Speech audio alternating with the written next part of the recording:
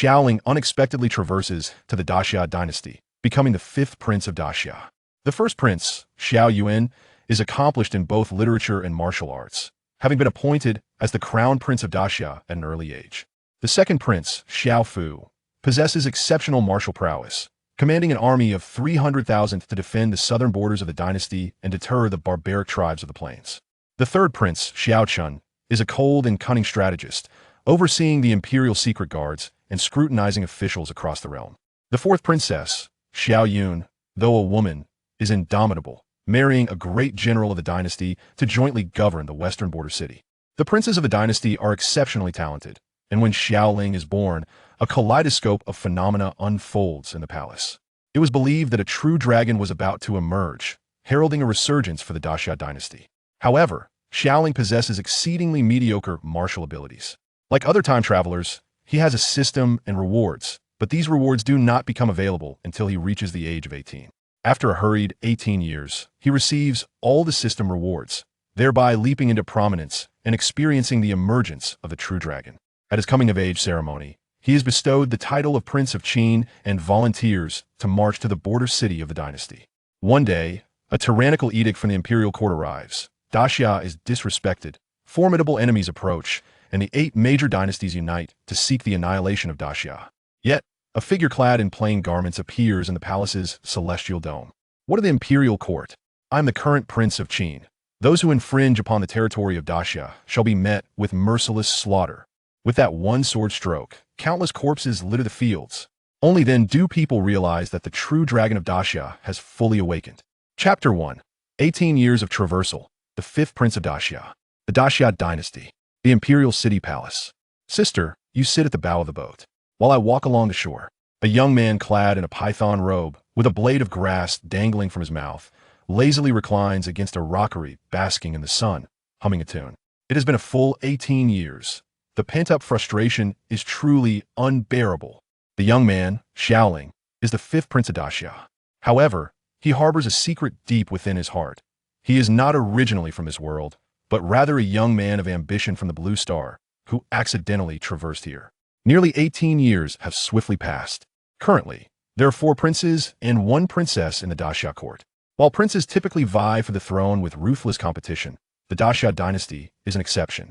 The princes and princess share a harmonious relationship, devoid of the usual bloodshed and rebellion. The crooked-mouthed Dragon King need not apply. As the 5th prince of Xia, he is, in truth, a son of the true dragon. The first prince, Xiao Yuan, is accomplished in both literature and martial arts, having been appointed as the crown prince by the emperor 10 years ago. The second prince, Xiao Fu, excels in martial arts and defends the southern borders against the invasions of barbaric tribes. The third prince, Xiao Chun, is a cold strategist, commanding the imperial secret guards and overseeing the intelligence of adversarial nations. The fourth princess, Xiao Yun, though a woman, is resolute, married to a great general, and jointly safeguarding the western stronghold of the dynasty. As for the fifth prince, the original host, he is notoriously mediocre within the dynasty, idling about and often engaging in mischief within the imperial city, earning a rather poor reputation. His martial talent is virtually non-existent, and even with the dynasty's resources, he has only reached the first tier of the Forging Bone realm. Indeed, this is a martial arts world where the strong can shatter mountains and soar through the skies with overwhelming might. The realms of cultivation progress from low to high as follows: Chi refinement, Forging Bone, soul condensation, spirit transformation, divine abode, dharma form, and boundary severance, with each realm containing 10 tiers. Given the same conditions and age, Xiao Ling's brothers and sisters have already ascended to the realm of soul condensation. This clearly illustrates his poor aptitude. Ding! Random task issued. Proceed to the Peach Blossom Pool in the palace to perform calisthenics. Here we go again. Xiao Ling reluctantly descended from the artificial hill, making his way towards the Peach Blossom Pool in the royal palace. Like other time travelers, he too had acquired a system that had accompanied him since birth, periodically issuing corresponding tasks. These tasks were as bizarre as they were varied. There was nothing the system could not conjure, limited only by one's imagination. The emperor, in his exalted position, would urinate while wearing split-crotch trousers and run around the Golden One Hall, consuming tribute fruits from the Time Yao. Only in the royal atmosphere of the Xia kingdom could one's father and brothers be so indulgent. Had it been any other dynasty, the grass on their graves would surely be overgrown. Before long, Xiao Ling had arrived at the Lotus Pond in the Imperial Garden, following the system's guidance. As per the system's task, he promptly practiced a set of calisthenics. The palace guards and servants passing by were no longer surprised. Their fifth prince often engaged in peculiar antics. Task completed. Congratulations, host. You have received 2 months of cultivation. Hearing the rewards announced by the system, Xiao Ling felt no excitement whatsoever. The rewards have been stored in the system space and can only be extracted once the host meets the requirements. What a frustrating rule. Over nearly 18 years, he had completed numerous random tasks issued by the system, acquiring a variety of rewards. Yet, without exception, all were stored in the system space, inaccessible until he turned 18. How to describe this feeling? It was akin to having succulent meat just out of reach. One could smell it, but not taste it. Fortunately, thanks to his status as the fifth prince of the Daxia and the absence of treachery among the royal siblings, reaching the age of 18 was not a daunting task. Only 3 days left. After the coming-of-age ceremony, my system will finally be unsealed. Xiao Ling anticipated this day with great eagerness, having waited long for it. Your Highness, I finally found you. A pure-looking maiden rushed toward Xiao Ling. This young girl was strikingly beautiful, and beneath her flowing green gown, one could discern her shapely legs, hinting at a vitality that was unmistakable. She was Lin Ruer, his personal maid, who had been by his side since childhood, rising with him at dawn and toiling until sunset. Xiao Ling looked at Lin Ruer and smiled. What is the rush? Has something happened? Your Highness, in 3 days is your coming-of-age ceremony, and the Empress has sent someone to assess your attire. Another fitting assessment? Xiao Ling felt somewhat exasperated. Everything in the palace was agreeable, yet the multitude of rules was overwhelming. He had been preparing for the coming-of-age ceremony for days, and the attire alone had been reviewed no less than 10 times.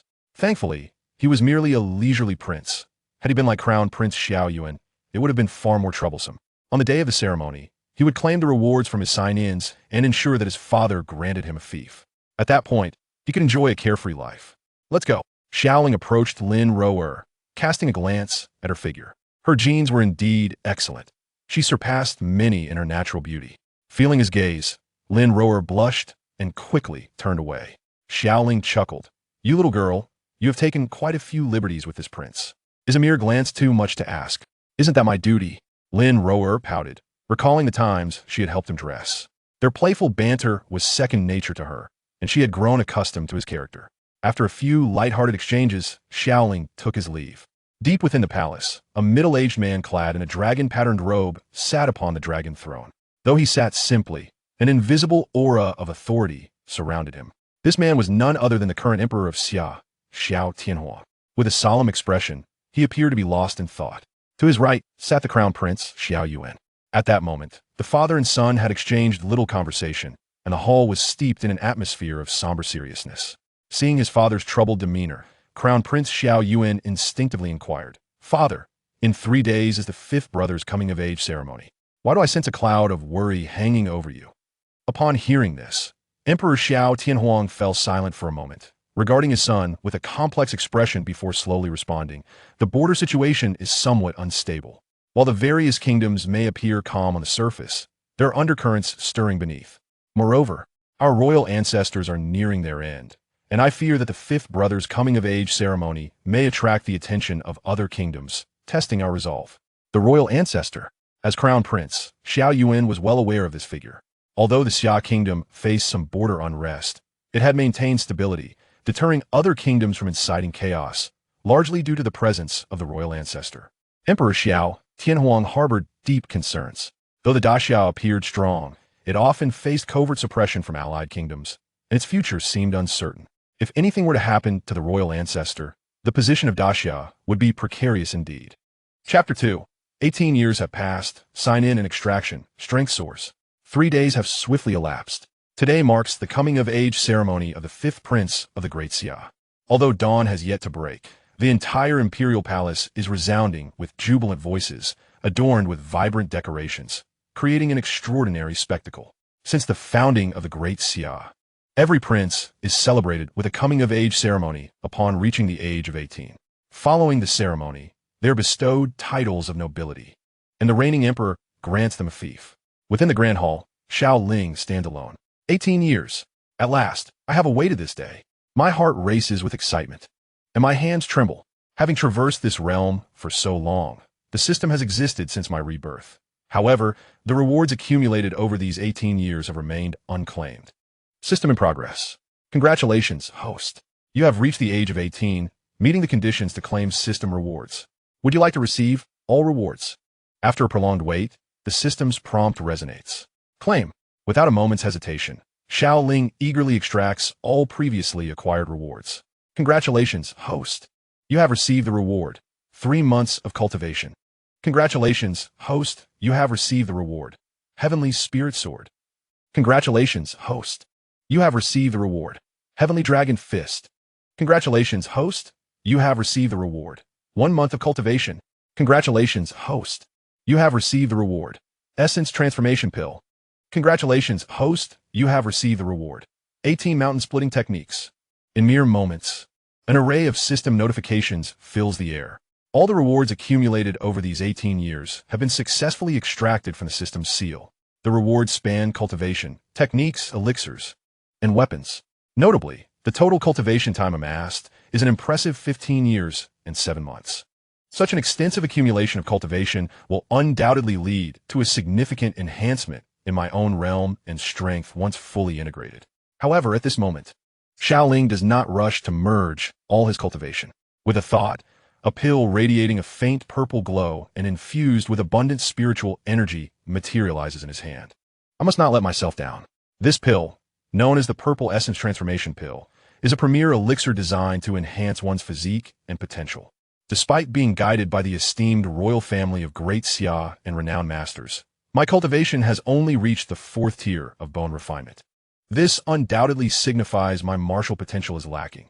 However, with the transformation promised by the Purple Essence Transformation Pill, my attributes will surely see substantial improvement. Without hesitation, he swallows the pill. In an instant, a warm current surges through Xiao Ling's body, causing a fleeting sting to manifest upon his skin. However, the stinging sensation swiftly dissipated, replaced by a gentle warmth enveloping his entire being, as countless dark stains expelled from Xiao Ling's form. In that fleeting moment, he perceived a heightened sensitivity towards the martial arts. With the purification of his innate constitution, Xiao Ling ceased to linger in doubt and resolutely merged all the cultivation he had acquired over the past 18 years. As he assimilated his cultivation, his aura surged dramatically at that very instant. 5th rank of the Bone Refinement Realm.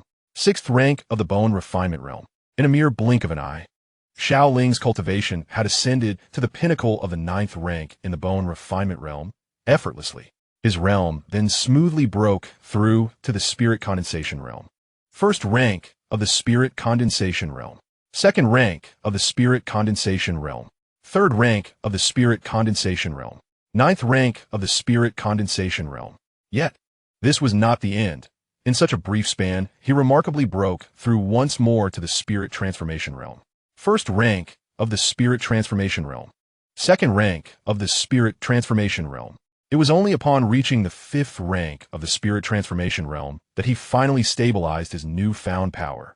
The 7 realms of martial arts.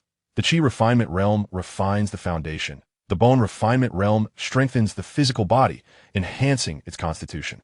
The Spirit Condensation Realm fortifies one's essence and spiritual awareness, expanding the power of one's consciousness, enabling suppression over those beneath the Spirit Condensation Realm through sheer will. As for the Spirit Transformation Realm, it allows for the manifestation of spiritual power, the conjuring of warriors with a mere thought, and the ability to soar through the skies. As for the realms beyond, particularly the Divine Abode Realm, their might is unparalleled and invincible. The Great Xia Dynasty boasts formidable experts of the Divine Abode Realm, instilling a sense of caution among the surrounding dynasties. With the cultivation rewards amassed over 18 years, he elevated his realm to the 5th rank of the Spirit Transformation Realm. Among the major dynasties, this level of the Spirit Transformation Realm is regarded as a mid to high tier combat strength. Xiao Ling cast a final glance at the myriad rewards stored within the system space. The abundance of rewards was astounding. Just as he began to contemplate them in detail, a commotion arose outside the hall. "Your Highness, the time is nearly upon us. The maidservants have come to assist you with your attire," called Lin Rower from beyond the door. Observing this, Xiao Ling withdrew his consciousness. After all, there was ample time ahead. This coming-of-age ceremony was of utmost importance. Come in, he decreed. As his words fell, the hall doors swung open, and numerous maidservants and eunuchs entered, bearing an array of garments and adornments. After a flurry of organization, Xiao Ling, surrounded by the throng, made his way toward the golden lawn hall of the Great Xia Palace. The coming-of-age ceremony for ordinary princes in the Great Xia Dynasty was not excessively grand. However, given the harmonious nature of the current Xia royal family and Xiao Ling's status as the youngest, the fifth son, though somewhat lacking in martial talent, he was nonetheless favored greatly. Shortly thereafter, upon arriving at the plaza outside the Golden Lawn Hall, he was greeted by a scene of vibrant festivity. Among the countless officials traversing the halls, there were also numerous envoys hailing from other dynasties beyond the Great Xia. As a significant force within the imperial realm, it naturally drew the attention of other kingdoms. Upon the appearance of Prince Xiao Ling, countless dignitaries from various dynasties bowed in respect, and the murmurs of discussion filled the air. Time indeed flies. It is hard to believe that this fifth prince has already turned 18. According to the traditions of the Great Xia royal family, upon reaching adulthood, he is to be granted a noble title by His Majesty, after which he will journey to his fief. This young prince truly is destined to embark on his new role. Be cautious with your words. If this reaches His Highness's ears, it may lead to dire consequences. Although the fifth prince's talents are rather ordinary, it is said that several princes and princesses have set aside their duties to return and celebrate his coming of age, indicating he is cherished within the royal family. A noble title is assured, yet it is quite possible that the emperor's favor will allow him to remain in the imperial city. These officials of the Great Xia, particularly those residing in the capital, have certainly endured their share of trials. Many from the royal court expressed a hint of regret in their gazes. It is rumored that when the fifth prince was born, the skies above the palace were adorned with a myriad of colors, leading many to believe that a true dragon had emerged from the Great Xia royal lineage. Alas, such phenomena may have been mere coincidences. If a true dragon were to exist, how could it be the fifth prince? Have you all lost your minds? Royal matters are not for us to discuss in private. Chapter 3. Is this merely a broken sword? Not far away, three figures, accompanied by numerous guards and attendants, hurriedly approached the direction of Xiao Ling. Leading the trio was a young man clad in a light golden robe adorned with dragon patterns, flanked by two other youths donning dark brown robes, similar to those worn by Xiao Ling. As the three moved forward, the surrounding officials swiftly bowed and cleared path. Such a grand display could only belong to the current crown prince of Great Xia, along with the already adult King Jin and King Chu. At the same time, Xiao Ling noticed his three elder brothers approaching him. Having witnessed numerous royal intrigues in his past life, he had harbored concerns upon his arrival in the Great Xia Dynasty, especially after the awakening of his system, which required him to reach 18 to obtain the rewards. After all, being in such a fiercely competitive royal environment, it was conceivable that he might not survive even infancy. Fortunately, the internal dynamics of the Great Xia royal family were harmonious. There were no disputes within the palace, and they showered extra affection on their youngest brother. Having lost his parents early in his previous life and lacking any siblings, he had felt a profound absence of familial bonds. Thus, he never anticipated experiencing such warmth and care in this second life. After a brief moment, Crown Prince Xiao Yuan, Prince Jin Xiaofu, and Prince Chu Xiaochun arrived at the location of Xiao Ling. Upon greeting his three elder brothers, Xiao Ling promptly gestured to acknowledge them. The Crown Prince, Xiao Yuan, turned to Xiao Ling and said, "Fifth brother, with the coming of your coming-of-age ceremony, we, your elder brothers, have each prepared gifts for you." As he spoke, the three princes signaled their attendants to present the carefully prepared gifts before Xiao Ling. Observing this, Xiao Ling accepted the offerings without the slightest hesitation. Continuing, Crown Prince Xiao Yuan remarked, "Fifth brother, once our father bestows upon you the title of Prince of the Xia, you must learn to temper your temperament." As an elder brother, he was keenly aware of Xiao Ling's character, which had never been particularly easy to manage. While his behavior was tolerable within the imperial city, it would inevitably cause disturbances if he were to govern a fief. "What you say, I will certainly keep in mind," Xiao Ling replied, understanding the gravity of his brother's words. He was somewhat helpless, as he had to act in certain ways to earn rewards from the system. "Fifth brother, now that you have reached this milestone, it is indeed time for you to take more wives and concubines." Prince Jin Xiaofu grinned at Xiao Ling, saying, "As your second brother, I have captured quite a number of exotic beauties while stationed at the eastern border. Feel free to express your interest." The Jin Prince, known for his straightforward and forthright manner, added a jovial tone to his suggestion. That sounds delightful. Xiao Ling responded eagerly. As a prince, he was certainly not lacking in female companionship. However, the allure of exotic beauty piqued his interest, and he would not mind exploring such opportunities. Look at how eager you are. Crown Prince Xiao Yuan interjected with a scoff. Fifth brother is still unmarried. Do not lead him astray. Despite his admonition, he refrained from elaborating further. Meanwhile, Prince Chu maintained a calm demeanor, his usual aloofness apparent. As the head of the Intan's secret guards, he was no stranger to danger. Fifth brother, should you require anything, simply call upon me, he stated, conveying his support succinctly. Even in just a few words. The brother's sentiments toward Xiao Ling were unmistakably clear. After exchanging simple pleasantries, the time for the coming-of-age ceremony arrived. Under the guidance of the ceremonial officiant from the Ministry of Rites, Xiao Ling participated in a series of formal rituals. Once the ceremonies concluded, he began receiving congratulatory gifts from the officials of the imperial court and envoys from various kingdoms present. The entire process unfolded smoothly. Just as the proceedings were nearing their end, a voice declared, "This prince comes to extend greetings on behalf of the Yong." A middle-aged man clad in a dragon robe, exuding an impressive aura, entered the venue. His sharp gaze emanated a palpable authority, prompting those nearby to instinctively step back a few paces. Behind him stood several formidable guards, accompanied by a similarly adorned young man, radiating pride. Ha ha ha! Today marks the coming-of-age ceremony for the fifth prince of the Great Xia, and our Great Yong Dynasty has prepared a magnificent gift. A middle-aged man clad in a dragon robe spoke with a smile. It is Su Yunxiong, the Duke of Yong. With his appearance, countless powerful figures from the Great Xia Dynasty fixated their gazes upon him. At this moment, Emperor Xia Xiaotian Huang had yet to make an appearance, and the proceedings were overseen by the current crown prince, Xiao Yuan. To think that the Great Yong Dynasty has sent representatives here? In the square outside the Golden Lawn Hall, numerous piercing eyes converged on Wu Yunxiong and his entourage. Xiao Yuan, too, regarded Su Yunxiong with a watchful expression, fully aware of the presence of the Great Yong's envoy. However, witnessing such ostentation compelled him to exercise caution. The relationship between the Great Xia Dynasty and the Great Yong Dynasty had always been fraught with tension, their overall strengths being largely comparable. Although a full-scale war had yet to erupt between the two dynasties, numerous skirmishes had occurred along their borders. Su Yunxiong surveyed his surroundings, visibly displeased, and remarked, "What is this? I, as the Duke of Yong, have come to the Great Xia to present a congratulatory gift at the behest of the Yong Emperor. Is this how you treat your guests?"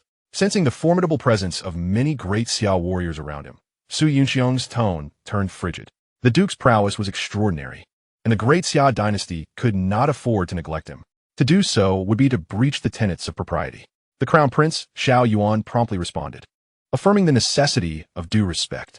Upon hearing this, Su Yunxiong ceased further contention. He gestured, and two attendants approached, carrying a wooden chest. This chest was placed not far from Xiao Ling, and upon being opened, revealed its contents, a heavy longsword.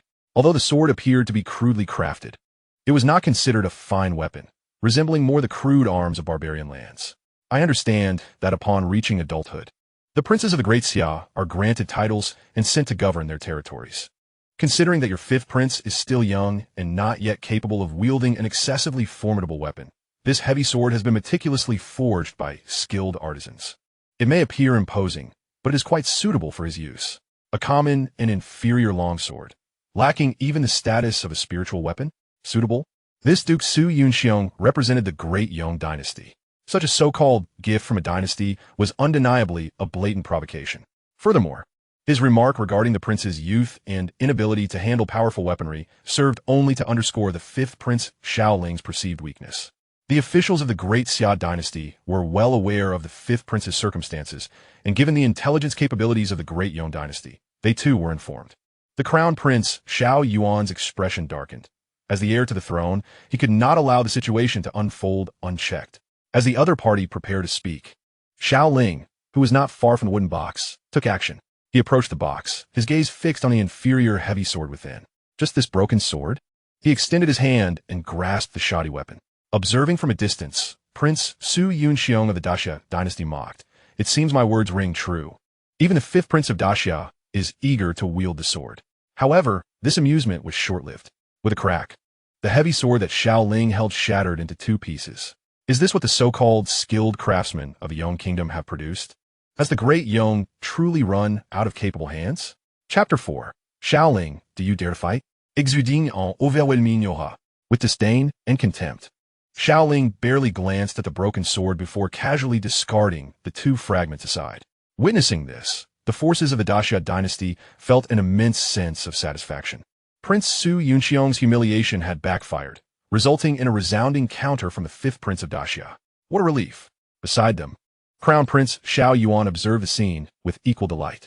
He had not anticipated that his often eccentric younger brother would exhibit such decisiveness and sharpness when confronting a royal of the Great Yong dynasty.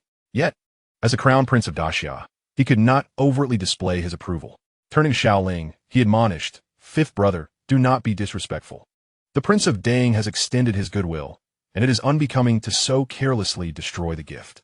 He signaled to his attendants, "Clear the scene. We must not offend our guests." Thus, the two fragments of the broken sword, along with the wooden box, were carelessly collected by the palace guards of Daxia and discarded as if they were mere refuse. Observing this, although Prince Su Yunxiong remained outwardly composed, a chill crept into his heart. This heavy sword had been seized from a barbarian leader vanquished by his forces. While it was not a remarkable weapon, it was undeniably robust, forged from the strong physique of the barbarians. Originally, it was rumored that the fifth prince of Daxia was nothing more than a waste, merely at the threshold of the bone-tempering realm. Yet, witnessing him effortlessly shatter a heavy sword was indeed unexpected. Crown Prince Xiao Yuan addressed Su Yunxiong, "Prince, since the gift has been presented, it is time for you to take your leave." The relationship between the Great Yong and Daxia dynasties was already strained. Given that this was a ceremony for the coming of age of the Daxia prince, it was best to avoid escalating tensions. Allowing him to depart was the most prudent course of action. However, hold on. Su Yunxiong smiled at Crown Prince Xiao Yuan, then quickly turned his gaze back to Xiao Ling. "I have heard that the fifth prince of Daxia is a marvel, born under auspicious signs. And today, this encounter truly lives up to the legend." As Su Yunxiong uttered these words, several individuals present seemed to glean something from his remarks. Indeed, he continued with a smile. "His Highness, the ninth prince of the Daong dynasty, has accompanied me to this place with the intention of engaging in a friendly exchange." Following this, the young man who had been standing proudly beside Su Yunxiong stepped forward. Judging by his age, he was not much younger than the fifth prince, Xiao Ling. The youth, known as the ninth prince of Daong, fixed his gaze upon Xiao Ling and challenged, "Xiao Ling, do you dare to battle?" His demeanor suggested that he was already certain of victory over Xiao Ling. "The ninth prince of Daong seeks to challenge our fifth prince?" The audacity of the Daong dynasty to initiate a duel at this moment is utterly outrageous. It is evident that their intentions are far from benign, and they have concocted such ploys. Whispers of discontent erupted among the courtiers of the Great Xia Dynasty. "Impudent! Today marks the coming-of-age ceremony for our fifth prince, whose esteemed status is not something you can challenge at your whim." A general of the Great Xia Dynasty coldly reprimanded. This individual was Lu Zong, the Marquis of Jinyuan, a formidable figure at the pinnacle of the seventh rank in the transformation spirit realm. Such actions by the Daong dynasty are simply despicable. With Lu Zong's declaration, the ministers of the Great Xia echoed their agreement. While it is true that the fifth prince's martial talent is mediocre, the ninth prince clearly aims to humiliate the Great Xia through this contest. Meanwhile, the foreign powers remained silent, for although the Daong dynasty's conduct was highly inappropriate, it was not their concern. Some were even eager to witness the unfolding conflict. "Prince Ding, if your visit is to extend congratulations on behalf of the Daong dynasty, the Great Xia will certainly welcome you. However, should you come here seeking trouble, do not expect me to show any courtesy," declared Crown Prince Xiao Yuan. As the Crown Prince, it was his duty to maintain order in the absence of the Emperor. If he mishandled this provocation from Prince Ding, would it not suggest that the Great Xia feared the Daong? Unfazed, Su Yunxiong countered, "Crown Prince of Great Xia, your words are somewhat disheartening. Today is indeed the fifth prince's coming-of-age ceremony, a fitting occasion to display our might before the envoys of various nations. Furthermore, the fifth prince himself has yet to voice his opinion. Do you truly believe that he is so inept in the eyes of you, the people of Great Xia?" His words were forceful. The Prince Ding sent to the Great Xia was not only powerful, but also possessed a sharp tongue. Throughout this exchange, Xiao Ling remained silent, refraining from interjecting. It appears that the other party is rushing towards oneself. Unfortunately, their intentions are likely to come to naught. What should be a splendid coming-of-age ceremony? And yet you, in your mink fur, still seek to stir trouble? Do you wish to see me utterly ruin you? Indeed, I find this seemingly simple coming-of-age celebration somewhat tedious. Xiao Ling, with a smile, gazes at the ninth prince of the Daong dynasty and remarks, "Since someone desires a bit of excitement, I shall oblige." Truly, he is a reckless youth, thinks the crown prince Su Yunxiong with a sneer. He merely employed a bit of provocation, not anticipating that the fifth prince of the Great Xia would accept so decisively. This was precisely the moment he had been awaiting. Fifth brother Yu, Xiao Yuan, and the others were completely unprepared for Xiao Ling's prompt agreement. Xiao Ling cast a reassuring glance at his three imperial brothers. If that is the case, then all the better. Su Yunxiong turned to the ninth prince of Daong beside him, cautioning, "The fifth prince of Great Xia is naturally accompanied by auspicious signs. He is undoubtedly a dragon among men, an opponent without equal among his peers. If you find yourself outmatched, do not force it. What a cunning fox. The other party is not being modest, but is rather harboring ill intentions. By employing such tactics, they undoubtedly aim to elevate Xiao Ling to a certain height. The higher the perch, the more painful the fall. Consequently, the Great Xia Dynasty would also suffer a greater loss of face." The Jin Prince Xiao Fu was utterly perplexed. What has possessed fifth brother? This is simply too reckless. With such meager skills, he is merely seeking suffering. Xiao Ling's agreement came too readily. They were momentarily taken aback. Within the imperial city, it was not solely the ministers of the Great Xia Dynasty present, but also numerous envoys from various other nations. Before so many witnesses, with Xiao Ling as the principal party so resolute, they were reluctant to voice further objections. However, they knew well that fifth brother Xiao Ling possessed merely the initial stage of bone forging in martial prowess. The ninth prince of Daong was no benign opponent. Should a contest ensue, the outcome would be perilous. The crown prince Xiao Yuan furrowed his brow, but soon regained his composure. "Let's wait and see." The Jin prince Xiao Fu and the Chu prince Xiao Chun glanced at Xiao Yuan. As the heir apparent, his word was law, and they would naturally comply. At this juncture, should we of Great Xia intervene, it would undoubtedly provide Daong with an opportunity to exploit. Xiao Yuan murmured. The Jin prince Xiao Fu and the Chu prince Xiao Chun understood this reasoning well. Chapter 5. The Stakes. Under countless gazes, Xiao Ling and the ninth prince of the Daong dynasty stood in an open space. Their eyes locked, just as the ninth prince prepared to strike. Xiao Ling suddenly called out, "Wait." With the duel imminent, seeing Xiao Ling's demeanor, could it be that he is afraid? Xiao Ling spoke up. "A contest is acceptable, but surely there should be some incentive. Wouldn't you agree? An incentive?"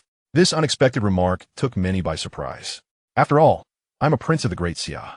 Engaging in endeavors devoid of benefits is simply not in my nature.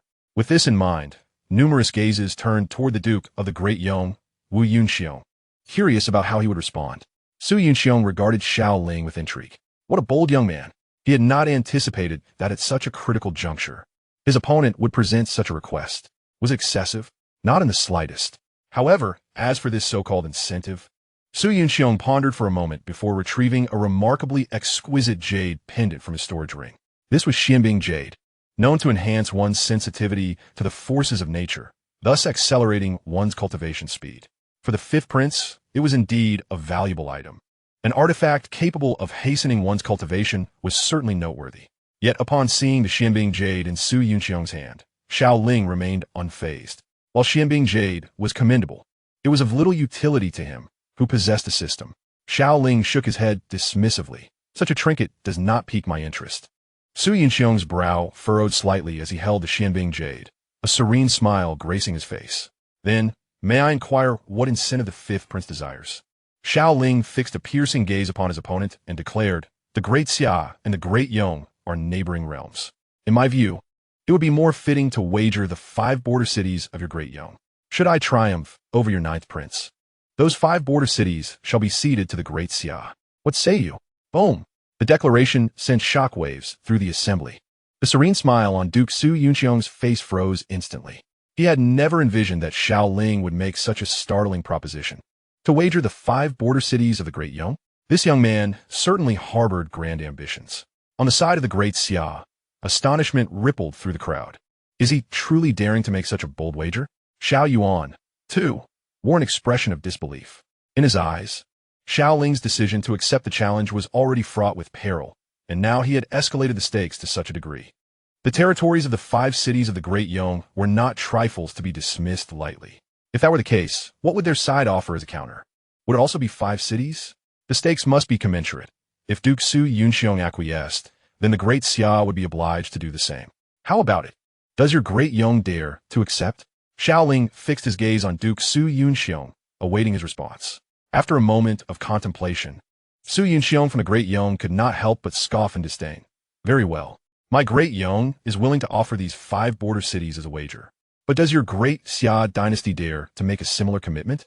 Having been dispatched here by the Yong Emperor, he possessed the privilege to act with impunity. Among the 3 sons and 1 daughter under the Great Xia Emperor, there were countless talents, yet it was well known that the 5th prince, Xiao Ling, was lacking in martial prowess. Prior to arriving at the Great Xia Dynasty, he had conducted thorough investigations into this 5th prince, confirming that he was merely at the initial stage of the bone-tempering realm. In contrast, the 9th prince of the Great Yong, Su Fengheng, though still young, was already a 3rd-tier existence in the soul condensation realm. Given such a vast disparity in strength, he could hardly believe that the 5th prince Xiao Ling could emerge victorious. This was a golden opportunity handed to him on a silver platter, and he would not let it slip away. The atmosphere on the Great Xia side was eerily silent, leaving the crown prince, Xiao Yuan, momentarily speechless. Despite his noble status, he dared not make such a decisive declaration. Just then, a resolute and commanding voice resonated through the hall. To the right of the golden throne, numerous imperial guards appeared, accompanied by a throng of palace attendants. Leading them was a middle-aged man clad in a bright yellow dragon robe, Emperor Xiao Tianwang of Great Xia. Long live the emperor! Long live our sovereign! In an instant, all the officials of Great Xia knelt to the ground. The representatives from other nations outside of Great Xia followed suit, bowing in respect. Enough! Rise! Emperor Xiao Tianwang commanded, his gaze sweeping across the assembly. Though he spoke little, his mere presence exuded an imperceptible imperial authority that left everyone reluctant to show any sign of negligence. His eyes fell upon Su Yunxiong, yet he paid him no heed, swiftly shifting his focus to Xiao Ling. My son, I have seen you, Xiao Ling bowed in greeting. Little 5, you certainly know how to bring trouble upon yourself, the emperor remarked. To wager the 5 cities is quite a bold move. Observing Xiao Ling's resolute countenance, he noted an aura that was sharper and more pronounced than usual. Indeed, you are my blood. Without assigning blame, Emperor Xiao Tianwang continued, I recall that several months ago, during the clash between our 2 nations, Great Xia successfully captured 3 cities, including Shuo City, from your Great Yong, along with portions of its plains.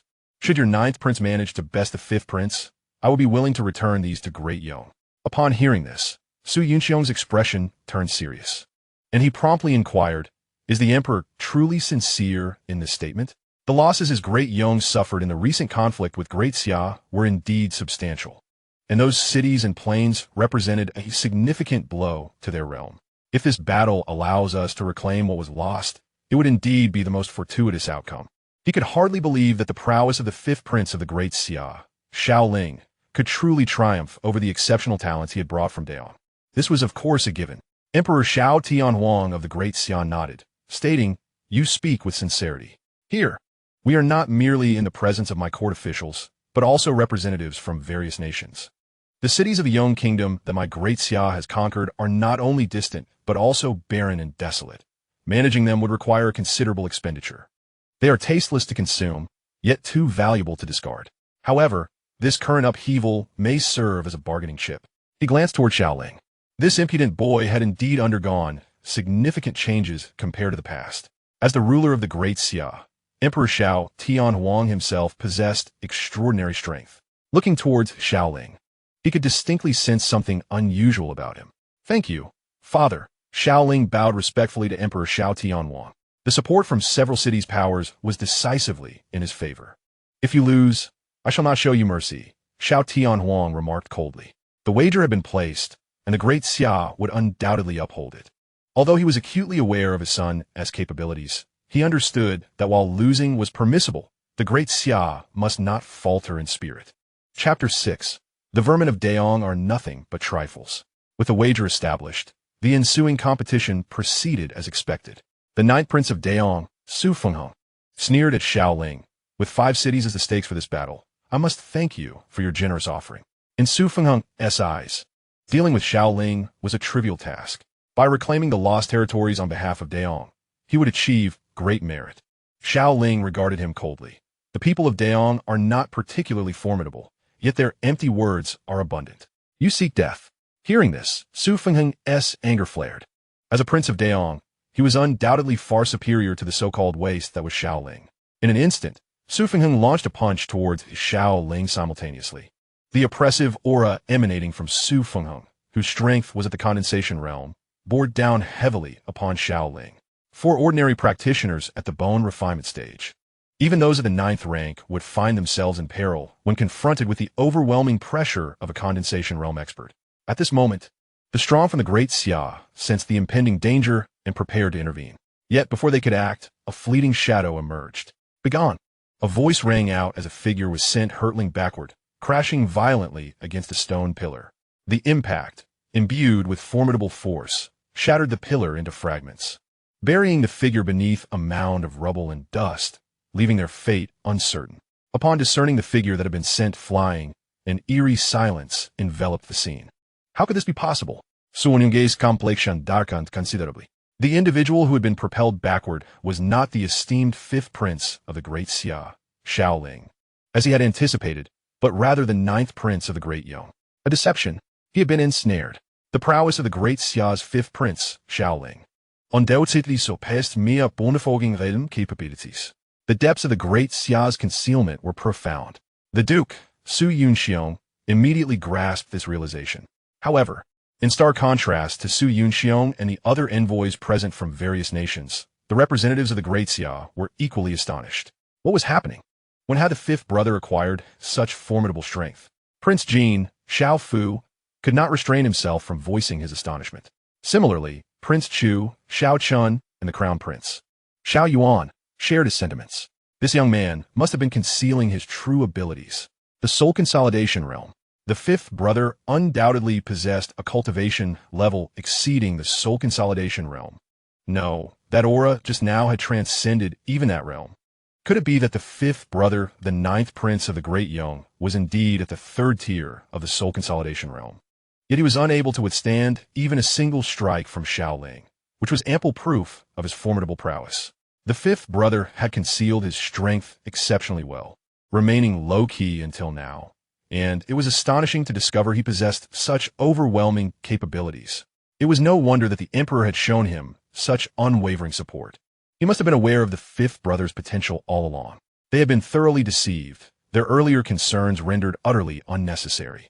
Xiao Yuan and the other 2 instinctively cast their gazes towards the Great Xia Emperor, Xiao Tianwang.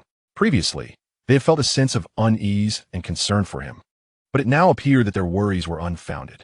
Yet, at that moment, the heart of Emperor Xiao Tianwang was not entirely at ease either. He had truly reached the spirit transformation realm. The 5th brother's methods were indeed remarkable. Had they not been revealed today, he too might have remained in the dark. Though astonished, he felt a surge of joy. Unperturbed by the commotion around him, Xiao Ling's attention was fixed upon the Great Yong's 9th prince, Wu Fengheng. However, with the outcome already decided, he refrained from further engagement. The opponent was merely at the 3rd tier of the soul consolidation realm, a level of cultivation that was insignificant in his presence. Directing his gaze towards Su Yunxiong, he stated calmly, "The victor has been determined. Great Yong must honor its commitments." Upon hearing these words, Su Yunxiong's countenance turned ashen. Reflecting on his earlier declarations, he found himself utterly incapable of rebuttal. Simultaneously, Su Fengheng, who had extricated himself from the rubble, wore an equally grim expression. He was still reeling from his defeat, unable to comprehend how he could have lost to someone he deemed a waste. Casting his eyes towards Xiao He, Su Fengheng was filled with resentment. With a flick of his sleeve, he unleashed a surge of powerful spiritual energy, transforming it into a lethal projectile that shot directly towards Xiao Ling. This sudden turn of events immediately captured the attention of several formidable figures present. In but a fleeting moment, even if one were to discern the issue at hand, it would be exceedingly challenging to halt its course. Su Fengheng cast a cold gaze upon Xiao Ling. This was indeed his trump card. The lethal darts that had just been unleashed were remnants left within him by a powerful practitioner of the transformation realm through arcane means. The consequences of Xiao Ling being struck were all too apparent. Alas, how regrettable it was that your young kingdom, lacking in strength, resorted to such despicable tactics. Xiao Ling deftly evaded the assault and advanced directly towards Su Fengheng. Initially intending to spare his life, he found himself dismayed by the latter's blatant disregard for it. Since the intent was to take his life, there was nothing left to be concerned about. Xiao Ling swiftly closed the distance to stand before Su Fengheng. Stop! The Duke Wang, Su Yunxiong, was poised to intervene. After all, he was the 9th prince of the Yong. Should anything untoward occur, how could he justify it upon returning to his kingdom? Unfortunately, Xiao Ling paid him no heed and delivered a forceful kick to Su Fengheng's dantian, right at his chest. With a gasp, blood erupted from Su Fengheng's mouth, accompanied by fragments of internal organs. No! My cultivation! Su Fengheng's visage contorted in agony, and he promptly succumbed to unconsciousness. Eliminating him was all too effortless. It would be far more gratifying to shatter his dantian, subjecting him to prolonged torment. This is utterly outrageous. Duke Wang Su Yunxiong erupted in fury. This is merely a contest, and you dare to employ such ruthless measures. A more formidable aura erupted from behind him. 8th tier of the transformation realm. The overwhelming energy reverberated in all directions. Outrageous? After failing in his ambush, could it be that he was not allowed to retaliate? Xiao Ling's eyes shimmered with disdain. The wretched rodents of the Yong. Nothing more. Wretched rodents of the Yong? Su Yunxiong unleashed the aura of the transformation realm, striking at Xiao Ling with a palm. In response, Xiao Ling remained unperturbed. Though Su Yunxiong was powerful, this was the royal palace of the Xia. Before Xiao Ling could make a move, several formidable practitioners of the same realm from the Xia Dynasty had already mobilized. In a matter of moments, Su Yunxiong's assault was thwarted, and he found himself besieged by numerous Xia practitioners of the transformation realm. On the territory of the Xia, how could the Yong kingdom wield its authority? Emperor Xiao Tianwang of the Xia regarded Su Yunxiong with a frigid glare. Cease your posturing here. Is it not true that the Xia relies upon a decrepit old man on the verge of the grave? Su Yunxiong is native. You seek your own demise. Suddenly, a formidable aura erupted from Emperor Xiao Tianwang. To show disrespect towards the venerable ancestor of the Xia was an unforgivable sin. The emperor's presence surged forth, transcending the level of the transformation realm, having broken through to the formidable divine mansion realm. A single punch would easily overwhelm Su Yunxiong's capabilities. However, at this critical juncture, an even more formidable presence burst forth. In the next moment, a figure appeared before Su Yunxiong. The newcomer, seemingly with hair turned white, nonetheless bore an expression of remarkable vitality. Most notably, the imposing aura emanating from him surpassed even that of the summer emperor, Xiao Tianwang. Su Yunxiong, having encountered the ancestral figure before, immediately adopted a respectful demeanor and bowed. The visitor was none other than the late-stage ancestor of the Daong dynasty. Chapter 7. The Ancestor of the Great Xia versus the Ancestor of the Great Yong. Xiao Tianwang's expression darkened. It was inevitable that this coming-of-age ceremony would encounter complications. But he had not anticipated the presence of the Daong ancestor. The ambitions of Daong in this matter were evidently substantial. What brings you, Daong ancestor, to our Great Xia? Xiao Tianhuang inquired coldly. However, the Daong ancestor paid little heed to his words. Despite both being formidable figures of the divine mansion realm, their levels of existence were distinctly disparate. The Daong ancestor cast a calm glance around, spotting the deposed 9th prince, Su Fengheng, not far away, and displayed no trace of compassion. A royal scion who had been rendered powerless had lost all value. The cruelty of royalty was unforgiving. Xiao Wuyo, if you do not emerge soon, do not blame me for dismantling your Great Xia foundations, the Daong ancestor remarked indifferently. As his words echoed, a formidable presence surged from deep within the Great Xia palace. Shortly thereafter, a stooped elder appeared in the sky and gradually descended onto the golden Luan Hall's plaza. This elder exuded an equally formidable aura, perhaps even deeper than that of the Daong ancestor. However, his vitality seemed to wane, suggesting a sense of imminent exhaustion. Ancestor. The summer emperor, Xiao Tianwang, hurried forward to stand before the elder. The crown prince, Xiao Yuan, and other members of the Great Xia quickly gathered around. Not far away, Xiao Ling observed this royal ancestor of Great Xia. Having been reborn into the Great Xia Dynasty for over a decade, he had only heard tales of the royal ancestor, and this was his first encounter. Judging by the elder's condition, it seemed he was indeed at the brink of depletion. It was likely the reason the Daong ancestor had come. Qian, it has been many years since we last met. Your abilities have not grown much. Yet your arrogance has certainly increased, the elder, Xiao Wuyo, mused. If you choose to depart now, I will overlook past grievances. However, should you insist on causing a disturbance in my Great Xia, do not be surprised when I show no mercy. The Daong ancestor, Qian, dismissed him with disdain. In the past, I would have admitted defeat, but in your present state of exhaustion, it would be a delusion to think otherwise. Upon finishing his words, the venerable elder Qian of the Daong dynasty directed his gaze toward the location of Xiaohe. He was taken aback to discover that the Great Xia harbored such exceptional talent. A glimmer of intent flickered in his eyes, a desire to swiftly eliminate any potential threats. He had been concealed within the imperial city of the Great Xia for some time. Beings of his caliber, unless intentionally revealed, were nearly imperceptible, even to the venerable Xiao Wuyo of the Great Xia. Recognizing the extraordinary nature of Xiao Ling at first glance, he understood that allowing such a figure to exist would pose a significant threat to the Daong dynasty.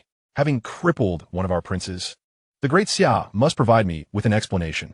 With that, Elder Qiyun immediately struck toward Xiao Ling, feeling the overwhelming force. Xiao Ling instinctively wished to evade, but found himself utterly unable to do so. He felt a sense of helplessness. Yet, he harbored no fear, given sufficient time. Even the Divine Mansion realm was not insurmountable. As Elder Qiyun made his move, Elder Xiao Wuyo of the Great Xia also acted. A surge of immense energy erupted, instantly dispelling the pressure that bore down on Xiao Ling. In an instant, a thunderous clash resonated as the two figures collided, unleashing a terrifying aura that spread forth. The might of the Divine Mansion realm was far beyond that of ordinary martial artists. In a moment, chaos erupted in the plaza outside the Golden Lawn Hall of the Great Xia, as countless individuals fled in panic, fearing the collateral damage from the confrontation of these formidable elders. The battle between the two Divine Mansion realm experts raged both above and below, an intense spectacle. Xiao Wuyo, how long can your frail body endure? Elder Qian sneered. In terms of realm and strength, he indeed surpassed Xiao Wuyo, but the latter was clearly in his twilight years. His capabilities diminished. Were it not for this, he would not have dared to step into the domain of the Great Xia. Xiao Wuyo snorted, his weathered visage betraying no sign of concern.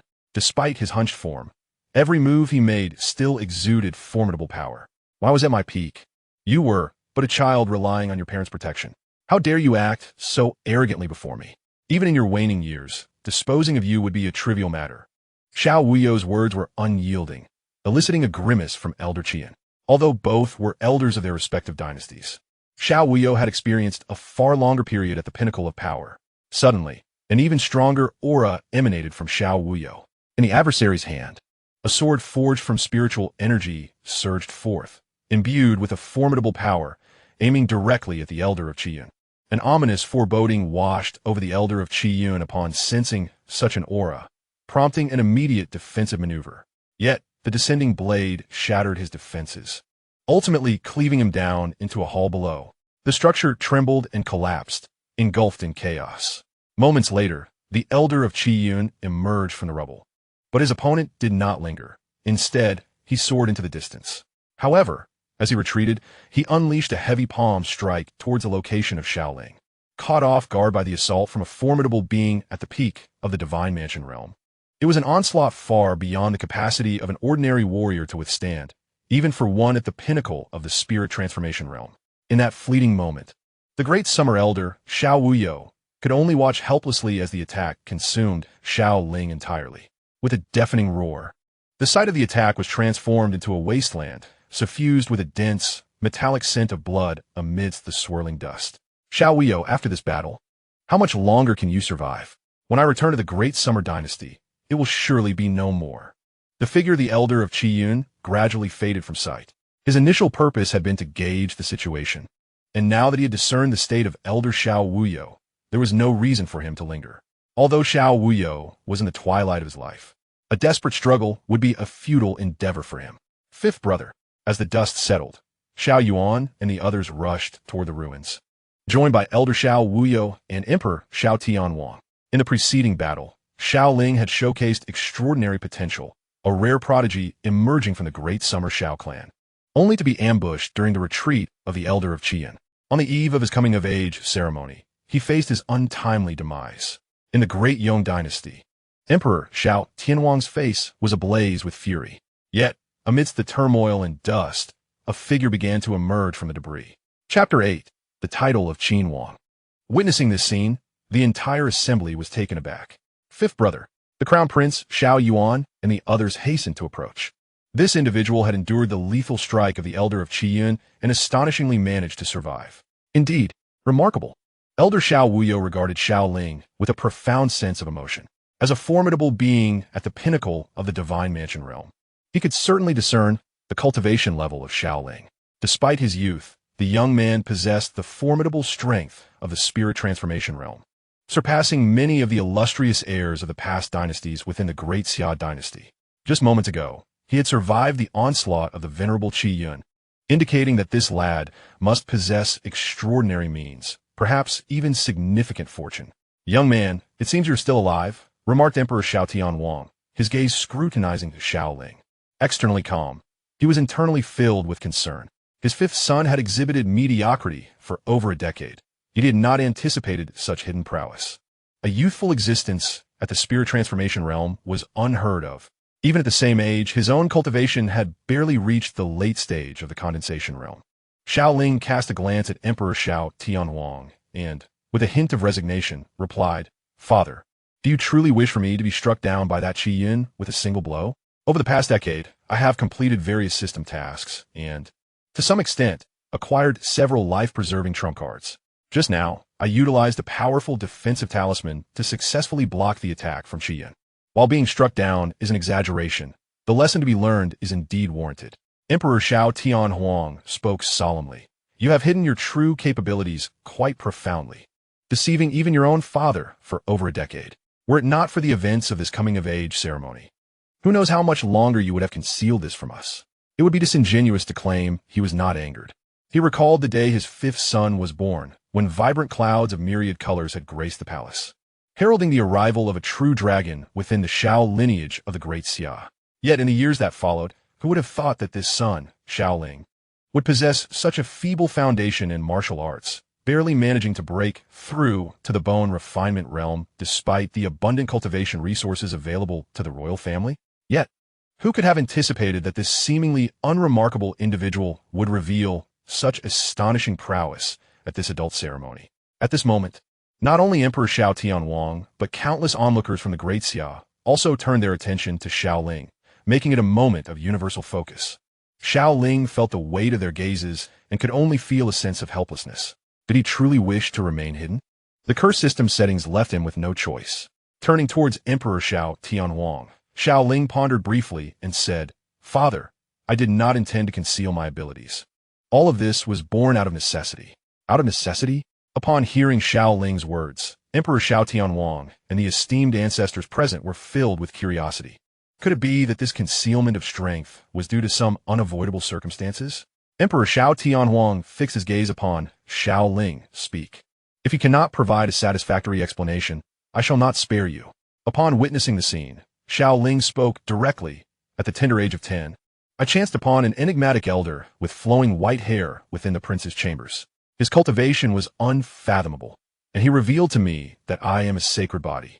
However, the power of the sacred body is exceedingly formidable, necessitating an 18-year slumber before it could awaken from its dormancy. Moreover, to ensure my safety, he implanted a restriction within me. Now, as I approach my 18th birthday, the restriction has naturally dissipated, and under the influence of the sacred body, my cultivation has soared to new heights. The mention of the white-haired elder and the sacred body rendered the gathered assembly speechless. They had not anticipated such a remarkable twist of fate for Xiao Ling. After a moment of contemplation, Emperor Xiao Tianhuang inquired, "Where is this white-haired elder now? I must express my gratitude to him in person.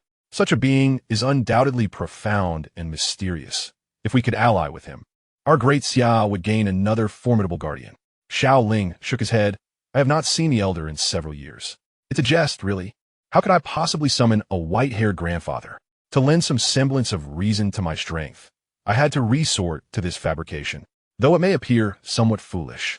It suffices to achieve my aim. Emperor Xiao Tianwang fixed a penetrating gaze upon Xiao Ling before turning to the elder, Xiao Wuyo. The latter sighed and remarked, "You all may handle this as you see fit. I shall refrain from further involvement." With that, elder Xiao Wuyo, stooped and frail, made his way deeper into the palace. "Farewell, esteemed elder." The emperor and the others bowed respectfully. Observing the elder's frail form stirred complex emotions within them. He was the pillar of Great Xia. Without his intervention, confronting the formidable elder Qi Yuan from the Daong dynasty would have been a daunting task. Xiao Ling shared similar sentiments. His perception indicated that the elder's condition was far from optimistic, considering the rewards he had obtained over the past 18 years. He possessed numerous medicinal pills and spiritual treasures that might aid the elder's health. Once the royal elder had departed, tranquility returned to the scene. The ninth prince of the Daong dynasty had been directly annihilated amidst the chaos of battle, while Duke Su Yunxiong and others had seized the opportunity to discreetly withdraw without lingering any longer. Emperor Xiao Tianwang, accompanied by several eunuchs, then entered the Golden Wan Hall. With everything restored to normalcy, the adult ceremony proceeded. Accompanied by a procession of officiants, Xiao Ling entered the Golden Wan Hall of Great Xia. "Your humble son pays his respects to Father Emperor." Xiao Ling knelt upon the ground. An inner court eunuch proclaimed loudly, "Today, the fifth prince of Great Xia, Xiao Ling, has reached the age of 18 and is now eligible for his coming-of-age ceremony." After a recitation, the proceedings were to be sealed as qi. However, before the inner court eunuch could complete the reading, Emperor Xiao Tianhuang, seated upon the dragon throne, abruptly interjected.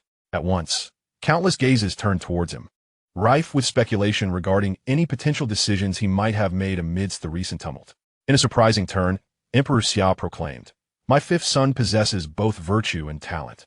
I hereby appoint him as King of Qin, with the fiefdom of Huai Prefecture."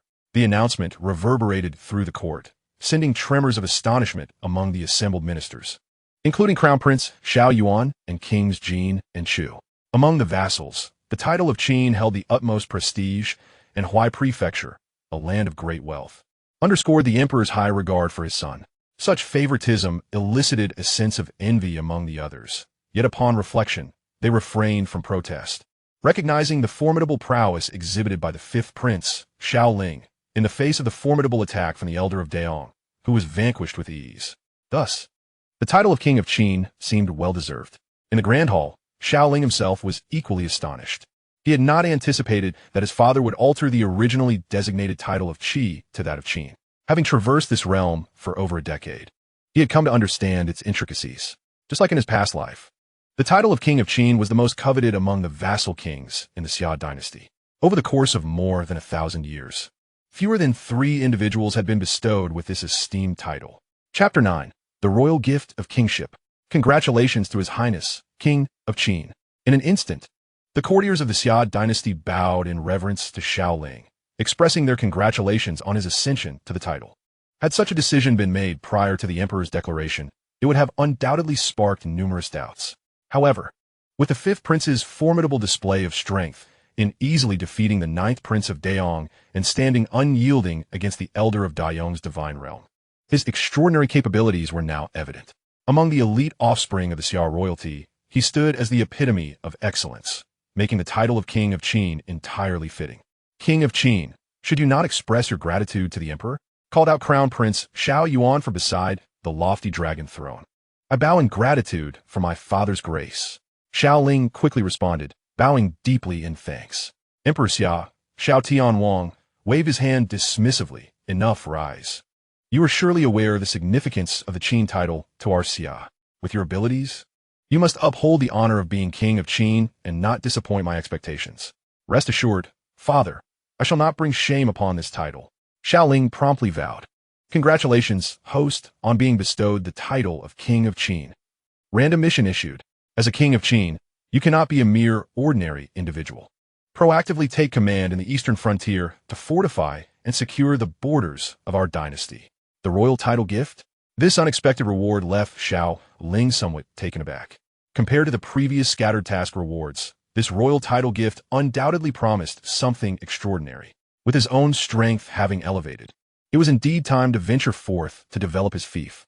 The vast heavens and distant emperor felt far more appealing than remaining in the imperial city. The Great Xia, as a dynasty, boasted considerable territory under its dominion. With the system guiding his decisions, the burden of indecision was notably alleviated. Although Huai Prefecture was commendable, the allure of the rewards from the eastern frontier was irresistible. It seemed the imperial city could no longer be his residence. He must hasten to the eastern frontier. With the conferral of the royal title concluded, this coming-of-age ceremony naturally drew to a close. Just as Emperor Xiao Tianhuang was about to announce the dismissal of court, a voice suddenly rang out. "Father Emperor, I beseech you to listen." The voice echoed, drawing the attention of countless individuals towards the figure of Prince Xiao Ling standing in the center of the grand hall. Xiao Tianhuang, intrigued, inquired, "What is it?" Xiao Ling knelt on one knee, imploring, "I humbly request that Father Emperor alters my fief to the eastern frontier and permits me to depart immediately." Boom! The moment these words left his lips, the assembly was astounded. No one anticipated that just after concluding his coming-of-age ceremony and being conferred the title of prince, Xiao Ling would make such a request. What was the meaning behind this? Why abandon Huai Prefecture for the perilous eastern frontier bordering the Great Yong Dynasty? Was the prince harboring ambitions towards the Great Yong? What absurdity! The Great Xia and Great Yong had been embroiled in continuous skirmishes over the eastern frontier. For the newly conferred prince to venture into such a dangerous territory was exceedingly reckless. Unthinkable. Unthinkable. Although the prince possessed formidable strength, the battlefield in the eastern frontier was fraught with peril. Should any trouble arise, the consequences would be dire. Xiao Ling's request left the ministers of the Great Xia in a state of confusion, and many voiced vehement opposition. "What on earth is my fifth brother thinking?" Prince Jin, Xiao Fu, curiously asked his companion. Prince Chu, Xiao Chun. The eastern frontier faced the Great Yong Dynasty, a far greater danger than the barbaric wilderness he defended in the south. Prince Chu, while silent, surely had some inkling of the situation. Crown Prince Xiao Yuan furrowed his brow slightly, murmuring, "He truly is a restless spirit." Emperor Xiao Tianhuang regarded Xiao Ling with a penetrating gaze. The mind of an emperor, particularly in the context of a father-son relationship, revealed that he was well aware of the schemes brewing in Xiao Ling's heart. Why forsake the security of the imperial city for the treacherous eastern frontier? Xiao Ling's potential was already manifest, marking him as a promising pillar for the future of the Great Xia Dynasty. Once allowed to flourish, the path of martial arts ahead is boundless. The eastern frontier, contiguous with the Great Yong Dynasty, is fraught with enmity between the two great empires. Should Xiao Ling truly venture towards the eastern frontier, peril would undoubtedly abound. He cannot afford to take such risks. Your Majesty, having bestowed upon you a fief, how could it be altered at will? Without exception, Xiao Tianhuang decisively rejected Xiao Ling's appeal. "Father, our Great Xia has endured for a millennium since its establishment. Generations of Qin kings have expanded our territories, instilled fear in the four corners, and achieved countless merits. As I have been conferred the title of Qin king, I must safeguard this honor and ensure that the dignity of the title is not tarnished. Huai Prefecture is the heartland of our Great Xia, stable and secure, traditionally a land of peace and prosperity. It is indeed inappropriate for me, as the Qin king, to be bestowed here. Previously, I vanquished the 9th prince of the Great Yong, securing 5 cities for our Great Xia. Now, to personally reclaim them is to bolster our territory and reputation. Just as the Qin kings of old, recalling the previous battle wager, he deftly used it as leverage. His words were indeed well chosen, drawing comparisons with the illustrious Qin kings of yore, revealing an unwavering resolve to journey to the eastern frontier. Emperor Xiao Tianhuang rose, striding towards the lower platform, followed closely by the crown prince Xiao Yuan. The gazes of the courtiers below shifted in response. Though the Qin king's assertions were resolute, they also encroached upon the emperor's authority. As Emperor Xiao Ling approached Xiao Ling, their eyes locked. The eastern frontier is not akin to the imperial city of Great Xia. Being adjacent to Great Yong, it could be assailed by formidable foes at any moment. Given your status, you might well confront a formidable being like the ancestor of Qi Yun from Great Yong. Are you truly unafraid? Such words are not mere alarmism. The threat is very real. Nevertheless, Xiao Ling's gaze remained steadfast, unperturbed. "I fear nothing. I have just received the kingly reward from the system, coupled with the trump cards at my disposal. Even if the ancestor of Qi Yun were to come, I would not flinch. Moreover, the ancestors of our Great Xia would not stand idly by. Emperor Xiao Tianhuang fell silent for a moment before solemnly declaring, "I grant you permission. However, once you arrive at the eastern frontier, remember to prioritize your safety and never act recklessly." Seeing Xiao Ling's resolution, there was no need for further persuasion. Keeping this fledgling close for protection would not yield significant utility. Congratulations, host, for completing the random task. Successfully journeying to the eastern frontier. Reward: Kingly gift package containing random physique card X1, army summon card X1, character summon card X1, influence summon card X1. A royal flush to start. What a bountiful reward. Delighted by the contents of the kingly gift package, Xiao Ling could hardly contain his joy. The following day, beyond the imperial city, a grand army of 10,000 marched resolutely toward the eastern frontier. Initially, Xiao Ling had intended to lead merely 1,000 troops to the eastern frontier, especially considering the presence of a formidable force of 200,000 from the Great Xia Eastern Army station there. However, it was ultimately impossible to defy the imperial edict, and the Emperor of Xia insisted on sending an additional 10,000 troops to accompany him.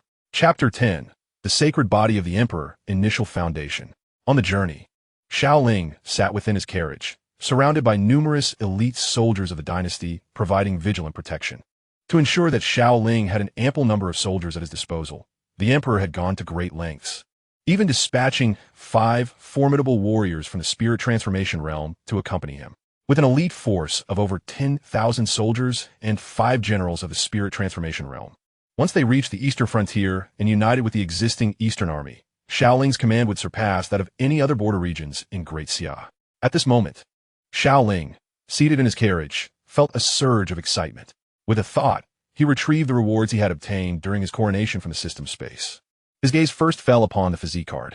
Having consumed the purple essence transformation pill previously, his physical constitution had experienced a significant enhancement.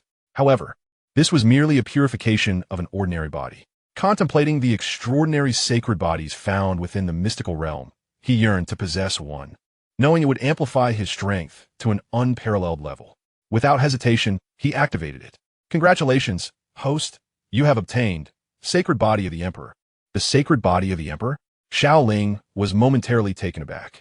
The mere mention of the term sacred body indicated that this physique was anything but ordinary, especially with the prefix emperor. In the legendary tales of ancient China, the Yellow Emperor was said to possess such a sacred body. Sacred Body of the Emperor, a peerless sacred body created by the Yellow Emperor. Once cultivated to a certain level of power, the wielder can annihilate deities and immortals with sheer physical strength, capable of shattering an entire starry realm with a single blow. The description of the sacred body of the emperor was brief, yet the power to annihilate deities and the capability to destroy a starry realm with one punch were sufficient to convey its formidable might. Would you like to fuse with the sacred body of the emperor? Fuse! In the next moment, Xiao Ling felt his physical strength continuously augmenting, a powerful force swiftly circulating around his body. Even the perception of spiritual energy flowing in the air around him had immensely improved, even without actively absorbing or refining it. The sacred body of the emperor was autonomously drawing in the spiritual energy from the heavens and the earth to enhance itself. Boom! In an instant, as he fused with the sacred body of the emperor, his own realm's strength experienced a notable elevation. Spirit Transformation Realm, 7th rank, 8th rank, 9th rank. In such a brief span of time, Xiao Ling has elevated his own realm to the 9th tier of the Transformation Spirit stage. Indeed, the Emperor's sacred body is extraordinary. Merely by merging with the sacred body, his own realm has remarkably ascended through 4 tiers. He is but a step away from the Divine Mansion realm. With the augmentation of the Emperor's sacred body, his future enhancement in strength will undoubtedly be more rapid. Simultaneously, as Xiao Ling's prowess ascends, the guards outside the carriage, along with the soldiers, have all sensed the change. Everyone turned their gazes toward the carriage. Truly, the King of Qin has once again advanced in his cultivation within such a short period. Indeed, when the King of Qin was born, a kaleidoscope of celestial light graced the palace, a phenomenon beyond the comparison of mere mortals like us. It is rumored that the king possesses a formidable sacred body, which has only recently awakened due to certain constraints, and now, with this sacred body revived, the speed of his progress is nothing short of terrifying. Several generals of the transformation spirit stage gazed toward the carriage with eyes filled with reverence and admiration. To follow the king of Qin is undoubtedly a significant fortune for them. Inside the carriage, having acquired the emperor's sacred body, Xiao Ling shifted his focus to other matters. Character summoning cards, army summoning cards, power summoning cards. System. Activate the character summoning card. Congratulations, host. Summoning successful. Obtained. Yang Zixing. The renowned Yang Zixing of the Song dynasty. Although not extensively versed in the history of the Song, he has certainly heard of Yang Zixing. He was a top general during the Northern Song period, serving under the legendary Yu Fei, known for his valor and formidable strength, unmatched by his contemporaries. At the small merchant bridge, he fell victim to the Jin army's siege when his steed became trapped in the mire and was ultimately slain by arrows. Sali summon Yang Zixing immediately. Summon. Summoning successful. Yang Zixing will arrive to pledge allegiance to the host in an appropriate manner. Xiao Ling was exceedingly curious.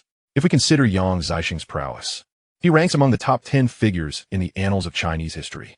Since he has arrived in this martial world, his strength will undoubtedly be formidable. System.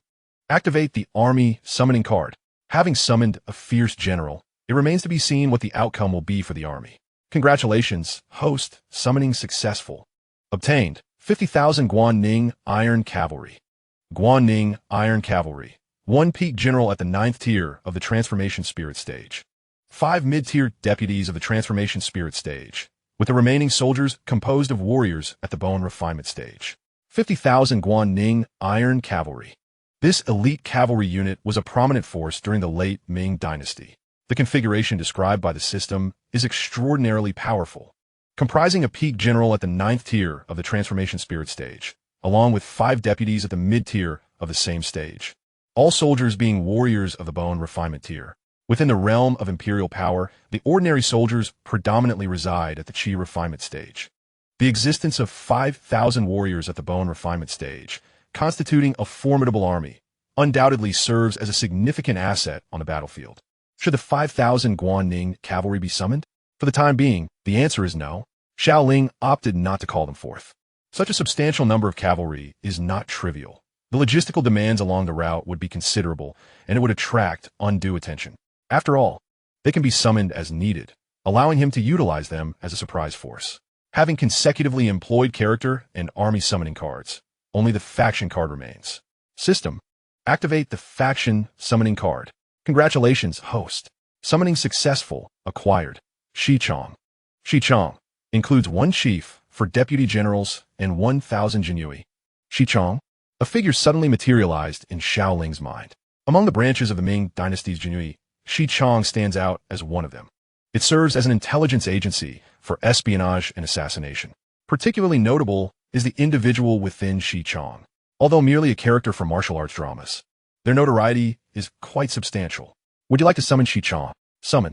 In contrast to the previously mentioned Guanning cavalry, he currently lacks any intelligence agency under his command.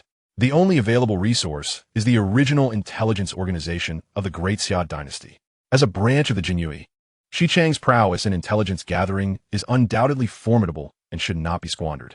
Xichong has been deployed and will proactively contact the host. At this moment, all summoning opportunities granted by the rewards received from sealing the king have been exhausted. Fierce General Yang Zixing, Sisti Topsan Guanning Cavalry, Xichong. In just a brief span, Xiao Ling has established a commendable foundation. This is a force that truly belongs to him, independent of the Great Xia Dynasty. Chapter 11. My lord, what manner of horsemanship is this? Where have we arrived? Xiao Ling pulled aside the curtain of the carriage and inquired of a mounted general. The general promptly responded, Your Highness, we have reached the territory of Huai Prefecture. Huai Prefecture. Previously, the Summer Emperor intended to bestow this land as his fief. It lies not far from the imperial capital and is both prosperous and stable. In contrast, the eastern frontier is considerably less favorable, being situated on the border and embroiled in continuous warfare with the Great Yong Dynasty, not to mention the inferior environmental conditions of the region. However, Xiao Ling remained unfazed by this. With the system in place, being situated in such a turbulent area as the eastern frontier is bound to trigger more system tasks. The more tasks he accomplishes, the greater the rewards he shall reap, enabling him to grow stronger at a swifter pace. Xiao Ling turned his gaze toward a graceful figure on horseback beside the carriage, Lin Rower. Initially, he had intended for her to accompany him inside the carriage. However, she insisted on maintaining the distinction of rank, choosing instead to ride alongside with the other loyal guards. Though merely his maid, she was far from ordinary, possessing the formidable strength of a ninth-tier bone refinement. Indeed, she eclipsed his former self prior to receiving system rewards. Observing Lin Rower on her steed, clad in her distinctive, competent attire, he called out to her rower, "Your Highness." She promptly rode closer. "I perceive your horsemanship leaves much to be desired. Come aboard the carriage, and I shall offer you some guidance." Upon hearing this, Lin Rower swiftly dismounted and climbed into the carriage. However, a gasp escaped her lips. "Your Highness, what manner of horsemanship is this? Am I to deceive you? This is the new technique I have devised for horse mastery.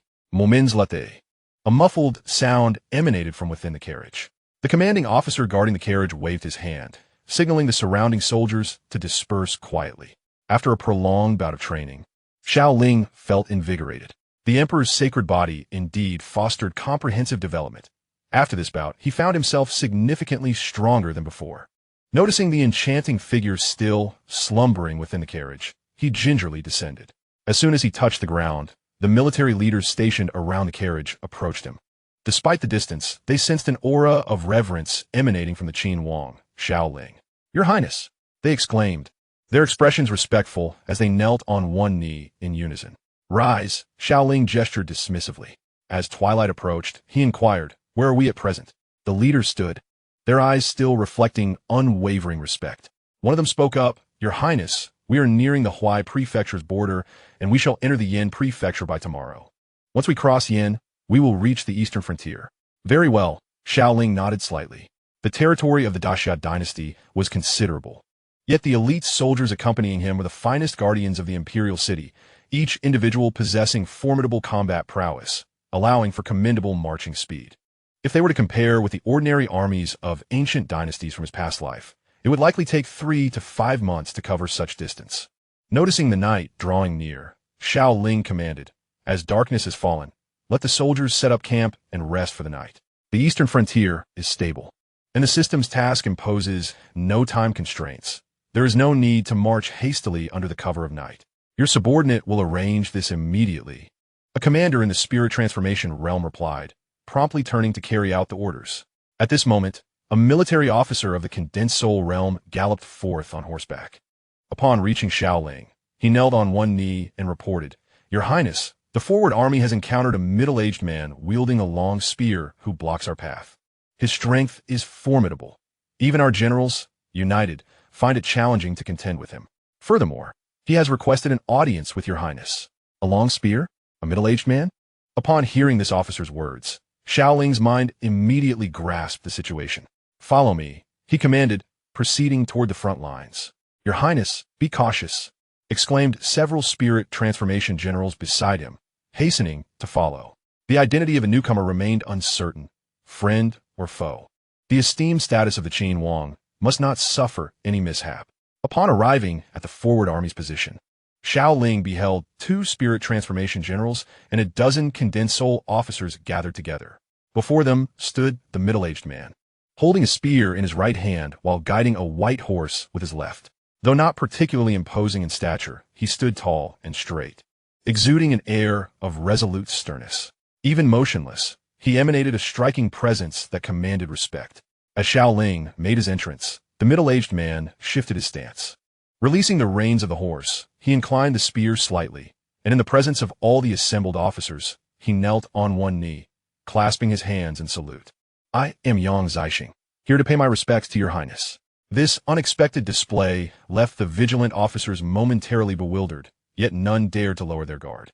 "He is one of my men. You may all stand down," Xiao Ling instructed the assembled officers. These were the elite warriors of the Great Xia Dynasty, their loyalty beyond question. However, facing Xianxia would undoubtedly prove a daunting task. Character: Xianxia. Realm: 5th stage of Divine Mansion. Technique: Tiger Roar Spear Technique. Description: a renowned general from the late Northern Song Dynasty, a formidable warrior under Yu Fei, known for his unparalleled martial prowess and unwavering loyalty. Information regarding Xianxia unfolded before him. Fifth stage of Divine Mansion. Xiao Ling had suspected that Xianxia possessed extraordinary strength, yet had not anticipated it to reach the mid-tier of the Divine Mansion realm. No need for formalities. General Yang, please rise, Xiao Ling said, stepping forward to assist the kneeling Xianxia. With his keen perception, he noted that Xianxia's aura rivaled that of the infamous Qi Yun, who had previously intruded upon the Great Xia Palace. With such a fifth stage of Divine Mansion presence, what fear could he have in heading to the eastern frontier? The Great Xia generals surveyed Xianxia with newfound respect. He is invincible. This was the collective realization among the powerful, as none had anticipated that their Qin Wang's ranks harbored such an extraordinary individual. Xianxia. Xiao Ling gazed at his companion and commanded, "You shall remain by my side." "As you wish, my lord." With such a formidable guardian of the Divine Mansion realm accompanying him, Xiao Ling felt an overwhelming sense of security and assurance. Subsequently, the army established camp. As night descended, tranquility enveloped the surroundings. Outside Xiao Ling's royal tent, formidable leaders from the military conducted vigilant patrols. At the entrance of the royal tent, Xianxia stood like a statue, grasping a long spear. Such a powerful presence caused even the generals of the spirit transformation realm to tread carefully around him. Chapter 12. A bountiful reward. Assassins gather. Days later, in the rocky region of Xianxia City, Xiao Ling convened with the military elites at the Lord's Manor. The remaining 10,000 troops were strategically stationed across various military encampments within the city. Your Highness, approximately 200 miles east of Xianxia City lies the territory of Dongjiang Province. Given the army's pace, we should successfully reach the nearest border city of Dongjiang by midday tomorrow, reported a heavily armored general. This man was Li Xiao, the Marquis of Tianyuan in the Great Xia Dynasty, the most formidable among the generals accompanying King Qin Xiao Ling to Dongjiang Province. Boasting an impressive cultivation of the 8th rank in the spirit transformation realm, having served in the military for 2 to 3 decades. Li Xiao was not only powerful, but also had a commendable record of accomplishments and leadership experience. He had been dispatched by the Emperor of Xia as a reliable aide to assist King Qin Xiao Ling. "I understand. You may leave." Xiao Ling gestured to Li Xiao with a wave of his hand. After several days, they were finally approaching Dongjiang Province. Although Xianxia City appeared calm on the surface, beneath it lay a tide of undercurrents. In the secluded, shadowy corners of Xianxia City, numerous agile warriors congregated. While they seemed unremarkable at first glance, their eyes sparkled with sharpness and intensity. A middle-aged man lounged against a stone staircase, surveying the others around him, and remarked, "I never anticipated that Xianxia City would attract such a multitude of adept assassins. Ha ha ha, with such a generous bounty, who wouldn't desire a share?" An old woman, seemingly hunched, leaned on a cane, her deep-set eyes radiating an aura of lethal intent. Tonight, Xianxia City will likely be tumultuous, far from peaceful. Yet, among the gathered assassins, some are filled with curiosity. I truly cannot comprehend. Is it true that the 5th Prince of the Great Xia is merely an ordinary individual? Who could possibly have the means to expend such effort to take his life? Upon hearing this, the speaker was met with derision from his companions. How absurd. As someone who traverses this realm, your information is woefully outdated. Ordinary, you say? Have you ever encountered an individual seemingly at the late stage of the soul condensation realm? Or even at the spirit transformation realm, at the tender age of 18? Upon hearing such words, those martial artists who were initially somewhat bewildered by the situation were all taken aback. A being resembling the spirit transformation realm? Such individuals are exceedingly rare among the imperial dynasty, to say nothing of an 18-year-old in the spirit transformation realm. Even achieving a breakthrough to the soul condensation realm at this age would already be considered a remarkable talent. Even though the 5th prince of the Xia Dynasty, Xiao Ling, is backed by the imperial court and possesses abundant resources for cultivation, if he were to transcend to the spirit transformation realm at this age, it would be nothing short of monstrous. Such a prodigy, coupled with his identity as a prince of the Xia Dynasty, indeed commands a price worthy of his stature. A staggering sum of 1,000 taels of gold, along with a volume of profound martial arts techniques. Whoever could successfully eliminate him would surely become fabulously wealthy overnight. While the reward is enticing, one must possess the requisite strength. Otherwise, not only would they fail to obtain the reward, but they might also lose their own life in the process. It is always worth taking a chance, as there remains a glimmer of hope. In the shadows, countless assassins were engaged in fervent discussions. However, at such a moment, only those with sufficient strength dared to intervene.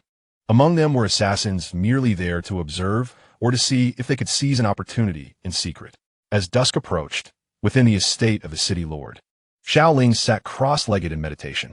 Thanks to the enhancement of the emperor's sacred body, his own strength had been increasing at an accelerated pace over the past few days. At this rate, a breakthrough to the divine dwelling realm would not be far off. A faint sound of footsteps echoed. Before the door, a figure announced, "Your subordinate seeks an audience with the prince." Startled from his meditation, Xiao Ling suddenly opened his eyes. "Come in," he beckoned, and the figure swiftly entered. Clad in a long black robe, the visitor's countenance appeared both delicate and cold. Though seemingly reserved in demeanor, there emanated an undeniable aura of authority from him, particularly an aloofness that inspired a sense of trepidation. Character: Yu Huatian. Realm: third grade of the divine dwelling realm. Technique: three-blade sword. Introduction: Chief Supervisor of the Shichong. Exceedingly skilled in martial arts, adept in reconnaissance and assassination, possessing great wisdom and a proud disposition. 3 days prior, Yu Huatian had arrived at Xiao Ling's side and had been assigned to covertly gather intelligence on the situation. While his strength may not rival that of Yang Zixing, his mastery over espionage and assassination is formidable. Among his 4 deputy commanders, one is at the first grade of the divine dwelling realm, while the remaining 3 are at the pinnacle of the 9th grade of the spirit transformation realm. Additionally, his 1,000 elite guards include 10 at the soul condensation realm, while the rest are primarily at the late stages of the bone refinement realm. Though this force is numerically inferior to the intelligence organization of the Xia Dynasty, in terms of sheer strength, it is vastly superior. What brings you to seek me? Xiao Ling cast his gaze upon Yu Huatian, who had recently remained concealed in the shadows. Unless summoned, he would not make an appearance on his own accord. Yu Huatian, with a calm demeanor and respectful countenance, reported, "Your Highness, according to the investigations conducted by the Jinyui, a multitude of covert assassins have infiltrated Xianxia City, intending to perpetrate nefarious acts against you." The notion of covert assassins had not occurred to Xiao Ling.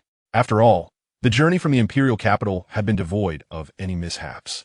The decision of these assassins to act within the heavily fortified Xianxia City, rather than outside, was indeed surprising. Based on the findings of my subordinates and the Jinyui, it appears that someone has invested a substantial amount of wealth, even offering profound martial arts techniques as a reward, all in a bid to procure your life. The mastermind behind this scheme is deeply entrenched, and due to the limited time frame, my subordinates have only managed to provide a general lead without identifying the perpetrator. However, the martial practitioners within Xianxia City have already been monitored by my men and can be swiftly dealt with. Upon hearing Yu Huatian's report, Xiao Ling was indeed moved. 1,000 taels of gold, coupled with profound martial arts techniques? The individual behind this plot was evidently willing to invest considerable resources. This incident also served to highlight the capabilities of Yu Huatian and the Jinyui under his command. Despite the brief time frame, their ability to gather intelligence on the martial practitioners in Xianxia City was no small feat. Yu Huatian inquired, "Your Highness, how shall we handle these covert assassins?" "Eliminate them all," Xiao Ling replied decisively, showing no mercy toward his enemies. "As you command." Yu Huatian acknowledged and promptly vanished from the chamber. Chapter 13. Heads Piled High. The path of assassination and terror after Yu Huatian's departure, Xiao Ling fell into deep contemplation. An assassination attempt against him? He had only just begun to emerge. Yet it seemed someone had already set their sights on him. 1,000 taels of gold, profound martial arts techniques. Such immense temptations were enough to entice even those at the spirit transformation realm, especially the profound martial arts techniques, whose allure surpassed that of the gold itself. Reflecting on the situation, the reason behind the assassination attempt was undoubtedly due to his burgeoning potential, which had posed a significant threat to certain individuals. Was it some of the powerful clans within the Great Xia Dynasty? Or perhaps the Great Yong Dynasty? The latter seemed particularly plausible.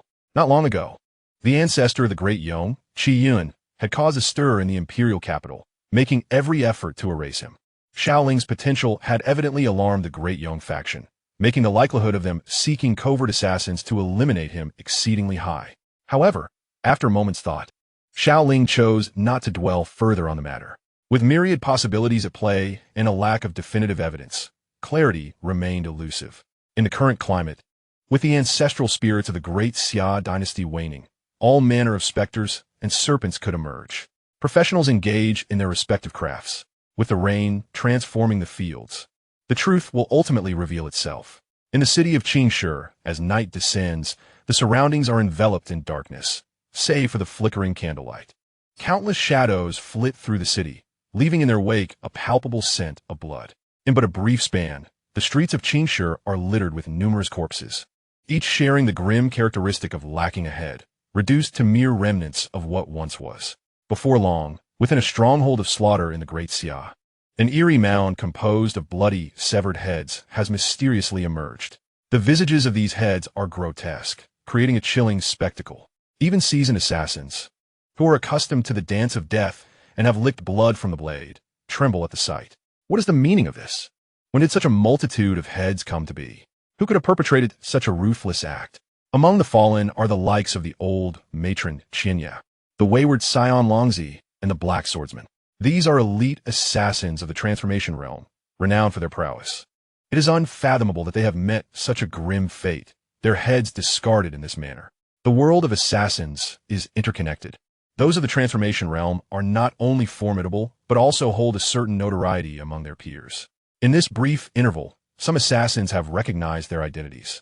Who could have imagined that these figures, typically at the pinnacle of the assassin world, would meet such a tragic end? A sudden realization strikes one assassin of the spirit refinement realm. Recently, a hefty bounty has been placed on the head of the fifth prince of Great Xia. It seems that these assassins have caught wind of it and have joined the fray. The bounty notice. In light of this revelation, several assassins present recall the matter. For the act of assassinating a prince of the dynasty is no trifling affair, easily remembered.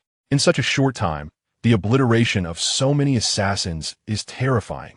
Among them were numerous top-tier assassins of the transformation realm, all uniformly met with demise.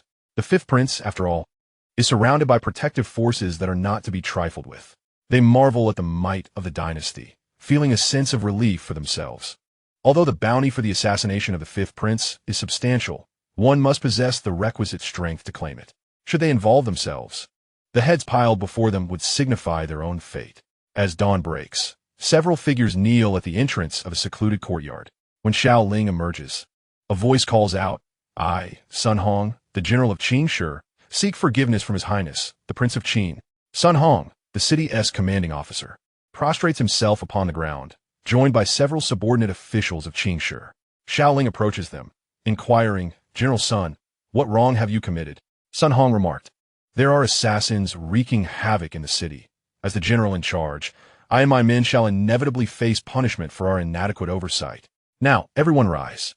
Xiao Ling did not impose any penalties upon him. Although the incident occurred within the confines of his Xianxia city, it was evident that it bore no relation to Sun Hong and his compatriots. Sun Hong, merely a martial man, had proven his unwavering loyalty to the Great Xia. If there were truly any issues, the Jinyui would not overlook them. Without lingering in Xianxia city for long, Xiao Ling promptly commanded the army to proceed towards the eastern frontier. Within a hidden chamber, an elderly man clad in coarse garments bowed his head, addressing a screen before him. "Master, we have received word from the stronghold of the assassins. The mission to ambush has failed. All assassins dispatched to Xianxia city have been exterminated, with not a single survivor. Furthermore, the heads of all involved assassins have been collected and deposited outside the stronghold by an unknown group. For the time being, no assassin is willing to accept this mission." After a brief moment, a sound emerged from behind the screen. A figure stepped forth and cast a glance at the elderly man. Such a band of useless fools. How could they be so inept? The elderly man hastily prostrated himself, saying, "Master, please quell your anger." It appears that there was no significant disturbance in Xianxia city, suggesting that these assassins were eradicated by an overwhelming force, likely protected by a formidable power. Do not use this as an excuse for failure. Eliminate all traces. Ensure there is no possibility for the enemy to trace back to this location. The elderly man bowed deeply and swiftly exited the chamber. Silence enveloped the hidden chamber. A faint beam of light filtered in, illuminating the figure, revealing a visage that seemed chillingly sinister. What a remarkable presence lies hidden within the Great Xia Dynasty. But wait, their time will not last much longer. In the eastern frontier, after several days of arduous travel, the army led by Xiao Ling finally reached the borders of Dongjiang City. With Hongguang City, the nearest settlement, less than 50 miles away, Thud, thud, thud. The ground trembled as a cloud of dust billowed in the distance. In a mere moment, a cavalry troop of several hundred was visibly approaching at a swift pace towards Xiao Ling and his company. At the forefront of the cavalry, a banner emblazoned with the character Yang stood tall.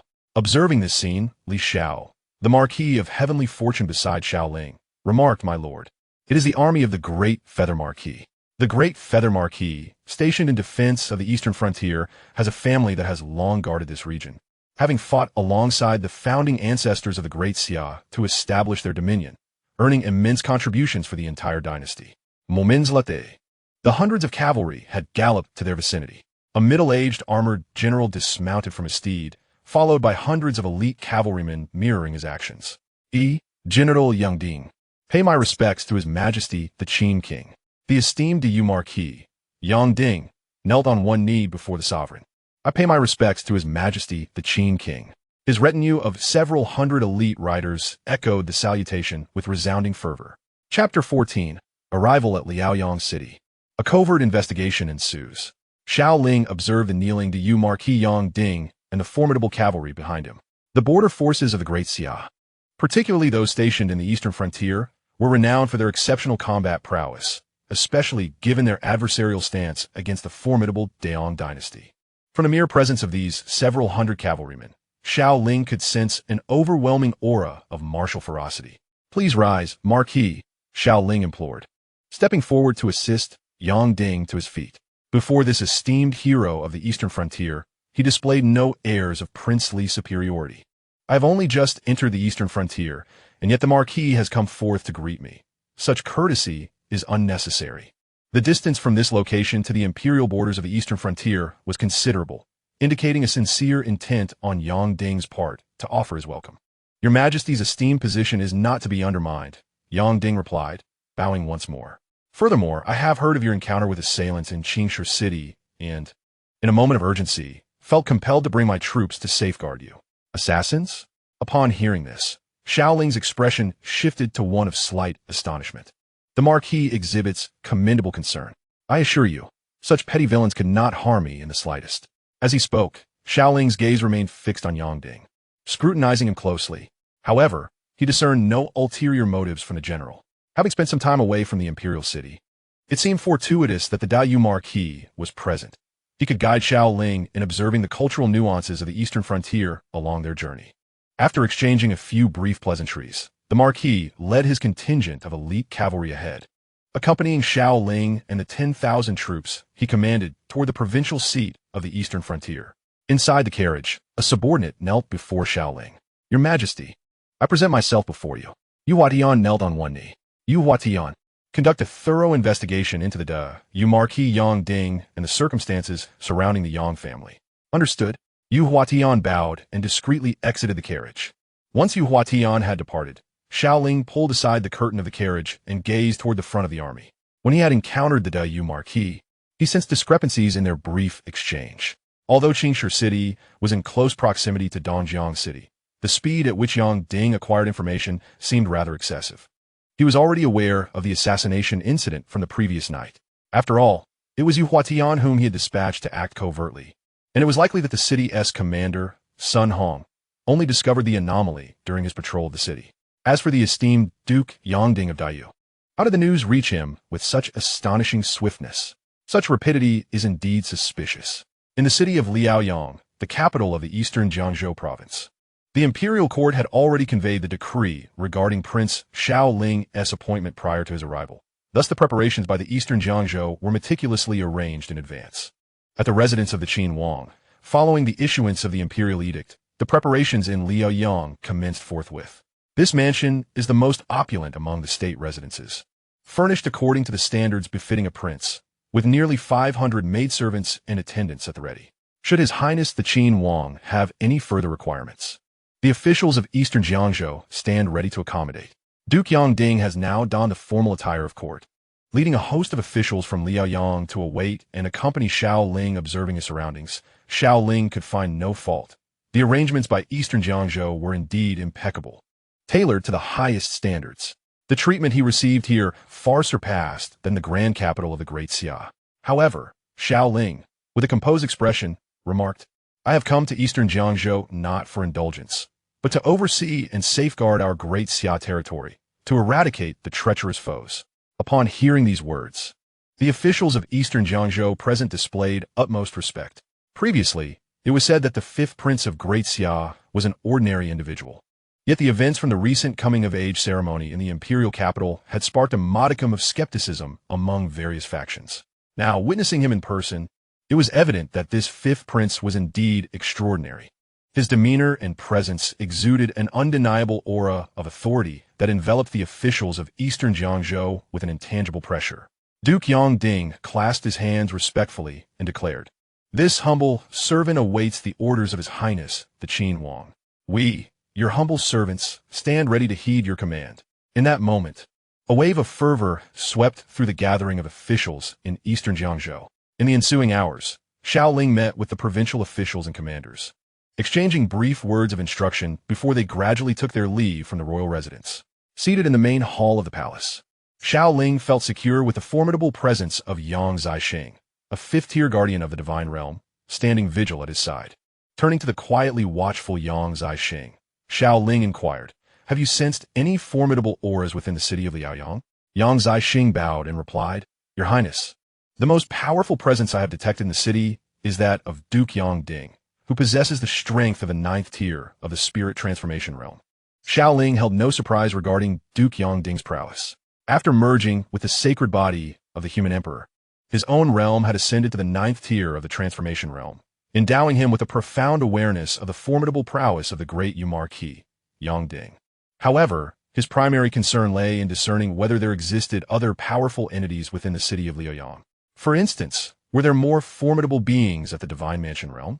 Were there any further discoveries to be made? Yang Zixing continued, "Your Highness, I have indeed sensed a peculiar aura within Liaoyang. However, this aura is deeply concealed, making it difficult for me to pinpoint its exact location. I can only surmise that its power surpasses the transformation realm." "The Divine Mansion realm, you say?" With Yang Zixing's words, it seemed that his suspicions were not unfounded. The eastern frontier was indeed more complex than it appeared. Yet, the true nature of the hidden adversary remained shrouded in mystery. Although the great Marquis Ding exhibited certain anomalies, the Yang family had been a distinguished lineage that played a pivotal role in the founding of the Great Xia Dynasty, having guarded the eastern frontier for generations.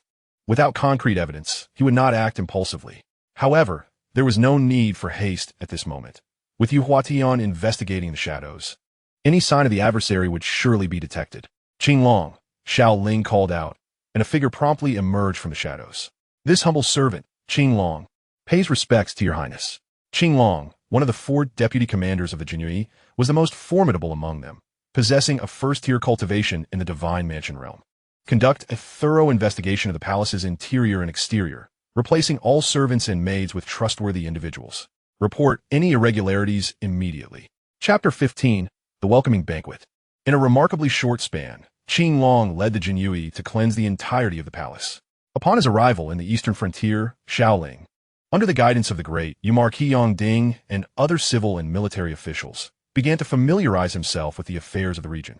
Meanwhile, he secretly dispatched his Jinui and trusted aides from the imperial capital to infiltrate and investigate the situation in the eastern frontier, to avoid alarming the enemy. Xiao Ling did not rush this process. As for assuming control over the military and political affairs of the eastern frontier, he felt no urgency. After all, with the Great Xia Dynasty in a state of stability, it would be a trivial matter for him, the king of Qin, to take charge. However, before that, he must unearth the hidden machinations lurking in the shadows of the eastern frontier. In the city of Liaoyang, in the East Street Marketplace, Xiao Ling, accompanied by Lin Rower and Yang Zixing, strolled through the bustling scene. Besides familiarizing himself with military affairs, he also harbored a keen curiosity about the livelihoods of the local populace. Coincidentally, not long ago, the local government had sent him an invitation. Given his status as the king of Qin visiting the eastern frontier, the region could not afford to be negligent in their reception. After familiarizing himself with the military and political affairs of the eastern frontier, the ministers hosted a welcome banquet for Xiao Ling, who graciously accepted the invitation. The eastern frontier, though not as prosperous as the imperial capital, thrived with bustling commerce among merchants from neighboring states. The region, often embroiled in border conflicts, fostered a martial spirit among its populace. As Xiao Ling observed his surroundings, he noted the numerous warriors wielding various weapons and the considerable presence of patrolling soldiers in the provincial capital. In such a tumultuous area, strength was essential for survival amidst chaos. Xianxia remarked that the summoned figures were not mere emotionless puppets. They possessed the memories and experiences of their past lives. Xianxia himself had lived through the tumultuous final years of the Northern Song dynasty, having fought alongside Yufei in countless battles, and was well acquainted with the hardships faced by the common people. Currently, in the perilous martial world of the Great Xia Dynasty, ordinary individuals without martial prowess held a lowly status. Fortunately, recent inquiries revealed that under the governance of the esteemed Yang Ding, the eastern frontier remained relatively stable, and the people held the Yang family in high regard. As the group traversed the marketplace, they reached the banks of a river. "Young master, we should be nearing our destination," Lin Rower announced. Following her gaze, Xiao Ling spotted an opulently adorned pavilion, guarded by armored soldiers patrolling the vicinity. Those entering and exiting appeared to be individuals of considerable wealth and status, adorned in elegant attire. Among them were also many talented youths and noble ladies. The Great Xia Dynasty imposed few restrictions on interactions between men and women, allowing young ladies to freely present themselves in public. Xiao Ling understood the significance of this gathering. For although he held the title of Prince of Qin, he was merely an 18-year-old royal youth residing in the eastern frontier. The presence of young scions from the local gentry provided an opportunity for potential alliances among peers. "Let us proceed," Xiao Ling declared, leading Lin Rower and Yang Zixing toward the entrance of the pavilion. As soon as I approached the entrance of the pavilion, before Xiao Ling could declare his identity, the leading armored sentinel promptly advanced. "I pay my respects to His Highness, Prince Qin." The sentinel immediately knelt on one knee in greeting. "Do you recognize me?" Xiao Ling was somewhat taken aback that even a mere gatekeeper could identify him. The sentinel rose and respectfully replied, "Reporting to Your Highness. I am the deputy commander of the personal guard under the Great Feather Marquis. I have been commanded by the Marquis to await Your Highness here." "The deputy commander is here to guard the gate?" Xiao Ling was surprised by such an arrangement made by the Great Feather Marquis. "I shall escort Your Highness into the pavilion," the deputy commander stated. Xiao Ling waved his hand. "There is no need. I can enter by myself." It was his first time here, and he wished to observe the surroundings thoroughly. Having the deputy commander accompany him would draw too much attention. Upon hearing this, the deputy commander respectfully stepped aside. Xiao Ling then entered the pavilion with Lin Rower and Yang Zixing. As they stepped inside, they observed groups of young men and women, some engaged in affectionate exchanges, while others, prominent young masters and ladies, gathered merrily in conversation. The entrance of Xiao Ling and his companions quickly attracted the attention of many around them. However, since the majority were quite young, none recognized Xiao Ling's true identity. Nonetheless, Xiao Ling's distinguished demeanor, complemented by the striking beauty of Lin Rower and the imposing presence of Yang Zixing, inevitably drew glances. "Who is this person? Such a handsome and refined gentleman," murmured some of the young men and women nearby. "With such remarkable companions, his background must be extraordinary." In a short span of time, whispers began to circulate among the youthful crowd. Yet, Xiao Ling paid them no heed. A glance around revealed individuals of mediocre cultivation and presence, failing to pique his interest. He continued onward, leading his companions deeper into the pavilion. Some aspiring young talents and refined ladies attempted to approach Xiao Ling for introductions, but the austere demeanor of Yang Zixing effectively deterred such intentions. As they moved forward, they passed a spacious courtyard where a number of men and women were gathered. With waves of excitement emanating from within, driven by curiosity, Xiao Ling entered. His gaze fell upon the assembly of individuals, some of whom indeed possessed notable qualities. In terms of cultivation, the majority appear to be at the bone refinement stage, with a significant number also at the soul consolidation stage. Given such prowess, these individuals must surely be the elite scions of various official families from the eastern frontier. At the center of this courtyard stood a wide arena. Two young men wielding weapons were fiercely engaged in an intense duel, their clashes resonating throughout the arena. Chapter 16. One strike to victory. Who are you? Within the imperial city, reaching the realm of spirit condensation at such a young age is indeed commendable. Although the eastern frontier lacks the bountiful resources of the imperial city, it is home to numerous martial families, and the youth of this region possess considerable strength. Xiao Ling's gaze swept across the two young men on the stage. Both were at the level of spirit condensation, yet their murderous intent and combat prowess were remarkably exceptional, executing their moves with decisiveness and precision, devoid of any hesitation. This demeanor reminded Xiao Ling of soldiers he had encountered before. It was evident that these two young warriors had spent considerable time on the battlefield. On the stage, one young man clad in a plain long robe brandished his sword and struck fiercely at his opponent, another youth of spirit condensation. The seemingly ordinary sword emanated a formidable wave of power. Xiao Ling quickly discerned their levels of cultivation. One was at the 8th rank of spirit condensation, while the other was at the 7th rank, both formidable in their own right. In an instant, the young man in the plain robe unleashed his sword, sending his opponent staggering back, barely managing to maintain his footing at the edge of the arena. A flickering phantom darted across the stage with astonishing speed. As the opponent prepared to counterattack, he sensed a chilling light poised at his neck. "You have lost, Tong Yubo." Upon hearing this, the young man wore a resigned expression, realizing he had faced an 8th-rank spirit condensation opponent. He sighed deeply, acknowledging, "Dong Yuan Bo's strength is extraordinary, and in such a short time, I find myself lacking." They exchanged respectful bows before departing the arena.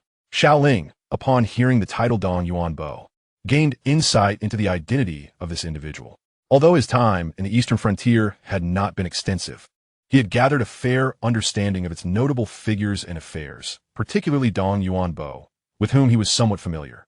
The third son of Marquis Changyu, Yang Ding, Yang Jun, had displayed exceptional martial talent from a young age and had fought alongside his father on the battlefield before reaching adulthood. At just 24, due to his remarkable achievements, he was granted the title of Dong Yuan Bo, reflecting on the Yang family of the eastern frontier. Xiao Ling felt a stirring within him upon learning of their lineage. Marquis Changyu, Yang Ding, had 3 sons in total. Among them, the eldest son, Yang Hong, possesses only moderate aptitude in martial arts. However, he demonstrates remarkable capabilities in governance and currently serves as the Minister of Internal Affairs in the Eastern Jiang Prefecture. As for the second son, Yang Huai, he is the commanding general of the station troops in Peng City, having been conferred the title of East Marshal Duke, and has already surpassed the realm of transformation spirit, making him the strongest among the 3. The third son, Yang Jun, is the very individual who recently competed on the arena. The Yang family boasts 1 marquis and 2 dukes, a status that is undoubtedly among the pinnacle in the entire Xia Dynasty. The overall strength of the youth in Eastern Jiang Prefecture is fairly respectable. Xiao Ling, after a brief survey of the surroundings, casually remarked, although the youth of Eastern Jiang Prefecture are not too shabby. Though his voice was not loud, it was still caught by those with keen ears. Suddenly, a voice resonated. "Is the youth of Eastern Jiang Prefecture merely acceptable? Who are you to speak so boldly?" A figure approached, revealing none other than Yang Jun, the third son of the Yang family, who had just finished competing. With Yang Jun's words, numerous young individuals from the Eastern Jiang Prefecture gathered around. Who is this brash young man to speak with such audacity? Truly, a calf born of a cow fears no tiger, daring to make scene here. Observing his handsome features, many speculated about his intellect, wondering how he could utter such words. The disdain in the voices of the surrounding youth was palpable. As members of the same generation in Eastern Jiang Prefecture, they could not simply overlook such disrespectful remarks. Impudent. Yang Zixing, standing behind Xiao Ling, was ready to take action, but Xiao Ling intervened with a word of restraint. It was indeed an impulsive remark. While seemingly trivial, such words were a significant affront to the youth of Eastern Jiang Prefecture. "Young man, do you dare to prove your worth on the arena?" Yang Jun tied Xiao Ling. "Are you certain?" Xiao Ling replied, regarding his opponent. To him, Yang Jun appeared like a mere child in comparison to his own prowess. Enough of the idle talk. If you possess true skill, demonstrate it. The crowd chimed in, eager for action. Yang Jun had already positioned himself on the arena, gazing at Xiao Ling. Having come this far, he felt compelled to showcase his abilities. With a light step, Xiao Ling leaped onto the arena. Yang Jun furrowed his brow slightly, flying through the air. Yet, after a moment, he dismissed the thought. Impossible. Such a feat belongs to a transformation spirit expert, and this young man appears scarcely older than 20. At this age, a practitioner of the spirit transformation realm should be an impossibility. It is likely that the opponent has merely employed a unique technique. Standing upon the arena, Xiao Ling regarded Yang Jun with an air of nonchalance. "Young man, swords and blades do not discriminate. Should you be injured, do not weep to your mother in distress." Yang Jun responded with a smile, embodying the carefree nature typical of those from the military. Comme fort. Xiao Ling observed his adversary without harboring any resentment. Upon uttering these words, Yang Jun charged towards Xiao Ling. Youngster, prepare yourself. As he drew near, a powerful punch surged forth. Given the prowess of Danyuan Bo, it was evident that this young man would struggle to withstand even a single blow. Isn't that an obvious statement? With Danyuan Bo's strength, dealing with such a trivial opponent would be a trivial affair.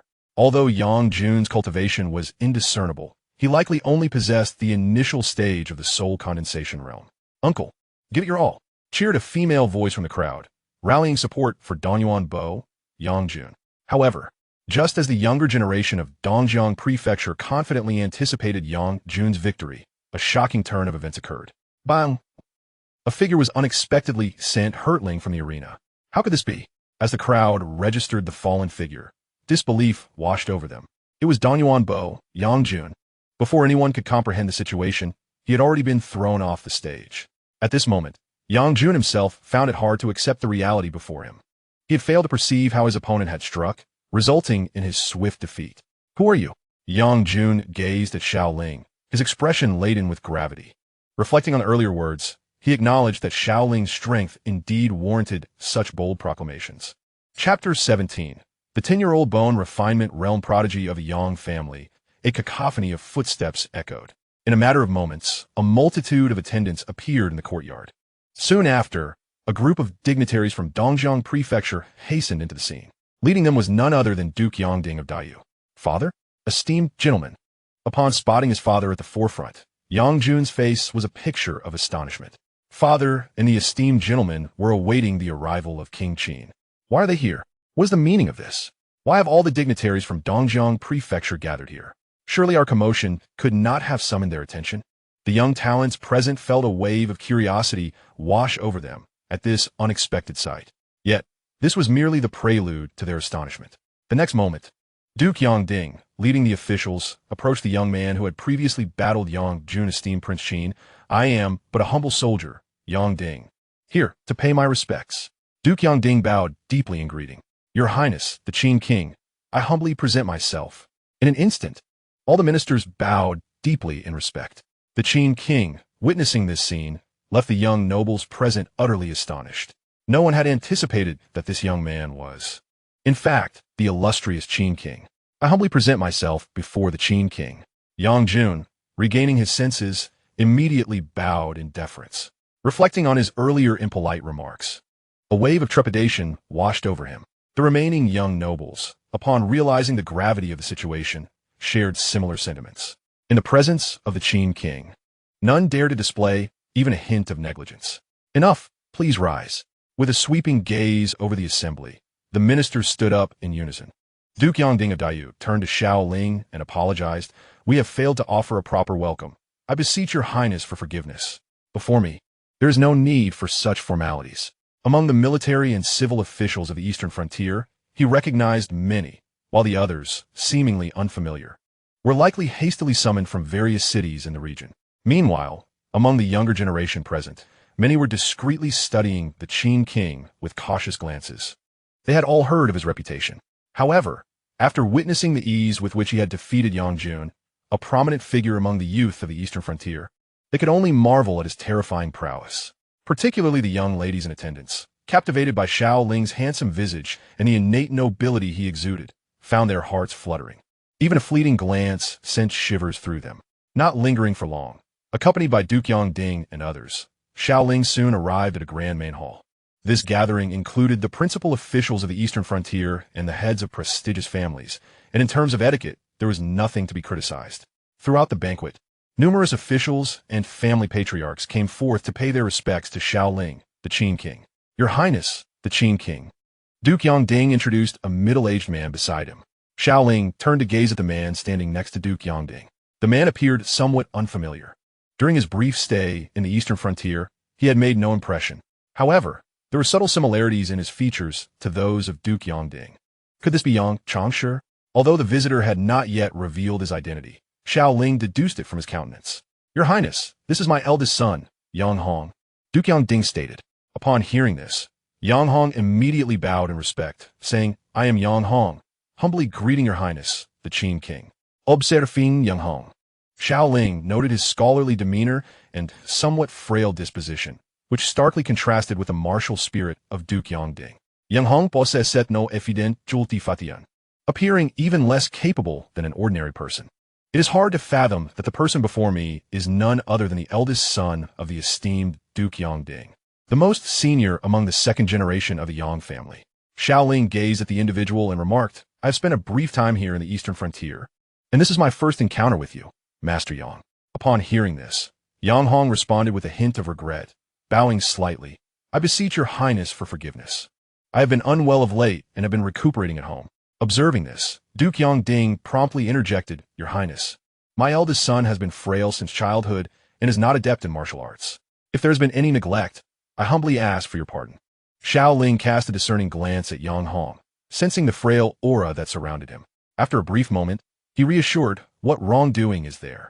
Although Master Yang may be in poor health, he has devoted himself wholeheartedly to the eastern frontier. How could I possibly hold any grievance? Now, let us not linger in standing. Please sit down and enjoy the feast."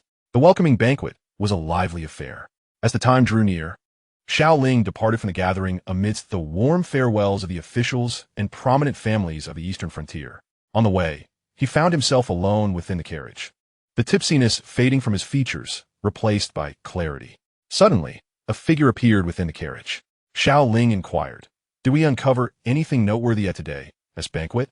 Yu Huatian bowed and replied, "Your Highness, I have meticulously scrutinized the guests at the banquet and found no apparent abnormalities.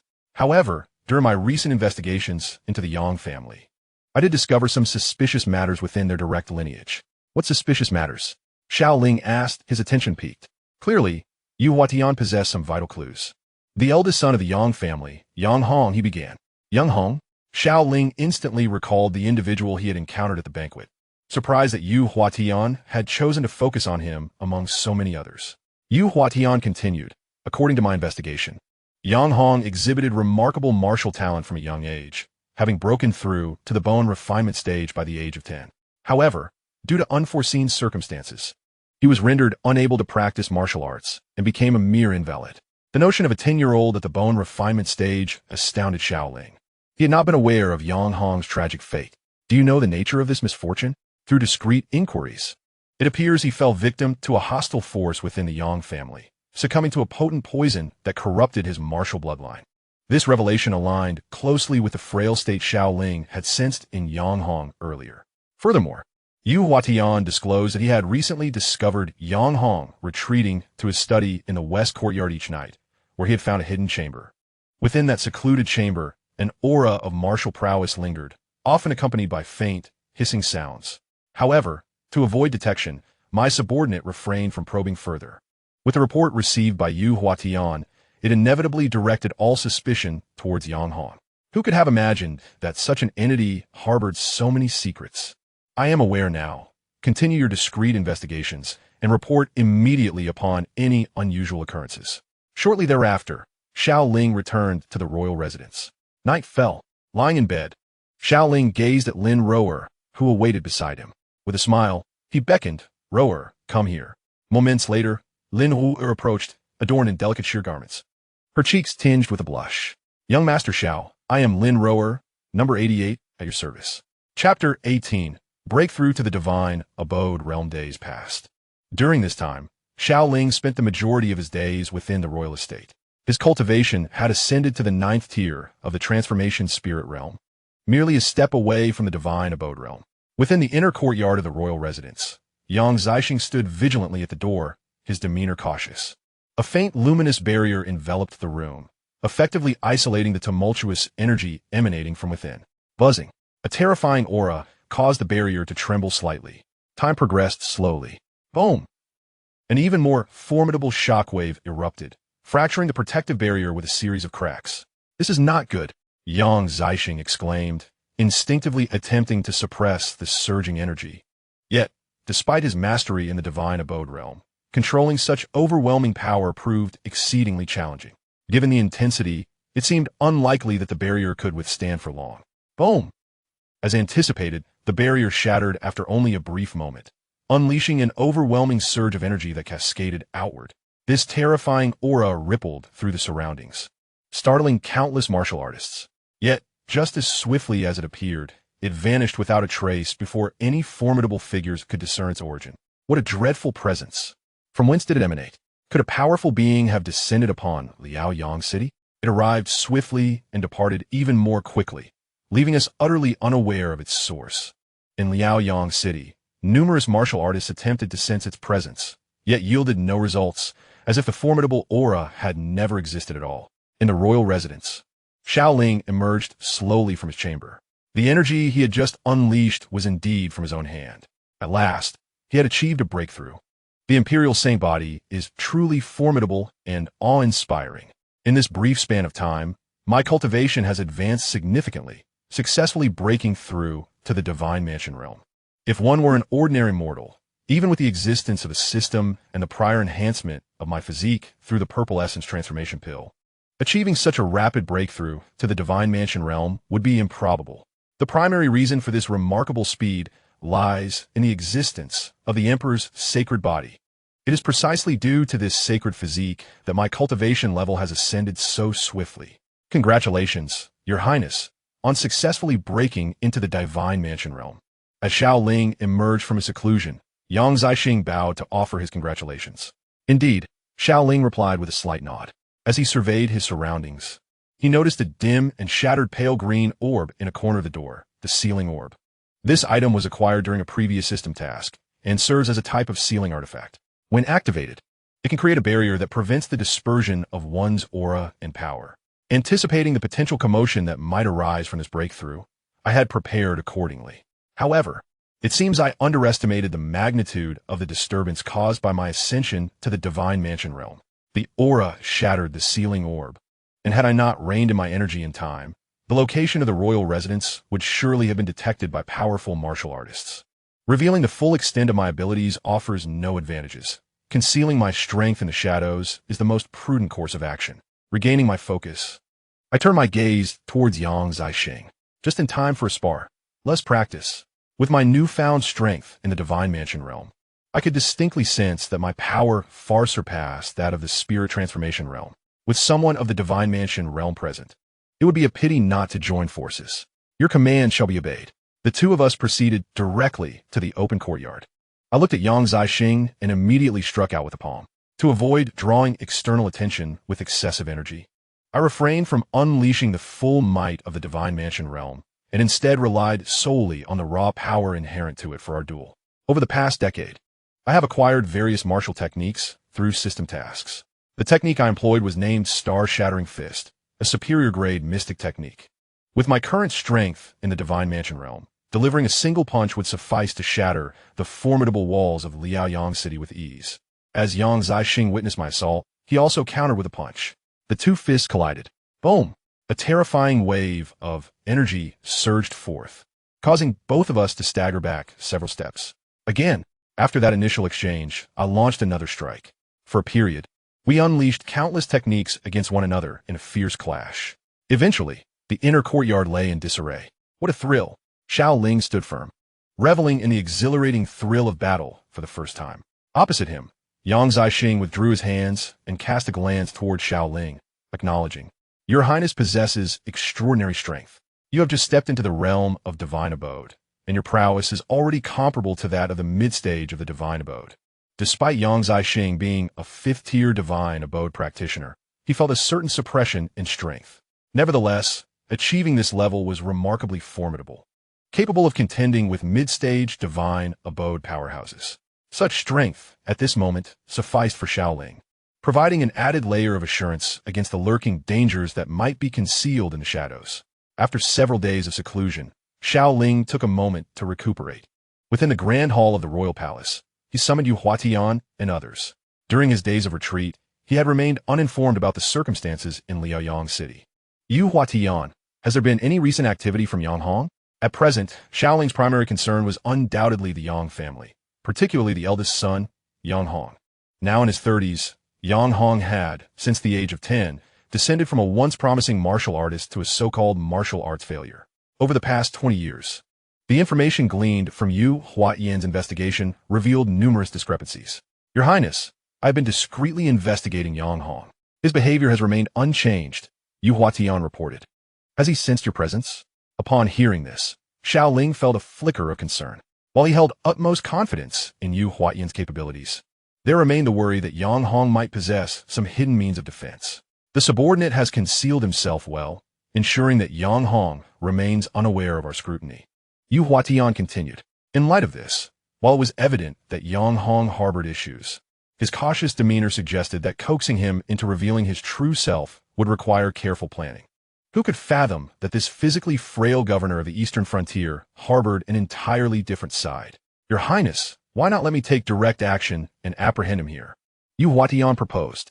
With his third-tier divine abode strength and adept assassination skills, capturing Yang Hong would pose little challenge. Indeed, rather than making a grand display, it would be wiser to allow him to expose himself before the crowd, Xiao Ling mused, already formulating a fitting strategy in his mind. Chapter 19. The fish is hooked. Shortly thereafter, numerous attendants from the Qin royal palace were dispatched to various noble residences across the eastern frontier. The Qin king is hosting a banquet for the esteemed nobles of the eastern frontier.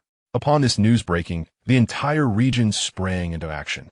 Who, at present, were the most distinguished title in the eastern frontier? Naturally, it was none other than King Xiao Ling. Although he had yet to take full command of the military forces, it was merely a matter of time. Who among the eastern Xianxia would dare to show any disregard for this esteemed presence? Upon receiving the invitation from King Qin, Xiao Ling, the dignitaries and nobles hastily prepared gifts, readying themselves for the occasion. The following day, the city of Liaoyang was bustling with activity at the Qin palace. Xiao Ling stood atop a high tower, surveying the arriving dignitaries from eastern Jiangzhou. The bait had been set. Everything was proceeding according to plan. As he spoke, several figures moved discreetly behind him, swiftly departing. The time had come for us to take our leave. With a leap, Xiao Ling descended from tower. Below, the esteemed guests had already taken their seats, and upon the appearance of King Qin, they promptly rose. We pay our respects to His Highness, King Qin. With a serene expression, Xiao Ling gestured for them to be at ease. There is no need for formalities. Let today be treated as a family gathering, so feel free to relax. However, the guests remained standing. Xiao Ling's gaze swept across the assembly before he made his way to the head table, where notable figures like Grand Duke Yongding were seated. Once Xiao Ling took his place at the head, the guests finally dared to sit down. The banquet commenced, creating an atmosphere of vibrant merriment. Dancers and singers entertained on stage, elevating the festivities to an exhilarating high. Amidst the banquet, the dancer wielding a long sword suddenly shifted from a graceful performance to a fierce display, a glint of cold light flashing through the air. In an instant, the masked dancer lunged toward Xiao Ling with deadly intent. With a swift motion, the sword cleaved through the long table, splitting it in two. Trouble! An assassin! Quickly! Protect His Highness! The gathered elites reacted swiftly, converging around Xiao Ling Dai. A chilling voice resonated as the assassin unleashed a formidable aura. In mere moments, the surrounding elites found themselves powerless against this overwhelming pressure. Boom! In the blink of an eye, they were thrown into disarray. Impossible! Grand Duke Yongding and the others stabilized themselves, their expressions filled with astonishment as they beheld the masked assassin. This aura, it is of the Divine Mansion realm. Those of us at the Spirit Transformation realm are utterly powerless before him. Xiao Ling, today you shall surely perish. The assassin launched a fierce attack toward Xiao Ling. It must be a formidable foe from the Daong dynasty. Quickly, stop him. The safety of King Qin is paramount. With blade in hand, Duke Tianyuan Li Xiao unleashed his Spirit Transformation aura and charged toward the enemy. The Daong dynasty. Upon hearing these words, no one present harbored any doubts. The eastern frontier is adjacent to the border of the Daong dynasty, and the dispatch of an expert from the Divine Mansion realm undoubtedly signifies an impending threat to King Qin. The formidable reputation of King Qin has evidently instilled a significant sense of danger within the Daong dynasty. Should he rise to his full potential, it would spell nothing but misfortune for Daong. Boom! Among those present, the strongest was merely at the late stage of the transformation realm, hardly a match for an opponent from the Divine Mansion realm. In an instant, the assailant had arrived beside Xiao Ling. With a swift motion, the long sword was thrust forward. Xiao Ling, agile as ever, evaded and retreated to a position behind the grand historian, Yang Hong. The assassin, undeterred, pursued relentlessly. "Get away!" shouted the Divine Mansion assassin, swinging his sharp blade with the intent to eliminate any obstacles in his path. Xiao Ling found himself sheltered behind Yang Hong.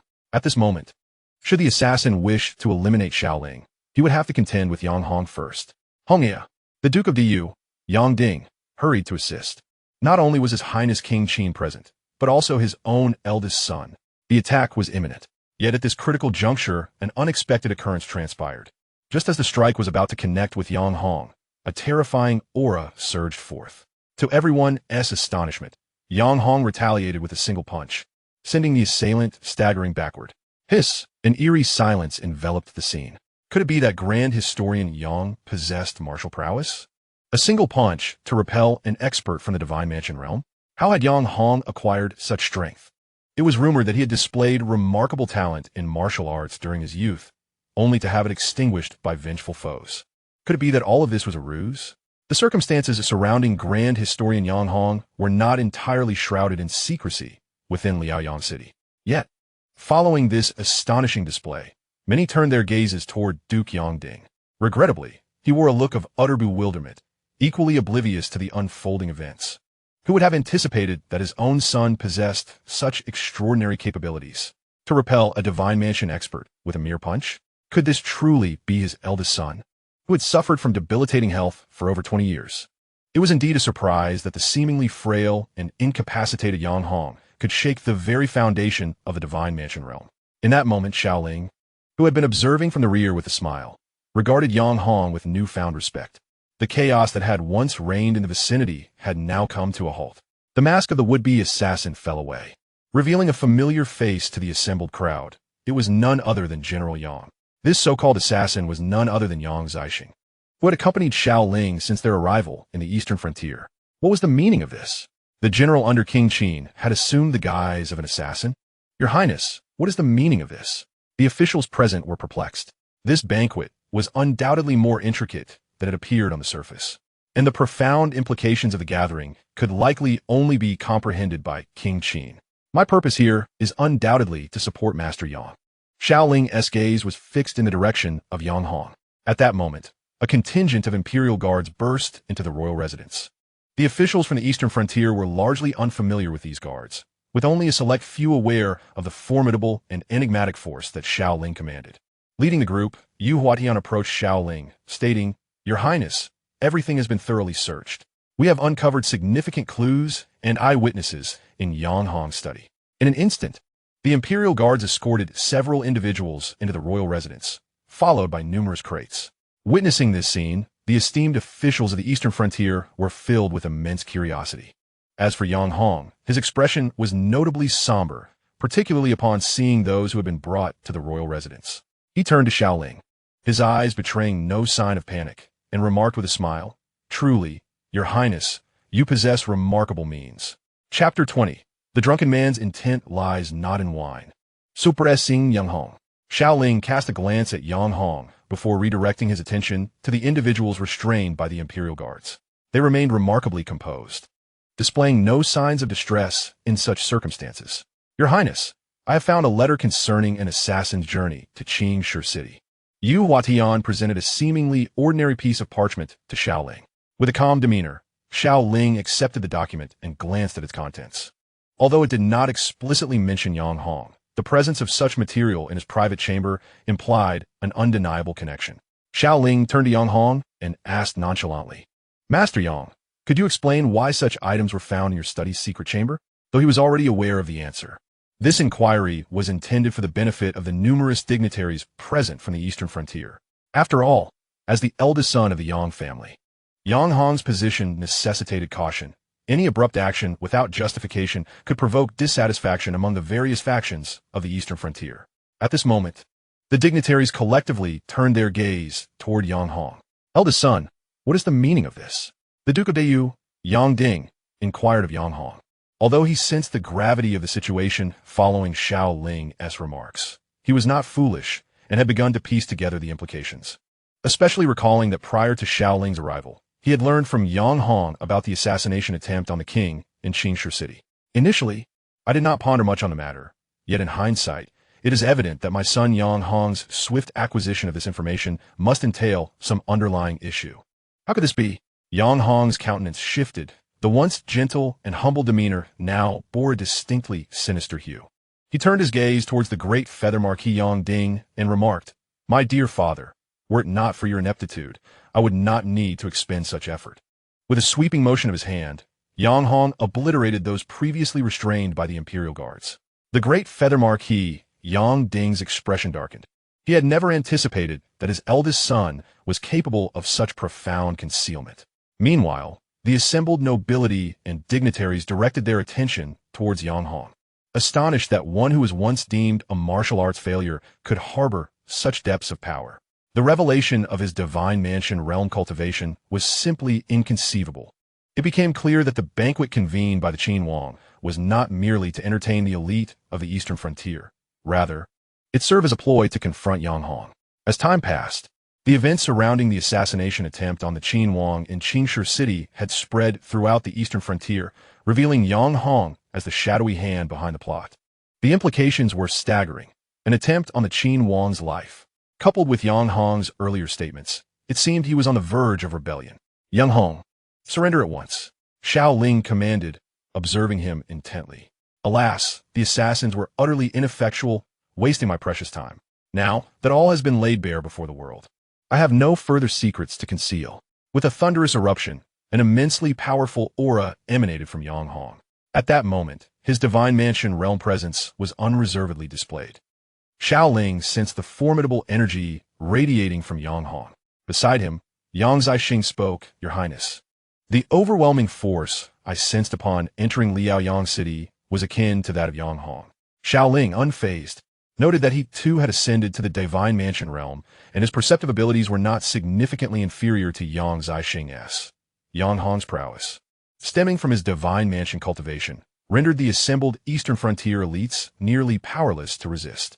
In the face of such strength, even the most formidable among them, those at the spirit transformation realm, were utterly ineffectual. "Impudent! Yang Hong, cease your insolence." The great feather Marquis Yang Ding glared at his son, his face a mask of fury. The Yang family had long been of venerable lineage, serving the Great Xia by guarding the eastern frontier. Yet they now faced a traitorous scion. In a sudden leap, Yang Hong ascended into the heavens above. Suddenly, countless figures emerged from all directions, numbering no less than 20. Upon closer observation, it became evident that the essence emanating from these 20 silhouettes was formidable, each possessing strength beyond the realm of transformation. In the entirety of the eastern Jiang province, such a concentration of transformation-level beings was unprecedented. One could not help but admire the profound concealment of Yang Hong.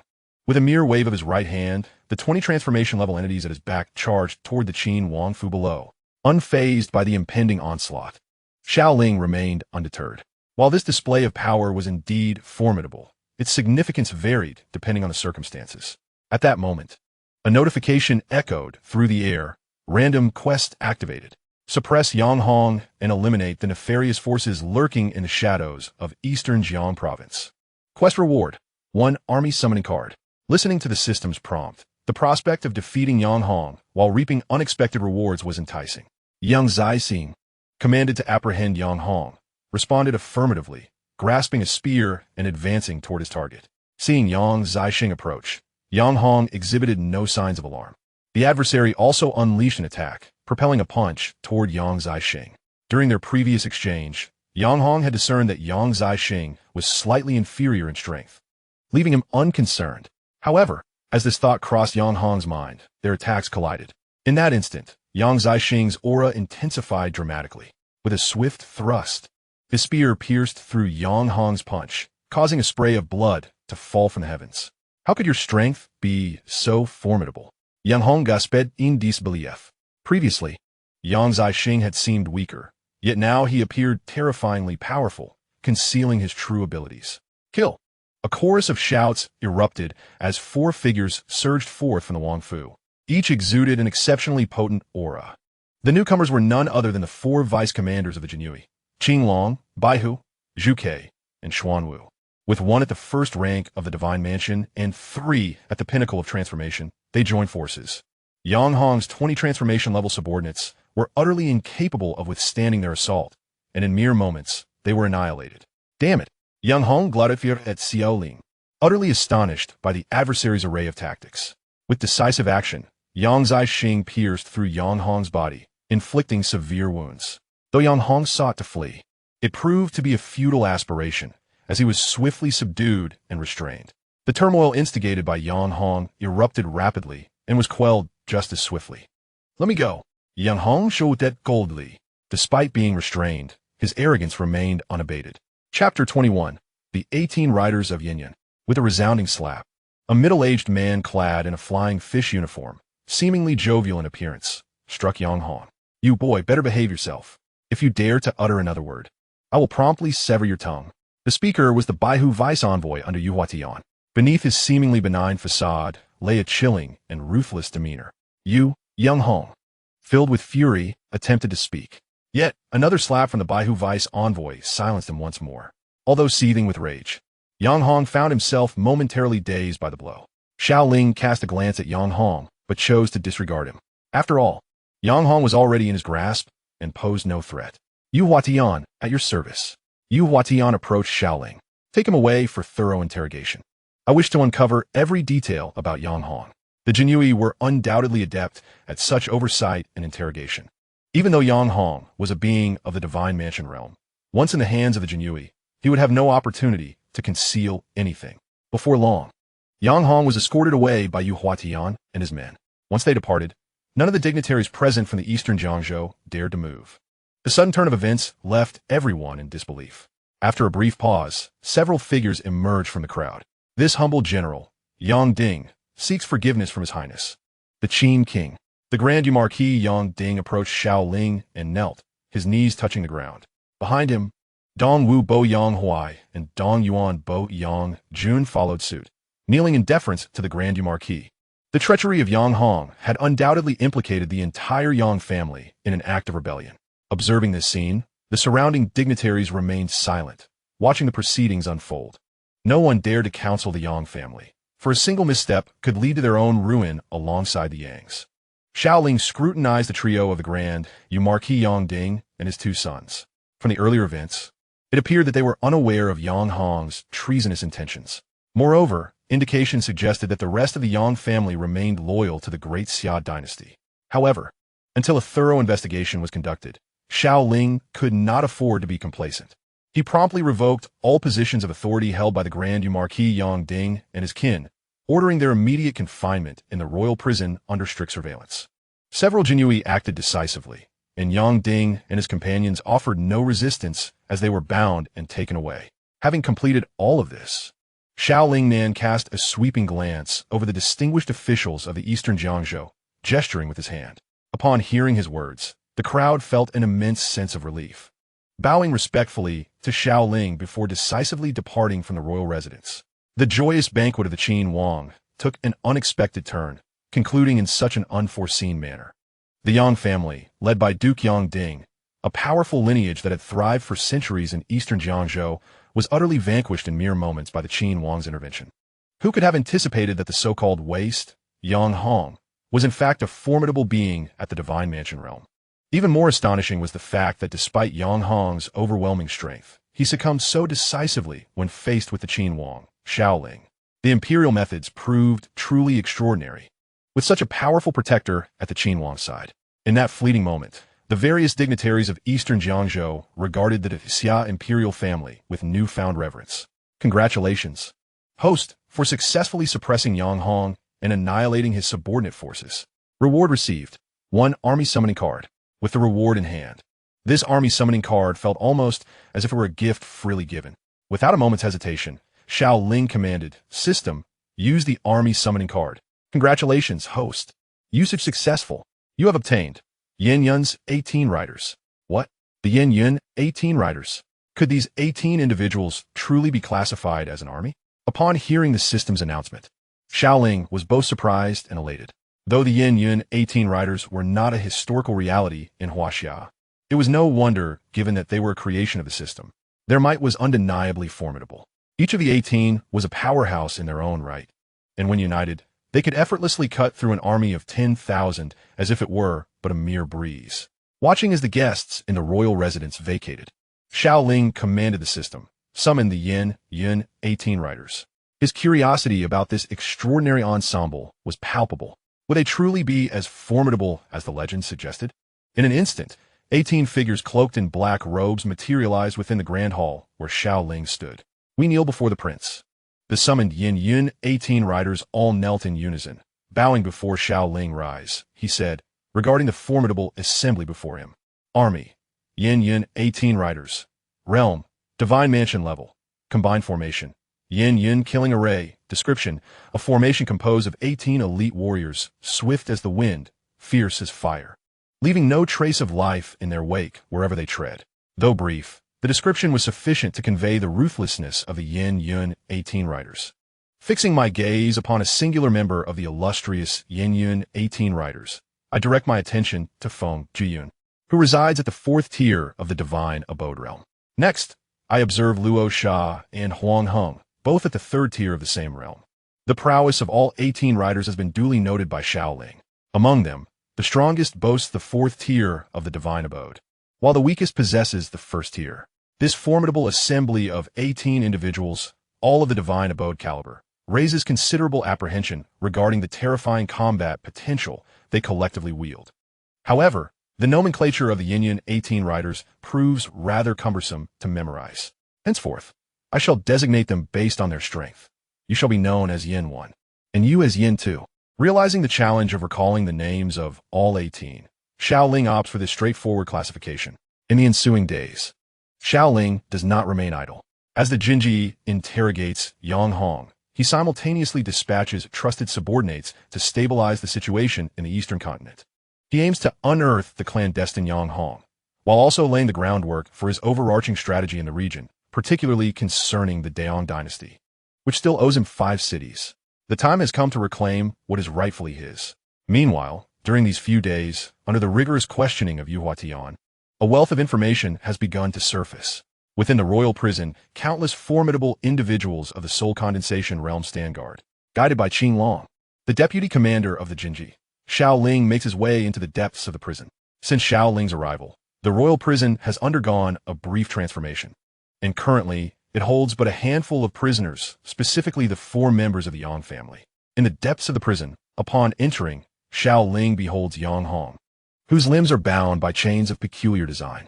He curls into a corner, his body trembling intermittently, devoid of any semblance of the arrogance characteristic of a divine abode master. Nearby, Yu Huatian sits on a bench, observing the cowering Yang Hong with an expression of indifference. As the chief of the Western Depot, he possesses numerous methods to deal with individuals like Yang Hong. Initially, Yang Hong exhibited an air of arrogance within the confines of the prison, but ultimately, he could not withstand the ordeal for long. Upon noticing Xiao Ling's approach, Yu Huatian swiftly rises from his seat and strides toward him. Greeting, I have the honor to meet your highness. Xiao Ling takes a seat on the bench previously occupied by Yu Huatian and inquires about the situation with Yang Hong. Yu Huatian retrieves a scroll from one of the Jinji subordinates and presents it to Xiao Ling, stating, Your Highness, these are all the accounts given by Yang Hong himself. Once, Yang Hong suffered a devastating blow to his martial arts talent due to an attack by enemies, rendering him a mere mediocrity in the realm of martial arts. However, at the age of 16, he fortuitously encountered an elder from the Shaoyan ancient sect, who employed a restorative method to repair Yang Hong's damaged martial foundation, thus enabling him to resume his cultivation. Not only that, the elder provided him with certain resources, allowing him to amass influence within the Great Xia Dynasty, with the ultimate goal of toppling the entire dynasty when the opportune moment arose, thereby supporting the emergence of a new imperial regime. As Yu Huatian recounted this, he could not help but lower his voice somewhat. Toppling the Great Xia? Xiao Ling maintained a remarkably calm demeanor, yet an indistinct aura began to rise within him. The Shaoyan ancient sect certainly had lofty ambitions, daring to cast their designs upon the Great Xia Dynasty. It would be impossible for Xiao Ling not to feel angered. Although he had traversed into this world, he had spent over a decade growing up in the imperial city, especially with the royal family of the Great Xia having a significant influence on him.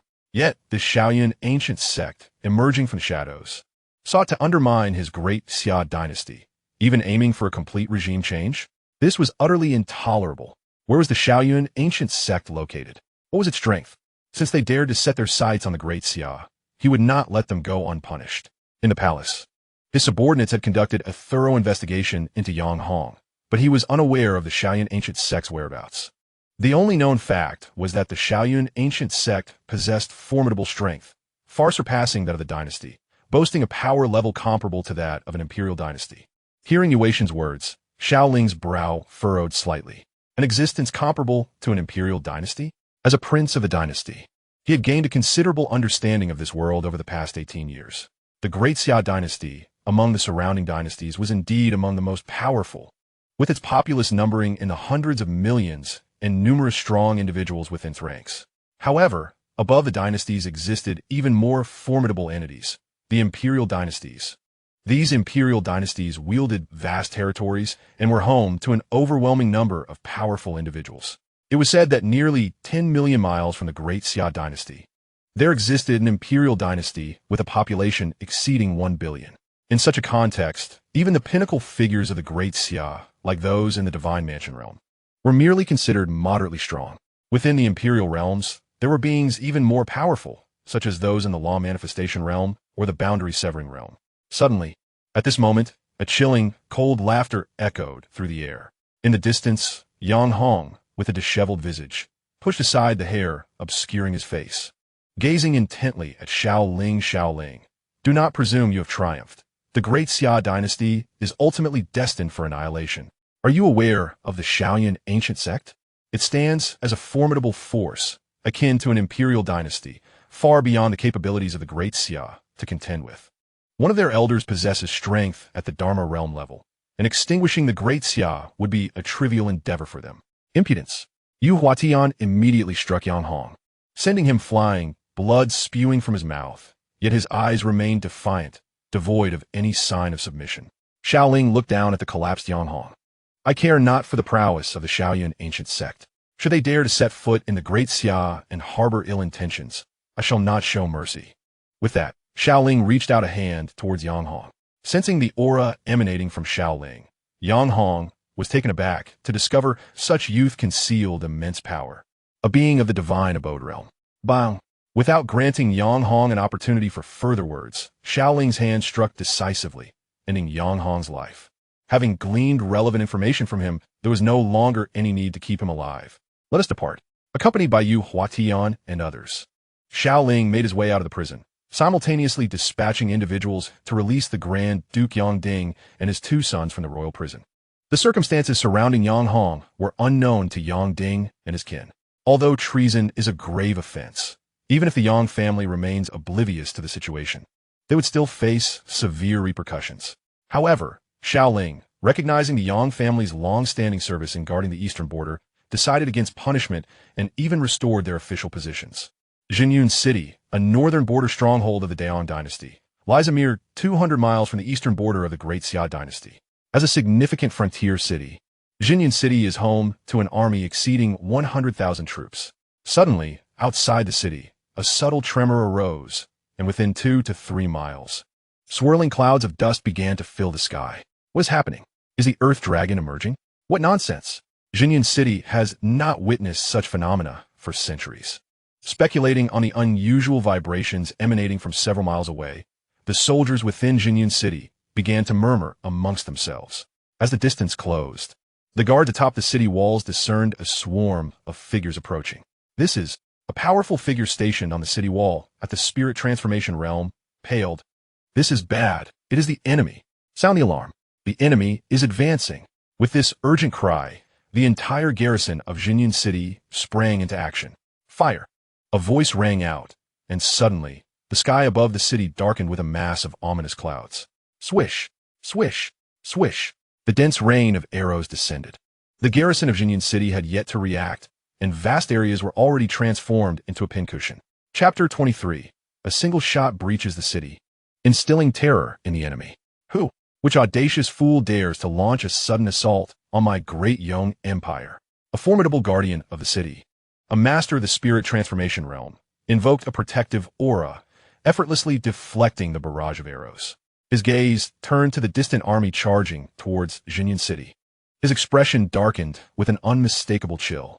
The great Yong Empire, renowned for its formidable might among neighboring nations, was no entity to be trifled with. Prepare for battle. Within Jinyan City, a heavily armored general emerged. Grasping a long sword with unwavering resolve, he emanated an overwhelmingly powerful presence. With a swift stroke, he unleashed a sword strike, the terrifying aura surging forth to clash with the rain of arrows. In an instant, wherever the sword light traversed, the arrows were cleaved and fell to the ground. The one who struck was General Zhu Tianxiang of the Great Yong Empire, stationed in this pivotal stronghold neighboring the Great Xia. The banner of the Qin? Which imperial force dares to advance with such audacity? Zhu Tianxiang's eyes were fixed on the approaching cavalry, his gaze locked onto the prominent flag they bore aloft.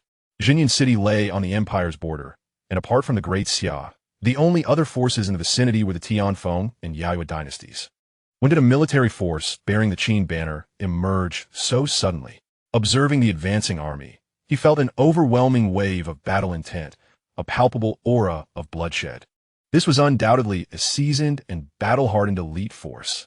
The quality of their horse armor was exceptional, yet it did not belong to any army of the surrounding empires in his memory. Whoosh, whoosh, whoosh. The incessant volley of arrows continued to rain upon Jinyan City. Oof. Zhu Tianxiang's countenance darkened. Regardless of which force dares to wreak havoc here, they shall pay dearly with their blood. With a resounding clash, several more sword strikes were unleashed. The relentless sword light not only obliterated the incoming arrows, but also surged directly towards the cavalry advancing on Jinyan City. As a pinnacle existence of the 9th tier of the spirit transformation realm, a single strike could easily annihilate hundreds, if not thousands, of ordinary soldiers. However, as Zhu Tianxiang's sword light surged towards the encroaching army, an unexpected anomaly occurred. A middle-aged commander clad in armor surged forth from the ranks, brandishing a spear. With what appeared to be a casual thrust, he effortlessly shattered the sword light that Zhu Tianxiang had unleashed. As the suddenly appearing middle-aged, armored general approached, the Red Marquis Zhu Tianxiang sensed an exceptionally perilous aura emanating from him. Who goes there? Zhu Tianxiang inquired. The middle-aged general, gazing steadily at him, nonchalantly positioned his spear behind him and replied, I am Yang Zixing, a general under the command of the Qin King of the Great Xia. The Great Xia Qin King. Indeed, the newcomer was none other than Yang Zixing. Leading the assault on the town of Yin City in the Great Yong was the formidable force of 50,000 Guaning iron cavalry. Upon hearing this, Zhu Tianxiang's expression shifted to one of astonishment. He was acutely aware of the Great Xia Qin King, for not long ago, the 5th prince of the Great Xia Dynasty, Xiao He, had come of age and was bestowed the title of Qin King by the current emperor of Xia. This news had long since spread across the neighboring nations, and there existed considerable animosity between the Great Yong and the Great Xia, stationed at the border of Great Yong. He had received explicit orders from the imperial city to rigorously defend Yun City, ensuring that no slip-ups occurred. Initially dismissive, Zhu Tianxiang could hardly have anticipated that, in such a brief span, this impetuous young Qin king would indeed send troops to invade Great Yong. A mere child dares to lead an army against the Great Yong dynasty? Zhu Tianxiang scoffed. With over 100,000 troops stationed in Yun City, how could a mere few thousand cavalry hope to succeed? With that, Zhu Tianxiang swung his sword and charged at Yang Zixing. Seizing the initiative, he sensed a dangerous presence emanating from Yang Zixing, and facing such a formidable adversary, he could not afford to be complacent. He must strike with utmost strength and swiftness to eliminate this threat on the spot. However, Zhu Tianxiang evidently overestimated his own prowess. In a swift motion, Yang Zixing lunged forward, his spear piercing directly towards him with an overwhelming force that seemed to threaten the very heavens. Bang! As sword met spear, the blade's energy shattered in layers, utterly incapable of halting the ferocious thrust of the spear. Impossible! Zhu Tianxiang exclaimed, disbelief etched across his face. He was caught off guard, and his entire body was impaled by the swiftly approaching spear light. Boom! With a resounding crash, propelled by immense force, he plummeted from the walls of Yun City, creating a vast crater upon impact. In a single strike, the formidable Zhu Tianxiang, a powerful being at the 9th tier of the spirit transformation realm, was decisively vanquished. As the dust settled, the grim state of Zhu Tianxiang became visible. A dark hole marred his chest, and the armor that once protected him lay shattered and fragmented as he coughed up blood mixed with debris. Defeated? Did the Red Marquis truly fall so swiftly? When did the Great Xia come to possess such formidable generals?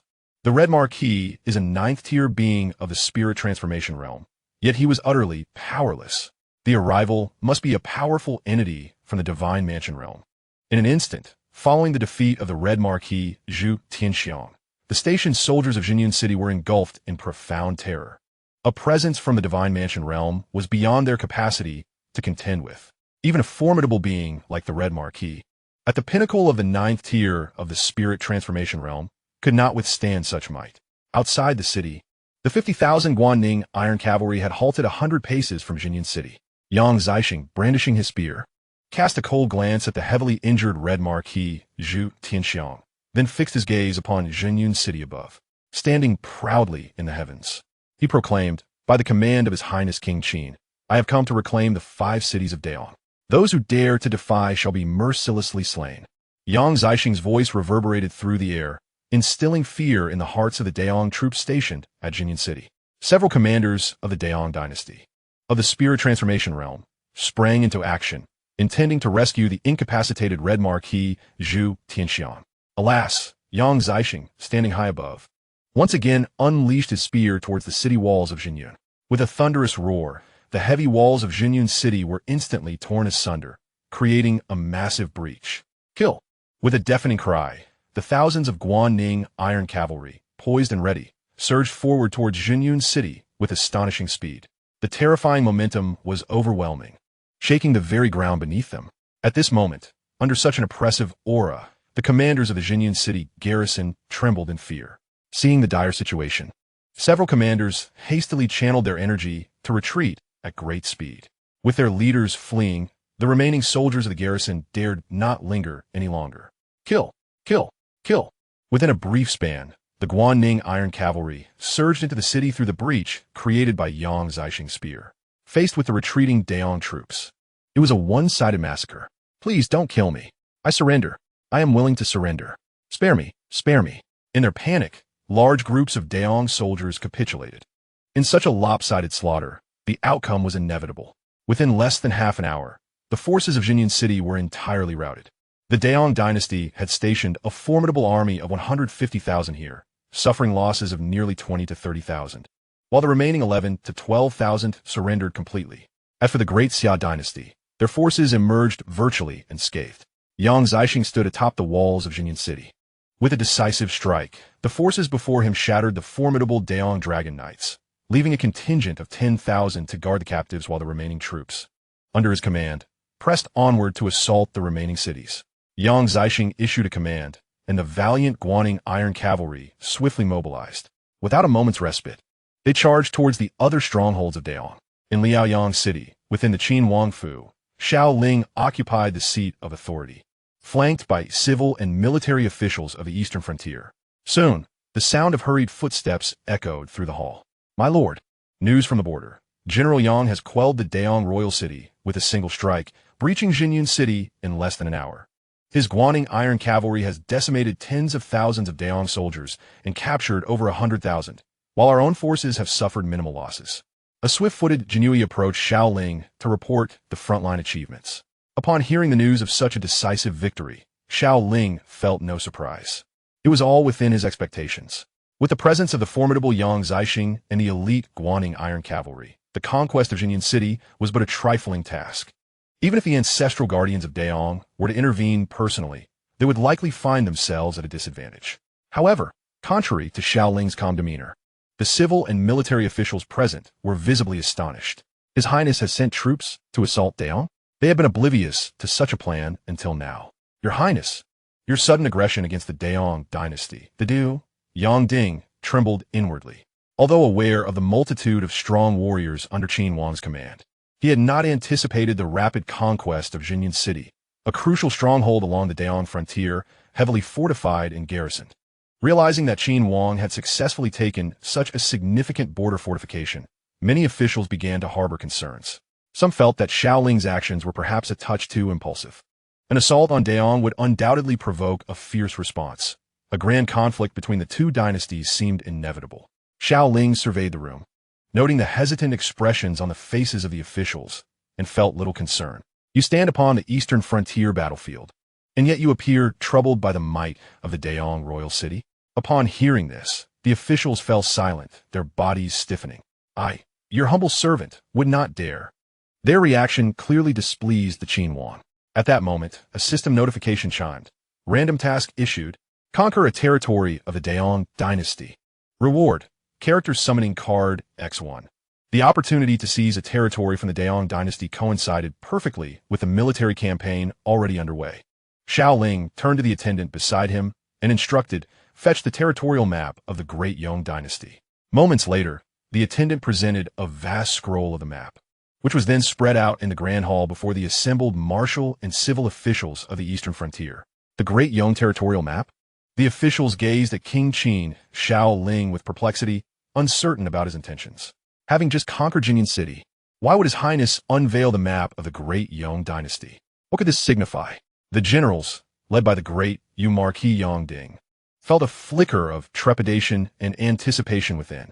Unlike their civilian counterparts, these warriors, who had long been embroiled in conflict with the Great Xia Dynasty, bore deep-seated anger from the loss of countless comrades and kin at the hands of the enemy. With the arrival of the valiant and decisive King Qin, they sensed that the Great Xia would soon face dire repercussions. Xiao Ling rose and stepped directly onto the map of the Great Xia territory. The expanse of Great Xia's land was no less than that of the Great Xia. However, it was only a matter of time before this vast territory would belong to the Great Xia. As he traversed the map, the eyes of the Eastern Frontier's officials followed him intently. Upon reaching a specific point on the map, Xiao Ling paused. Xianfeng Prefecture. What do you all think of this land beneath my feet? His gaze swept across the assembly, and the officials were taken aback. Xianfeng Prefecture was adjacent to their own Eastern Frontier. The implications of the king's words were unmistakably clear. Yongding stepped forward, bowing deeply as he declared, by your command, King Qin, I shall brave fire and water without hesitation.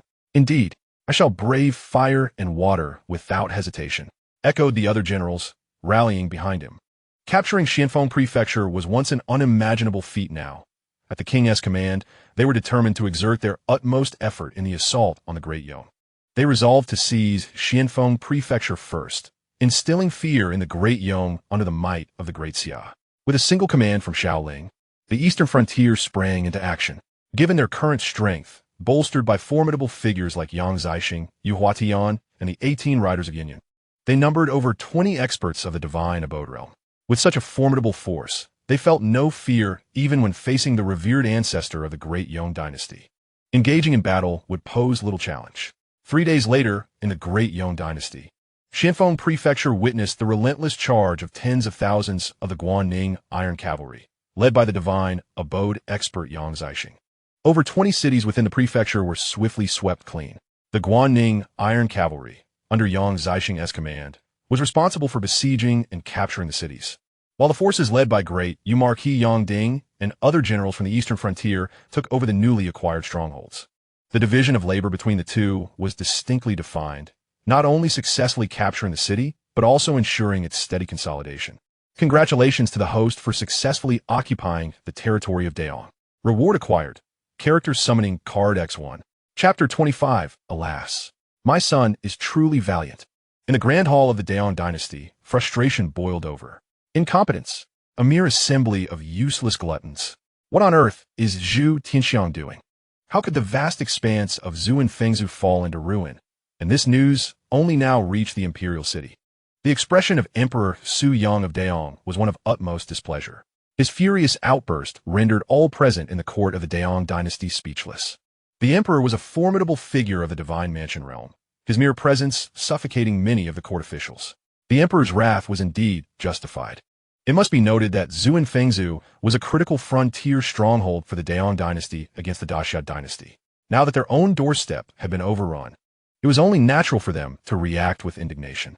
In the wake of his fury, Emperor Su Yang took a moment to compose himself and gaze down at the gathered ministers. After a brief silence, an elderly minister stepped forward from the ranks.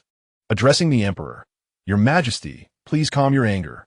According to reports from our scouts, while the Xianxia Dynasty dispatched a grand army to assault our Zhu and Fengzhu, they secretly sent a mysterious force to ambush our couriers, severing all communications between the dynasty and Zhu and Fengzhu. It is said that the leader of this force is a formidable figure of the Divine Mansion realm. Zhu Tianxiang met his demise at the hands of the enemy in a single encounter, leading to the subsequent collapse of Zhu and Fengzhou. The speaker was Huang Lu, the current chancellor of the Daong dynasty, a figure of the Divine Mansion realm. The emperor's brow furrowed deeply. He had never anticipated that the Xia dynasty would deploy such a powerful being. Although divine-level figures existed among the various dynasties, their strength was so formidable that they rarely intervened publicly. Furthermore, the loss of a divine being would represent a tremendous blow to any dynasty. What a bold move by the Xia dynasty, to even send forth a divine realm existence. The emperor's expression darkened, yet a cold smile soon graced his lips. It seems the ancestors of the Xia dynasty are indeed nearing their end, desperate to make a final stand. The overall strength of the Daong dynasty and the Xia dynasty was relatively comparable, with the primary difference lying in the lineage of their respective ancestors. The Xia dynasty, being the oldest among the surrounding nations, had the advantage of a peak 9th grade ancestor in the Divine Mansion realm, far surpassing the royal foundations of its neighboring states. This had allowed it to maintain dominance over the other nations. However, with the transition of generations, the Xia dynasty now appeared to be lacking in successors. As the Great Xia Dynasty grows increasingly audacious, it serves as a stark indication that its royal ancestors are running out of time. An urgent command was dispatched to King Qi, instructing him to lead 500,000 elite troops towards Xianfeng continent without delay. Should they dare to wreak havoc in our Great Yong Dynasty, I shall ensure that the armies of Great Xia will return empty-handed. Emperor Yong Suyang issued the order forthwith. King Qi, a prince of the Great Yong Dynasty and a formidable presence at the divine abode level, prepared to act. In the company of several generals, Xiao Ling had already arrived from Liaoyang City, setting foot upon the land, which originally belonged to the Great Yong Dynasty. He now claimed it as the territory of the Great Xia Dynasty, following the arrival of his grand army. Report to King Qin. According to our scouts, King Qi Su Hong of the Great Yong Dynasty is leading 500,000 elite troops at an astonishing pace towards Xianfeng continent. A swift messenger from the Imperial Guard relayed. Upon hearing this news, Xiao Ling felt no trepidation. Let them come. Such a tender morsel, once in hand, cannot simply be returned. He commanded Yang Zixing to lead 5,000 cavalrymen to stand ready and keep a vigilant watch over the formidable army led by King Qi Su Hong. Additionally, he ordered Duke Diyu Yangding and other generals to station troops from the eastern frontier on the major cities of Xianfeng continent. In Xiao Ling's strategy, the first step was to seize control of Xianfeng continent, followed by a brief respite before launching a full-scale assault on the entire Great Yong Dynasty. One of the formidable figures at the divine abode level, he had no shortage of such strength among his ranks. He simply needed to wait until the armies of Great Xia had gathered and solidified their foothold on Xianfeng continent. Then, he could dispatch his top warriors straight to the Great Yong imperial city, eradicating it thoroughly. Once his forces had retreated, he activated the system to use a character summoning card. With the capture of Xianfeng continent, Xiao Ling had fortuitously obtained a character summoning card. Congratulations, host. Summonen successful, Gainye. Gainye. Xiao Ling had heard of this figure, recognized as the sword saint of the Qin era. His presence, summoned to this martial world, would surely be formidable. Do you wish to summon Gainye? Without hesitation, Xiao Ling affirmed the summoning. Filled with curiosity about this legendary sword saint, he awaited the manifestation. In the next moment, before Xiao Ling, a rift appeared in the once tranquil void. A man, clad in a simple robe and appearing to be of middle age, stepped forth from the fissure. Your subordinate, Gainye, greets the prince. Despite Gainye's unassuming attire and the wooden sword hanging at his waist, he could easily blend into any street as an ordinary swordsman. Xiao Ling regarded him intently. Perceptively discerning, despite Gainye's repressed aura, a sharp brilliance still emanated from his entire being. Character, Gainye. Realm, 9th grade of the Divine Abode. Cultivation method, Heavenly Sword Technique. Introduction, the Sword Saint of the Qin Dynasty, a sovereign of swordsmanship. 9th grade of the Divine Abode. Gainye's power, compared to that of the venerable ancestor of the Great Xia Dynasty, was undeniably formidable. Although the character introduction was succinct, each phrase distinctly conveyed Gainye's overwhelming prowess. This was indeed a tremendous gain. With the presence of Sword Saint Gainye, how could the strength of the various dynasties dare to contend with him? At this moment, in the Great Xia Dynasty. Ha ha ha ha. Excellent. Truly excellent. My son is indeed valiant. The great Emperor Xia, Xiao Tianwang, laughed heartily upon reading an urgent report from the eastern continent. This young man had accomplished astonishing feats in such a brief period. Beside Emperor Xiao, the crown prince Xiao Yuan looked at the urgent report in his hands, his expression one of astonishment. My fifth brother is indeed brave. He has managed to conquer the entire Xianfeng continent under the banner of the Great Yong in such a short time. Upon receiving this military report from the eastern continent, they could scarcely believe it to be true had they not verified it multiple times. The contention between the Great Xia and Great Yong had persisted for over a century. Though Great Xia was subtly stronger, there had never been such a remarkable achievement in their historical conflicts. Chapter 26. The Cowardly Pretender. Brother, do you feel any pressure? After calming his emotions, Emperor Xiao Tianwang turned to his side, addressing Crown Prince Xiao Yuan. Hearing his father's words, the Crown Prince hesitated momentarily. As the heir apparent, he understood the implications behind his father's statement. However, after a brief pause, he shook his head, declaring, "There is nothing for me to worry about.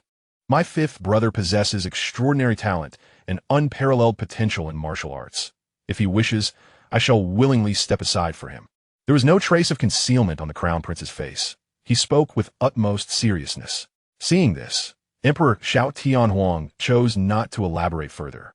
As the ruler, although the Great Xia Dynasty faced considerable external pressures, internally, he was relieved of many burdens. Among his 4 sons and 1 daughter, there were no rivalries for power.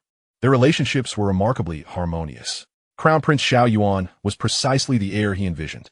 Now, it appeared that the 5th son was also exceptional, likely benefiting from extraordinary encounters and formidable allies. If this were indeed the case, Emperor Xiao Tianhuang couldn't help but feel a weight in his heart. Just for a moment, he thought, so be it. Not yet having reached that juncture, why concern oneself unnecessarily? With a light pat on the shoulder of the Crown Prince Xiao Yuan, I cheerfully suggested, "Come, let's take a stroll in the Imperial Garden." In the eastern plains, where the realms of Daong, Xianfeng, and Shaji converge, a multitude of troops from both the Great Xia and Daong, amounting to hundreds of thousands, have gathered at this very junction. On the Daong side, a middle-aged general clad in resplendent white armor exudes an air of unyielding authority as he sits upon the central throne of his army. His piercing gaze commands respect, and even as he remains seated, an intangible pressure emanates from him, rendering the surrounding crowd breathless. This formidable figure is none other than King Su Hong of the Daong dynasty. Standing respectfully at his sides are several generals of the Daong, all at the pinnacle of their prowess. Surrounding them is a meticulously arranged force of 500,000 elite troops from the Daong dynasty. Meanwhile, on the opposing side, a cavalry unit of nearly 50,000 stands resolutely, appearing strikingly isolated and helpless in contrast to the formidable Daong forces. It is indeed a laughable sight. How dare these mere 1,000 challenge us? The king of Great Xia truly exhibits an audacity that knows no bounds. In my estimation, these cavalry are merely marching towards their doom, hoping to delay our advance while the armies of Xianfeng Island hastily retreat. With such a meager force, they would surely be annihilated in a single charge. The mighty generals of Daong regard the Great Xia's meager contingent with disdain. Do they presume that a mere 50,000 can stand against our 500,000? Are we to be seen as weak, or does Great Xia consider itself invincible? Moreover, with King Su Hong of the Divine Mansion stationed at the helm of the Daong forces, how could the Great Xia possibly withstand us? Before long, the two factions stood in opposition. From the ranks of Daong, a formidable figure emerged, a master of the transformation realm, stepping forth to address the Great Xia soldiers.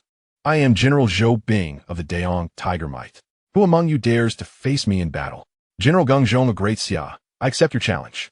In an instant, a middle-aged commander from the Great Xia surged forward, positioning himself before the Daong master. How absurd! Does this mere transformation realm 4th-tier warrior dare to engage in combat? The Daong expert scoffed. Has Great Xia truly run out of capable warriors that you would send such a feeble opponent to confront me? I am a 7th-tier transformation master, and you dare to challenge someone 3 tiers above you? Enough of this idle chatter. I need not summon greater strength to deal with someone of your caliber. Upon hearing Geng Zhong's words, General Zhou Bing of Daong wasted no time and launched an attack, his fist hurtling towards Geng Zhong with unrestrained ferocity. Separated by 3 complete tiers, he was eager to witness how his opponent would withstand the onslaught. As the enemy general launched a palm strike towards him, Geng Zhong displayed not a trace of fear. The two forces clashed. Boom!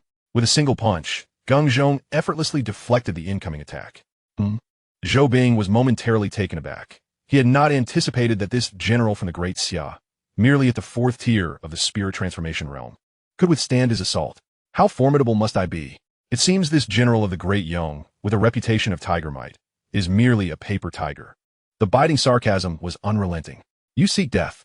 Fury surged across Zhou Guang's face. As a proud general of tiger might, ranked among the top 10 in combat prowess within the Great Yong, he could scarcely tolerate being mocked by an adversary of lesser cultivation. Gathering his spiritual energy, he materialized a long blade in his right hand. Zhou Bing snorted coldly and immediately struck again. The aura of a 7th-tier spirit transformation expert was now fully displayed. With no restraint whatsoever, Geng Zhong, undaunted, also conjured a long blade of spiritual energy, charging forth to meet him. In an instant, a fierce battle erupted between the two. Geng Zhong, who among you knows of this man? Remarkably, at the 4th tier of the spirit transformation realm, he possesses the capability to contend against the tiger might General Zhou Bing of the 7th tier. When did the Great Xia produce such an entity? Observing Geng Zhong's formidable prowess, the forces of the Great Yong were utterly astonished. Such an existence should not be a nameless nobody. Yet, they remained oblivious to the truth. Kill. Zhou Bing's assault intensified. As the battle with Geng Zhong escalated, he increasingly sensed the latter's extraordinary nature. Perish. Zhou Bing's aura surged, unleashing an attack of unprecedented ferocity. Ultimately, as a 7th-tier spirit transformation expert, Geng Zhong could not withstand it. The long blade of spiritual energy in his hand shattered, and he plummeted heavily towards the ground. Victory! In this critical moment, Zhou Bing emerged triumphant. Rumble!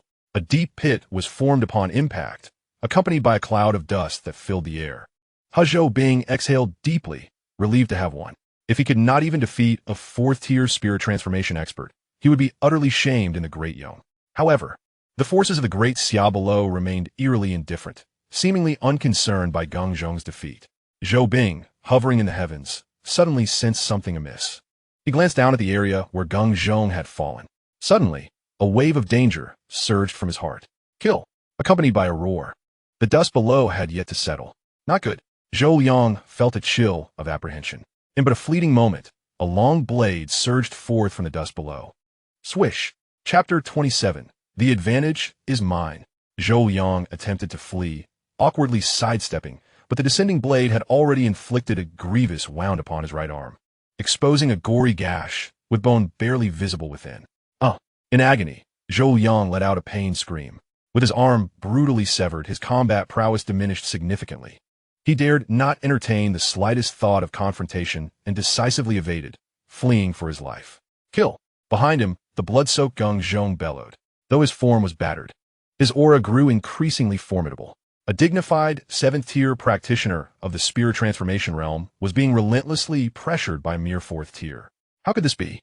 The 4th-tier commander of the Great Xia possessed such strength? The momentum he projected surpassed that of his original realm by a considerable margin. On the side of the Daong dynasty, the generals witnessing the battlefield were utterly astonished. What was believed to be a certain victory had taken an unexpected turn. Nowhere to run. Kill, kill, kill. In midair, Geng Zhong relentlessly unleashed attacks upon the retreating Zhou Yang. In this fierce confrontation, Geng Zhong paid no heed to his own life, driven solely by the madness to eliminate the fleeing Zhou Yang. Thus, under such intense assault, Geng Zhong's already wounded body found itself in increasingly perilous straits. Madman, you lunatic! Zhou Yang glanced back intermittently, his eyes filled with terror. He had never anticipated encountering such a frenzied adversary. Given the strength of both parties, Zhou Yang, as a 7th-tier practitioner, should possess a foundation far superior to that of the mere 4th-tier Geng Zhong. Yet, valuing his life, he could not afford to fight recklessly like his opponent. Consequently, it was fated that he would meet defeat. You Daong scoundrel, will you only run? Geng Zhong scoffed from behind. Zhou Yang replied coldly. What kind of identity do you think I possess to risk my life against a wretch like you? At that moment, Zhou Yang was still searching for excuses for his impending defeat. Geng Zhong, uninterested in further banter, continued his pursuit, determined to slay the formidable general of the Daong dynasty. With a swoosh, another strike was unleashed. This blow struck Zhou Liang squarely in the back, and a torrent of blood cascaded down from above. Under the weight of this blow, Zhou Liang could scarcely maintain his footing in the air, crashing heavily to the ground. Kill! Geng Zhong clutched the long blade, forged from ethereal energy, and descended from his elevated position to strike fiercely at Zhou Liang. No, Your Highness, save me. In this critical moment, Zhou Liang was struck with panic, calling out toward the forces of the Daong dynasty in a state of utter disarray, facing the imminent threat of death. In the next instant, an overwhelming, oppressive force emanated from the direction of the Daong army. Stop! A voice rang out, deep within the ranks of the Daong soldiers. That formidable aura surged toward Geng Zhong, a presence that transcended the power of the spirit transformation realm. However, Geng Zhong was blinded by bloodlust, utterly oblivious to the perilous energy approaching him. It was the king of Qitian who had taken action. This fool from the Daxia was courting death, daring to defy the might of the king of Qitian. Geng Zhong, consumed by rage, had surely lost all sense of reason. With the king of Qitian intervening, the enemy from Daxia was as good as dead. As the terrifying aura approached from the command tent, the soldiers of the Daong dynasty were filled with dread, regarding Geng Zhong with disdainful disbelief. To them, Geng Zhong was undoubtedly doomed. Yet, in the next moment, an unforeseen event transpired. Just as the king of Qitian's overwhelming pressure was about to bear down upon Geng Zhong, a powerful force surged forth from the ranks of the Daxia army. In that brief interval, could the Godfu realm of Daong only bully those of the spirit transformation realm? Yang Zixing, wielding a spear, stood aloft in the sky. A similarly potent aura erupted from him, instantly dispersing the king of Qitian's oppressive energy directed at Geng Zhong. Geng Zhong remained unscathed. Accompanied by a piercing scream, Geng Zhong descended, his ethereal blade striking deep into Zhou Liang. With a swift motion, Zhou Liang's head was severed. He was dead. Zhou Liang, a 7th-rank spirit transformation realm warrior and the revered general of tiger might within the Daong dynasty, had been slain. The death of this late-stage spirit transformation commander sent shockwaves through the Daong ranks. Impudent. The expression on King Qitian Su Hong's face darkened. Zhou Liang was no weakling. He was a formidable general of the Daong dynasty. Yet, in the presence of the Prince of Daong, he had been brazenly executed. This loss was not merely that of a general. It was a profound embarrassment. The aura of a Godfu realm expert radiated from King Qitian Su Hong. As he turned his wrath toward Yang Zixing, thunder rumbled. Yang Zixing exuded un exceptionnelle formidable aura. In an instant, the king of Qi, Su Hong, felt as though he were being scrutinized by a ferocious tiger. How could this be? This individual must at least be of mid-level in the Divine Mansion realm. Although he was aware that the Great Xia Dynasty had dispatched a powerful figure of the Divine Mansion realm, he had initially believed it would be a mere early-stage practitioner, only to discover that it was indeed a mid-stage powerhouse. Boom! Yang Zixing brandished his spear and launched a direct assault on King Su Hong. Sensing the terrifying attack bearing down upon him, Su Hong dared not be the slightest bit careless and immediately countered to defend himself. The clash commenced, and with a single thrust, Yang Zixing drove Su Hong back several steps. In such a brief moment, the disparity in strength between the two was unmistakably clear. The 5th tier of the Divine Mansion realm. How could he be so strong? Su Hong's expression darkened. The power of this middle-aged general from the Great Xia was evidently far beyond his expectations. Their strengths were indeed evenly matched at the 5th tier of the Divine Mansion realm. However, at this juncture, both sides had no choice but to engage in a desperate battle. They possessed a formidable force of 500,000 elite troops from the Daong dynasty, including numerous commanders of the Transformation Spirit realm. With 500,000 against only several thousand, the advantage lay with them. Chapter 28. The commander of the Guaning Iron Cavalry of the Great Xia, Yuan Chengwan. Army, he my command. Kill. With a commanding shout from King Su Hong, the army of the Daong dynasty, already brimming with murderous intent, sprang into action. Under the leadership of a dozen commanders of the Transformation Spirit realm, they launched a decisive assault. This was a force of 500,000, and the momentum they generated was nothing short of overwhelming. Meanwhile, among the ranks of the Great Xia Dynasty, although there were only 50,000 Guaning Iron Cavalry present, as one of the finest cavalry units in Chinese history, their combat prowess was not diminished despite the vast numerical disparity. The commander of the Guaning Iron Cavalry drew his sword and cast a piercing gaze toward the rapidly advancing troops of the Daong dynasty. This battle is ours. kill. At his command, the thousands of Guaning iron cavalry unsheathed their weapons and charged forward. With 50,000 pitted against 500,000, the difference was a staggering tenfold. Were an ordinary army, they would likely falter at the mere sight of such a display and flee in terror. How dare a solitary force act so arrogantly on the territory of the Daong? Annihilate these intruders and let them witness the might of the Daong dynasty. No one shall escape who dares to rampage across the lands of the Daong. The entire army of 500,000 moved swiftly, expanding the battlefield and swiftly surrounding the 50,000 Guaning iron cavalry of the Great Xia Dynasty. The speed of the two armies' maneuvers was astonishing, as the front lines clashed fiercely. Judging by the number of troops, the Great Yong Dynasty's 500,000-strong army presented an overwhelming advantage. However, in an unexpected turn of events, a thunderous roar erupted. Thousands of cavalry from the Great Xia assembled, their soldiers unleashing a formidable strength far surpassing that of the Great Yong forces. They were at the bone refinement stage. How could they be so powerful? This battalion of thousands from Great Xia was composed entirely of martial artists at the bone refinement level, while the Great Yong Dynasty boasted a full contingent of 500,000 elite troops. These elite forces were primarily composed of those at the mid to late stages of Qi refinement. Clearly no match for the might of the thousands at the bone refinement level from Great Xia. Kill! Kill! Kill! The roar of battle resounded. The Qianning iron cavalry charged into the Great Yong army with lethal precision, effortlessly carving a path through their ranks. Given their individual strength vastly superior to that of the Great Yong army, the combat prowess of the Qianning iron cavalry was evident. In a mere moment, the Great Yong Dynasty had already suffered the loss of over 1,000 soldiers. The formation was torn asunder, plunging the Great Yong troops into chaos as they faced relentless slaughter from the Qianning iron cavalry. On the celestial battlefield, the Qi Tianwang, Su Hong, and Yang Zixing were locked in an intense struggle. Yet, the overall situation on the battlefield clearly favored one side. Su Hong, the Qi Tianwang, found himself under significant pressure from Yang Zixing, struggling to mount a counteroffensive and relegated to a position of passive defense. When had the Great Xia Dynasty come to possess such formidable forces? Su Hong's heart raced with trepidation. Although both were of comparable cultivation levels in terms of combat strength, his adversary was evidently much stronger. Turning his gaze to the battlefield below, despite the Great Yong Dynasty's considerable numerical advantage, the situation unfolded in a manner contrary to his expectations. The strength of the thousands of Great Xia soldiers was inherently formidable, compounded by their training as a cavalry force, which allowed them to relentlessly charge into the ranks of the Great Yong army. With each wave of assault, countless lives of Great Yong soldiers were claimed. If this continued, the numerical advantage of the Great Yong Dynasty would soon be rendered moot. Below, a group of 12 or 20 commanders from the Great Yong Dynasty, all at the transformation stage, sprang into action decisively.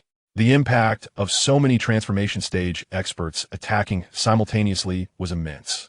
Even though the Great Xia army was composed entirely of bone refinement stage soldiers, they would undoubtedly struggle to withstand such a formidable onslaught. In the realm of the Great Xia Dynasty, the number of generals at the transformation realm was exceedingly scarce. Despite each one's prowess being significantly superior to that of their adversaries at the same level, they were still besieged by formidable opponents with numbers vastly exceeding their own. Even as they observed the multitude of transformation realm experts from the Great Yong Dynasty mobilizing, there appeared to be no feasible means to impede their advance. "Attack!" shouted a general of the 8th tier of the transformation realm. In the Great Yong camp, a dozen transformation realm generals swiftly sprang into action. With such a cohort of transformation realm warriors launching a combined assault, the fate of the Great Xia army was all but sealed. However, at that very moment, from the rear of their forces, the commanding officer of the Guaning Iron Cavalry, with a piercing gaze, unleashed a strike with his sword. A brilliant sword light instantaneously engulfed the battlefield, obliterating the advancing troops of the Great Yong Dynasty in its path, swiftly reaching the location of the dozen transformation realm generals. Under the influence of this sword light, the generals from the Great Yong Dynasty were immediately enveloped by a terrifying aura of suppression. With a resounding clash, the sword light enveloped the ranks of the transformation realm warriors, causing blood to erupt as several figures were sent hurtling in all directions. With a single stroke, he effortlessly incapacitated numerous formidable foes from the Great Yong Dynasty, severely wounding several of the less powerful transformation realm experts among them. The sheer ferocity of this strike caught the Great Xia Dynasty completely off guard. Impossible. The Great Xia Dynasty possesses a powerhouse of the divine abode realm. Above in the heavens, Su Hong, the king of Qi Tian, who was engaged in combat with Yang Zixing, wore a look of astonishment. No, wait. It is the pinnacle of the 9th tier of the transformation realm. As a mid-stage divine abode realm entity, Su Hong swiftly discerned the strength of the Great Xia general below. He had never anticipated that a mere transformation realm 9th tier could rival the capabilities of an ordinary divine abode realm expert.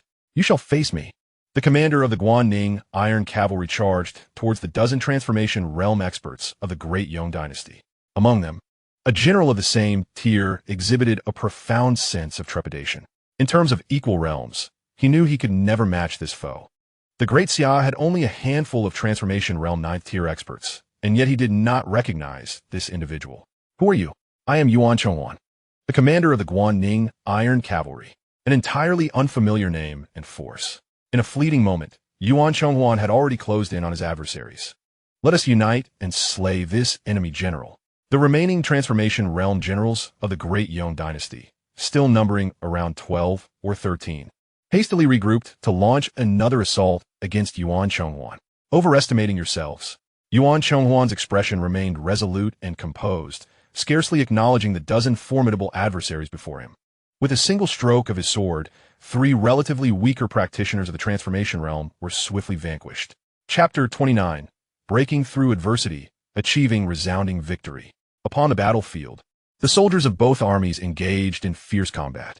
The forces of the Great Xia Dynasty, across all aspects, maintained an absolute advantage. However, the situation on the battlefield was entirely contrary. Despite the overwhelming numerical superiority of the Great Xia, they were currently subjected to brutal onslaughts. Under the relentless charges of the Guanning Iron Cavalry, the army of Great Xia fell like wheat before the scythe. No, I refuse to die. Spare me. Do not kill me. Demons, these wretches from the Great Xia are inhuman. Get away. I do not wish to perish. Do not obstruct my escape. Faced with the unyielding assaults of the Guanning Iron Cavalry, many soldiers of the Great Xia Dynasty surrendered. Some even turned their weapons against their comrades in a desperate bid for survival. Alas, the sheer number of the Great Xia forces pressed relentlessly forward, rendering any attempts at surrender futile. The Guanning Iron Cavalry received no orders to cease, and their slaughter of the Great Xia army continued unabated. In one area of the sky, Yuan Chonghuan, relying solely on his strength, had thoroughly subdued over a dozen commanders of the Great Xia transformation realm surrounding him. Kill! Yuan Chonghuan's sword radiated a brilliant light, slicing towards the transformation realm practitioners of the Great Xia. The speed of his attack was astonishing.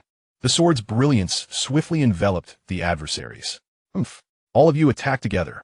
I refuse to believe this fellow possesses such formidable power. The practitioners of the Great Xia unleashed their most potent assaults in unison. A torrent of terrifying attacks surged forth, targeting Yuan Chonghuan. Amidst such overwhelming firepower, his solitary figure appeared isolated and vulnerable. Boom! The sword light released by Yuan Chonghuan collided with the barrage of attacks from the Great Xia, resulting in a tense standoff. Despite his seemingly frail stature and attacks, his might remained undiminished. Give it your all. This fellow cannot possibly withstand for long. The practitioners of the Great Xia believed their victory was imminent. At that moment, a glint of coldness flickered in Yuan Chonghuan's eyes. A surging aura emanated from him, far surpassing his previous strength. Boom! In an instant, Yuan Chonghuan's attack pierced through the bodies of several transformation realm practitioners of the Great Xia. This presence was not of the transformation realm, but rather the divine abode realm. At a critical juncture, Yuan Chonghuan broke through the confines and ascended to the level of the divine abode realm. Beneath the merciless sweep of the sword's radiance, the forces of the Daong dynasty were utterly vanquished. Except for a few with slightly greater strength who managed to cling to life, the rest perished in an instant. Such a tremendous upheaval inevitably drew the attention of all parties on the battlefield, particularly those engaged in combat high above the heavens, Yang Zixing and King Qitian Su Hong. Amidst their fierce struggle, the two glanced towards the source of the commotion. A breakthrough in the divine palace realm amidst battle. King Qitian Su Hong's expression darkened considerably. Despite employing a tactic of overwhelming numbers, the defeat was utterly unexpected. Most of his forces in the spirit transformation realm had been decimated, and he found himself equally constrained by the divine palace commander of Dang before him. Was it wise to be distracted in battle? A mocking voice echoed in his ears. Realizing the gravity of the situation, King Qiqian Su Hong turned his attention back, only to find Yang Zixing thrusting his spear towards his chest. In the struggle of the strong, even the slightest miscalculation could cost one their life. As King Qiqian Su Hong reacted, Yang Zixing had already pierced through his chest with a single thrust. A scream escaped Su Hong's lips as he hastily retreated, channeling the power within his divine palace space to his chest in a desperate attempt to ward off further harm from Yang Zixing. Alas, Yang Zixing offered him no such reprieve. No. Sensing the imminent threat of death, King Qiqian Su Hong's face was filled with sheer terror. The silver spear in Yang Zixing's grasp erupted with an even more ferocious power, obliterating his chest entirely. In an instant, under the onslaught of the spear's terrifying force, King Qiqian Su Hong's life was extinguished, leaving him irrevocably dead. His powerless body plummeted towards the ground. Your commander has fallen. Surrender at once. Yang Zixing stood tao, silver spear in hand, amidst the sky. His voice resonated across the battlefield. The morale of the Daong dynasty had already been waning, and now, witnessing their commander slain by a formidable foe, the outcome was all but certain. After enduring a brutal massacre, the remaining 30,000 men scattered in disarray. Panic and surrender permeated the battlefield. Observing the chaos below, Yang Zixing thrust his spear downward, carving deep trenches into the earth for miles around, severing the retreat of the Daong forces entirely. Surrender. I yield. Spare me. Faced with overwhelming defeat and no route for escape, countless commanders and soldiers of the Daong dynasty began to cast down their weapons and surrender. Of course, a few stubbornly resisted, but their fate was all too predictable. Faced with an utterly insurmountable situation, any attempt at aggression would merely lead to a futile demise. Thus, this grand conflict concluded with a resounding victory for the Great Xia Dynasty. In this expanse of plains, corpses lay scattered, and the flowing blood converged into rivers of crimson, the air thick with the pungent scent of carnage. Such a scene could easily overwhelm the faint-hearted, rendering them unconscious. 500,000 elite troops from the Great Yong, over 20 formidable warriors at the Transformation Realm, and a mid-stage prince of the Divine Mansion. Such a plethora of powerful forces annihilated represents an immense loss for the Great Yong Dynasty. In Xianfeng Prefecture, where the Mountain Sea City resides, the royal palace of Prince Qin, Xiao Ling, is situated. The fierce battle on the eastern plain concluded merely half an hour ago. A report arrived. A vice commander of the Jin Yi Wei, Qing Long, approached Xiao He. Your Highness, military reports from the battlefield have arrived. Our forces have shattered the elite 50,000 of the Great Yong, slaying over 100,000 and capturing more than 300,000. The king of Qiqian, Su Hong, was slain by General Yang, and all 20 Transformation Realm generals were eliminated. Our casualties amount to over 3,000, with more than 20 commanding officers of the Soul Gathering Realm perishing. However, none of our commanders above the Transformation Realm suffered fatalities, only injuries. Furthermore, the main commander, Yuan Chengwan, has successfully advanced to the Divine Mansion Realm amidst the battle. Excellent. Upon hearing this news, Xiao Ling felt immense joy. The 5,000 cavalry of Guaning clashed with the Great Yong's 50,000 elite troops, resulting not only in a decisive defeat for the enemy, but also with our own losses being a mere 3,000. The main commander, Yuan Chengwan, even achieved a breakthrough to the Divine Mansion Realm under adversity. Such a record is undoubtedly a great triumph. Chapter 30. Grim Tidings Arrive, the Young Emperor's Fury. Following this monumental victory, the morale of the Great Xia forces stationed in Xianfeng Prefecture soared. In preparation for this battle, the Great Yong Dynasty had nearly depleted its military resources from surrounding territories, leaving its defenses alarmingly vulnerable. Given this situation, should the Great Xia Dynasty choose to continue its siege, it would undoubtedly seize more territory from the Great Yong. The generals awaited the command of Prince Qin, Xiao Ling. However, he chose not to initiate further attacks. His current forces, while formidable, were not overly numerous, and the Great Yong remained a sovereign dynasty capable of swiftly mobilizing troops. Presently, with the Great Xia holding Xianfeng Prefecture, it posed a sharp threat to the Great Yong Dynasty. After a brief period of rest and resupply, they could launch an assault at any moment. In the Great Yong Imperial City, Emperor Su Yang summoned his ministers, closely monitoring the situation in Xianfeng Prefecture. The sudden assault by the Great Xia Dynasty had led to the swift fall of the territory, inciting his uncontainable wrath. The long-standing conflict between the Great Yong and the Great Xia had never before witnessed such a comprehensive territorial collapse. If he is unable to reclaim Fengzhou, how can he maintain his dignity? Where is King Qi Tian at this moment? Emperor Yonghuang Suyang inquired of a minister beside him. At this juncture, he was particularly attentive to all news regarding Fengzhou. The minister addressed immediately. Your Majesty, not long ago, King Qi Tian Suhong has arrived at the Eastern Plains, and our imperial dynasty's formidable warriors, along with 50,000 elite troops, are currently stationed there. Excellent, Emperor Yonghuang Suyang declared. Relay the order to King Qi Tian, instructing him that when his army engages, not a single soul from the Xia Dynasty shall be spared. The fall of Fengzhou is a mark of disgrace for him. He not only aims to reclaim Fengzhou, but also seeks to exact a heavy toll from the Xia Dynasty. With King Qi Tian stationed at Fengzhou, it is certain that the Xia will return empty-handed. King Qi Tian possesses formidable strength, a powerful figure at the mid-stage of the Divine Mansion realm, and the Xia stands no chance of resistance. The Xia Dynasty has been declining steadily. Were it not for that ancient relic of the Divine Mansion realm from the Xiao clan, how could they possibly contend with our Daiyong?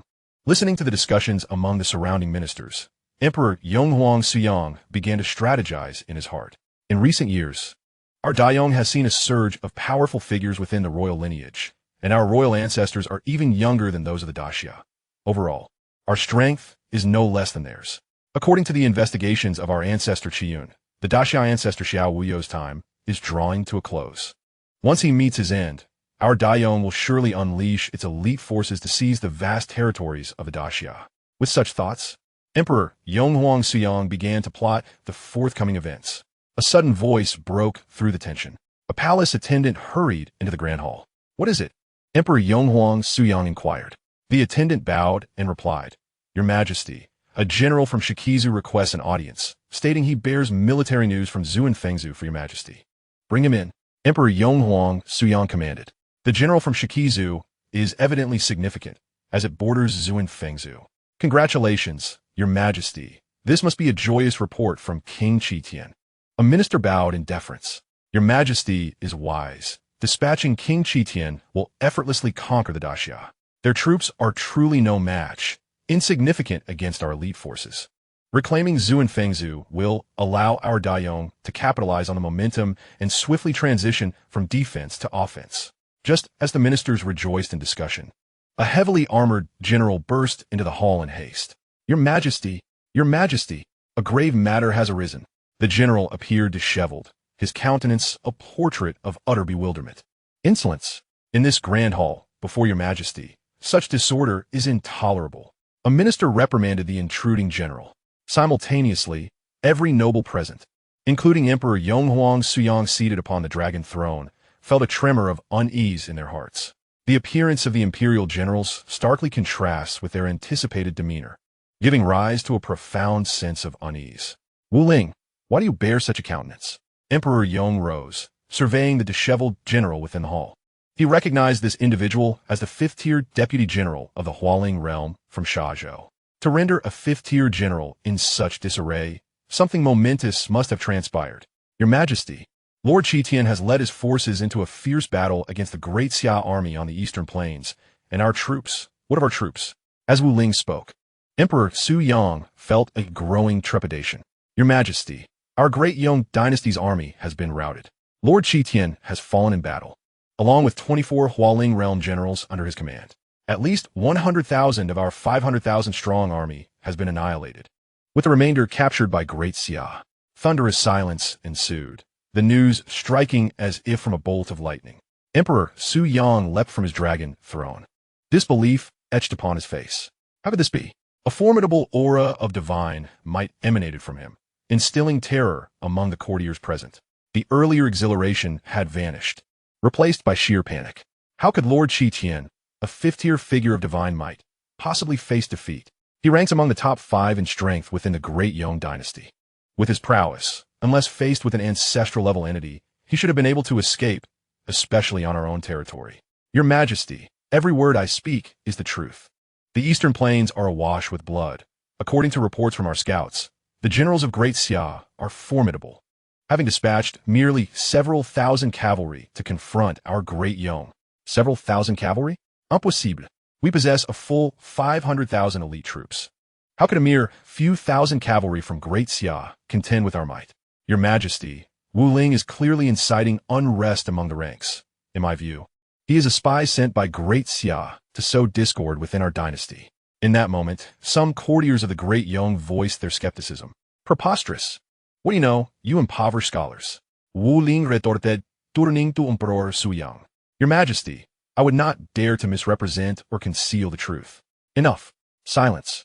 Emperor Su Yang admonished, and the court fell into an immediate hush. His gaze swept over Wu Ling once more. All of you leave this place.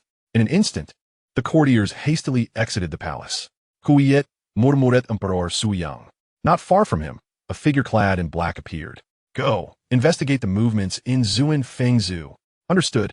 The figure swiftly vanished from the palace. In the vast expanse of the palace, an eerie stillness enveloped the air.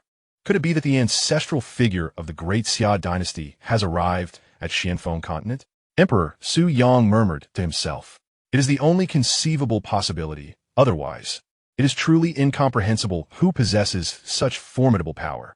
Chapter 31. The sword approaches. On the eastern plains, not long after the conclusion of the battle, the vast expanse is now marred by countless crimson stains. The sky is filled with circling crows and vultures, while the remnants of corpses, despite having undergone rudimentary disposal, still reveal their macabre presence upon closer inspection. It is likely that for years to come, this place will transform into a horrifying wasteland. At this moment, Xiao Ling, accompanied by his formidable subordinates, has arrived to investigate the scene. Gazing upon the blood-soaked ground, it is evident that despite some efforts to conceal the aftermath of the battlefield, the stench of blood remains indelible. From this alone, one can perceive the ferocity of the conflict that transpired. Following this battle, the Great Yong will likely refrain from initiating any aggressive actions for the foreseeable future. The annihilation of 500,000 elite troops is more than sufficient to instill fear, especially with the death of a prince at the divine mansion level. My lord, there is a lurking presence nearby, a being of divine mansion stature, cautioned the sword saint. Xianxia, who stood behind Xiao Ling. His gaze was fixed upon a higher ridge in the distance. Upon hearing Xianxia's words, Xiao Ling immediately signaled, capture them. Any divine mansion entity capable of concealing themselves here is undoubtedly connected to the Great Yong Dynasty. Should they be encountered, their escape cannot be permitted. A figure cloaked in black quietly occupied a high ground on the plains. Their face was obscured, with only deep-set eyes visible. They lingered momentarily, surveying the crimson devastation below, preparing to depart swiftly. However, before the figure could make their escape, an overwhelmingly powerful aura suddenly surged towards them. Swish! A sharp sword energy abruptly launched from a distance. Bang! Although the cloaked figure possessed considerable strength, they were unable to evade the fierce sword energy and were struck directly. In the next moment, a middle-aged man dressed in white appeared just 2 or 3 paces away from the black-robed figure. He stood nonchalantly, seemingly at ease. Yet an intense sharpness emanated from his countenance, exuding an unsettling aura. What brings you here, lurking in the shadows? The middle-aged man in white casually inquired, his tone unperturbed. The cloaked figure merely cast a glance at the approaching man and turned to leave without a word. The ability to see through their concealment indicated that this individual was exceptionally formidable. The sword comes. Observing the figure's retreat, the middle-aged man in white simply waved his hand lightly. In an instant, in the direction where the figure in the black robe fled, a long sword, forged from gathered spiritual energy, suddenly thrust forward. A muffled groan resonated as it pierced the figure's right shoulder, pinning the black-robed individual to the ground like a skewered delicacy, rendering any attempt to move futile. Shortly thereafter, Xiao Ling arrived, accompanied by a multitude of formidable allies. Truly, the sword saint lived up to his name. Xiao Ling gazed at the mysterious figure, Xianxia, and was astonished by his recent display of power. With a single stroke of his sword, this enigmatic black-robed individual had been grievously wounded and subdued. A leader from the transformation realm rushed forward to restrain the black-robed figure, simultaneously removing the veil from her face. Upon seeing her countenance, Xiao Ling was slightly taken aback. To his surprise, the figure was a woman, seemingly in her 30s, possessing a cold and striking beauty. In a previous life, such features would undoubtedly mark her as a captivating matron. Xiao Ling looked at the black-robed woman and inquired, "Who are you?" The woman remained unperturbed by his question, attempting to struggle against her restraints. However, having been gravely injured by Xianxia, her once formidable powers were now reduced to a mere fraction of their former might. Despite her weakened state, her demeanor remained resolute and unyielding, clearly prepared to resist without divulging any information. Noticing her stubbornness, Xiao Ling decided not to waste any more time, declaring, "You choose silence? Then I shall proceed to execute you." At this declaration, the black-robed woman's expression flickered with trepidation. As a being of the divine realm, she was taken aback that someone would so readily seek to end her life. The leader from the transformation realm raised an eyebrow, decisively unsheathing his sword, ready to strike. To slay a figure of the divine realm would certainly earn him much acclaim. Just as the sword was poised to descend, the black-robed woman hastily interjected, "Wait." Xiao Ling gestured for the transformation realm leader to step back, his expression one of mild disappointment at the prospect of losing his prize. "Speak," he commanded, observing the black-robed woman. Initially, he had assumed she was made of tougher stuff, only to find her lacking in substance. With Xianxia and other powerful allies nearby, he felt little concern over any tricks she might attempt.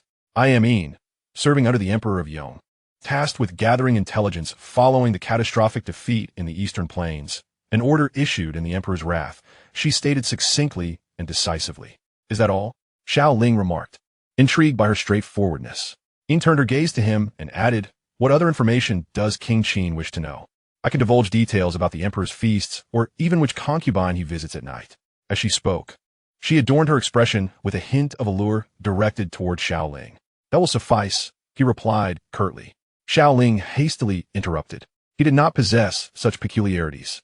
As for the hidden figure, the guise was commendable, yet unfortunately, it was likely tainted. Moreover, the unhesitating betrayal exhibited by the other party left a rather unfavorable impression on him. Xiao Ling was not at all surprised that the individual was aware of his identity. If they lacked such perceptiveness, there would be no need for them to act as a covert agent for the young emperor. Looking at the hidden figure before him, Xiao Ling inquired directly, "So, the young emperor merely sent you to scout the battlefield?" Indeed, the figure nodded in affirmation. The deployment of a God Realm expert for intelligence gathering indicated that the young emperor was indeed anxious.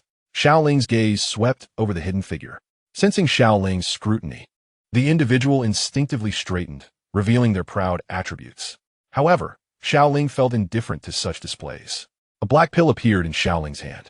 Upon consuming it, the hidden figure observed the pill with a hint of hesitation. Before the individual could react, Xiao Ling had already forcefully placed the pill into their mouth.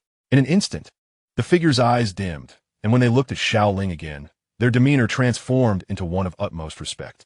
"I have seen my master." Xiao Ling regarded the figure before him.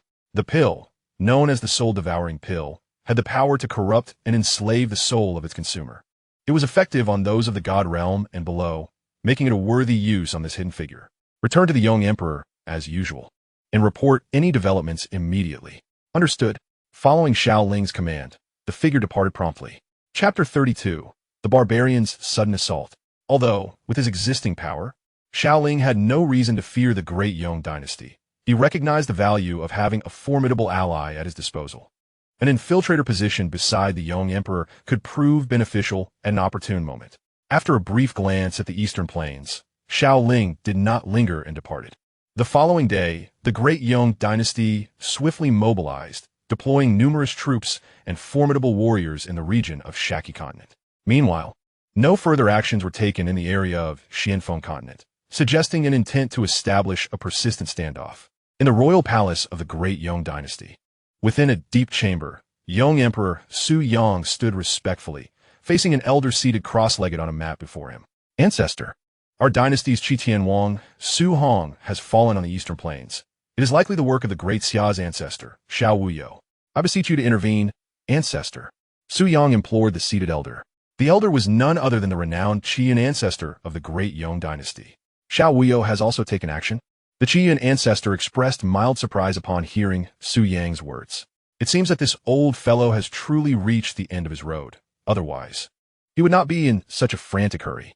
In the eyes of the venerable Qi Yun, the grand elder of the Daxia, it is evident that the imminent demise of Xiao Wuyo is prompting him to accomplish something in these final moments.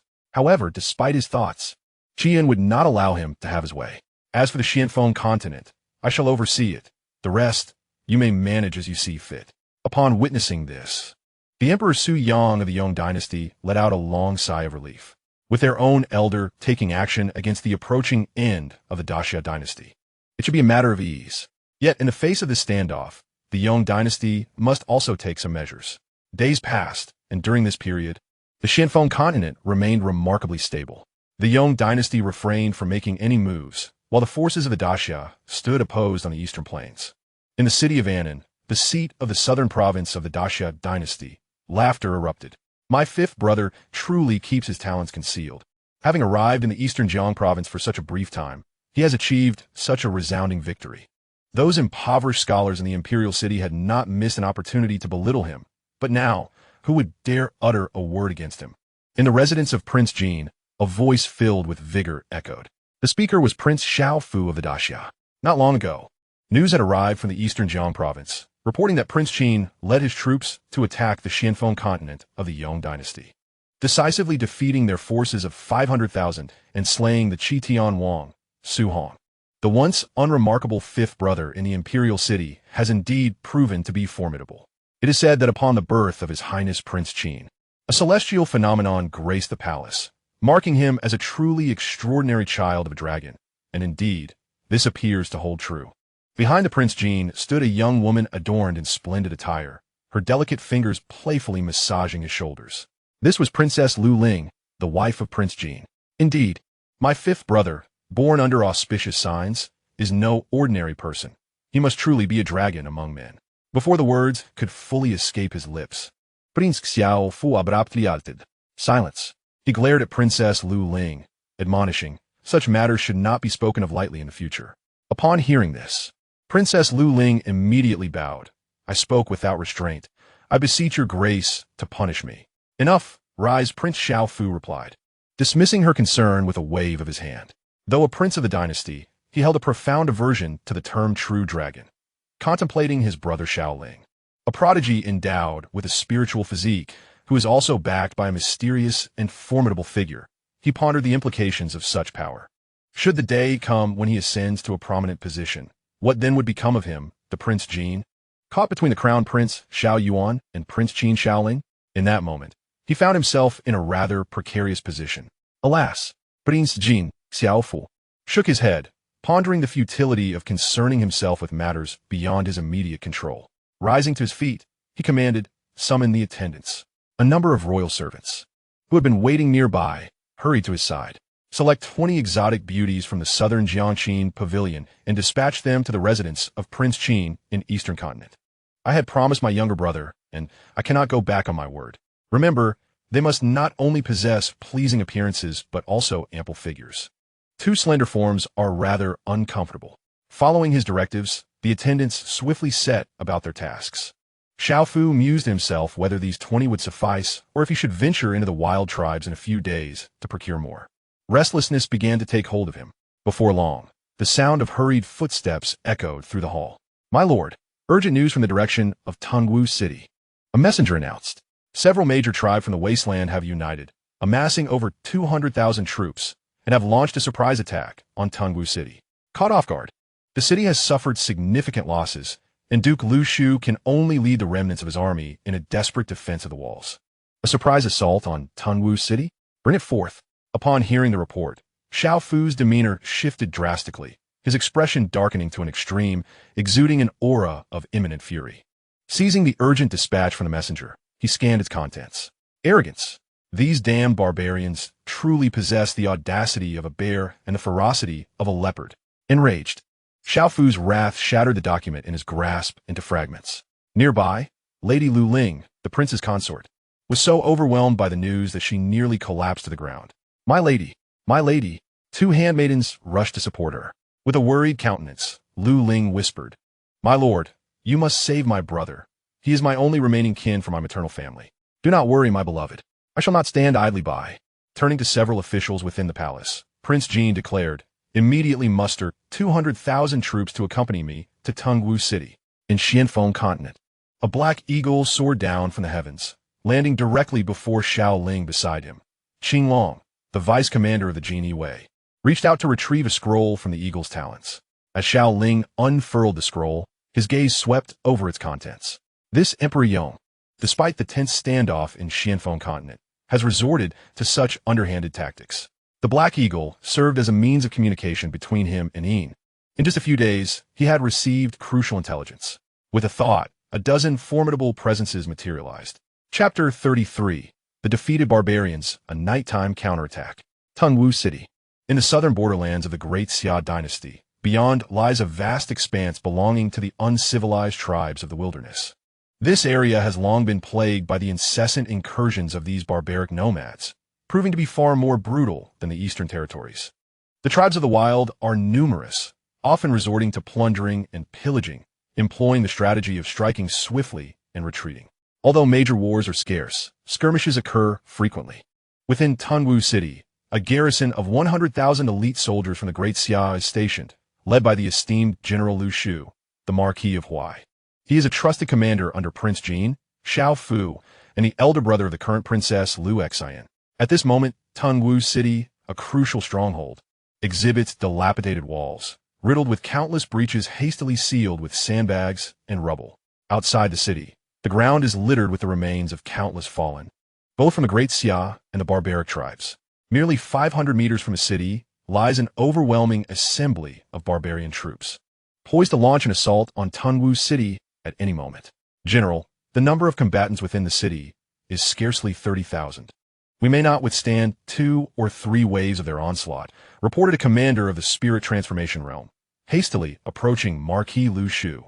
We must hold our ground, replied Lu Shu, his expression a mix of anger and helplessness as he gazed upon the hostile forces outside the walls.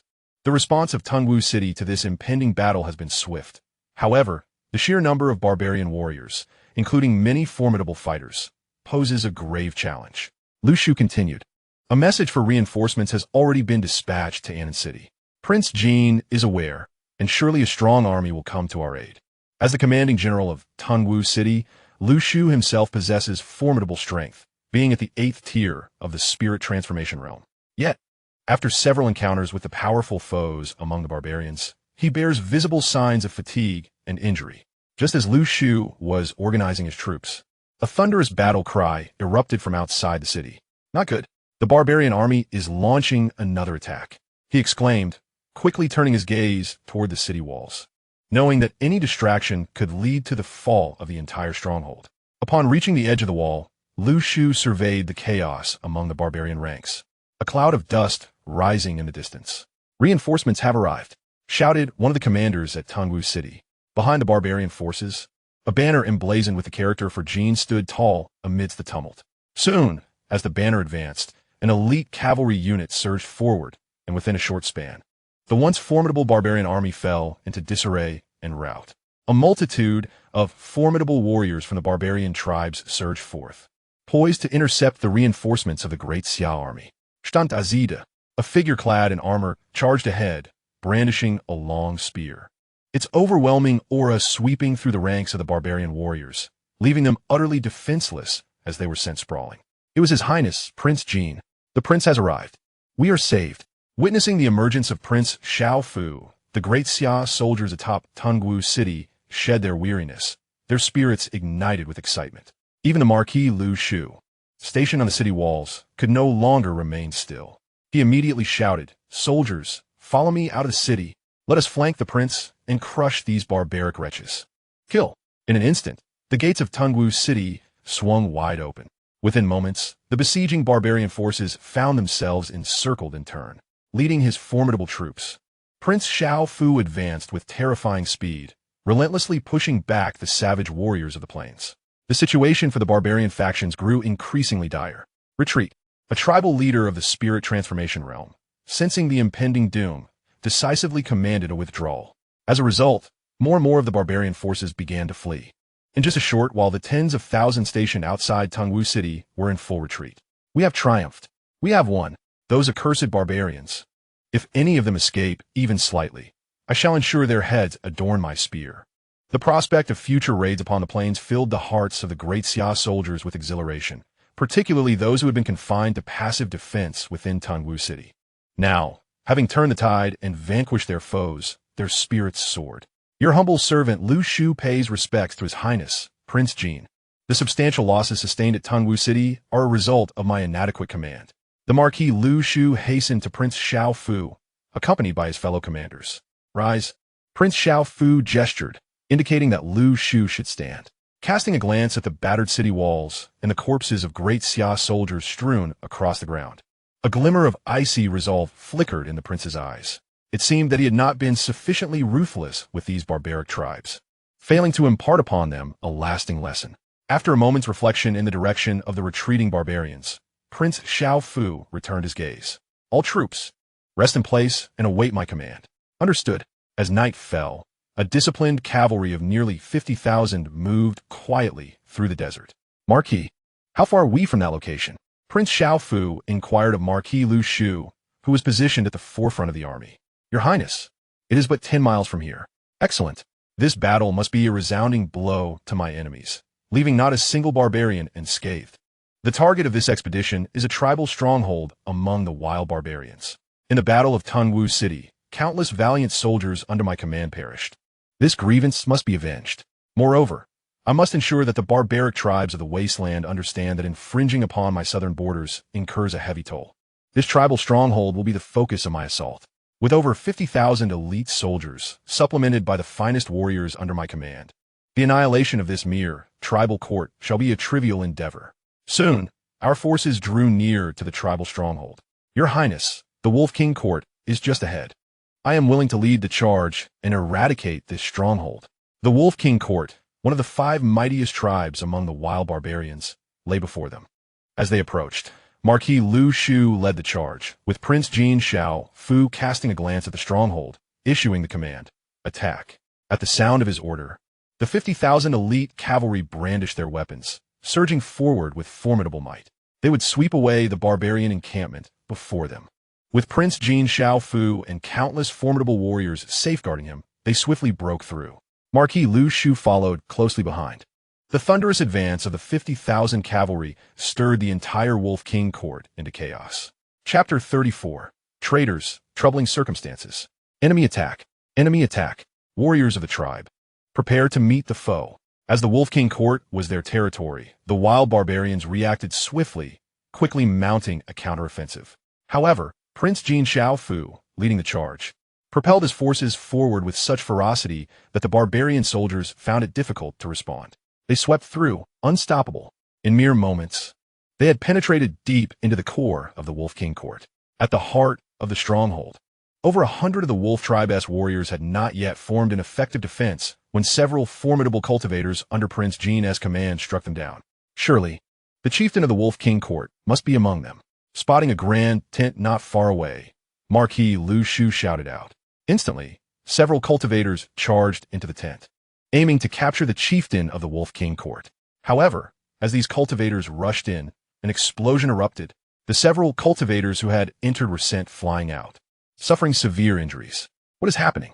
Seeing this unfold, the army of the Great Xia was thrown into disarray. Prince Jin Xiao Fu was taken aback by the sight. Your Highness, it is the thunderous blast, exclaimed an injured cultivator, before spitting blood and losing consciousness. The thunderous blast, a creation formed by the convergence of special energy stones, which upon activation can trigger an explosion of immense power, capable of inflicting harm even upon those of the transformation realm. This is dire. Prince Xiao Fu of Jin immediately sensed the gravity of the situation. Their journey into the depths of the Wolf King's court had been alarmingly effortless. Furthermore, how could such a mighty presence as the thunderous strike exist within the royal tent? It was evident that preparations had been made in advance. In the next moment, whoosh! The previously dim surroundings suddenly ignited with countless flames. Surrounding the Wolf King's court, an innumerable throng of shadowy figures had inexplicably appeared. Witnessing this spectacle, even a fool would comprehend what was unfolding. This was clearly a trap. The Wolf King's court had evidently allowed them to enter with ulterior motives. Ha ha ha, Xiao Fu, you have fallen into the ambush of my nomadic tribe. Tonight, escape is impossible. Surrender willingly. At that instant, several figures emerged from the barbarian army. Upon seeing their faces, Prince Xiao Fu's expression darkened. These individuals were all leaders of the prominent tribes of the wilderness, and he had not anticipated their alliance in such a scheme this night. Surveying the surroundings, the mass of dark figures indicated that the barbarian forces likely exceeded 200,000. Nevertheless, as a prince of the Great Xia, even facing such overwhelming odds, he remained composed and unperturbed. Humph! Prince Xiao Fu is unafraid. The outcome of today's hunt is still uncertain. With all you tribal leaders assembled here, it will save me the trouble of searching for you elsewhere. Before Prince Xiao Fu, tens of thousands of elite cavalry swiftly assumed battle formations, ready to engage the surrounding barbarian hordes in a fight to the death. Though they numbered only in the thousands, this elite army from the southern borders of Great Xia possessed formidable strength, making them no easy prey for the barbarian forces. The tribal leaders, however, remained unfazed, maintaining their composure. The army stands ready. For the prince. Just as Prince Xiao Fu was about to finish his statement, a glint of cold light flashed behind him. In an instant, a sharp dagger had been thrust into his side. Prince Xiao Fu gazed in disbelief at the person beside him. Lu Shu, the Marquis of Huaichang. He could hardly fathom that the one who had struck was none other than his most trusted confidant, Lu Shu. Your Highness, I am sorry. Lu Shu, with a cold smirk, appeared to have undergone a complete transformation from his previous demeanor. Bang! He delivered a powerful kick to Prince Xiao Fu's chest, sending him crashing to the ground. This sudden turn of events left the assembled military leaders utterly astonished. Your Highness, protect His Highness. Several of Prince Xiao Fu's loyal warriors sprang into action, preparing to rescue him. However, they had barely begun to move. Around them, numerous figures that had long been lying in wait suddenly emerged, launching an unexpected assault on the loyal confidants of King Jin, Xiao Fu. Taken by surprise, these strong allies suffered severe blows from the ambush. However, some loyalists managed to rally around King Jin, forming a protective barrier around him. In a matter of moments, the elite cavalry sensed the commotion and swiftly approached. How dare you? I shall slay you. King Jin Xiao Fu's face darkened with fury, his anger ignited by the betrayal of Marquis Huai, Lu Shu. His aura, radiating from the 9th tier of the spirit transformation realm, erupted, but in that fleeting instant, his strength waned and dissipated. How could this be? King Jin Xiao Fu's expression grew grim. He found himself unable to wield his power. Ha ha ha! Your Highness, cease your futile struggles. You have fallen victim to my soft tendon powder. Within 12 hours, your spiritual energy will be as ineffectual as that of an ordinary person. Marquis Huai sneered, surrounded by numerous formidable foes. Upon witnessing this, the chieftains of several tribes surrounding the Wolf King's court immediately issued commands. Kill. In an instant, outside the Wolf King's court, hundreds of thousands of barbarian forces surged forward, charging with relentless ferocity. Your Highness, surrender. You cannot escape, Lu Shu taunted. At this moment, the encircling barbarian forces rendered their position impenetrable, and with only several thousand elite cavalry from the southern frontier, it was akin to catching fish in a barrel. Your Highness, we must retreat. If these barbarian forces completely surround us, we will have no means of escape. An anxious general from the spirit transformation realm implored. King Jin Xiaofu, filled with reluctance, nonetheless decisively commanded, withdraw. In that moment, the remaining strong warriors of the spirit transformation realm shielded King Jin Xiaofu, carving a bloody path as they swiftly retreated. Attack! Marquis Huai Lu Shu and his barbarian allies moved to obstruct their escape. Xiao Fu, today you shall find no refuge. A tribal chieftain bellowed. In the barbarian wilderness, King Jin Xiao Fu hastily retreated under the protection of his loyal forces, while countless barbarian troops, including Lu Shu, pursued relentlessly. Your Highness, we can go no further. The deeper we venture into the wilderness, the more perilous our situation. A spirit transformation general urgently warned. King Jin Xiao Fu surveyed his surroundings, hesitating briefly before declaring, the army shall head to the Valley of the Wild Hills. And we must also send a message to the dynasty for aid. The Valley of the Wild Hills, a nearby location that was easy to defend yet difficult to attack, would only allow them to fight a desperate battle once they arrived. Given the current situation, reaching that valley offered a glimmer of hope, while delving deeper into the wilderness would surely lead to their doom.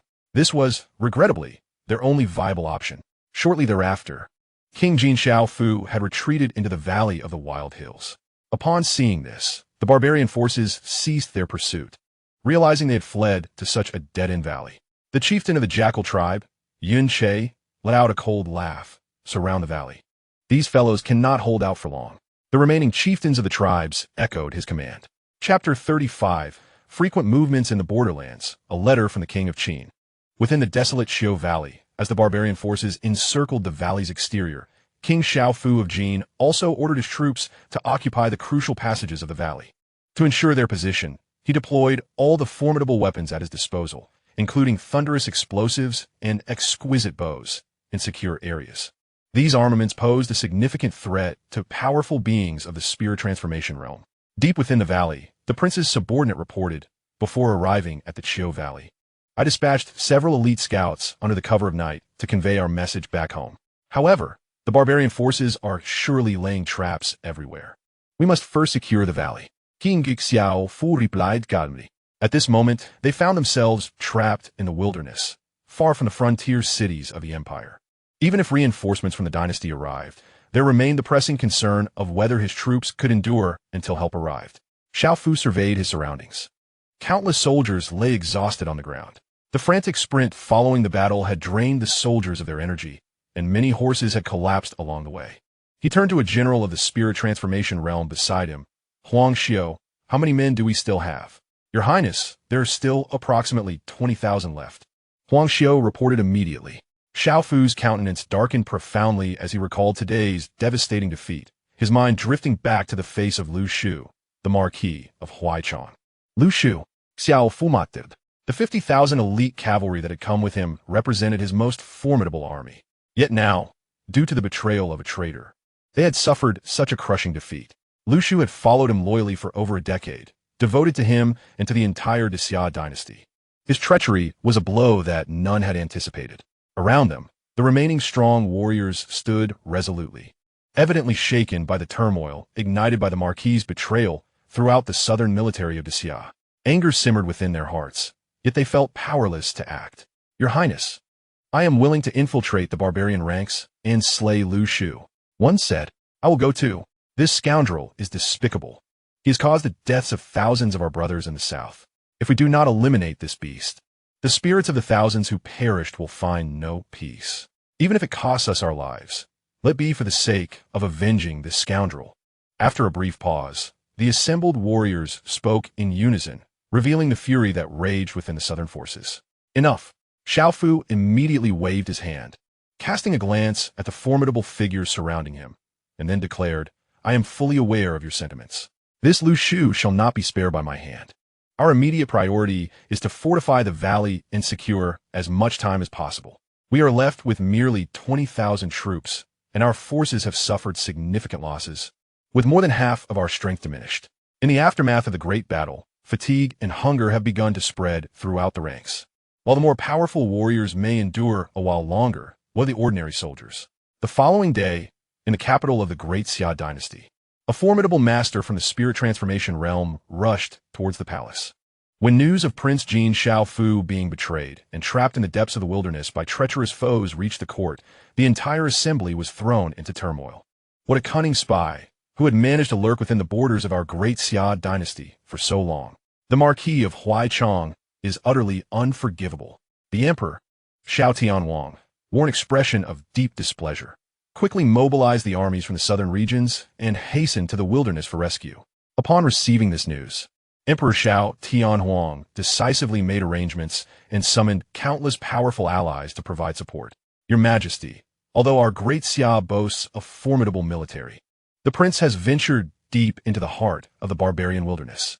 It is imperative that, in addition to rescuing Prince Jin's forces, we swiftly deploy more troops and powerful warriors from other regions to fortify the cities in the south. I concur, exclaimed several ministers and generals in unison. While they were acutely aware of the dire situation faced by Prince Xiaofu, there was simply no alternative course of action at this juncture. At that moment, Crown Prince Xiao Yuan knelt on one knee, imploring, I beseech Father to grant me permission to oversee the southern regions for stability. Nonsense. Emperor Xiao Tianwang interjected, casting a stern glance at Xiao Yuan before he could finish speaking. This matter does not concern you, the crown prince of our dynasty. The southern regions are fraught with peril. The treachery of Marquis Huai Chonglu Shu, coupled with the sudden alliance of various barbarian tribes to launch a joint offensive against the southern provinces of Great Xia, is no simple affair. Should our esteemed crown prince venture into the southern lands and come to harm, it would deal a grievous blow to our dynasty. According to my previous orders, gather the forces from the nearby royal cities in the south and expedite their support for Prince Jin's troops, Emperor Xiao Tianwang lamented. Let's hope they can hold out until reinforcements arrive. Aware of the perilous situation of Prince Jin's forces, they were nonetheless left with no viable options. The question of whether aid would arrive in time, and if they could endure until then, remained uncertain and was left to fate. Suddenly, a new military report arrived. The Marquis of Jing sent urgent news from the western regions. Last night, there had been unusual movements among the armies of the Great Lu Dynasty and the Great Yin Dynasty near the borders of our Great Xia's western territories, seemingly advancing towards us. Movements from the western regions? The Great Lu Dynasty, the Great Yin Dynasty. Upon hearing the news, a commotion erupted within the court of the Great Xia Dynasty. The barbarous tribes of the wilderness, the Great Luoang Dynasty, and the Great Yin Dynasty. These formidable powers had remained relatively subdued, yet within a brief span, they brazenly turned their aggression towards the Great Xia. Even the most foolish could perceive the impending turmoil. Emperor Xiao Tianhuang fell into silence, ultimately commanding, "Let Duke Jing lead the troops to securely guard the western continent," remaining ever vigilant against the threats posed by the Luoang and Yin dynasties. Reports flowed in, confirming that just as one crisis seemed to subside, another loomed on the horizon. Barely had the news from Duke Jing arrived when yet another piece of intelligence reached the court. First the southern frontier, then the western frontier. Would the northern or eastern frontiers be next? The current circumstances suggested this was a distinct possibility. A figure clad in the distinctive flying fish attire of the Jinui entered the grand hall with haste. The unusual garb piqued the curiosity of the numerous civil and military officials present. Was this an envoy from the fifth prince? Both Emperor Xiao Tianwang and Crown Prince Xiao Yuan regarded the newcomer with keen interest, while the other officials might have been oblivious. The two were acutely aware that the Qin Wang Xiao Ling commanded a formidable intelligence network, with many operatives adorned in such attire. Your Majesty, the Jinui presented a letter. With a wave of his hand, Emperor Xiao Tianwang grasped the missive. As he perused its contents, the furrow in his brow, which had been tightly drawn, swiftly dissipated. Chapter 36. The True Identity of Lu Shu. Within the court, the officials and generals observed the transformation in Emperor Xiao Tianhuang's expression. Witnessing the sudden relaxation of their sovereign's previously tense demeanor left them all astonished. What could this mean? Had another alarming report from the borders reached the emperor, unsettling his spirit? If so, it would undoubtedly add to the Great Xia's misfortunes. Even Crown Prince Xiao Yuan, standing to the side, felt a tremor of unease. Could it be that his father had encountered something significant? Before any official could voice their inquiries, Emperor Xiao Tianhuang rose abruptly. Today's court session is concluded. You may all withdraw. With that, he departed, leaving the court in silent contemplation. Although curiosity lingered among the officials, they had no choice but to disperse at the emperor's command. Yet, a number of loyal civil and military officials gathered, eager to seek an audience with their sovereign once more. In the Xianxia hall, Crown Prince Xiao Yuan hastened to his father's side. The unusual activity at the dynasty's borders, coupled with the change in his father's demeanor after reading a letter from the Qin Wang, aroused both his curiosity and a sense of grave concern. Eldest brother, you should take a look for yourself. As Crown Prince Xiao Yuan approached, Emperor Xiao Tianwang of the Xia Dynasty directly presented the letter in his hand before him. With a curious heart, Xiao Yuan unhesitatingly opened the missive. In but a moment, he had swiftly absorbed its contents. Upon reviewing the letter, he was taken aback by what he read. Beside him, Emperor Xiao Tianhuang continued. Fifth brother truly has concealed his abilities. His information surpasses our own by a considerable margin. Given the current circumstances, the outcome regarding the second brother in the wilderness can only be determined by fifth brother's actions. However, you must also expedite the oversight to ensure that the imperial support dispatch to the southern frontier is expedited. Any delay is unacceptable. Should there be even a hint of negligence, I shall not be lenient. In the ruins of the valley, the troops under Prince Jin had only just entered the valley for a single night. Outside, The barbarian forces unleashed a cacophony of disturbances, flaming arrows, hurled boulders, and frequent feigned assaults. Although they occupied the advantageous terrain of the valley, the army was deprived of any respite, remaining in a perpetual state of tension. Initially, the situation was manageable, but as hunger and cold compounded, many soldiers began to appear bewildered, teetering on the brink of collapse. Even the treacherous Lu Shu, the defector from Huaichang, did not cease his efforts, loudly urging the soldiers within the valley to surrender. Yet, none responded to this traitor, only expressing endless hatred towards him. Bah! How foolish I was to once hold Huaichang in esteem. Who would have thought he was but a dog of the enemy? It is a pity that His Highness the Prince Jean valued him so highly, only to be betrayed by this ungrateful wretch. If given the chance, I shall raise my sword and rend him limb from limb. Otherwise, my resentment shall never be quelled. Xiao Fu and his formidable generals convened together. Faced with the current predicament, they felt utterly powerless. Although the army could temporarily hold their ground in the valley, they were nonetheless trapped within its confines. As time progressed, only one outcome awaited them. Your Highness, if all else fails, let us fight. We still possess a measure of strength and a fighting chance to carve a bloody path for your escape. Indeed, Your Highness, delay invites disaster. The longer we linger, the more unfavorable our situation becomes. Should we perish, we shall do so honorably in battle, but Your Highness must remain unharmed. Otherwise, the Great Xia shall surely plunge into chaos. In that moment, the assembled powerful generals urged him fervently. None fear death. Those who serve in the military would rather die on the battlefield than succumb to a slow, ignoble demise in silence. In this brief interval, many soldiers in the vicinity, having heard the commotion, began to gather slowly. The 50,000 troops brought to the wasteland by Prince Jean, Xiao Fu, are seasoned warriors, fiercely loyal. With the exception of those who had already rebelled alongside the Huaichang Marquis, Lu Shu, the remainder neither surrendered nor fell to the enemy. They either retreated from the battlefield or perished in the fight. This is a testament to my oversight. Observing his army in such a state, Xiao Fu's countenance was marred by guilt. He glanced at the long sword in his hand, now stained with the dried, congealed blood of previous battles. Soldiers, heed my command. A resolute determination flickered across Xiao Fu's face. Charge! Charge! Charge! At that moment, nearly 20,000 soldiers of the Great Xia army echoed his rallying cry, their voices resounding despite their exhaustion and suffering, their eyes gleaming with an indomitable spirit. Such a clamor inevitably drew the attention of the encircling barbarian forces outside the valley.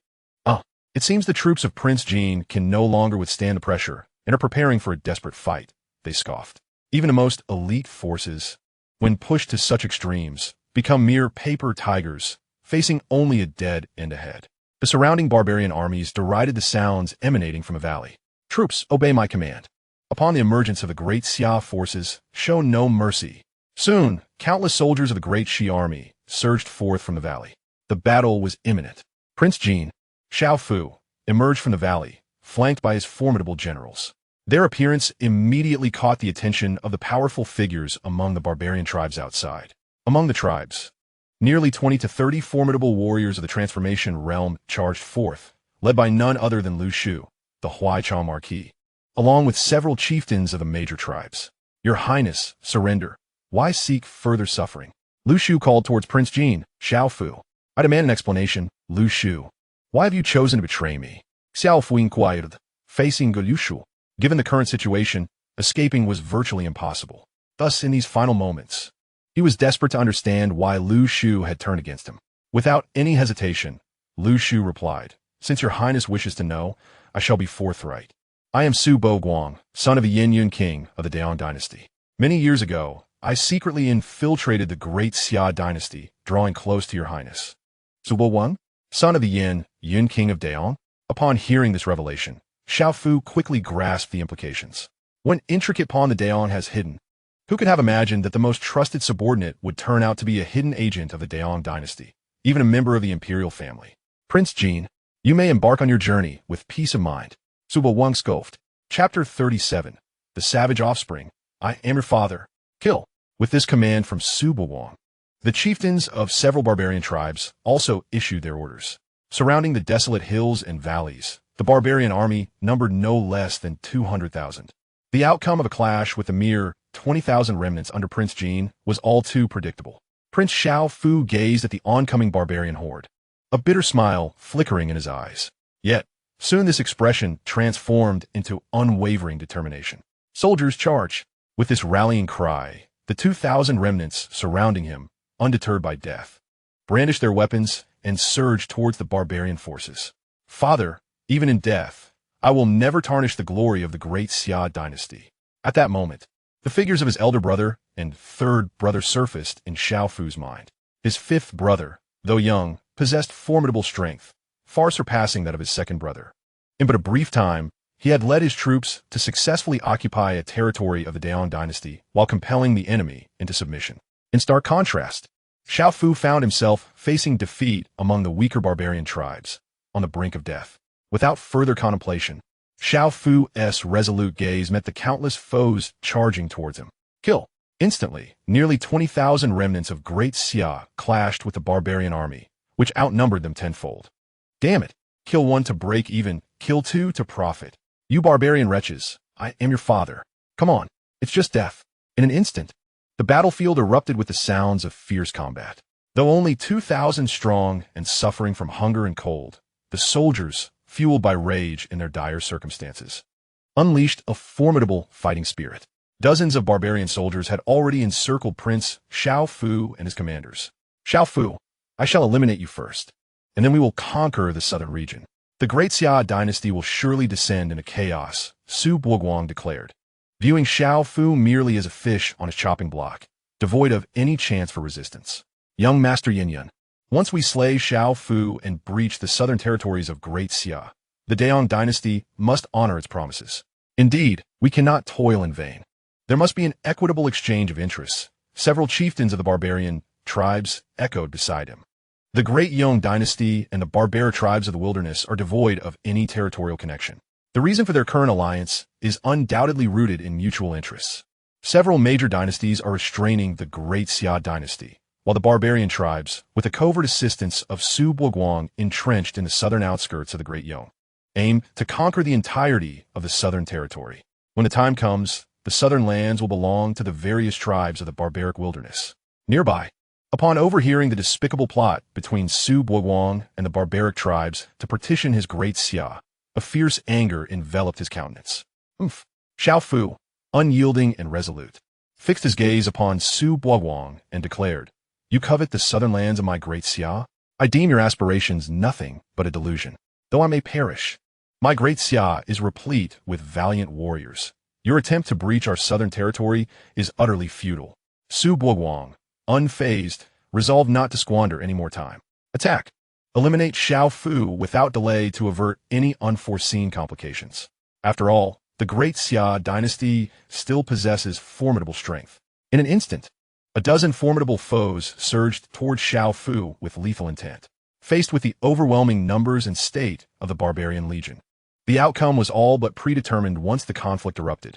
Just as the barbarian forces approached, an exceedingly dreadful aura descended upon the battlefield, instantly immobilizing the assailants. What was happening? Such a terrifying presence. Even Su Buoguang and the chieftains of the barbarian tribes, who had yet to engage and were still at some distance, sensed this formidable power. Everyone was aghast. Simultaneously, as they beheld this unusual scene, Xiao Fu and his array of formidable generals were equally perplexed. Why had the enemy suddenly halted, rendered motionless? Amidst the astonishment of both sides, a dozen figures emerged in the heavens. There were 15 in total, each cloaked in black robes and bearing an array of sharp weapons upon their backs, even as they merely stood suspended in the void without making a move. The subtly emanating bloodthirsty aura was enough to suffocate the barbaric warriors and the formidable figures of the Great Yong Dynasty led by Su Buoguang. Who are these individuals, possessing such a fearsome and terrifying presence? Su Buoguang, standing his ground, recognized that despite his own prowess at the 7th tier of the spirit transformation realm, he could not hope to contend with any one of these 15 individuals. How did so many powerful beings come to be here? Could they be reinforcements dispatched by the Great Xia? The chieftains of the barbaric tribes were filled with dread. Such formidable strength was beyond their capacity to withstand. In that moment, a sense of unease stirred within the chieftains. Everyone, remain calm. This is certainly not the aid from the Great Xia Dynasty, Su Buoguang exclaimed. Having been in hiding for over a decade, he possessed a certain understanding of the elite combat forces within the Great Xia due to his status. The 15 figures before him had never been seen in the Great Xia, and their overwhelming prowess could not possibly belong to that dynasty. Gentlemen, Su Buguang prepared to say something, but unfortunately, these 15 individuals showed no regard for him whatsoever. Suddenly, the leader among them, a formidable figure cloaked in black, moved and appeared before Prince Xiao Fu in an instant. Not good. Protect the prince. The commanders under Prince Zhao's command swiftly grew vigilant upon witnessing the sudden emergence of the black-cloaked figure. From a distance, Su Buguang observed this scene with a cold smile.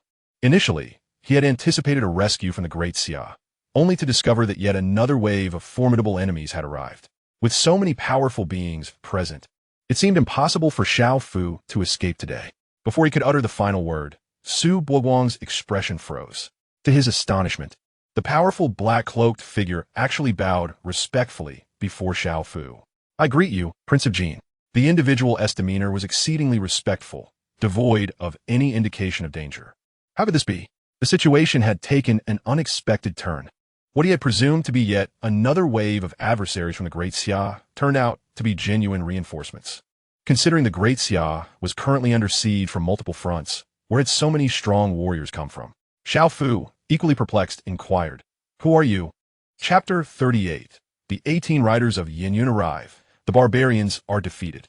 As the Prince of Jin of the Great Xia, he was not entirely unaware of the dynasty's hidden strengths.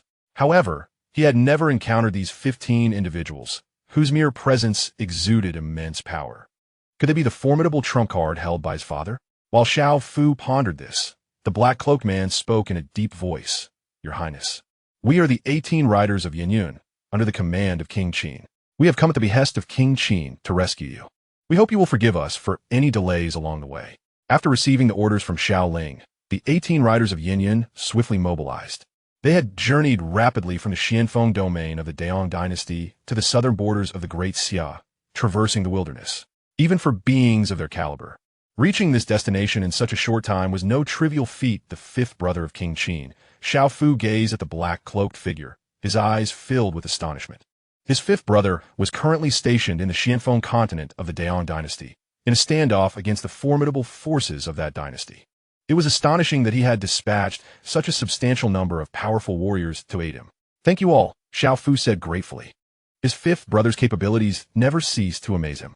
However, with these formidable allies at hand, it is evident that we can retreat safely. "Your Highness, how shall we proceed with these individuals?"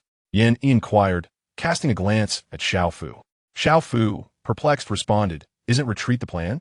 Yet, it became clear that we were not merely contending with the tribal warriors of the wilderness, but also with numerous powerful figures from the Great Yong dynasty led by Su Buguang.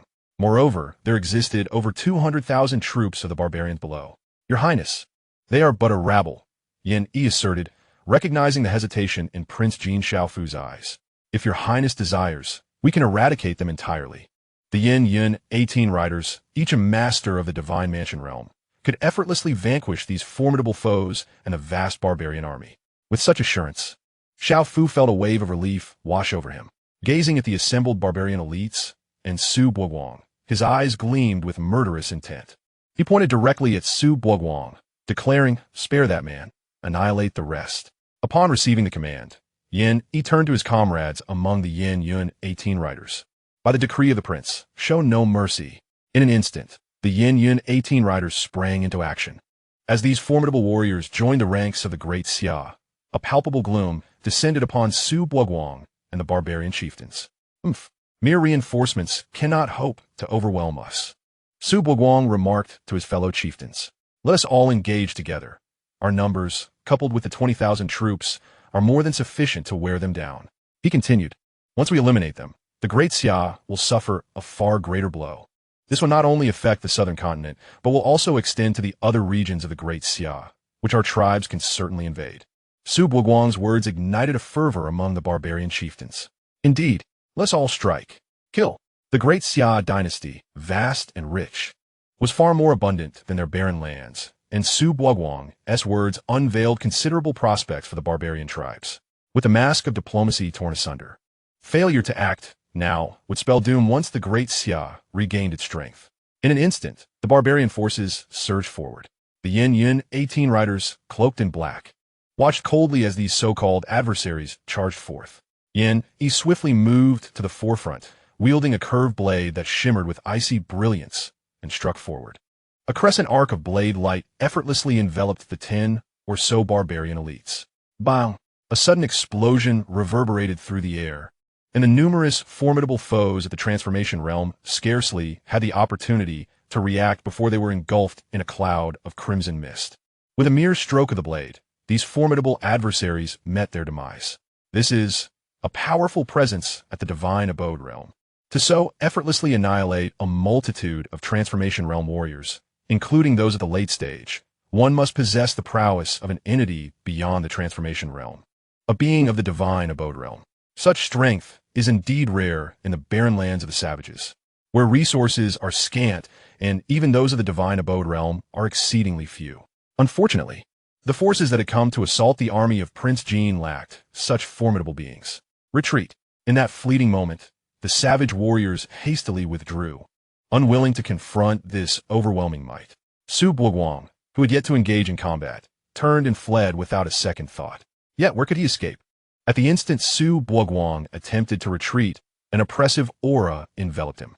This presence of the divine abode realm was beyond his capacity to contend with. Elder Tian, save me, Su Buoguang cried out. For this operation, the Great Xia Dynasty had prepared a powerful ally of the divine abode realm to assist covertly.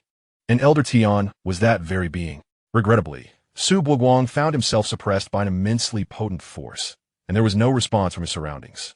Yin Lu, one of the 18 riders of Yin Yun, appeared before him, his gaze cold as he spoke.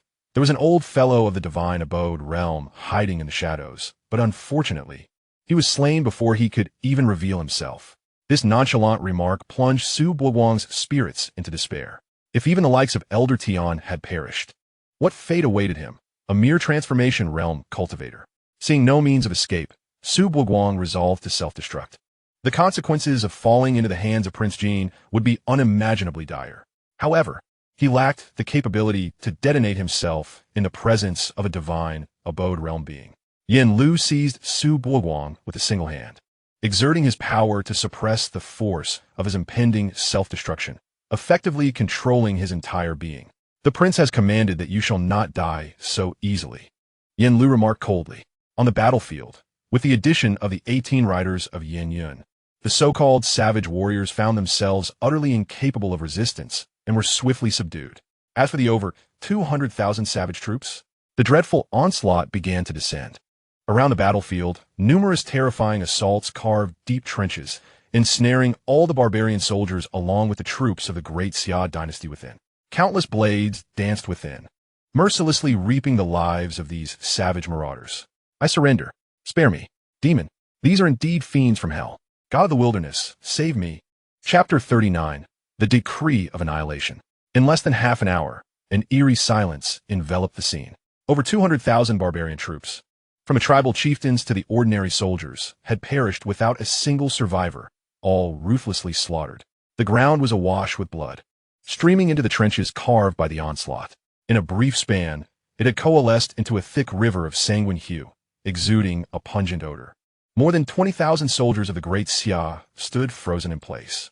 Although the battle had concluded, their hearts struggled to find tranquility in the face of such a horrific spectacle. Even the most seasoned warriors could not help but feel a shiver of terror. It is over. Over 200,000 barbarian warriors were extinguished in the blink of an eye. We have survived. The feeling of having narrowly escaped death is truly exhilarating. A dozen elite riders of Yin Yun hovered in the air, calmly observing the remnants below. For them, the annihilation of over 200,000 barbarians was merely a trivial feat as beings of carnage on the battlefield. Even the most bloodthirsty and brutal scenes could hardly stir their hearts. Nearby, a commander at the transformation realm watched the battlefield, swallowing hard. Your Highness, we have emerged victorious. Xiaofu replied coolly, I am not blind. I can see. Good heavens, what manner of beings are these dozen individuals? Such a multitude of barbarian strongmen, alongside an army exceeding 200,000, were all wiped out within such a short span. His senses discerned that the strength of these individuals was overwhelmingly terrifying, far surpassing that of the transformation realm. Divine abode realm. These figures clad in black robes were all of the divine abode realm or higher. What incredible means does my fifth brother possess to so casually dispatch such formidable beings to support me? Xiao Fu's heart was filled with astonishment. He was well aware that his fifth brother was extraordinary, but the ability to easily summon over a dozen divine abode realm warriors was entirely beyond his comprehension. Such existences in the Great Xia Dynasty could likely be counted on two hands. Prince Jin, as per your command, all the barbarian foes have been dealt with. Only this fellow remains. Yin Lu approached Xiao Fu, casually tossing the captured Su Buoguang beside him. At this moment, Su Buoguang's countenance was shrouded in the deepest gloom. Escape was an impossibility, and death was an even more elusive prospect. He found himself entirely at the mercy of his captors. Xiao Fu turned to regard the imprisoned Su Buoguang, swiftly approaching his side. With a forceful kick to his chest, Su Buoguang was sent hurtling through the air. Ha ha! Today, Su Buoguang, you have managed to cling to life, but whether you live or die is entirely at my discretion. In the face of such circumstances, Su Buoguang's eyes betrayed no fear, only a resolute defiance. However, witnessing his demeanor, Xiao Fu chose not to inflict further harm. With a calm gaze, he spoke. Do you wish to provoke me into killing you? A commendable thought, but mere fantasy. I shall not grant you the mercy of a swift demise. Instead, I will ensure you endure a fate worse than death, languishing in fear and torment. In the past, his nature would have compelled him to ruthlessly eliminate any adversary without hesitation. Yet the animosity he felt towards Su Buoguang was unmistakable. He would not so easily extinguish his life and grant him liberation. With a swift motion, Xiao Fu employed his spiritual essence to sever the tendons in Su Buoguang's feet and hands, followed by a powerful strike to his chest. A sharp crack echoed as Su Buoguang's vitality waned in an instant. My cultivation, that single blow had shattered his dantian, rendering him a mere shell of his former self. While he would not perish immediately, his suffering would be far from over, reduced to a state of utter helplessness. Xiao Fu, you dare to kill me. Su Buoguang roared in fury, but Xiao Fu paid him no heed. Wishing for death? It would not come so easily. Summoning two attendants, he ordered them to take Su Buoguang away. Among the ranks of the Great Xia army, no one felt any sympathy for such a traitor. All regarded him with disdain. Surveying the bloodied battlefield, Xiao Fu realized that the barbarian forces had lured him here under Su Buoguang's deceitful pretense, undoubtedly with sinister intentions toward the southern frontier. Quickly mobilized the troops for a counterattack. Although he had dealt with the 20,000 barbarian troops before him, Xiao Fu's vigilance remained unyielding. At that moment, Yin Yi approached Xiao Fu, saying, Your Highness, there is no need for haste. Prior to our arrival, 3 of our brothers have already secured positions in the southern frontier. Even in the event of a surprise assault from the barbarians, Your Highness has nothing to fear. 3 more? Observing the group of black-clad figures before him, all of whom were undoubtedly of the Divine Mansion realm, Xiao Fu surmised that the 3 comrades heading to the southern frontier were equally formidable. The Yin Yun 18 riders, the 15 black-robed figures, along with the 3 dispatched to support the southern frontier, made for a total of 18. Soon, they will be ready. Under the vigilant protection of the 18 riders of Yin Yun, Prince Xiao Fu and his formidable army swiftly retreated from the desolate plains, making their way towards the southern frontier. Upon reaching the border city of the southern region, it became evident, just as he had initially surmised, that outside this nearby border city, a scene of carnage unfolded. Blood flowed like rivers, and corpses littered the ground. Countless barbarian bodies lay sprawled, having been ruthlessly dispatched. Witnessing such a grim tableau, it was unmistakable that the decisive actions had been executed by the 3 of the 18 riders of Yin Yun, who had come to bolster the southern territory. In the royal palace of the Qin King on Xianfeng continent, reports arrived.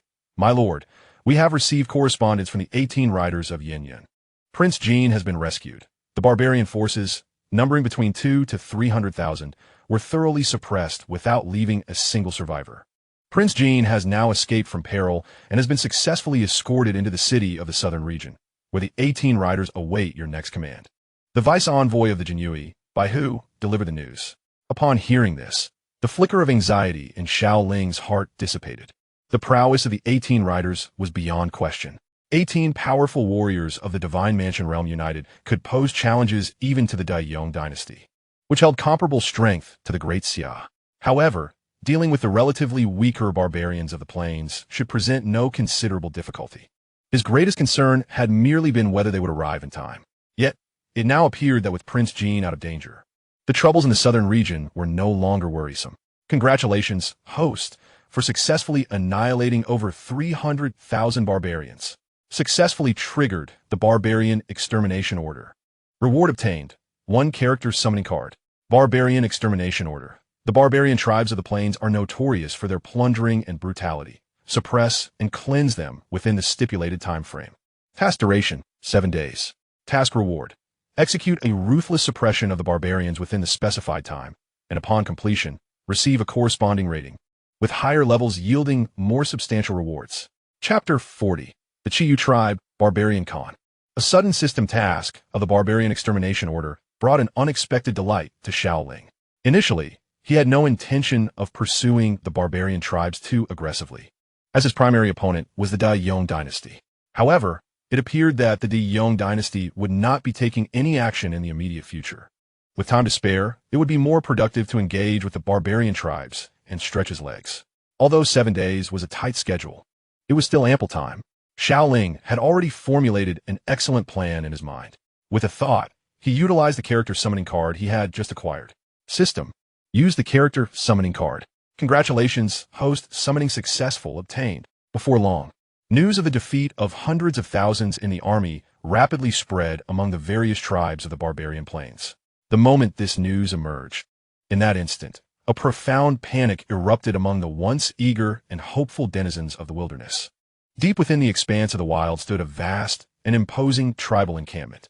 Atop the elevated grounds of this settlement, an exquisitely magnificent grand tent rose prominently. Beside it, a robust golden royal banner soared high, adorned not with inscriptions, but featuring an imposing image of a wolf's head. Among the tribes of the wilderness, the denizens venerate the celestial wolf god. The presence of a banner bedecked in gold, bearing the wolf totem, speaks volumes of its significance. This is the Red Spectre tribe, the most formidable force among the tribes of the wilderness. Recognized as the foremost tribe among the barbarian factions, its chieftain, the Red Sovereign, is revered as Khan. At this moment, within the royal tent of the tribe, dozens of high-ranking leaders from the wilderness tribes had gathered. However, it was evident that the countenances of these esteemed chiefs were far from favorable. An entire army of 300,000 barbarians had been annihilated. How could the Great Xia Dynasty possess such terrifying might? Had not the various imperial forces led by the Great Yong previously agreed to a strategy of mutual restraint? Where could the Great Xia possibly summon such overwhelming strength? Cursed be the Great Yong. These wretched dynasties have clearly utilized our tribes as mere pawns. This catastrophic defeat has inflicted severe losses upon our tribes, yet we have reaped not a single benefit.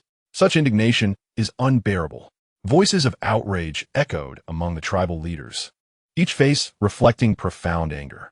Although the campaign against the southern territories of the Great Xia was spearheaded by several prominent barbarian tribes, the remaining factions had, to varying degrees, dispatched their champions and forces to participate.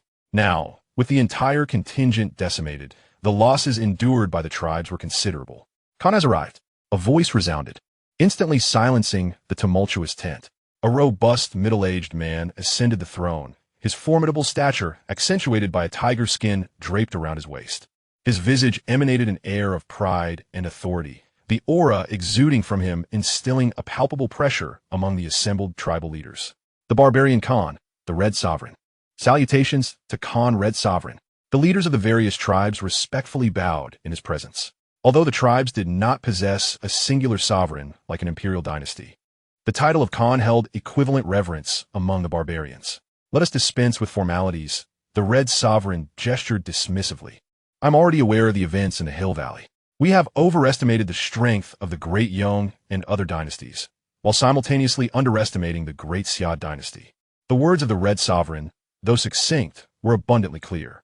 As soon as the words were spoken, a formidable leader from the tribe interjected. Khan, our losses on the plains have been staggering, and we have gained not a single advantage from this ordeal. This matter cannot simply be brushed aside. Otherwise, the lives of our 30,000 warriors will have been sacrificed in vain. Indeed, he was correct. This issue cannot be dismissed so easily. Having suffered such a significant setback, it is impossible to overlook it. What are your plans? Do you intend to strike against the Great Xia Dynasty again? Or perhaps seek an explanation from the other dynasties like the Great Yong? The Red Monarch Khan inquired of the assembly. Upon hearing this, the various leaders present refrained from further comment. They were well aware that the might displayed by the Great Xia Dynasty would spell disaster for their tribes if they were to confront it alone. Only through unity could they hope to muster the strength to contend with such a formidable adversary. Currently, the major dynasties, including the Great Yong, were engaged in a standoff with the Great Xia, and it was rumored that the ancient ancestor of the Great Xia was nearing his end, suggesting that a great conflict was imminent. Given the losses already incurred by the tribes of the plains, it would be unwise to act rashly. Waiting for the right opportunity to strike would be prudent. The Red Monarch Khan was not in a hurry. That said, if the Great Xia were to launch an offensive against our tribes, what then? One of the tribal leaders posed this pressing question. Their restraint did not guarantee that the Great Xia would refrain from attacking. If the Great Xia were to advance into their territory, how should they respond? Humph. A rugged man bellowed defiantly. If the Great Xia dares to invade the plains, I shall lead my warriors to annihilate them. This individual was the chieftain of the Moon-Treading tribe, a formidable presence of the second tier within the realm of divine governance. The strength of the Moon-Treading tribe ranked among the top 3 among the Plains tribes, making them a force to be reckoned with. Although they had not launched a full-scale attack on the southern regions, they had nonetheless dispatched thousands of elite warriors, all of whom had perished, fueling their intense hatred towards the Great Xia. I concur with the words of the Moon-Treading chieftain. No matter how powerful the Great Xia may be, they are still constrained by the Great Yong and other dynasties. If they were to invade our tribes, it would be tantamount to courting death. Let them come. We shall ensure they return not. From his throne, the Red Monarch Khan listened to the words of the tribal leaders, a hint of concern flickering in his eyes. Attaining the position of Khan among the barbaric tribes required not only strength, but also a certain level of strategic acumen and foresight. He had initially believed the Great Xia would surely falter, yet the joint forces of the Plains tribes had been utterly defeated. The unusual circumstances indicated something more sinister at play, leaving him uncertain of the Great Xia's true capabilities. At that moment, a voice rang out, "Get out of my way. Everyone, clear the space." Outside the king's tent, a cacophony of furious shouts erupted. How dare anyone disturb the royal tent? Do they wish to court death? A formidable warrior of the mid-stage transformation realm seized a bloodied barbarian soldier and dragged him into the tent. Axi Hung, upon seeing the newcomer, a tribal chieftain within the tent, was momentarily taken aback. What has transpired? Chieftain, grave news has arrived. A mysterious army has descended upon our Hulu tribe, their might overwhelming, and the tribe has fallen in an instant. Chapter 41. The struggle for supremacy. Is it not all the more exhilarating? What? I step out for a moment, and my tribe is lost? The chieftain of Hulu rose to his feet, incredulous. I arrived in good spirits, and now I find my home gone? Damn it! Are you deceiving me? Has my Hulu tribe truly perished? The chieftain of Hulu stormed forward, enraged, seizing Axi Hung by the collar. Around them, numerous chieftains of the satisfied tribes cast their eyes upon the scene. Axi Hung dared not lie. That mysterious army was indeed formidable, and our forces had no capacity to resist. In a mere encounter, we were utterly crushed. I lost consciousness during the battle, and upon awakening, I found the tribe in ruins, rushing to report to the royal family in haste. Yet, the truth was that, sensing the dire situation, I had feigned death amidst the chaos to escape with my life. My kin, my tribe, the chieftain of Hulu staggered back. For anyone receiving such news would find it difficult to bear. The annihilation of an entire tribe rendered him akin to a stray dog bereft of a home. Within the royal tent, all the barbarian warriors and chieftains were equally shaken. While the Hulu tribe may not have ranked among the most powerful of the barbarian tribes, it occupied a significant position. Now, in such a brief span, it had been besieged and laid waste, indicating the enemy's might was not to be underestimated. The Red Monarch Khan must be from the Great Xia Dynasty. Only they possessed the strength to launch such a surprise attack on our barbarian tribes. A brief silence ensued before a barbarian warrior boldly voiced his suspicions. Given the circumstances, it was clear that the entire focus was directed toward the Great Xia Dynasty. They possessed such power and motives. Regardless, the situation was dire, and the barbarian factions present could no longer remain complacent. With the Hulu tribe obliterated, the enemy's next target would undoubtedly be the other clans of the wilderness. They arrive with ferocity, and their strength is surely formidable. What course of action shall we take? Khan, you must avenge and uphold the honor of the Hulu tribe. Red Monarch Khan, what should our various clans do next? If it is indeed the Great Xia Dynasty that has attacked, they will not relent easily, and all the clans of the wilderness shall find themselves in peril. If no countermeasures are prepared, the repercussions will extend far beyond the Hulu tribe. With the fall of the Hulu tribe, all the chieftains and powerful figures present turned their gaze towards the Khan of the Red Emperor seated upon the throne. Such a grave matter could only be resolved by the sovereign of the vast steppes, the Red Emperor Khan. After a moment of silence, he contemplated the mysterious army's origins, uncertain if it hailed from the Great Xia Dynasty, yet acknowledging the extreme peril it posed to all tribes of the steppes. Even his own formidable forces would struggle to withstand such a threat. Immediately return to your tribes and consolidate the fighting strength of our clans, he commanded. If we remain scattered, we shall surely be defeated one by one.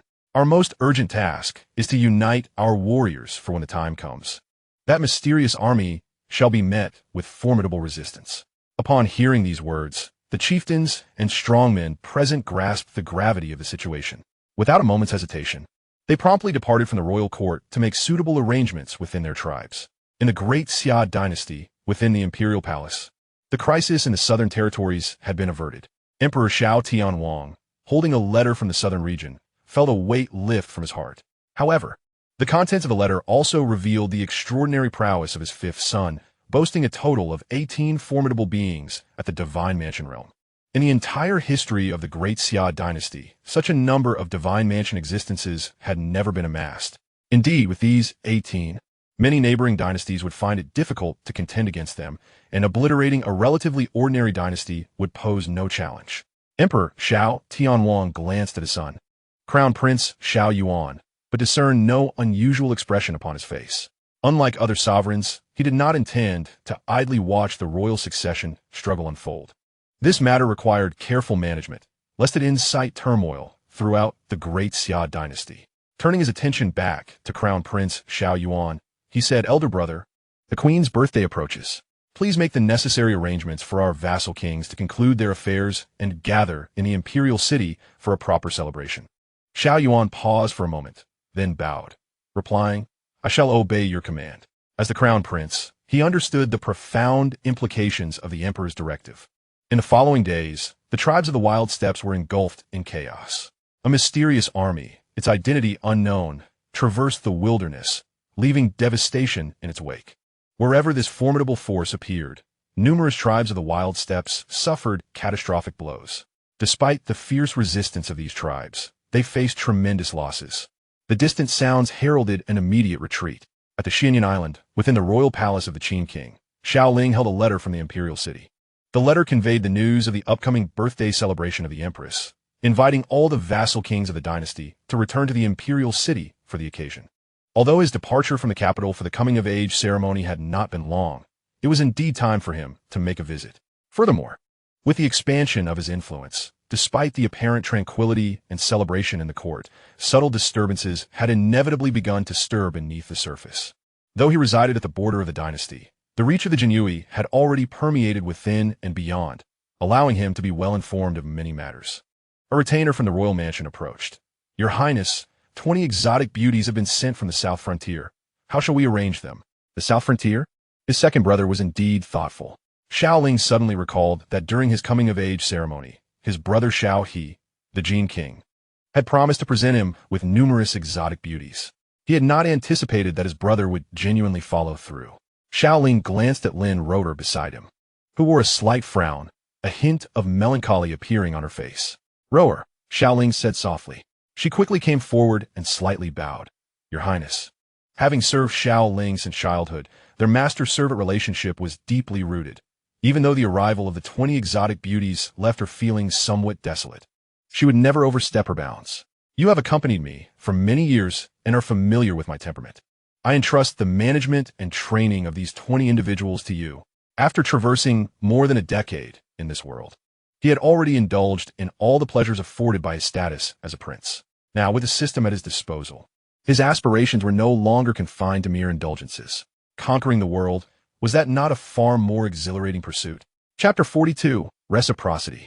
His second brother was indeed considerate. As the younger sibling, he must reciprocate appropriately. Not long ago, news arrived from the south frontier of the Great Xia Dynasty. The barbarian army of 200,000 had been utterly defeated, and the hidden piece, Su Boguan, deployed by the Great Yong, had been completely neutralized. Years of meticulous preparation had culminated in a total failure. The Xinyan island had been occupied, yet it had not shaken the Great Xia in the slightest. The Great Yong dynasty had suffered significant losses in this confrontation. The Yong emperor remained silent, yet the gravity of the situation was alarming. Under the oppressive aura of the Yong emperor's divine presence, a chilling wave surged through the surroundings. A court eunuch, feeling a weight in his chest, involuntarily coughed lightly. The Yong emperor, already furious, merely cast a glance, and the eunuch disintegrated on the spot. In that moment, the once majestic and solemn imperial city was enveloped in a cold and severe atmosphere. Report. The sound of hurried footsteps echoed. Your Majesty, we have received news from the military envoy of the imperial city. In the imperial city, the 3rd prince, 4th prince, and 10th prince found themselves under a deadly ambush, all meeting with untimely demise. What? The emperor, Yong Huang, rose to his feet as if struck by a thunderbolt. How could it be that his 3 sons had been assassinated? Moreover, their heads were severed and displayed, suspended from ropes beyond the city walls. Upon hearing this, a formidable aura surged from Yong Huang Suyang, overwhelming the guards and servants within the palace, sending them flying in terror. Who could it be? The tragic fate of the 3 princes, with their remains exhibited for all to see, ignited a furious wrath within Yong Huang Suyang. This was not merely an affront to the dignity of the Yong dynasty, but a brutal trampling of the imperial reputation itself. Throughout the long history of the Yong, such humiliation had never been endured. Have we ascertained the identity of the perpetrators? A general prostrated himself on the ground. We have yet to uncover the assassins, but the imperial army has dispatched elite forces to search and secure the area, sealing all exits from the city. Useless. What purpose do I have for these men? Yong Huang Suyang's voice was a low growl. The general was immediately struck down, and those surrounding him fell to their knees, trembling in fear. Seek the assassins? By the time the imperial army had secured the city's entrances and exits, the culprits had likely already escaped beyond the walls. Around the palace, the terrifying aura of Yong Huang spread uncontrollably, crushing countless servants and guards under its might. In a flash, the emperor vanished, swiftly arriving outside the imperial city. Crowds had gathered outside the walls, a gruesome spectacle unfolding amidst the bloodshed. At the center of the high platform on the city wall hung the 3 bloodied figures, once exalted princes of the Yong dynasty, now reduced to this horrific fate. Their expressions were eerily calm, as if they had never comprehended their own demise. Yong Huang's cold gaze swept over the imperial city. On one side of the city wall, 4 characters stood out. Li Shang Wang Lai, a fitting response, a magnificent display from the Xia Dynasty. As the sovereign of his realm, upon seeing these words, Yong Huang Suyang grasped the implications. The deaths of his 3 royal sons were undoubtedly orchestrated by the Xia Dynasty. Just recently, he had humiliated the Xia Jin Wang in the southern territories, nearly costing him his life to barbaric foes. Yet in such a brief span, the Xia had infiltrated his imperial city, beheading his 3 princes and parading them before the masses. I do not merely intend to annihilate your Great Xia Dynasty. I aim to rend it into countless fragments. Boom! The Emperor Su Yang, wielding the formidable power of the divine realm, unleashed his might, resulting in 3 figures above the imperial city exploding into a crimson mist, a pungent scent of blood lingering in the air. Emperor Su Yang surveyed the onlookers around him. Come fort. With this command, the imperial guard stationed nearby surged forth. Those who linger here shall face merciless execution. Kill, kill, kill. In a desolate expanse inhabited by savage tribes, a military force of merely a few thousand charged through. Wherever they passed, every capable warrior among the tribes was ruthlessly subdued, leaving only the elderly, the infirm, and the young to survive. This was an elite cavalry unit, each rider mounted on a white steed, wielding crossbows and long blades. Their individual strength unparalleled. Spare us, great lord, spare us. We are willing to surrender. We beseech you to grant us our lives. In mere moments, the surrounding savage warriors began to cast down their weapons, prostrating themselves on the ground. At the forefront of this cavalry, a middle-aged general clad in white armor, wielding a blood-stained silver spear, bore a grim expression. As he rode forth, the aura of terror emanating from him rendered the surrounding savages utterly silent. A cavalry commander approached the middle-aged general with respect, stating, "General, I have learned that the savage tribes have gathered under the command of the Red Monarch Khan, assembling at the royal encampment. They seem to be uniting all their strength to resist our forces." Upon hearing this, the middle-aged general's expression did not waver, gathering the strength of the entire savage expanse. "Very well. It will save our army from a protracted campaign." He pointed his spear, and thousands of white cavalrymen arranged themselves into formation, an overwhelming intent for slaughter flooding the scene. "Advance." With this command, the cavalry surged towards the location where the savage tribes were congregating. In the Savage King escort, upon the command of the Red Monarch Khan, the entire savage army swiftly mobilized. In the brief span of time, dozens of tribes had amassed here, their combat-ready forces exceeding 300,000. Within the royal tent, the Red Monarch Khan observed the increasing number of tribes gathering, yet his anxiety remained unabated. In recent days, he had dispatched scouts to investigate the origins of this mysterious army. However, their movements were swift and their combat prowess formidable. Countless skilled warriors sent forth had failed to return. Indeed, he contemplated the possibility of dispatching powerful figures from his court to probe further. However, the presence of divine realm beings within the vast wilderness is exceedingly rare. Should an unforeseen event occur, it would undoubtedly send shockwaves through the tribes of the wasteland. After much contemplation, the only course of action is to suppress this impulsive urge. Patience is required. At present, the tribes of the wasteland are gathered at the royal court. Should that enigmatic army fail to arrive, it would be a relief. But even if they do, there is no cause for concern. At this moment, a resounding long horn echoed through the air. The sound reverberated throughout the entire barbarian royal court, startling countless tribal members. Chapter 43. The advantage is mine. The Lone Wolf Horn. This signal is only triggered in times of dire emergency within the royal court. It is not controlled by the court's inhabitants, but is a preemptive artifact crafted by the first high priest of the wasteland royal court. This esteemed high priest was a remarkable figure.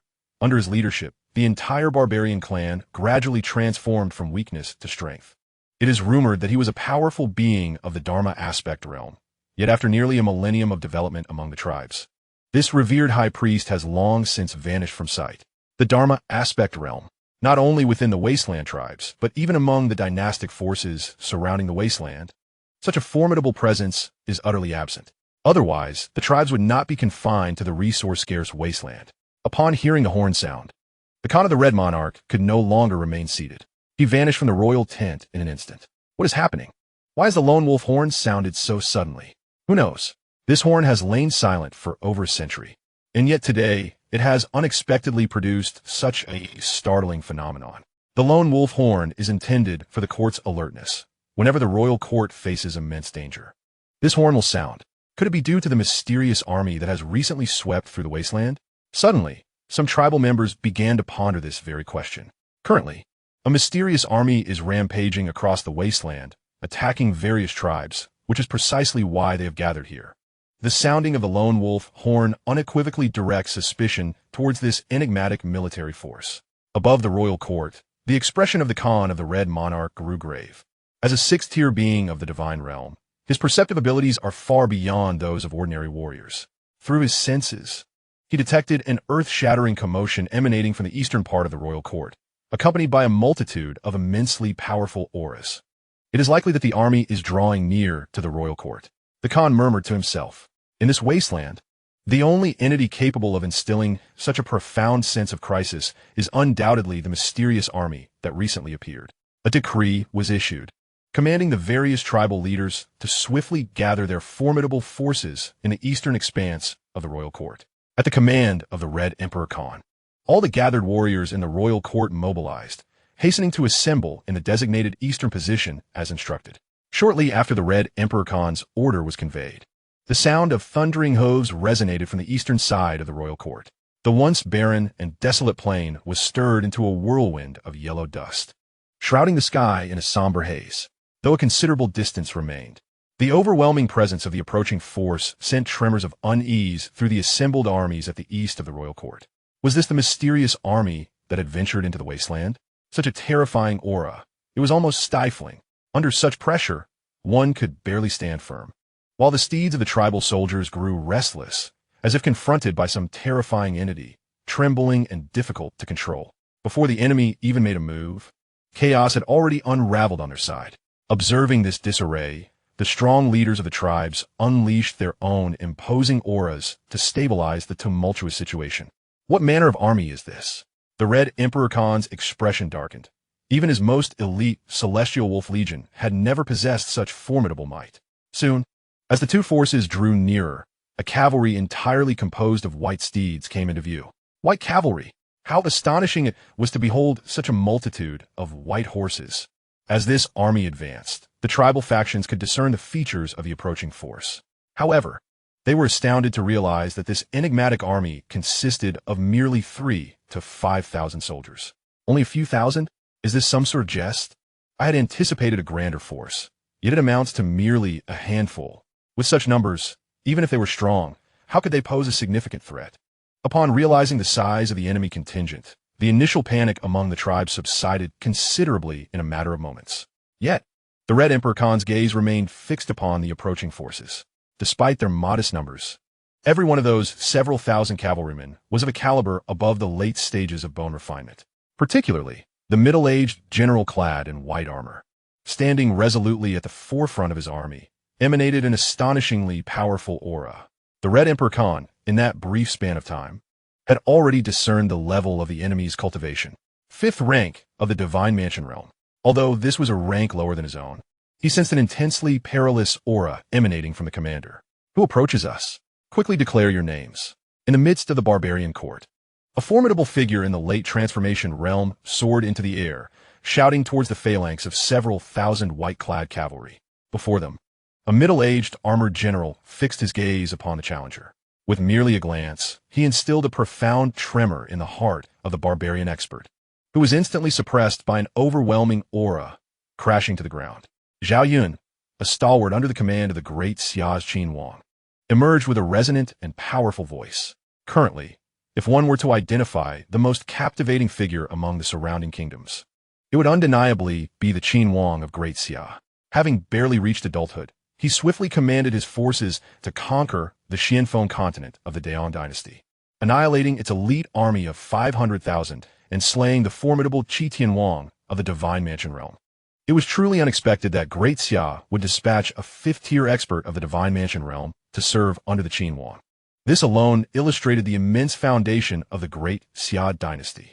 At this moment, the barbarian could not help but feel a twinge of regret for having ventured into this treacherous situation from the outset. Yet, alas, it was too late for remorse, as no amount of regret could alter the present circumstances. The Qijun Khan cautioned the surrounding tribal leaders. This individual is formidable. Exercise caution. My Khan, they number just a few thousand, retorted a 3rd-tier expert from the barbarian tribe. Our tribal forces exceed hundreds of thousands, with several times their strength. Why should we fear them? With our mere presence, a single drop of spit from each of us could drown them. The tribal leaders present disregarded the Khan's warning. How could a few thousand warriors possibly stir up any significant disturbance against the overwhelming numbers of their hundreds of thousands? The advantage was indisputably theirs. Chapter 44. This Khan is willing to surrender. The Qijun Khan turned his gaze toward Xiao Ling. In the Southern War, my tribe suffered losses exceeding 200,000 soldiers. Has the Qin dispatched his forces to eradicate my tribes completely? Although the enemy comprised only a few thousand, the white-armored general exuded a profound aura, which even the Khan perceived as a formidable threat. Previously persuaded by Daon, he had been willing to dispatch troops to the southern continent of Great Xia. However, the outcome of the war was far from satisfactory. Despite the intervention of allied dynasties like Daon, his forces had not only failed to breach the southern continent, but had also sustained immense losses. In light of these circumstances, the Qijun Khan wished to avoid further conflict with Great Xia, even if he were to resolve the current predicament with a few thousand Great Xia warriors. There was no assurance that even stronger adversaries would not follow. Listening to the Khan's words, Xiao Ling maintained a calm demeanor as he addressed the adversary. By the decree of the Qin, the barbarian tribes are irredeemably wicked, committing arson, murder, and plunder. We have come to subdue and suppress you. You may surrender now. However, should any of you resist with obstinacy, there will be no mercy. Arrogant. In that moment, Khan Qijun was filled with fury. his voice cold and resolute. Do they truly believe that my tribes of the vast wilderness fear the Great Xia? They have encroached upon our very stronghold, daring to extend their necks for the blade. These wretched men of Great Xia presume themselves invincible? Having claimed the lives of countless warriors from my tribes, today they shall pay their blood debt in kind. We shall eradicate every last one of them. Upon hearing these words, the wrath of the tribes surged forth. Previously, this Great Xia army had rampaged across the plains, mercilessly slaughtering many of their kin. Now, with hundreds of thousands of warriors gathered, how could they possibly fear a mere few thousand of the enemy? All divisions he might command, Khan Qijun declared. His gaze fixed upon the Great Xia forces, a glint of icy determination in his eyes. Attack. To the Jiufeng tribe, advance. To the Hao Yuan tribe, charge. To the Yuchen tribe, engage. Kill, kill, kill. In an instant, hundreds of thousands of tribal warriors surged forward. A dark tide, rushing toward the few thousand cavalry, led by Xiao Yun. At this rate, it seemed that the Great Xia's cavalry would be swiftly consumed in the onslaught. As the barbaric cavalry charged, the distance between the two armies diminished rapidly. Xiao Yun, gripping his spear, gazed upon the relentless horde of wild warriors advancing toward them. Behind him, 5,000 white horse cavalry stood resolute, unyielding in the face of the impending storm. White Horse Brotherhood, Xiao Yun bellowed. Here, here, here. The 5,000 cavalry responded in unison, their weapons raised high, the sound of their battle cry resonating mightily. Despite their smaller numbers, they exhibited no sign of weakness against the overwhelming forces of the barbarian tribes. Charge! With Xiao Yun's command, the 5,000 white horse cavalry surged forth. This iron-willed cavalry, renowned for their glorious achievements during the late Eastern Han Dynasty, was poised to commence their first true battle in this foreign realm. Xiao Yun remained steadfast, watching the battlefield with a cold gaze. The individual combat prowess of the White Horse Brotherhood was formidable. The average soldier was at the later stage of the bone refinement realm, while the squad leaders ranked at the soul condensation realm. And the 100-man captains varied between the late stages of soul condensation to the spirit transformation realm. The 5,000 cavalrymen, though few in number, possessed combat capabilities that rivaled the vast tribal armies. As the two forces clashed, the thunderous sound of their initial encounter echoed across the battlefield. The White Horse Brotherhood effortlessly tore through the ranks of the barbarian army, weaving through the chaos and leaving a trail of destruction in their wake. Although the forces of the various tribes of the wasteland were numerous, they lacked any semblance of tactical formation when compared to the imperial army. They charged recklessly forward, resulting in chaos among their ranks in a remarkably short span of time. Despite their numbers, they posed little threat. Even the presence of a few formidable warriors was insufficient to alter the tide, as they were swiftly intercepted by the elite of the White Horse Brigade. The 5 late-stage spirit transformation captains of the brigade single-handedly held their ground against the overwhelming onslaught of the barbarian tribes, showing no signs of faltering. Beyond the battlefield, several figures stood in confrontation.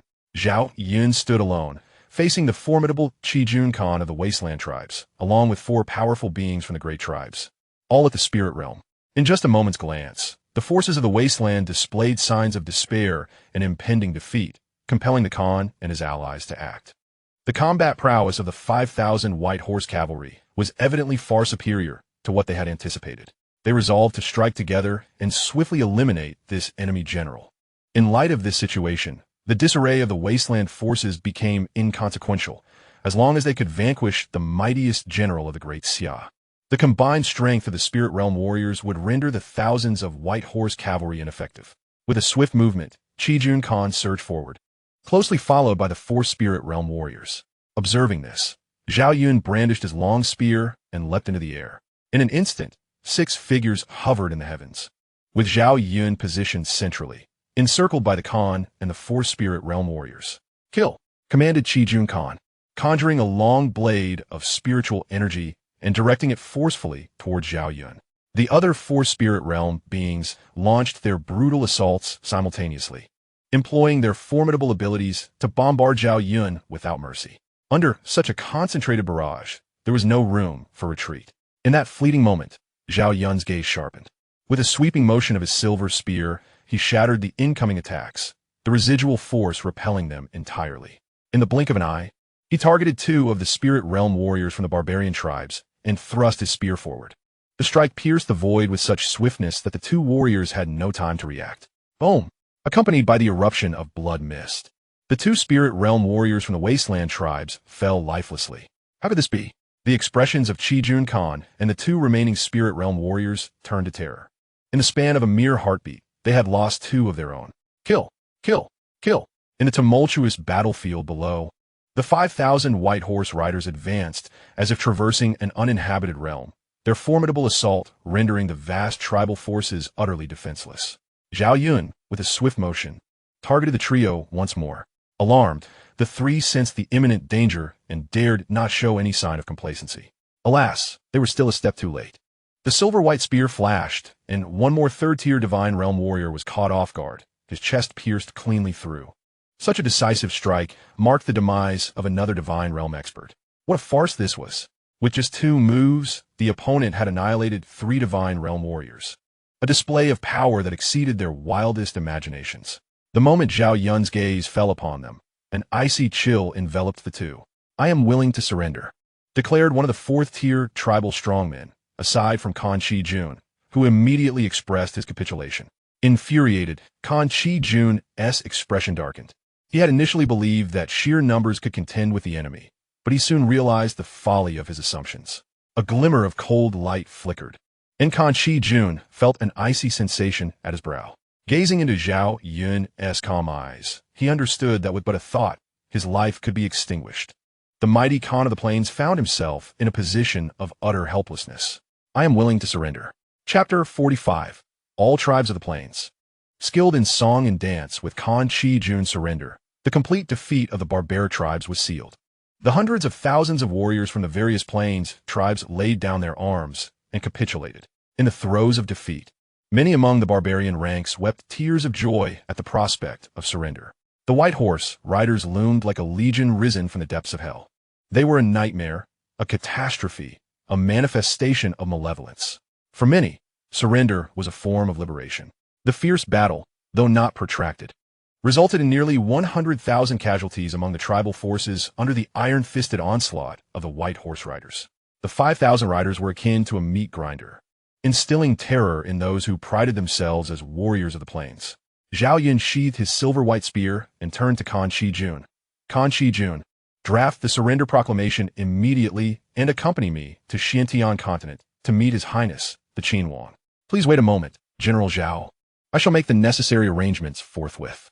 After witnessing Zhao Yun's strength, Kan Qijun dared not hesitate in the slightest. A formidable expert of the divine realm. 5,000 battle-hardened cavalry. No wonder nearly 200,000 troops that had previously invaded the southern borders of the Great Xia were utterly decimated. It was clear to him that this was the handiwork of the formidable army before him. Had he known of such a terrifying force within the Great Xia Dynasty beforehand, no matter how tempting the offers from the Great Yong Dynasty had been, he would never have entertained any notion of rebellion. Before long, Kan Qijun had finalized the surrender proclamation, and after making appropriate arrangements with the tribes, he obediently followed Zhao Yun away. As for whether the various tribes of the wasteland will continue to cause chaos after General Zhao Yun departs with his army, it is believed that the iron-fisted tactics of the 5,000 cavalrymen of the White Horse Brigade, along with the gruesome remains left on the battlefield, will compel them to make a prudent decision. The battle in the wasteland was swift and decisive, drawing the attention of the surrounding imperial forces towards the Great Xia Dynasty, while the other factions remained oblivious to the situation, save for the tribes of the wasteland.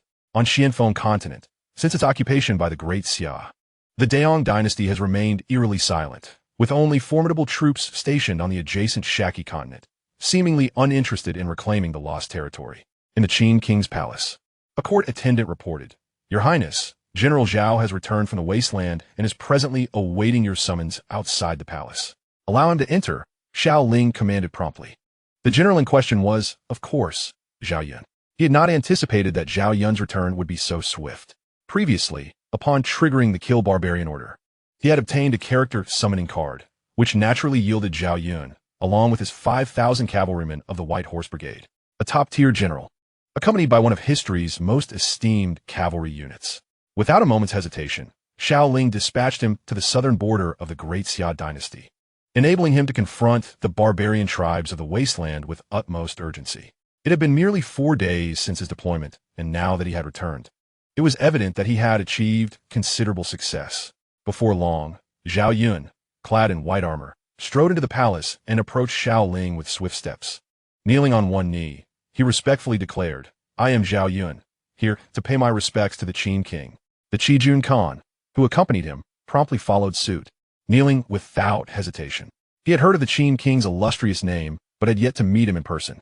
Despite the Qin king's youthful appearance, the Khan dared not show any signs of complacency. A slight misstep could cost him his life, and even the tribes of the wasteland behind him would face the dire consequences of a bloody reprisal. Xiao Ling cast a glance at Zhao Yun, his gaze also falling upon a figure kneeling slightly behind. Clad in the garb of the wasteland, this individual emanated an aura of someone at the divine realm level. Though he appeared somewhat despondent, a hint of the commanding presence typical of a leader was discernible, sufficient to indicate his identity. Qijun Khan, the actual ruler of the barbarian tribes. In the recent conflict against the barbarian tribes, General Zhao's contributions were undeniably significant. "Please rise." Xiao Ling gestured for Zhao Yun to stand, while he paid little mind to the Qijun Khan, instead stepping forward to address him directly. Sensing the approach of Khan Qijun, Xiao Ling immediately presented the surrender document he had prepared, not daring to exhibit the slightest negligence. "I, the humble Qijun, come before His Highness, the Qin King, on behalf of the great tribes of the wilderness, bearing this surrender document. From this day forth, our tribes shall await the commands of the Great Xia. Should there be a decree to attend court, we shall not dare to disobey." Listening to the other party's sincere words of submission, Xiao Ling accepted the document he was holding aloft. However, he refrained from opening it, choosing instead to gaze intently at Khan Qijun. "Qijun, raise your head." Upon hearing this, Khan Qijun immediately complied. Beneath his seemingly rugged exterior, one could only wonder what thoughts occupied his mind. Xiao Ling spoke with a calm demeanor. "Are the tribes of your wilderness truly sincere in their submission?" As he felt the weight of the gaze upon him, despite Qijun's youthful countenance, there emanated a ruthless and profound pressure that nearly rendered him breathless. Impossible. Though the other party was esteemed as the Qin king of Great Xia, he was still merely a youth. How could he evoke such a feeling? Khan Qijun's heart trembled with astonishment. Even in the presence of the Emperor of Xia, he felt no such pressure. Attempting to perceive the essence of Xiao Ling, he was met with an overwhelming force that obscured his senses. He felt as though the Qin king before him was an insurmountable mountain, an existence beyond his comprehension. "Impudent!" A cold reprimand echoed from the side. It was Zhao Yun, who, witnessing Qijun's disrespect toward Xiao Ling, knew he could not remain idle. "Forgive me, Your Highness." Khan Qijun hastily interjected. "The tribes of the wilderness are indeed wholeheartedly loyal to Great Xia, with no trace of treachery. It would be foolish to harbor any disloyalty. The might of the Great Xia Dynasty was not something the tribes of the wilderness could oppose, and to do so would be tantamount to self-destruction. I have heard that your wilderness tribes boast countless valiant warriors, each skilled in battle. Defamation. This is pure slander." As soon as Xiao Ling inquired, Khan Qijun, with utmost seriousness, quickly clarified, "Our tribes of the wilderness cherish peace. We are not warriors, but rather individuals who excel in song and dance." Song and dance. In the face of overwhelming power, Khan Qijun displayed a commendable awareness of the situation. "Very well." Xiao Ling nodded slightly, stating, "I shall trust your wilderness tribes this once." He held no particular concern regarding the tribes. Should they obey, they would be allowed to thrive. Should they resist, their obliteration would be a mere whim. "Congratulations, host, for successfully subduing the barbaric tribes of the wilderness and securing their sincere allegiance. Time taken for the task, 4 days. Task rating, S and S rating." Xiao Ling felt a surge of delight at the system's evaluation. The higher the rating of the barbarian suppression order, the more substantial the rewards he could acquire. Surely, an S rating would yield no disappointments. He hoped for a delightful surprise. Xiao Ling pondered, despite the formidable warriors at his command. They pale in comparison to the imperial dynasty. The adversaries he would face in the future are far more complex than mere imperial forces. Rewards distribution. Congratulations, host. You have received 1 Legion summoning card, 10 years of cultivation, and 1 first-grade golden dan. Chapter 46. The Yu Family Legion, Pinnacle of Divine Abode. The Legion summoning card. 10 years of cultivation. These rewards are indeed commendable. Legion summoning card. Upon usage, it grants a distinguished legion, comprising no fewer than 100,000 troops, along with a well-formed command structure, including one supreme commander and several generals. 12 years of cultivation. Upon usage, it infuses the user with 10 years of cultivation. First grade Golden Dan enhances the physique of a user, instantaneously elevating their cultivation and extending their lifespan based on a certain foundation. At present, he commands a considerable number of powerful figures within the divine abode realm, including the sword Saint Gainye, Xianxia, and Zhao Yun, all of whom possess exceptional prowess. While the individual strength of the 18 riders of Yin may not be top tier, their combined might is undeniably formidable within the divine abode realm. However, in terms of military force, he currently only has the Guaning Iron Cavalry, numbering 50,000, and the White Horse Riders, with a mere 5,000. Although he oversees the entire eastern frontier of the Great Xia, with nearly 200,000 troops stationed there.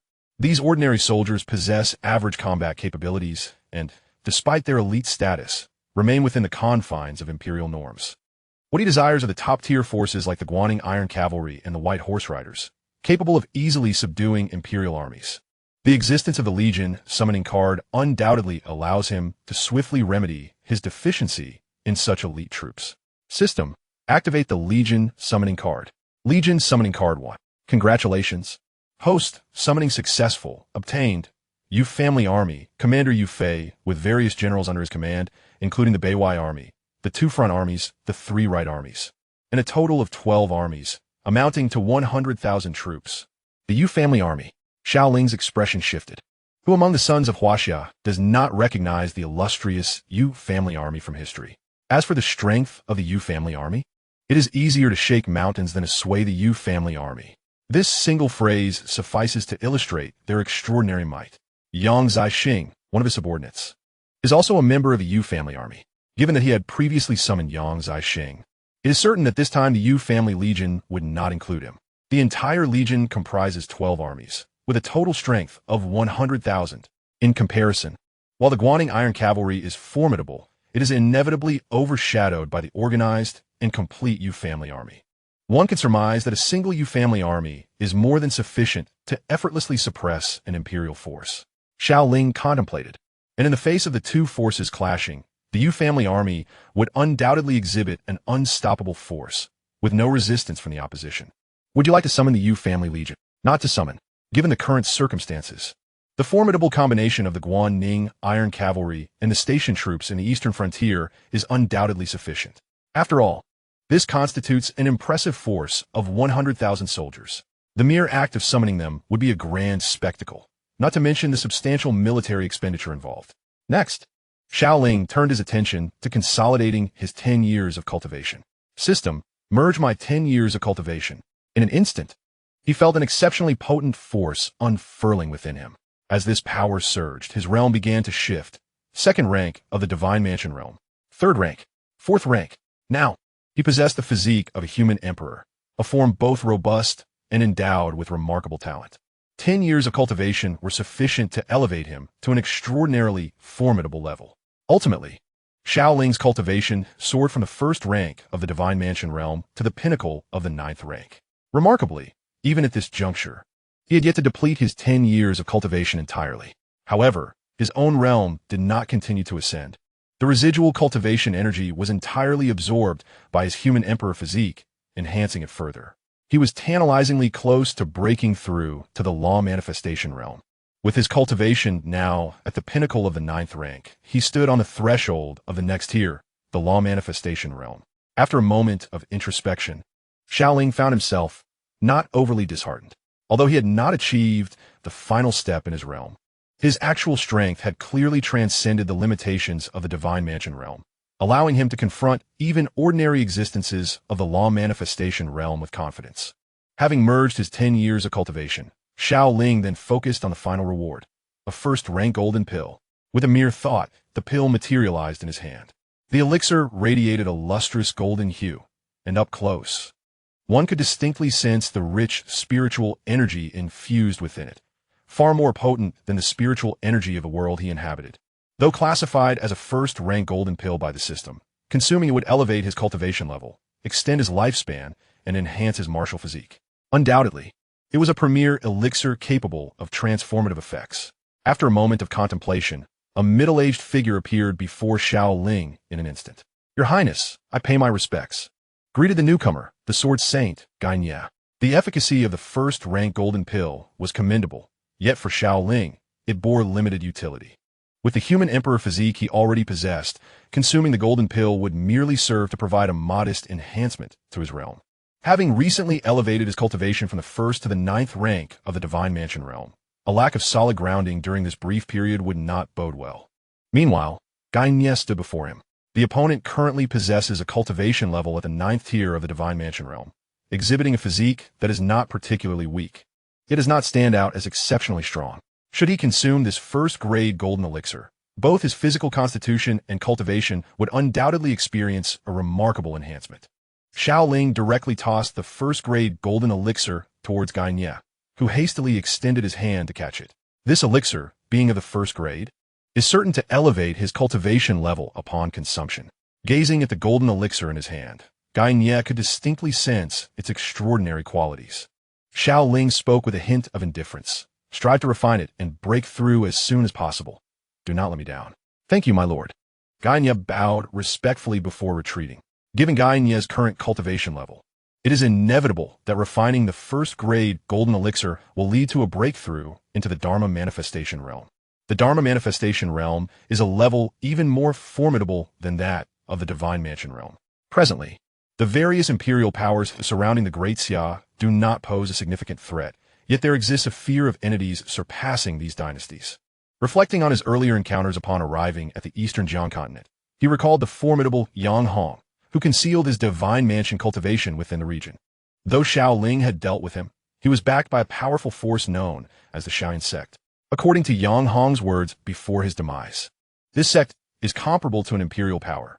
What kind of overwhelming strength does an empire possess? The most elite in the Divine Mansion realm within an empire are merely considered strong. Beyond them lie the Dharma manifestation realm, and even beings of greater prowess.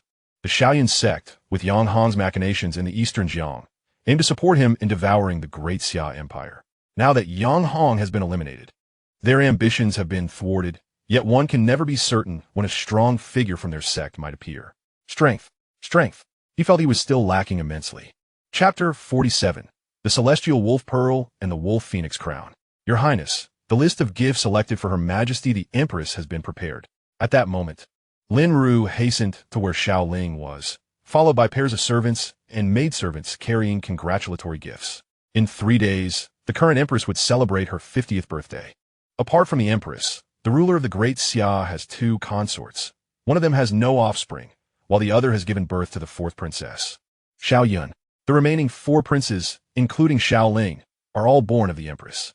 As the son of the Empress, it was impossible for him to treat this matter lightly. "Your Highness, we have prepared a total of 18 gifts. Besides the 10 selected from the noble families of the Eastern Jiang, 6 more were acquired during the cleansing of the Xianfeng continent, and 2 were sent by Kan Qijun on behalf of the various tribes of the wilderness." Lin Ruru elaborated beside him. Upon hearing the words of the other party, Xiao Ling regained his composure and turned his gaze towards the 18 exquisite gifts displayed within the courtyard. Each gift, selected to commemorate the birthday of the Empress, was undoubtedly a treasure of unparalleled value. A cursory glance revealed that each item was indeed a rarity in the world. However, upon seeing the last 2 objects, Xiao Ling was taken aback and found himself glancing at them repeatedly. Noticing his reaction, Lin Ruer promptly remarked, "Your Highness, these are 2 congratulatory gifts prepared by Kan Qijun, said to be 2 inherited spiritual treasures from the royal court of the wilderness." "Indeed," Xiao Ling responded with a slight nod. "These spiritual treasures are undeniably authentic." One was a jade pearl, and the other a delicately crafted phoenix crown adorned with wolf patterns. Xiao Ling took a look at the details listed on the gift list provided by Lin Ruer. The Tianlang pearl, according to legend, was crafted from the eyes of the celestial wolf, capable of nurturing the essence of its wearer, rendering them immune to all toxins. The wolf phoenix crown, a spiritual treasure of the royal court of the wilderness, was made from the bones of the celestial wolf and fortified with defensive enchantments by the former high priest of the wilderness. Xiao Ling comprehended the significance of the Tianlang pearl and the wolf phoenix crown with clarity. Kan Qijun? A fleeting thought crossed his mind. Although the man appeared robust and boorish, he was quite astute in matters of diplomacy. Xiao Ling's gaze shifted towards the wolf phoenix crown. and he reached out to hold it in his hand. He could distinctly sense a formidable power sealed within it. This power would be difficult to breach unless one were in the late stages of the Divine Mansion realm exerting their full strength. With his own prowess at the pinnacle of the 9th rank in the Divine Mansion realm, Xiao Ling was confident in his ability to dismantle it with ease. However, upon probing the energies within, he found that the Wolf Phoenix crown offered little resistance, merely emanating a faint glow. It seemed that the power contained within clashed with Xiao Ling's spiritual energy. No wonder the old fellow chose to present the Wolf Phoenix crown. Recalling the description of the crown, Xiao Ling noted that it was meant solely for female wearers. Given that Kan Shijun was a man, wearing it would not be distinguishable from an ordinary hair crown. If it were otherwise, during the earlier assault on the royal court of the wilderness led by Zhao Yun and the White Horse Brigade, the defensive enchantments of the crown would have ensured their invincibility. Let's put these away, Xiao Ling said, glancing at Lin Ruer beside him, pulling her into an embrace with a playful smile.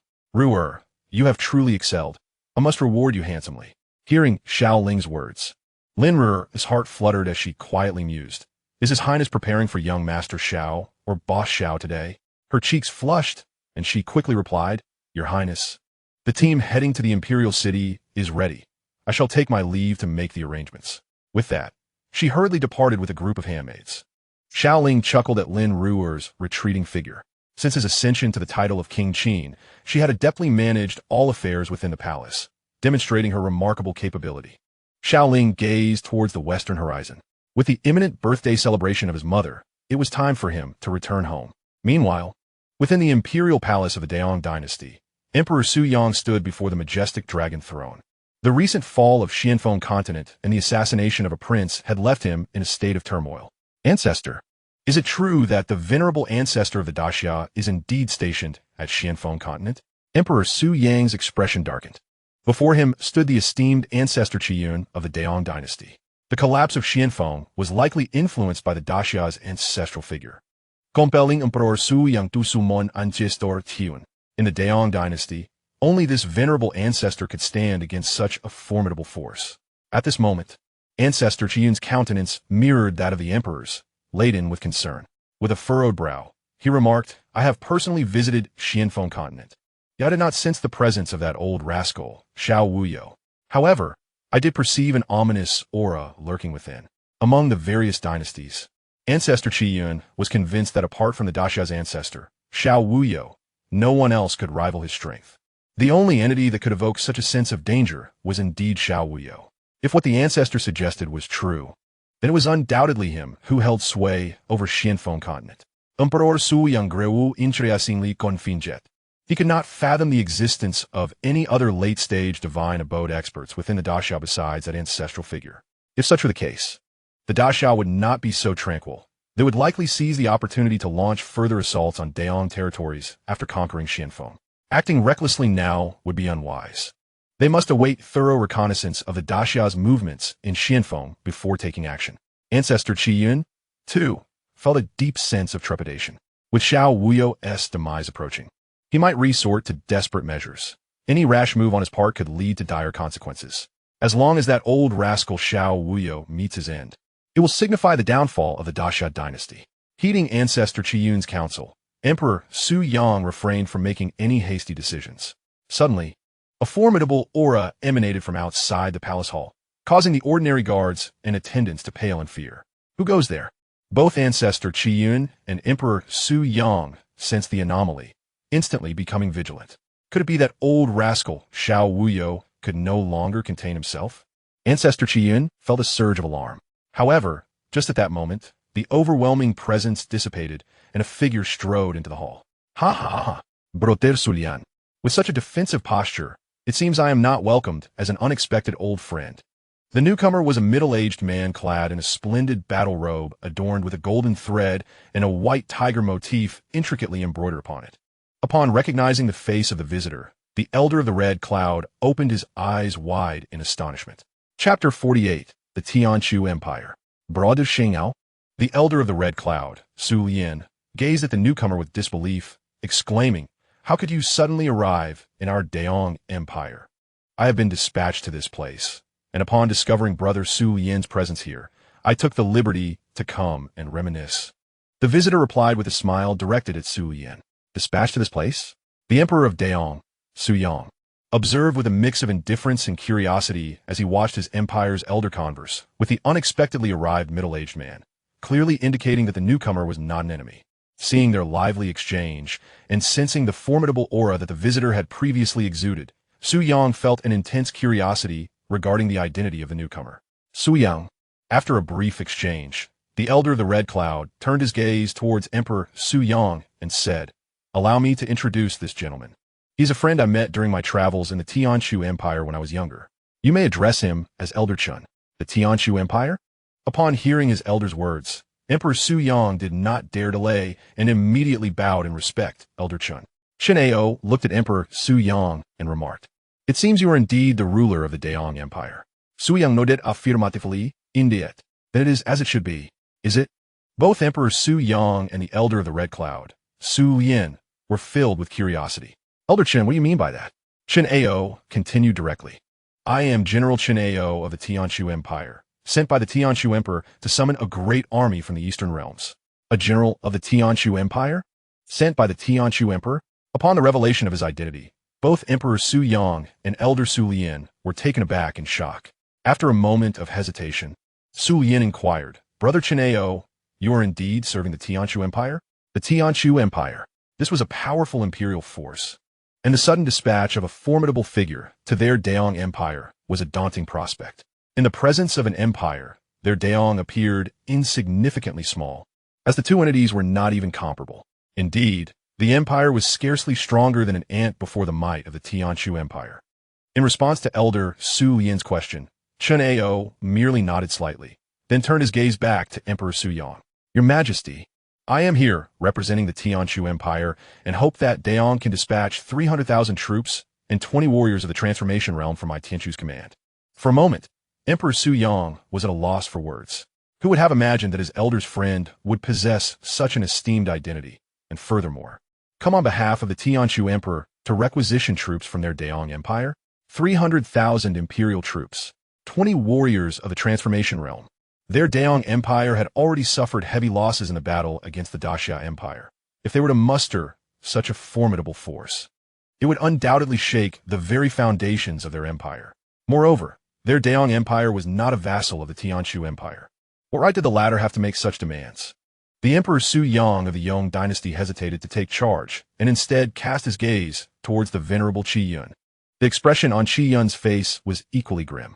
What an outrageous surprise to be confronted with such a grand demand upon their first meeting. However, given the formidable force of the Tianshu Empire behind the other party, he dared not show defiance. "Brother Chen Ao, our Yong dynasty is currently short on troops.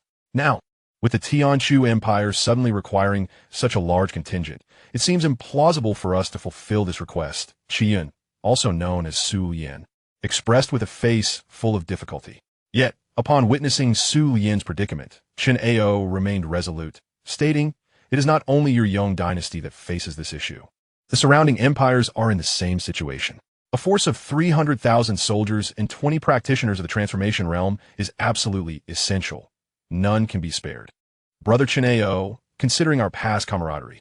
Su Yan attempted to reason further. However, Chen Ao's expression was unyielding as he interjected, "This is the decree of the Emperor, one that I cannot alter at will. To disobey the Emperor's orders is to invite execution without mercy." An overwhelming aura emanated from Chen Ao, causing Su Yan to bend his body, unable to stand upright, as he sensed an irresistible pressure. Even the venerable Xiao Wuyo of the Daxia Dynasty, a ninth-tier master of the Divine Abode Realm, could not exert such a feeling of oppression upon him. Mianwile, Su Yang, standing nearby, appeared pale and trembled uncontrollably. "You are of the Law Manifestation Realm," Su Yin quickly assured. "Rest assured, we of the Yong dynasty will certainly heed the commands of the Tianshu Empire and would not dare to disobey in the slightest." In the Daxia dynasty, within the imperial palace, the atmosphere was vibrant and festive, adorned with colorful decorations as officials and noble families gathered in unison. At the palace gates, countless courtiers, accompanied by their families, entered the palace grounds in an orderly fashion.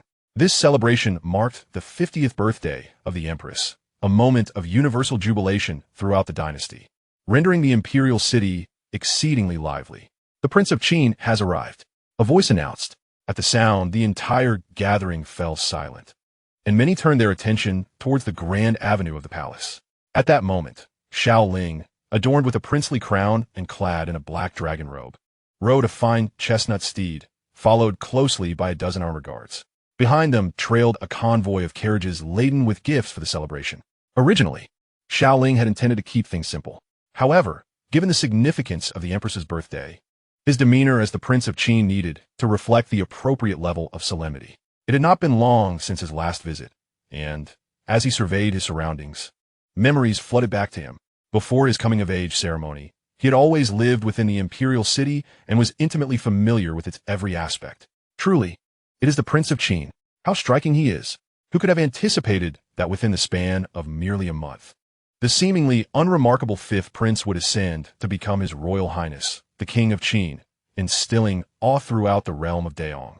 In this brief period, His Highness has not only conquered the Xianfeng continent of Daong, but has also decisively vanquished hundreds of thousands of elite troops, achieving accomplishments unparalleled in the annals of the Qin kings of the Great Xia Dynasty. The noble ladies of the official families, who had entered the palace alongside their fathers, found themselves enamored by Xiao Ling, their hearts fluttering uncontrollably. Heroes cherish beauty, and beauty complements heroes. The rapid establishment of such remarkable feats by Xiao Ling, coupled with his princely status and striking handsomeness, creates an overwhelming allure for the young maidens. In this fleeting moment, the King of Qin's entourage has arrived at the palace gates. This humble soldier, Zhang Wan, pays homage to His Royal Highness the King of Qin. I pay my respects to His Royal Highness. The stationed military leaders and soldiers turned to gaze upon Xiao Ling, immediately kneeling on one knee in reverence. The formidable reputation of the King of Qin resonated deeply within the hearts of these soldiers of the Great Xia. Your Majesty, in an instant, the lords and ministers positioned at either side of the palace gates also bowed in deference. Please rise, Xiao Ling beckoned, exerting a gentle force that effortlessly lifted all present to their feet. The commanding officer, Zhang Wan, hastened forward. His Majesty has issued a decree, granting King Xiao Ling entry into the palace through the Ziji Gate. The Ziji Gate. This is the exclusive entrance for the Son of Heaven into the palace. Unless permitted by the Emperor, even the Crown Prince is forbidden from crossing its threshold. This act immediately sparked a wave of excitement. The imposing Ziji Gate slowly creaked open, and a contingent of palace guards swiftly emerged, taking their positions flanking the entrance. We humbly invite His Royal Highness the King of Qin to enter the city. Chapter 49. Indeed, stronger than I was in my youth. Xiao Ling gazed at the grand entrance situated in the center of the palace.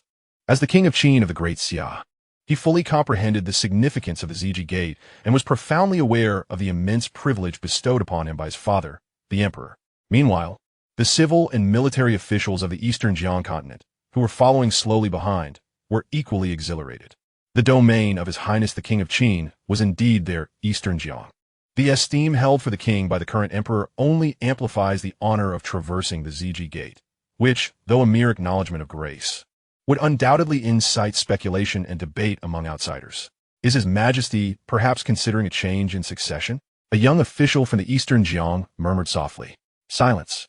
The commanding Yang Ding chastised sharply. Such matters concerning the throne and court are not for us to speculate upon. At this admonition, the assembly of officials from Eastern Jiang fell silent, refraining from any further indiscretion. Xiao Ling lifted his gaze to the Ziji Gate, then promptly dismounted and stepped toward the wide-open entrance, with the palace guards closely following in his wake. As Xiao Ling, the King of Qin, stepped inside, the once wide-open purple extreme gate slowly began to close once more. Meanwhile, the entourage from the Qin royal office swiftly entered through a side door on the right. The Fengyun Palace, the residence of the queen, was bustling in preparation for her birthday celebration. Upon his return, Xiao Ling hurried to seek an audience with his mother. Arriving at the palace entrance, the attending court lady immediately recognized his identity. Servant pays her respects, she began, but before she could finish, Xiao Ling waved his hand to halt her. Crossing the palace door, he quickly made his way to the courtyard where his mother resided. Due to the festivities, the entire Fengyun Palace was alive with activity, and Queen Murongyan was directing a flurry of servants and maids as they busied themselves. Xiao Ling surveyed the surroundings, and the attentive servants, recognizing the occasion, feigned normalcy, displaying no unusual behavior. Approaching Queen Murong, he promptly knelt before her and proclaimed, "I pay my respects to your majesty. May your health be robust and your longevity boundless." Hearing the familiar voice, Murong turned her head and was greeted by the sight of her son kneeling on the ground. A warm smile instantly lit up her face as she said, "You little rascal," returning so quietly. As she spoke, the queen stepped forward to pull Xiao Ling to his feet, appraising him with satisfaction. "Indeed, you have grown sturdy. You truly embody the gallant demeanor of the king of Qin, as they say." Although situated in the imperial city, the remarkable achievements of her fifth son in the eastern frontier had long reached her ears. "Without your mother, how could there be a son like you? Much of this gallantry belongs to you as well."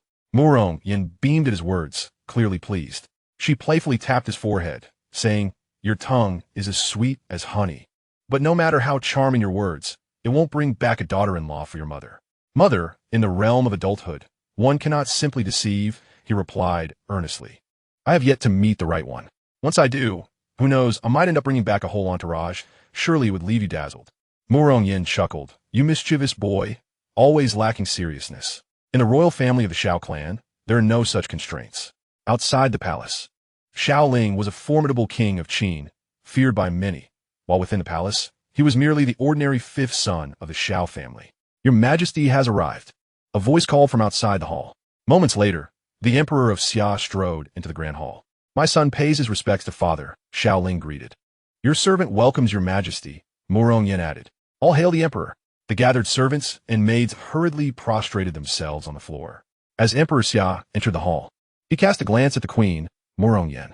"My queen, I have instructed the imperial kitchen to prepare a bowl of longevity noodles for you. Do partake of it swiftly. This subject is most grateful to your Majesty," Murong responded, slightly bowing. The couple, well aware of each other's sentiments, promptly dismissed the servants and maids from the hall. In a brief moment, only the sovereign and his son remained. Emperor Xiao Tianhuang scrutinized Xiao Ling before him. In a short span of time, since Xiao Ling's journey to the eastern frontier, he had achieved considerable accomplishments, and indeed, he had changed significantly. Particularly notable was the aura that enveloped Xiao Ling. Probing into it felt akin to delving into an unfathomable ocean, yielding no discernible insights. Yet, reflecting on the past, he found himself able to accept this reality, albeit with some difficulty. Born amidst celestial phenomena, a mysterious elder, a formidable sacred body, my 5 children are indeed extraordinary, destined to inherit the fortune bestowed by heaven. Indeed, he mused, this son surpasses my own prowess in my youth. To govern a dynasty, laboring for a significant portion of one's life, what harm is there in having a truly talented son? However, as Xiao Ling flourished, the concerns of Emperor Xiao Tianhuang grew ever more profound. Meanwhile, Xiao Ling observed his father, acutely aware of the probing gaze. Yet, he felt no necessity to conceal anything. Fully understanding his father's thoughts, a son's excellence naturally brings joy to a father, yet the burden of rulership inevitably casts a shadow of worry. The two stood in a moment of silent confrontation. "Once your mother's birthday celebration concludes, let us gather properly." "Indeed," Xiao Ling nodded slightly. In the grand palace of the Great Xia, before the Golden Throne Hall, ceremonies are held during significant festivals. The last time such a lively scene unfolded was during Xiao Ling's elevation to the title of Prince of Qin. Following the conclusion of the formalities, the noble lords and ministers of the dynasty, along with various regional princes, presented their birthday tributes. The Right Chancellor, Liu Huai, presented 5 sets of century-old sable fur and 10 pieces of jade porcelain. The King of Xining contributed a piece of emerald bamboo and a steed of unmatched quality. The King of Zhang offered a set of exquisite jade jewelry and a celebratory painting. The King of Chu gifted a millennium-old warm jade and a splendid golden silk robe. In a moment, the treasures amassed like a mountain, as the noble lords of the Great Xia Dynasty eagerly bestowed their gifts. Soon after, Prince Xiao Ling arrived with a retinue of palace guards, bearing a selection of over a dozen birthday tributes. The arrival of the prince drew the attention of countless noble lords. It was evident that, in the current dynasty, the most formidable presence belonged to the Prince of Qin, whose stature seemed to eclipse that of the current crown prince, Xiao Yuan. Many were curious about what grand gift this esteemed individual would present to the queen in celebration of her birthday. Chapter 50. The Prince of Qin presents his gifts. Xiao Ling arrived at the foot of the Golden Lawn Hall, bowing respectfully to the Emperor Xiao Tianhuang, and the Empress Murong, Yin seated upon the exalted throne. As your son, I wish my mother a life of joy and longevity, akin to the immortal beings of the mortal realm. May the compassionate curtain of life bring eternal youth. Following this heartfelt tribute, the 18 meticulously prepared gifts of longevity were presented one by the palace guards. Truly, the grandeur of the Qin Wang's offerings was remarkable.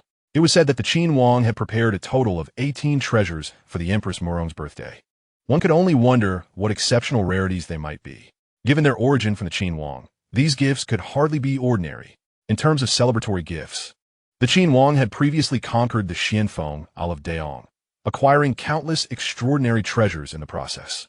The discussions among the officials of the Great Xia made it evident that there was considerable enthusiasm regarding the Qin Wang, Xiao Ling's presence.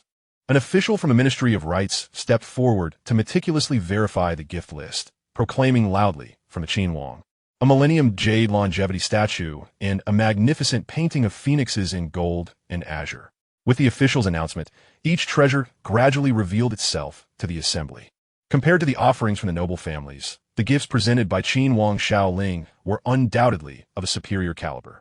Each one was a rarity, truly a treasure sought after by many, if not impossible to find elsewhere.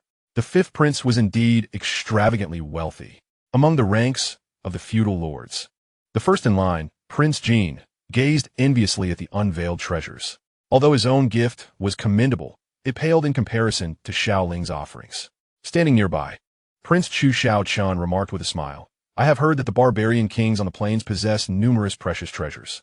If you, my second brother, could vanquish those tribes, your gifts might surpass even those of our fifth brother.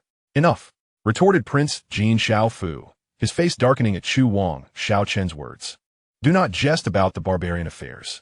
Recalling his recent near-death experience due to betrayal in the desolate hills, his mood soured considerably. Had it not been for the timely intervention of his fifth brother's forces, could he stand here so securely? Third brother, you command the most elite spies of the entire dynasty. Rather than launching a grand offensive against the barbarians, it would be more prudent to dispatch your capable operatives. Xiaochun suggested, shaking his head. The two princes continued their playful banter until the official from the Ministry of Rites reached the end of the list. 1 Tianling pearl and 1 wolf phoenix crown. As the final 2 treasures were unveiled before the assembly, the rarity of these exquisite items left all in awe. A mere glance at these treasures reveals that they are not comparable to ordinary gems. The Qin king has indeed made a remarkable display by acquiring such extraordinary rarities. Those who stand here are all dignitaries of the Great Xia Dynasty, their status and discernment far from ordinary. Yet, upon viewing these 2 exquisite gifts, they're still greatly astonished. The heavenly wolf pearl and the wolf phoenix crown. The prince of Chu, Xiaochun, fell into deep contemplation. Suddenly, a thought struck him, and he turned to his brother, the Jin king, Xiaofu. Brother, the barbarian tribes of the wilderness worship the heavenly wolf. These 2 treasures seem to be related to it. Could they possibly be relics of the wilderness royal court? The wilderness royal court? Upon hearing Xiao Chen's words, Xiaofu quickly grasped the implication. Goodness, could our fifth brother have sent someone to the wilderness royal court and plundered their treasures? Just moments ago, they had been jesting, but now it seemed that their brother had turned jest into reality, especially for Xiaofu. Recalling the more than 10 black-clad powerful figures sent by Xiao Ling to rescue him, all formidable beings at the divine mansion level, he pondered the possibility of their involvement. However, this remained merely a conjecture. After careful consideration, Xiao Chen remarked, although the wilderness royal court may not possess the same strength as our Great Xia, it certainly harbors many strong individuals, particularly the formidable Qi Jun Khan. Infiltrating their domain to seize their royal treasures may not be an easy task. At that moment, the emperor of Xia, Xiao Tianhuang, seated upon the dragon throne, was equally captivated by the 2 treasures. As a being of the divine mansion realm, he could distinctly sense the extraordinary nature of these final 2 gems. Observing their appearance, they seemed more akin to the style of the barbarian tribes rather than that of the dynasty. Could this lad have infiltrated the wilderness royal court and truly stolen their royal treasures? He mused. Given the recent displays of the young man's capabilities, it was indeed plausible. Should this be the case, the wilderness royal court would certainly not let it pass lightly. Nevertheless, this young man has shown great ambition. After all, the relationship between our Great Xia and the wilderness has always been fraught with hostility. Seizing a few of their treasures would indeed be a source of satisfaction. With the gifts presented, Xiao Ling did not withdraw, but continued. There have been disturbances along the borders of our Great Xia. As the Empress of the Great Xia, my mother is concerned for the well-being of countless citizens. Today, on the occasion of her birthday, I have yet another gift to present. Another gift? Upon hearing Xiao Ling's words, everyone present was filled with curiosity. The Qin king had already bestowed a remarkable 18 rare treasures as gifts for the Empress's birthday. What further offering could possibly serve as a grand finale? Before the golden throne, Emperor Xia, Xiao Tianwang, gazed at Xiao Ling and remarked, "What tricks will this fifth son conjure now? King Qin, what further tributes do you possess?" With a grand gesture, Xiao Ling signaled, and from the ranks of his officials, a robust man stepped forth. His towering stature and composed gait suggested he was no ordinary individual. What could this signify? Initially, one might have anticipated the unveiling of a rare treasure. It appeared that King Qin had merely summoned one of his officials. Before the gathered assembly, this middle-aged, imposing figure clad in official garb removed his outer robe, revealing attire typical of the barren lands. Upon discarding his official cap, he displayed the rugged adornments characteristic of the nomads. A nomad, the sudden emergence of such a figure instilled an air of solemnity among those present. The expression of Emperor Xiao Tianwang, seated upon the dragon throne, shifted to one of grave concern. Just as the crowd grappled with confusion, the nomadic man knelt on one knee and proclaimed, "The Red Sovereign of the nomadic court pays homage to the Emperor Xia and the Empress." Chapter 51. Honor the Emperor Xia as the Heavenly Khan. The Red Sovereign? The Red Sovereign Khan? The southern borders of the Great Xia Empire abut the nomadic territories, and the ongoing skirmishes between these two forces were well known within the imperial court. In an instant, several figures surged forth within the palace. Those who emerged were formidable beings of the divine abode realm, powerful entities within the Great Xia Dynasty. Just as the nomadic tribes possessed their own divine abode figures, so too did the Great Xia, with the likes of ancestor Xiao Wuyo and Emperor Xiao Tianwang, alongside several other powerful presences. In addition to the divine abode entities of Great Xia, numerous military leaders unsheathed their blades in readiness. At that moment, the entire Golden Throne Hall was on high alert, poised to suppress any movements from the Red Sovereign Khan. The fifth son? Emperor Xiao Tianwang's gaze turned toward Xiao Ling, perplexed by the sudden connection between King Qin and the Red Sovereign Khan. Hold on. Xiao Ling surveyed the surroundings. Such tension was inevitable, given the century-long strife between the Great Xia Empire and the nomadic tribes. The arrival of the Khan from the nomadic court could hardly fail to incite anxiety. As Xiao Ling spoke, countless eyes turned towards him. He directed his attention to the Red Sovereign Khan, who, with genuine demeanor, looked towards Emperor Xiao Tianwang on the dragon throne and humbly declared, "The Red Sovereign has come to ignite the discord between the nomads and the Great Xia. However, I hereby state that from this moment forth, the nomadic court shall lead its tribes in submission to the Great Xia. We pledge to heed the directives of Great Xia, following its lead henceforth." Boom! The revelation sent shockwaves through the assembly. The Red Sovereign Khan intended to lead the nomadic tribes in allegiance to the Great Xia. Is this not a dream? The vast plains and our Great Xia have been at odds for over a century, with deep-seated animosities on both sides. Yet now, they dare to bow before us. Could it be some insidious plot from the rulers of the plains? Who can say? To my mind, it seems akin to a weasel offering New Year greetings to a chicken, certainly not out of goodwill. However, if there is indeed some ulterior motive, then the Khagan of the Red Monarch would have no need to come in person, would he? In an instant, skepticism regarding the Khagan's submission began to circulate among many. Observing the surrounding commotion, the Khagan of the Red Monarch continued, "Your Majesty, the royal court of the plains truly bows in sincerity, harboring no deceit. The previous battle has imparted a profound understanding of the might of the Great Xia Dynasty. Currently, Great Xia is constrained by the powers of the Daong and other dynasties. In such circumstances, the plains cannot hope to contend with your strength. Should Great Xia manage to free its hands, the fate of the plains would be all too predictable. Thus, bowing in submission at this moment seems the wisest course." Emperor Xiao Tianwang glanced down at Xiao Ling. It was evident that the Khagan's actions were orchestrated by an unseen hand. This fifth son of his was becoming increasingly inscrutable. In a hushed manner, the Khagan of the Red Monarch had approached, leading his people to bow before Great Xia. Below, Xiao Ling produced an exquisite scroll. "Father, this is the Khagan's declaration of submission." With a grand gesture, Emperor Xiao Tianwang grasped the delicate scroll. Upon opening it, he beheld the Kaghan's own handwritten declaration of fealty. Your Majesty, the various factions of the plains shall immediately pledge their allegiance to Great Xia. We hold your illustrious emperors in the highest regard, referring to them as the heavenly Kaghan. With the declaration in hand and witnessing the Kaghan's profound reverence, the meaning was abundantly clear. Rise, he commanded. I accept the allegiance of your factions. Emperor Xiao Tianwang felt a surge of joy within. Heavenly Kaghan. The title bestowed by the Kaghan was indeed commendable. On the occasion of the Empress's birthday, to receive the submission of the plains was truly a moment of great celebration. However, gazing at the Prince of Qin, Xiao Ling, he found himself increasingly perplexed by this young rascal. Empress, are you satisfied with the prince's gift? Emperor Xiao Tianwang turned his gaze towards the Empress, Morongyan. She smiled and replied, this gift from the prince brings me great joy. Her voice resonated, loud enough for all the ministers of Great Xia to hear. In an instant, the ministers knelt in unison. Congratulations to your Majesty and to the Empress. The submission of the royal court of the plains would undoubtedly stabilize and secure the southern regions of Great Xia. Not only did it eliminate a formidable enemy, but it also provided access to a powerful army from the plains. Following the ministers' congratulations, the ceremony concluded, allowing their families to mingle within the controlled areas of the imperial garden. Surrounded by the formidable royal guards, the area was strictly off-limits to outsiders. At this moment, Emperor Xiao Tianwang sat to one side, accompanied by Crown Prince Xiao Yuan and the 3 kings of the Xia Dynasty. The 4 noblemen, also 4 fathers and sons, felt a certain restraint in the presence of Emperor Xiao Tianwang.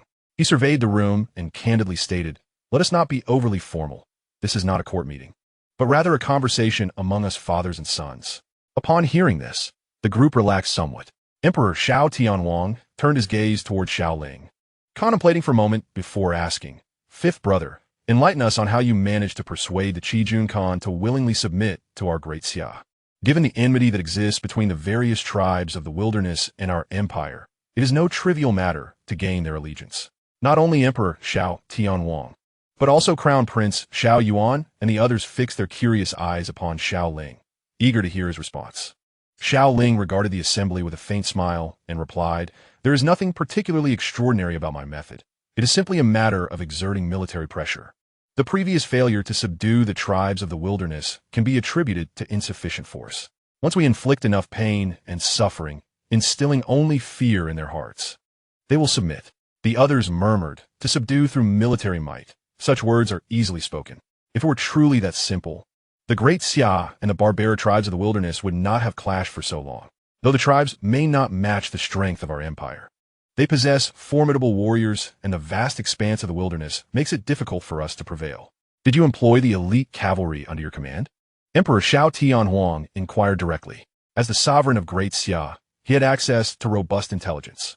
It was no surprise that he was aware of the commotion caused by the Yun 18 riders during their rescue of Prince Xiaofu in the southern border.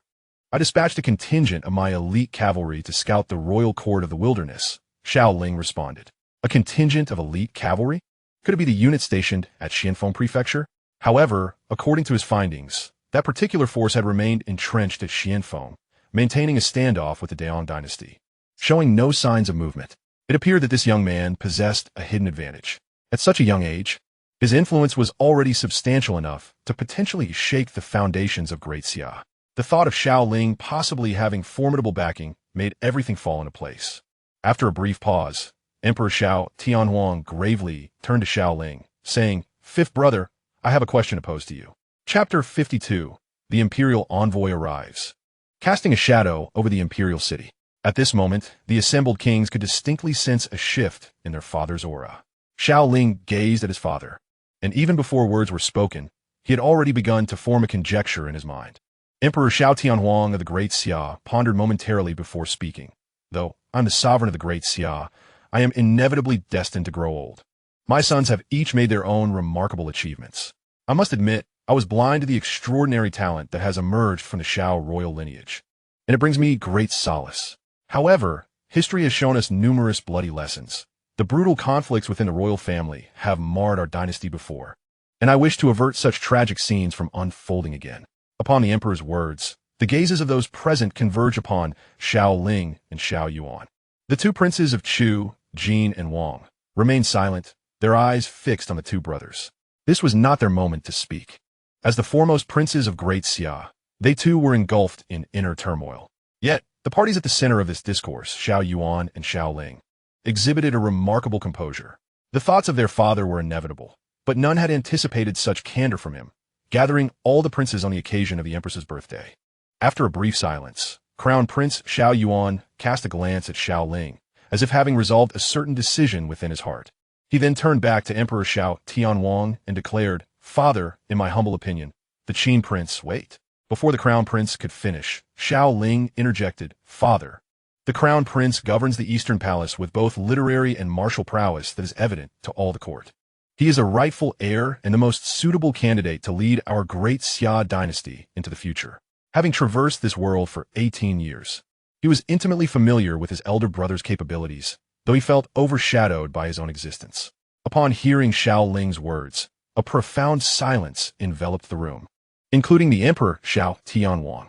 From their father's inquiry, it was clear that the rise of the fifth prince, Xiao Ling, had rendered the position of heir somewhat precarious. Both the current crown Prince Xiao Yuan and Prince Xiao Ling possessed the potential to ascend the throne. Yet, Xiao Ling had unhesitatingly relinquished such an opportunity.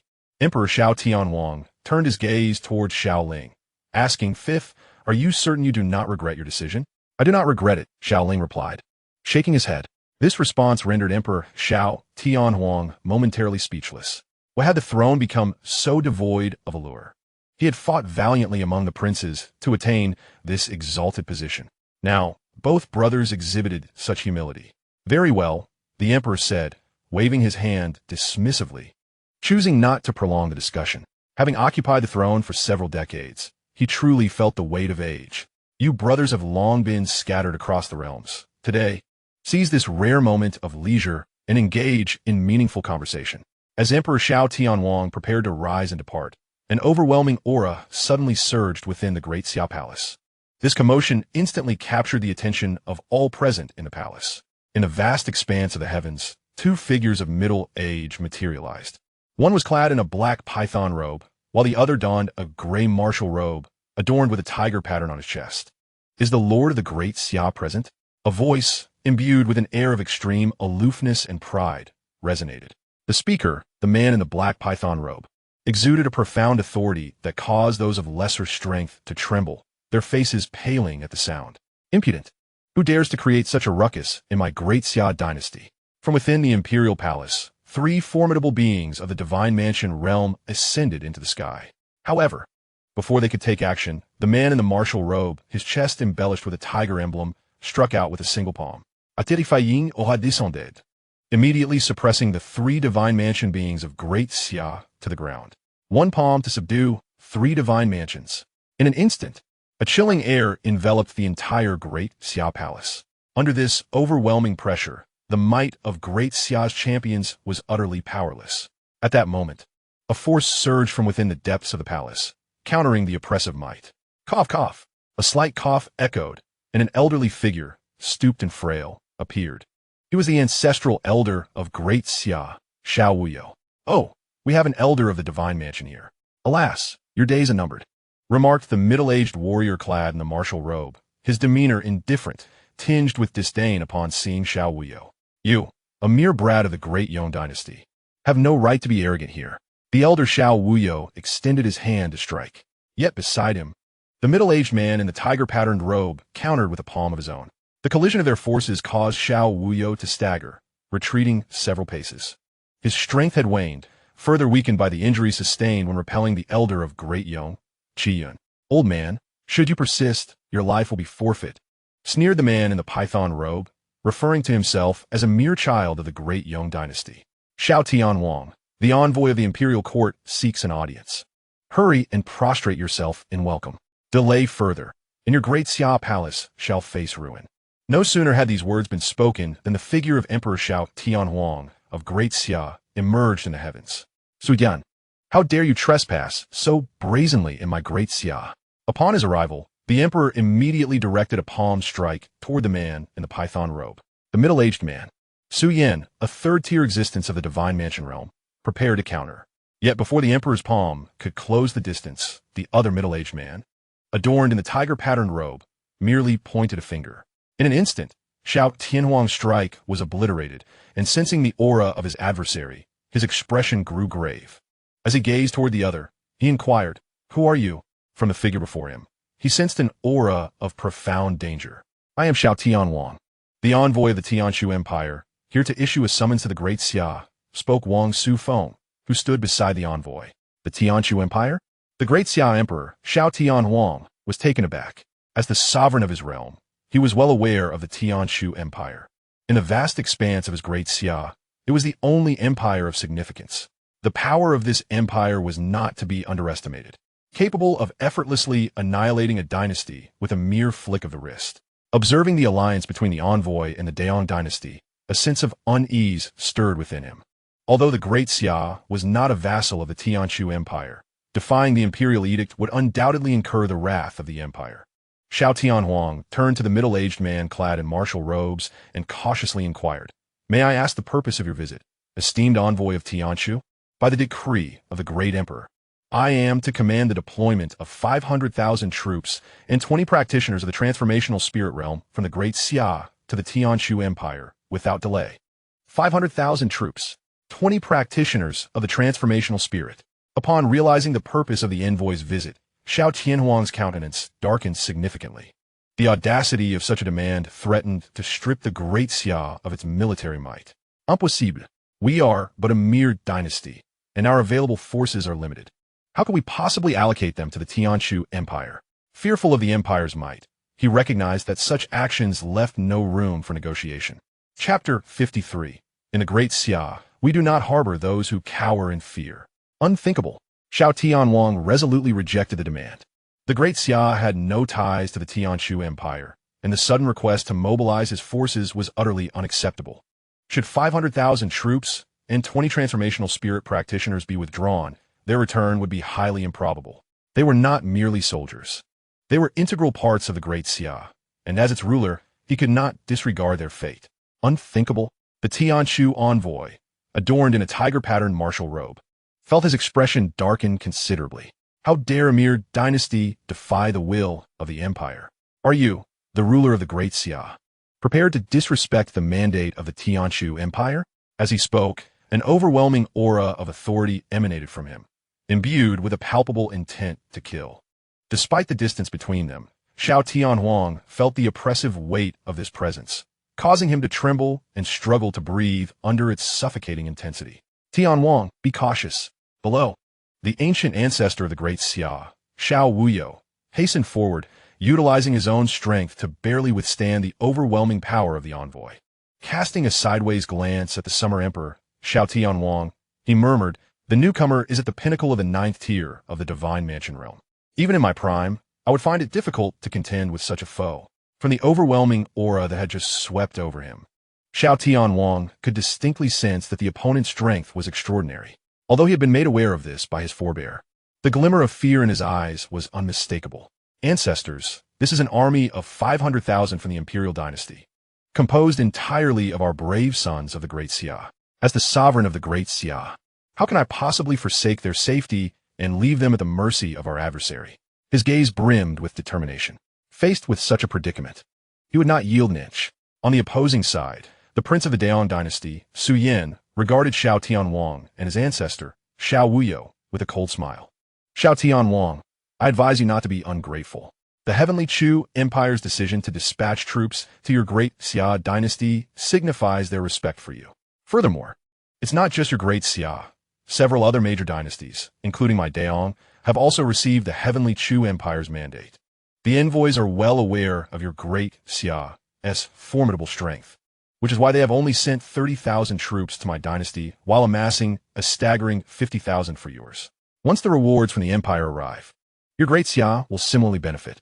Hearing Su Yan's words, Xiao Tianhuang's expression darkened considerably. It was sheer audacity. If 30,000 was impossible, how could he possibly yield 50,000? "As the ruler of the Great Xia, my patience is limited. Immediately mobilize 50,000 troops and 20 warriors of the transformation spirit realm from your Great Xia Dynasty. Otherwise, any delay will incur the empire's wrath." Observing that Xiao Tianhuang remained unmoved, the envoy from the Heavenly Chu Empire clearly began to lose his patience. This was evidently the final ultimatum. If Xiao Tianhuang continued to remain inactive, the consequences would be dire. A sigh escaped the lips of the Great Xia's ancestor, Xiao Wuyo, whose expression was one of resignation. As a being of the 9th tier of the Divine Mansion realm, he understood the vast chasm that lay between empires and dynasties. Within a dynasty, someone of his caliber was regarded as an esteemed elder. However, in the face of the formidable powers of an empire, the Divine Mansion realm was hardly noteworthy. At best, it would denote a slightly stronger expert. Tianhuang acquiesced to the Heavenly Chu Empire's demands. Our Great Xia lacks the capability to resist. Engaging in conflict would be akin to striking a stone with an egg. Ancestor, how am I to proceed? Xiao Tianhuang's countenance was grim. If I were to concede to the demand for 50,000 troops, I would be unworthy of my position as the ruler of Great Xia. Just then, a stir arose among the ministers of the Great Xia below. A distinguished minister of the Great Xia stepped forth, gazing at the celestial sovereign, Emperor Xiao Tianhuang, and spoke. Your Majesty, the might of the Xianxia Empire is beyond our Great Xia's capacity to contend with. I implore you to prioritize the greater good. The speaker was none other than the current left chancellor, Wu Yangguang, whose influence among the officials of the Great Xia was considerable. Let us not provoke the wrath of the Xianxia Empire, for the stability of our Great Xia hangs in the balance. I beseech you to make a decisive choice. The request for the deployment of 500,000 troops offers us a chance to garner the Xianxia Empire's favor, a rare opportunity for our realm. As these words were uttered, many officials of the Great Xia began to voice their agreement, emboldened under the pressure of the imperial court. This was particularly evident among the scholarly bureaucrats of the dynasty. The sentiment echoed, why risk our lives for pride? Surrendering 500,000 troops and 20 warriors of the transformation realm could shield us from the empire's fury. Yet, should we defy them, none shall escape their retribution. Conversely, numerous martial generals of the Great Xia felt no fear from the empire's dominance. Rather, they were incensed by the cowardice displayed by their fellow officials. You spineless ones only seek to preserve your own lives. Our military leaders are unafraid, yet those 500,000 soldiers are living men. While we fight valiantly on the front lines, you weaklings treat their lives as mere bargaining chips. Infuriating. Truly infuriating. Many generals were filled with righteous indignation. At that moment, the gaze of Emperor Xiao Tianhuang, high in the heavens, was sharp and resolute. He had reached a decision within. Just as he prepared to speak, a voice resonated through the air. The Xianxia Empire certainly exudes a grandiose aura. A figure ascended into the sky, locking eyes with the envoy of the Xianxia Empire. Upon recognizing the newcomer, countless eyes turned towards him. Old Fifth? Emperor Xiao Tianhuang's expression darkened. What brings you here to stir trouble? Get down at once. Xiao Ling, a prodigious talent in martial arts and the future hope of the Great Xia, was deemed vital to their survival. Even if the Great Xia were to fall, preserving him would ensure a glimmer of hope for the future. You must descend now. The elder ancestor of the Great Xia, Xiao Wuyo, echoed the sentiment. This was indeed the most gifted scion of the Xiao royal family, and his safety was paramount. Despite their warnings, Xiao Ling remained undeterred, directing his gaze downwards to survey the assembly of Great Xia officials. Particularly, he scrutinized those who had previously echoed the sentiments of the Xianxia, advocating for the surrender of 500,000 troops, a glimmer of lethal intent crossing his eyes. He had observed for a long time, and now, with the envoy from the Xianxia Empire present, he sought to ascertain how many among them were cowardly and self-preserving. Our Great Xia will not harbor the timid. Chapter 54. The Xianxia Empire? Of little consequence. As the words fell, the atmosphere thickened. A terrifying aura emanated from Xiao Ling, enveloping numerous ministers of the Great Xia Dynasty beneath him. Bang, bang, bang. A series of blood-mist explosions echoed, and nearly 20 to 30 ministers of the Great Xia had perished in an instant, utterly lifeless. Without exception, those who had met their demise were the very ones who had previously advocated submission to the Heavenly Chu Dynasty. For these cowardly souls, Xiao Ling showed no mercy. Regardless of their esteemed positions within the Great Xia, any who dared to disrupt the laws of his dynasty would face dire consequences. In the wake of this event, the atmosphere fell into an eerie silence. No one had anticipated that Prince Qin Xiao Ling would act with such decisiveness, extinguishing the lives of 30 ministers in one fell swoop. These were not mere court officials. Individuals, such as the left Prime Minister, Wu Liangwang, were among the slain. How could you, young man?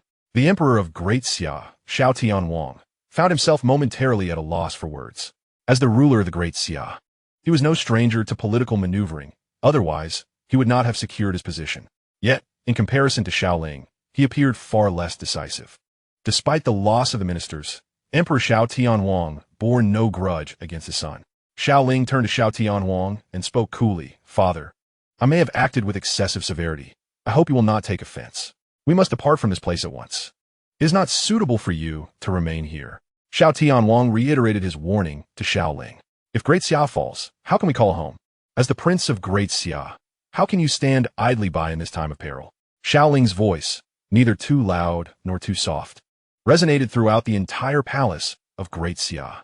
Upon hearing his words, countless individuals were taken aback, especially the generals of Great Xia, who felt a surge of emotion stirred by his initial declaration.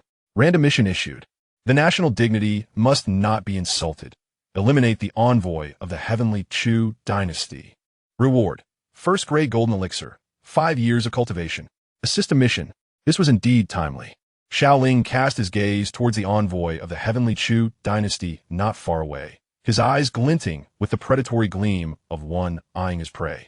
The envoy was not merely seeking trouble. In Xiao Ling's eyes, they were delivering a gift. Meanwhile, the envoy of the heavenly Chu dynasty scoffed. A blatant disdain etched across his face. The audacity of Xiao Ling's demeanor was a clear affront to his status as a dignified envoy of an imperial dynasty. How dare he regard these royal officials as mere garbage? Those who defied the commands of the heavenly Chu dynasty could perish without concern for their families. A glimmer of murderous intent flickered across the envoy's visage as he prepared to strike, raising his hand to deliver a blow toward Xiao Ling. Daring to provoke the esteemed Tianshu Empire, such individuals no longer deserve to remain in this world. Beware, young one, swiftly take cover. Upon witnessing the scene, the venerable ancestor Xiao Wuyo of the Daxia dynasty immediately prepared to intervene. Within the entire Daxia Empire, he was the only one capable of withstanding the envoy from the Tianshu Empire. None other possessed such strength. Even the Daxia Emperor, Xiao Tianwang, acted with remarkable swiftness. Xiao Ling represented the hope of the illustrious Xiao clan. They must exhaust all their efforts to safeguard him. Protect the emperor. Protect Prince Qin. In an instant, countless formidable leaders from Daxia sprang into action. Each one, undeterred by the overwhelming power of the Tianshu envoy, faced the onslaught without flinching. However, Xiao Ling effortlessly repelled the approaching elder Xiao Wuyo and the others with a surge of power. He then unleashed a powerful strike towards the Tianshu envoy. Boom! The two forces collided, resulting in a brilliant display that ultimately dissipated into the heavens. The Tianshu envoy's expression turned to one of astonishment. He had assumed that his strike would annihilate the Daxiao individuals present, yet it was unexpectedly thwarted by a mere youth. Not only was the Tianshu envoy astonished, but the Daxia side was equally taken aback. Old Fifth, your power. The Daxia emperor, Xiao Tianwang, regarded Xiao Ling with a complex expression. Elder Xiao Wuyo, too, was as if he had witnessed a ghost. The strength demonstrated by the opponent was considerably greater than his own. This should not be. Previously, he had encountered Xiao Ling, who was at the spirit transformation realm. His talent was indeed formidable. Yet, how could such a brief time have passed for him to exude an aura indicative of the divine abode realm? Such a young individual at the divine abode realm, seemingly on par with himself, Xiao Wuyo dared not contemplate further. I have merely experienced a slight enhancement in power recently, Xiao Ling remarked nonchalantly, unconcerned by the gazes of those around him, as he faced the Tianshu envoy. What a remarkable young man you are, possessing such strength. I never expected to find such a genius within this meager empire. Alas, even the most gifted cannot escape death once they have offended the Tianshu Empire. The envoy charged at Xiao Ling once more. Slaying a talent like him would indeed be a rare feat in an instant. An aura of the 9th pinnacle level of the divine abode realm emanated from the Tianshu envoy. Although Xiao Wuyo was also at the 9th level of the divine abode realm, his waning strength was no match for the envoy. Xiao Ling observed the opponent with an air of calmness, showing no signs of panic. Whoosh! Xiao Ling also sprang into action, his figure rushing toward the opponent as he summoned a blade of spiritual energy from his right hand. With a resounding whoosh, he unleashed a sword strike. In close proximity, The envoy from the Tianshu Empire sensed the aura emanating from Xiao Ling and instantly widened his eyes in disbelief. Earlier, he had detected that the opponent was at the level of the Divine Palace, but he had not anticipated that Xiao Ling would be at the pinnacle of the 9th tier, just like himself. Boom! The clash unleashed a terrifying wave of energy, sending one figure careening through the sky and crashing heavily onto a palace below. As the turbulence subsided, Xiao Ling stood proudly aloft in the heavens. Victory! With a single strike, he had effortlessly defeated the envoy of the Tianshu Empire. Xiao Ling gazed upon the remnants of the battlefield. At that moment, the Tianshu envoy lay battered, a deep sword wound marring his chest, blood cascading from it, and his breath faltering. Despicable. As Xiao Ling approached, panic seized the envoy's heart. I am the envoy of the Tianshu Empire. You cannot kill me. Otherwise, the Tianshu Empire will never let you go. Fool! The Tianshu Empire? What does that matter? Xiao Ling paid no heed, delivering a decisive blow that crushed the envoy beneath his palm. Chapter 55. Turning danger into safety. Happiness comes unexpectedly. Successfully eliminated the envoy of the Tianshu Empire. Reward received: 2 first-grade golden pills, 5 years of cultivation. With ease, the rewards were credited. Although both he and the envoy were at the pinnacle of the 9th tier, Xiao Ling possessed the formidable human emperor's sacred body. In this realm, he was unequivocally capable of standing against any foe of the same tier. Would you like to merge 5 years of cultivation? Merge. Without a moment's hesitation, Xiao Ling integrated the 5 years of cultivation into himself. A surge of power materialized within him, and in an instant his strength began to ascend. In mere moments, the barriers of the 9th tier of the Divine Palace were shattered, and a far more formidable aura erupted from his being. As this aura radiated outward, it exerted immense pressure on those present, making even breathing a strenuous effort. What a powerful presence! Has Lao Wu's cultivation truly risen?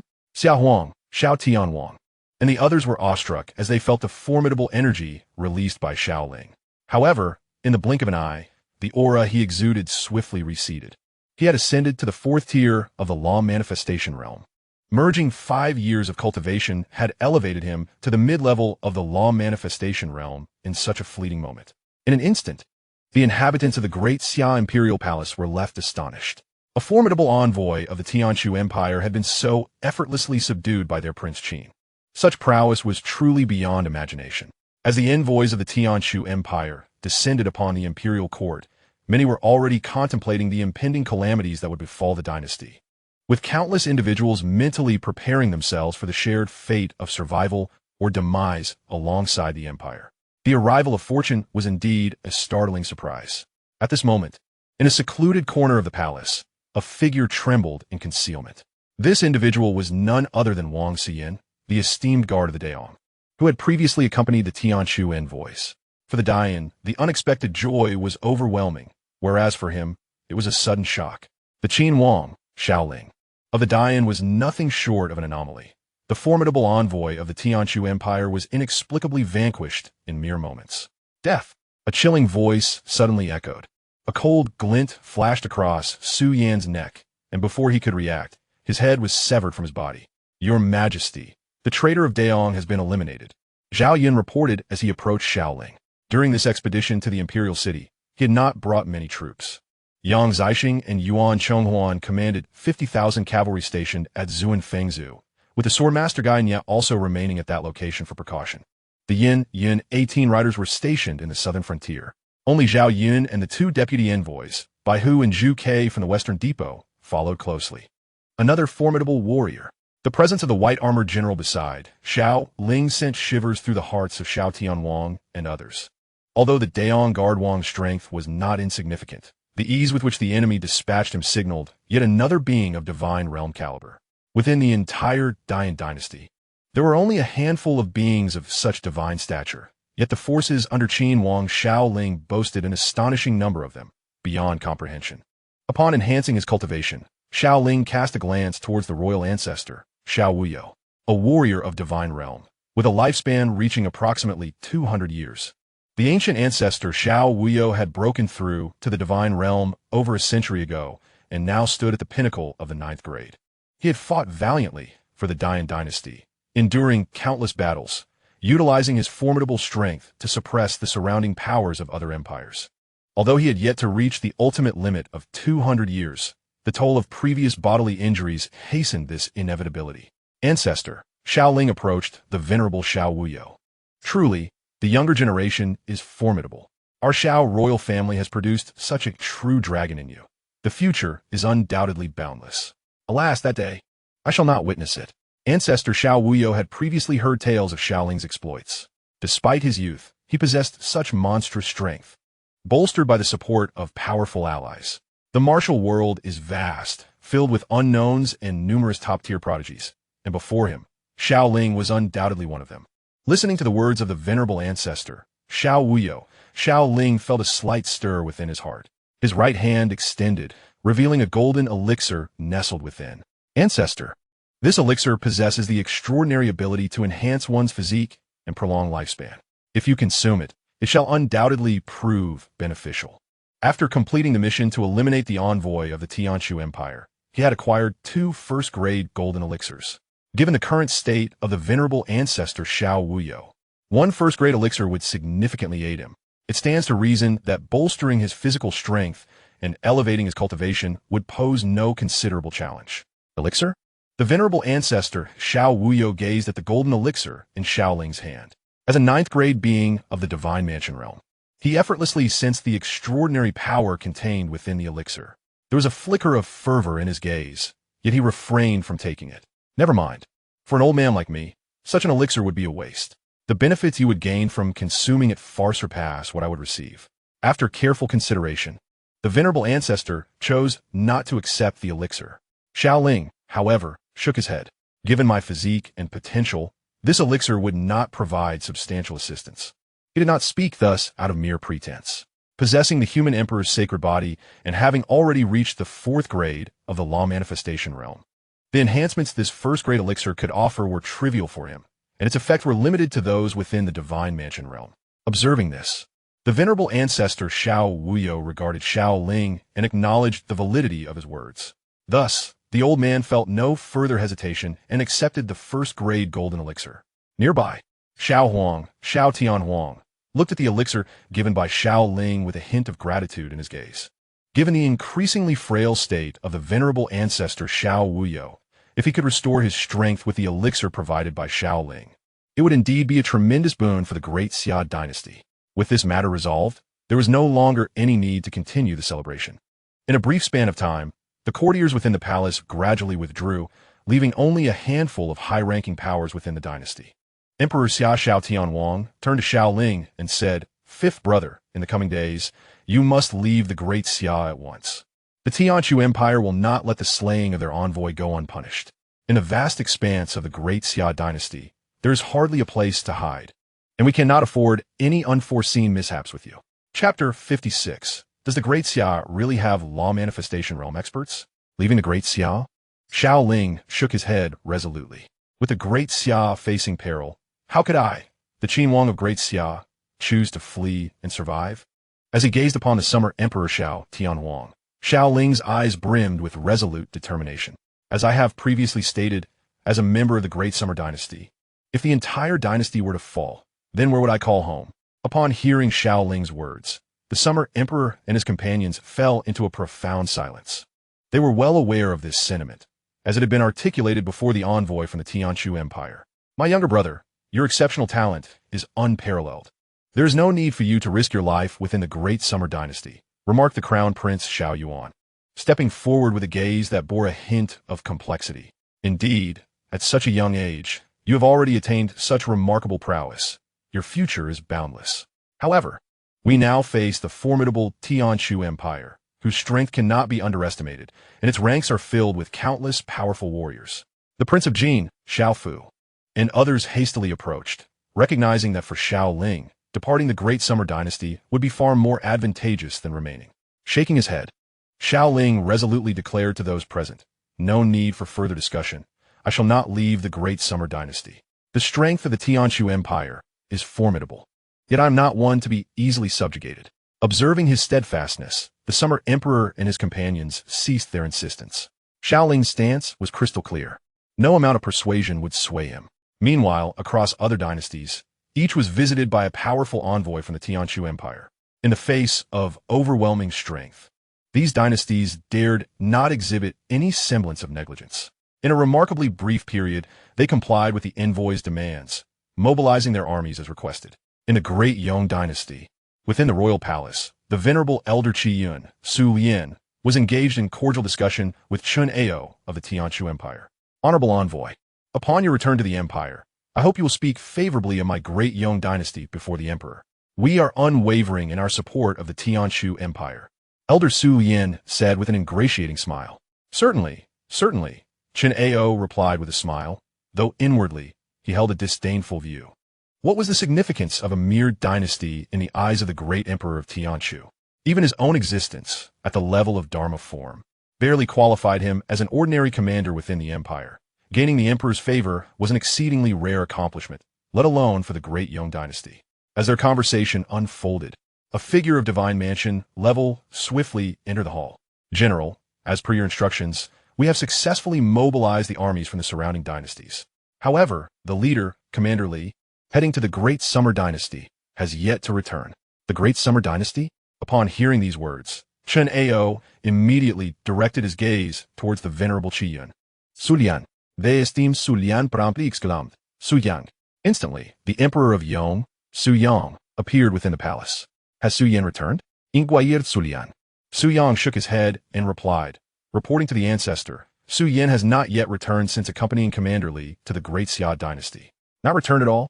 This information evidently hinted at some underlying issues. Moreover, the leaders from the Chu Empire who had ventured to various dynasties had all departed from the Great Yong Dynasty, while those from more distant empires had already returned. It was illogical for those headed to the nearer Great Xia Dynasty to be unaccounted for. How truly underestimated the Great Xia Dynasty is, Chun Ao stated as he rose to his feet. He had previously acquired some insights regarding the peculiarities of the Great Xia Dynasty from Great Yong. Report. At that moment, an urgent voice resounded from outside the palace. A figure, a manifestation of the transformation realm from the Great Yong Dynasty, hurried into the hall.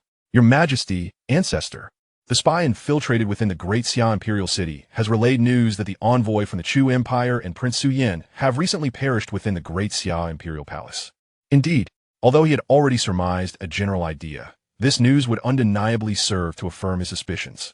The envoy from the Chu Empire, Chen Ao, immediately inquired, who from the Great Xia made the move? The transformation realm expert responded, reporting to the envoy, according to the spy hidden in the Great Xia Imperial City. It was the Great Xia's King Qin. The report indicates that the King Qin acted with extreme ruthlessness, dispatching the envoy of the Chu Empire in just a few moves. Just a few moves? Chen Ao was taken aback. Commander Li, who had journeyed to the Great Xia Dynasty, possessed the 9th rank of the Divine Mansion realm. Only someone at the Law Manifestation realm could accomplish such a feat. Who is this King Qin of the Great Xia? Does he truly possess the strength of the Law Manifestation realm? Chen Ao cast a glance towards the venerable Su Lian and the others. The Law Manifestation realm? Upon hearing Chen Ao's words, Su Lian immediately refuted, impossible. The King Qin of the Great Xia is merely a young lad of not yet 20. How could he possibly possess the strength of the Law Manifestation realm? He then turned to the Transformation realm individual kneeling within the hall. Are you certain that the spy infiltrated in the Great Xia Dynasty did not speak in vain? Reporting to the ancestor, the individual claims to have witnessed it with his own eyes. There can be no falsehood. The Transformation realm expert immediately affirmed. In that moment, the expressions of those within the hall turned to one of astonishment, infused with a peculiar hue. Chen Ao pondered for a moment, ultimately deciding against recklessly heading to the Great Xia Dynasty. Currently, I remain uncertain about the true capabilities of the other party. However, given that they effortlessly eliminated a being of the 9th tier of the Divine Mansion realm, it is undeniable that they themselves must belong to the realm of Dharma Manifestation. I, possessing merely the 2nd tier of Dharma Manifestation strength, would undoubtedly face peril should I rashly venture into the Great Xia. Chen Ao glanced at the venerable Qiyun, Su Yan, and the regal Su Yang, his expression tinged with gravity as he instructed, ensure that the spies of the Yong embedded within Great Xia diligently gather intelligence. Report any developments immediately. I will also promptly contact the Tianshu Empire and await their response. Despite feeling somewhat disgruntled at Chen Ao's commanding demeanor, Neither Su Yin nor the others dared to exhibit any delay. Xianxia swiftly departed, preparing to reach out to the empire through special means. Though surprised by the existence of a Dharma manifestation being within the Great Xia Dynasty, he felt no trepidation before the Tianchu Empire. Even those of the Dharma manifestation realm would have to acquiesce. Chapter 57. The Imperial Coalition moves to annihilate Great Xia. Eastern Region. Yunxian Continent. This land is no ordinary continent akin to those of various dynasties. Its vast expanse dwarfs that of an entire dynasty's territory. The surrounding spiritual energy is rich, surpassing that of Great Xia and other dynasties. Countless colossal cities rise majestically, with a formidable aura of divine mansion-level beings emanating from within. This is the heart of the Tianchu Empire. The Tianchu Empire boasts more than 10 such enormous continents, underscoring the vast chasm between dynasties and empires. The territory of a single continent within the empire rivals that of an entire dynasty, and the fortune and power possessed by empires and dynasties are fundamentally different. The stronger the fortune of a power, the greater the likelihood of spiritual blessings and the emergence of talented individuals within that force. The Tianchu Empire alone possesses over 10 of these great continental lands, a truly formidable prospect.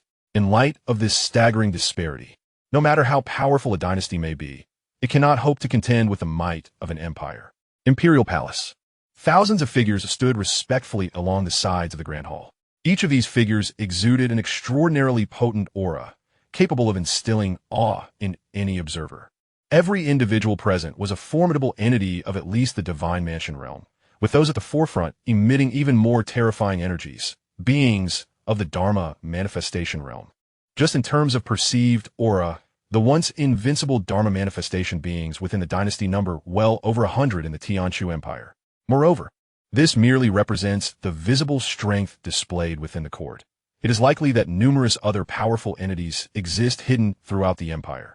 At the elevated jade steps of the imperial palace, a middle-aged man languidly reclined upon the dragon throne, draped in a resplendent robe of crimson and gold. Adorned with a jade crown atop his head, he emanated an overwhelming aura that compelled the numerous dignitaries of the imperial court below to stand in reverent silence. Afraid to show even the slightest hint of disrespect, he gradually lifted his gaze, sweeping his eyes over the assembly of imperial powers present, and inquired, "Has the matter of mobilizing the armies from the various major dynasties in the eastern domain been properly addressed?" As his words echoed through the hall, a heavily armored general stepped forward, kneeling on one knee. "Your Majesty," he reported, according to the message relayed by General Chen of the Water Wave. "Among the 17 dynasties within the territory of our Tianchu Empire, 16 have swiftly commenced their actions upon receiving our imperial summons. Only one dynasty, known as the Great Xia, has failed to comply. Not only have they disobeyed our Tianchu Empire's decree, but they have also audaciously slain one of our envoys sent to summon them." The emperor raised an eyebrow, taken aback by this unexpected news. The death of a single divine envoy might seem trivial, yet the dignity of his empire was inviolable, particularly when threatened by a mere dynasty. The armored general continued, "Your Majesty, according to General Chen Ao's report, the Great Xia is suspected to possess a being of the Dharma manifestation realm, and he respectfully urges your decisive judgment." Dharma manifestation, you say? It is not uncommon for formidable beings to emerge among the top dynasties. However, the Tianchu emperor replied dismissively, "While dynasties may be considered invincible, they are not beyond our reach." He then cast his gaze upon the assembly of imperial powers. General Ling Wei, Du Xiao, stepped forward. As the emperor concluded his command, another middle-aged general clad in bronze armor emerged from the ranks. The Tianchu emperor addressed him, saying, "Proceed to the Great Xia Dynasty and annihilate its royal family completely." "Your Majesty, this is a powerful being at the 8th tier of the Dharma manifestation realm. Such strength must be unrivaled within their dynasty," the general cautioned. Having made his arrangements, the Tianchu emperor turned his attention back to the previously mentioned armored general. Additionally, immediately convey an edict to General Chen, instructing him to gather the surrounding dynasties to eradicate the Great Xia. The territories of the vanquished shall be distributed among those who engage in the assault. Your command shall be executed. With just a few succinct phrases, the Tianchu emperor had orchestrated the impending fate of the Great Xia Dynasty. To him, the obliteration of a dynasty was scarcely more challenging than crushing an ant. The Daong Dynasty. Not long after the decree of the Tianshu Emperor, General Chen Ao of the Shui Bo, stationed in the Grand Palace of Daong, received a response from the imperial court. In an instant, several formidable beings from the divine realm departed the Daong Palace, heading towards the various surrounding empires. Brother Chen Ao, what is the matter? The venerable Qi Yun, Su Yin, who had been closely monitoring the situation, hastily approached to inquire. The emperor has commanded the immediate assembly of the surrounding empires, instructing them to dispatch their armies to the borders of the Great Xia and annihilate the Xia Dynasty. Once more, they were to mobilize the armies of the empires? Su Yin felt an undeniable discontent upon hearing this. Just recently, a staggering 300,000 troops had been requisitioned, and now they were to draw further resources from these empires? However, the thought of obliterating the Xia Dynasty somewhat alleviated his frustration. Observing Su Yin's reaction, Chen Ao smiled and remarked, "Rest assured, Brother Su, once the Great Xia is vanquished, its territories will be divided among the empires involved in the conflict. Yet, how the spoils are distributed shall depend on everyone's performance." Upon receiving this news, Su Yin felt a wave of relief wash over him. The connection between Daong and Great Xia was undeniable. If that were to be the case, leveraging his relationship with Chen Ao would undoubtedly yield greater benefits for Daong. With this thought, Su Yin's heart swelled with joy as he promptly assured, "Brother Chen Ao, have no worries. Our Daong dynasty shall spare no effort." Soon, after receiving orders from the imperial court, the surrounding imperial forces, though displeased, found themselves unable to resist. The current state of Great Xia served as a stark reminder. Should they dare to defy, once the Great Xia was dealt with, they would be next. Better to endure than to perish. Regardless, once the Great Xia was destroyed, they would at least secure some benefits. In the palace of the Great Xia, Emperor Xiao Ling was acutely aware of the gravity of their situation. After slaying the envoy from Tianshu, the Tianshu imperial court would undoubtedly seek retribution, and the entire Great Xia was now in a state of heightened military readiness. The impending conflict with the imperial court was an inevitable war. However, the Great Xia did not cower in fear. The coalition of surrounding empires was gathering in Daong's Shaki prefecture, preparing to obliterate the Great Xia Dynasty. A secret report arrived from Daong. Chapter 58. Willing to stand with King Qin on the battlefield, willing to fight for the Great Xia until the last drop of blood. The coalition of the surrounding empires launched an offensive against the Great Xia. Thanks to the presence of the ancestral figure, Xiao Wuyo, the Great Xia held a certain advantage in elite combat capabilities compared to other dynasties. However, should the allied forces of the surrounding empires unite, it would be utterly impossible for the Great Xia to withstand them with its solitary strength. Upon learning this news, the Great Xia Dynasty, after a brief period of shock, returned to a state of normalcy. For the current Great Xia, there was no choice but to fight to the last breath, as retreat was not an option. Upon receiving news from a myriad dynasties, the entire Great Xia Dynasty commenced a swift mobilization. The allied forces of the various dynasties congregated at Shaki Continent, undoubtedly intent on launching an assault from the territory of the Great Yong Dynasty, advancing through Xianfeng Continent to strike at our Great Xia Dynasty. Aside from the necessary garrison troops stationed in each city of the dynasty, the remainder swiftly gathered towards Xianfeng Continent. Emperor Xia, Xiao Tianwang, immediately issued the order. At this juncture, there was no room for hesitation. The only course of action was to hasten their advance to Xianfeng Continent, preparing for the impending confrontation with the allied forces of the various dynasties as they marched towards Shaki Continent. "Father, wait." At the moment Emperor Xiao Tianwang gave the command, Xiao Ling suddenly called out to him, "Fifth brother, do you have any objections?" At this moment, all the powerful figures within the Grand Hall turned their gazes toward Xiao Ling. The king of Qin, Xiao Ling, possessed formidable strength and commanded numerous powerful generals, having become the very backbone of the Great Xia Dynasty. Even Emperor Xiao Tianhuang had to heed his counsel. The armies of the dynasty need not mobilize. They should remain at their respective posts. What? The assembled dignitaries of Great Xia were bewildered by Xiao Ling's arrangement. Although previously, during the encounter at Xianfeng Continent, a mere elite cavalry of 5,000 under King Qin Xiao Ling had decimated the Great Yong Dynasty's force of 500,000. The current situation was markedly different. The Great Xia was now poised to face the allied forces of the myriad dynasties, which surely numbered no less than 200,000, with countless formidable warriors among them. Given the current strength of the stationed troops at Xianfeng continent, the prospect of repelling such an overwhelming force was bleak, especially considering the likely presence of powerful figures from the Xianxia dynasty. Fifth brother, I recognize the prowess of your army, which indeed comprises numerous formidable warriors.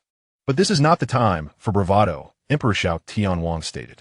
While Xiao Ling's strength was undeniable, relying solely on the might of his subordinates to confront the allied forces of the myriad dynasties, alongside the formidable warriors from the Xianxia dynasty, was, in his view, utterly impossible. Your Majesty, as subjects of Great Xia, we cannot cower in the face of adversity. We fear not death. Should the allied forces of the myriad dynasties set foot on our sacred land, we shall fight until the last moment. We are willing to join King Qin on the battlefield and to shed our last drop of blood for Great Xia. The powerful figures within the hall began to voice their declarations.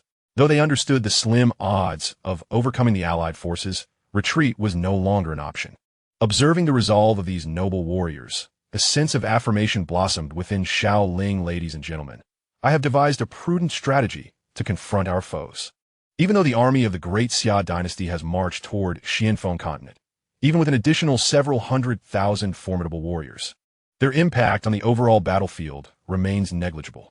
Furthermore, the excessive number of stationed troops at the border sometimes adversely influences the dynamics of the conflict. Xiao Ling cast his gaze toward the summer Emperor Xiao Tianwang.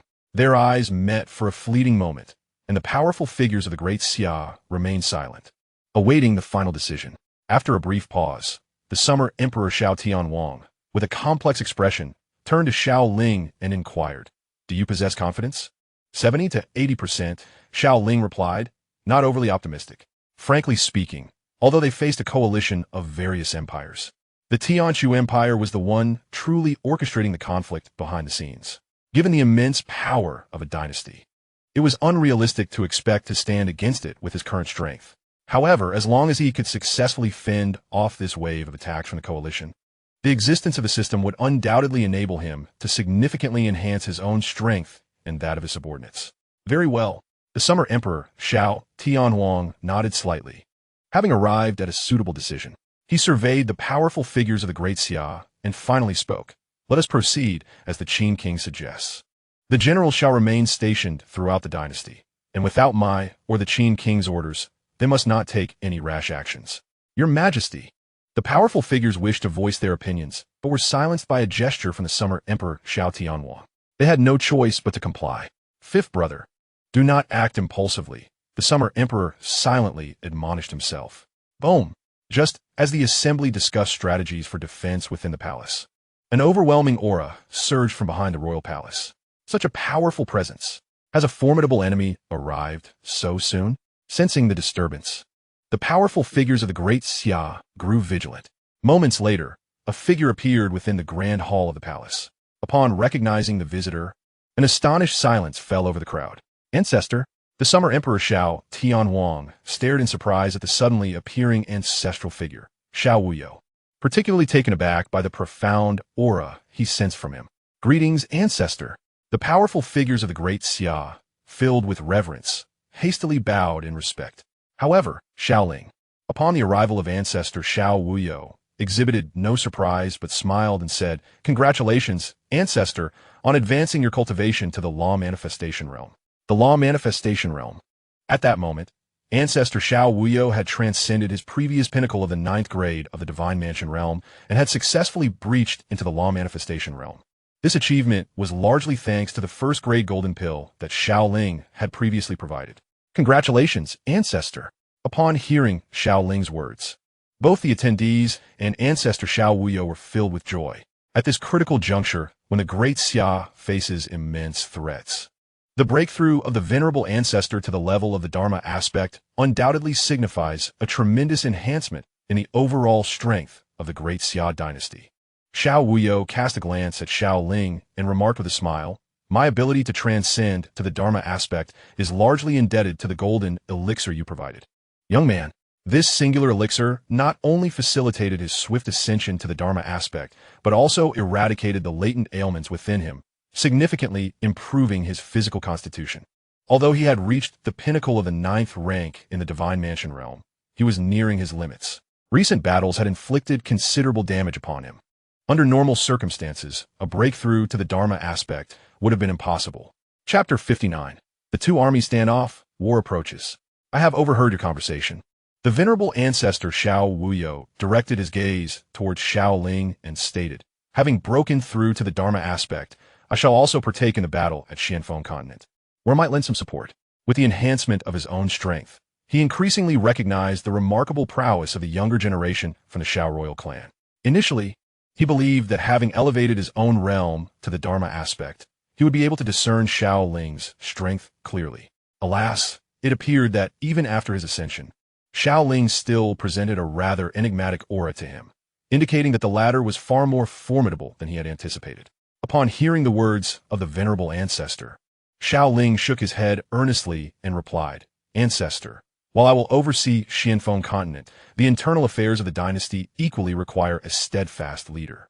Furthermore, although the coalition of various dynasties has gathered in Daong Shatsi continent, we cannot overlook the presence of the Great Lu and Great Yin dynasties to the west, whose armies might launch unexpected assaults on our borders at any moment. To avert unforeseen incidents, it is imperative that you, Ancestor, also take charge of these regions. Xiao Ling was not merely speaking out of obligation. Given his command over the front lines at Xianfeng continent and the venerable ancestor's current strength at the Dharma aspect, he believed it would be sufficient to handle the other dangers threatening the dynasty.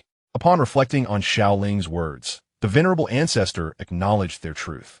In that case, I shall oversee the other regions of the dynasty. He sensed that Xiao Ling's current prowess surpassed even that of himself, the elder of the dynasty. If there were formidable adversaries on the main battlefield of Xianfeng continent that Xiao Ling could not contend with, his own presence would likely offer little assistance. The pace of the armies of various dynasties was remarkably swift. In just a matter of days, the forces at the junction of Xianfeng continent and Shatsi continent had already positioned themselves in a standoff. In Xianfeng continent, Su city, nearly 300,000 elite troops of the Great Xia were stationed within the city. A valiant soldier of the Great Xia stood resolutely, unflinching even in the face of a coalition of imperial forces that outnumbered them several times over. Gazing beyond the city walls, nearly 300 to 500 meters away, a vast throng of dark-clad imperial troops gathered, their numbers so great they were nearly incalculable, with rough estimates suggesting at least 2 to 3 million. My lord, it seems this battle may be quite challenging for our Great Xia, remarked Yang Ding, the great feather marquis, as he convened with several leaders from the former eastern frontier. Previously, they had joined forces with King Qin Xiao Ling to swiftly conquer the Great Yong Xianfeng continent. Little did they anticipate that within such a short span, they would once again be confronted by such a formidable conflict. As Yang Ding surveyed the assembled imperial coalition below, it would be disingenuous to claim he felt no trepidation. After all, they faced a foe that was several times their strength. Moreover, since the conquest of the Great Yong Xianfeng, their own forces comprised only a few tens of thousands of cavalry under King Qin, alongside 200 to 300,000 troops from the eastern frontier. Beyond their own ranks, formidable champions of the imperial forces loomed outside the city walls. How can we falter when His Majesty King Qin is here? Are we to cower in fear? Yang Ding declared. The assembled champions turned their gazes toward the Qin royal palace, where the banner bearing the character for Qin stood tall. During this period, the generals of the eastern frontier, having followed King Qin Xiao Ling on numerous campaigns, had emerged victorious in every endeavor. As long as King Qin remained at the helm, the morale of the troops was unwavering. Curse it all. If it comes to it, we'll face death head-on. Who cares what comes our way? I'll make sure to take a leg or two along with me, exclaimed a boisterous commander from the eastern frontier, embodying a fierce spirit. His Majesty King Qin approaches. As the generals conversed, several figures materialized above the city walls and soon alighted upon them. Upon the arrival of King Qin Xiao Ling, all present knelt on one knee in reverence. All rise. With a grand gesture, Xiao Ling summoned forth a powerful force that lifted every individual back to their feet. He then turned his gaze toward the coalition of imperial forces outside the city. With the prowess of the Dharmakaya realm, he could perceive the enemy clearly despite the distance. A second-tier Dharmakaya? No doubt, this must be the mightiest among the imperial coalition, he thought. With such strength, this individual could easily dominate within the ranks of the imperial forces. Yet, for Xiao Ling, eliminating a warrior of the divine abode realm felt no different than a mere task. Beyond that Dharmakaya warrior, there were no fewer than 20 divine abode realm experts, and the number of those at the spirit transformation level was beyond counting. If the Great Xia were to face such an assembly alone, it would be inconceivable to devise any means of resistance. Listening to the sounds emanating from Su City, countless powerful figures from various dynasties were stirred. The Qin King of the Great Xia? It is said that this Qin King is a young prodigy, possessing formidable strength at a tender age, and commanding numerous formidable military forces. Whether the Qin King is indeed a prodigy remains uncertain. However, not long ago, the Great Yong did suffer a defeat here, with an army of 500,000 being vanquished by his forces. Moreover, the king of Qiqian, Su Hong of Great Yong, met his demise in this very place. The many powerful figures from the dynasties began to voice their thoughts. Upon hearing these discussions, a middle-aged man's complexion darkened. This man, known as Guixian, is the Marquis of Wuwei in the Great Yong Dynasty, wielding strength at the third tier of the Divine Mansion realm, making him the mightiest figure in Great Yong after the venerable Qi Yun, Su Lian, and the Emperor Su Yang. While he felt displeased by the comments of the other powerful figures, he found himself at a loss for words. Oomph! A cold scoff echoed through the air. Above, several figures appeared in the sky. Upon witnessing their arrival, the assembled powerful figures of the dynasties dared not utter another word, falling into a hushed silence. Those who arrived were indeed the pinnacle ancestral beings of the various dynasties. The one who had just spoken was none other than the venerable Qi Yun, Su Yan. This individual ranks just below the ancestors of the Great Xia, overshadowing the ancestral beings of the other dynasties. In this campaign against the Great Xia, the ancestral beings of the various dynasties had all mobilized. Should anyone dare to speak out of turn, they would not hesitate to show no mercy. Su Lian, the venerable Qi Yun, gazed upon the assembled generals, emanating a terrifying aura that caused all present to tremble. However, it was only for a brief moment. Enough! It was the general, Chun Ao, who finally broke the silence. Upon his words, even Su Lian refrained from further comment. The powerful figures awaited his command. Chapter 60. One Man, One Sword. Annihilating the enemies of the dynasties. Su City. Observing the coalition of the various dynasties below, the defenders of the Great Xia stood ready, bracing themselves for the impending assault. The battlefield exuded an aura of chilling foreboding. Xiao Ling fixated his gaze beyond the city walls. Though the coalition was numerous, they posed no threat to him. Random task released. One man, one sword. Annihilate the enemies of the dynasties with absolute strength, instilling fear across the realms. Task reward. 20 years of cultivation. 3 character summoning cards. The system task arrived just in time. As the armies of the various dynasties advanced, Xiao Ling awaited the arrival of the system task. Only by completing more system tasks could he obtain rewards to hasten the enhancement of his own strength. 20 years of cultivation. 3 character summoning cards. Such rewards were undoubtedly bountiful. One man, one sword, to slay the formidable enemies of the dynasties? Xiao Ling surveyed the coalition outside the city, contemplating the notion of single-handedly wielding a sword to eliminate the formidable foes of the dynasties. Very well. It is time for these imperial forces to recognize the might of the Great Xia.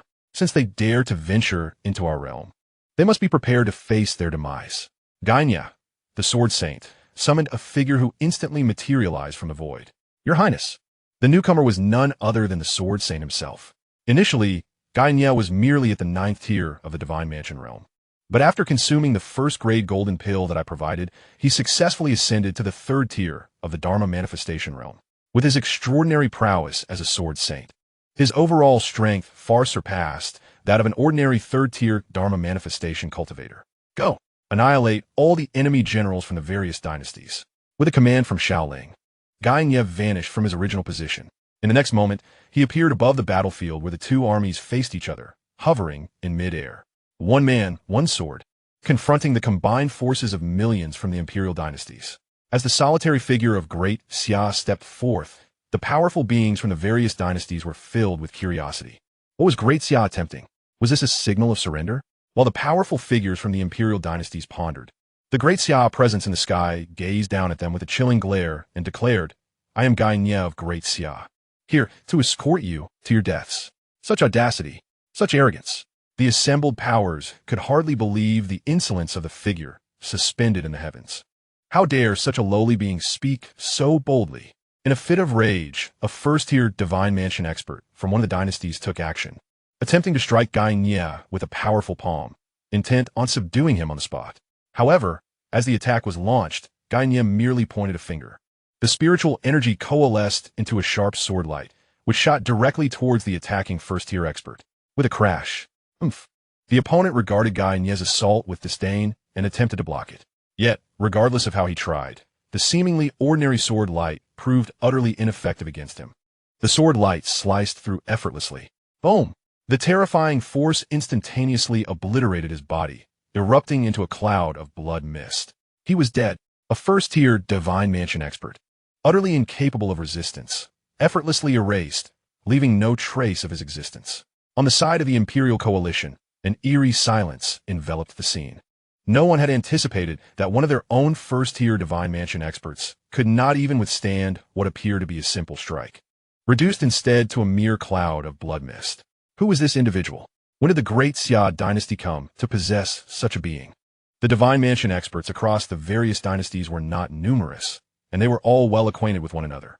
However, concerning the entity named Xianxia from the Great Xia, they had never heard of him, as if he had suddenly materialized.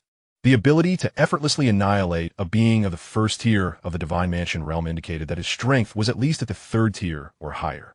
Kill, kill, kill. As they witnessed Xianxia eliminate a powerful figure from the coalition of various empires, the morale of the Great Xia army stationed in Su City soared. The echoes of their shouts reverberated throughout the heavens and earth, reaching miles away. After witnessing such an event, the coalition of empires refrained from recklessly engaging further until they could ascertain Xianxia's true strength. All the formidable generals turned their gazes towards General Chen Ao of the Water Wave. Yet, at that moment, Chen Ao's heart was equally astonished.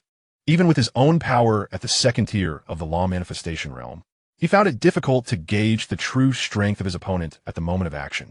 Was the opponent concealing his cultivation? Sheng Ao pondered silently.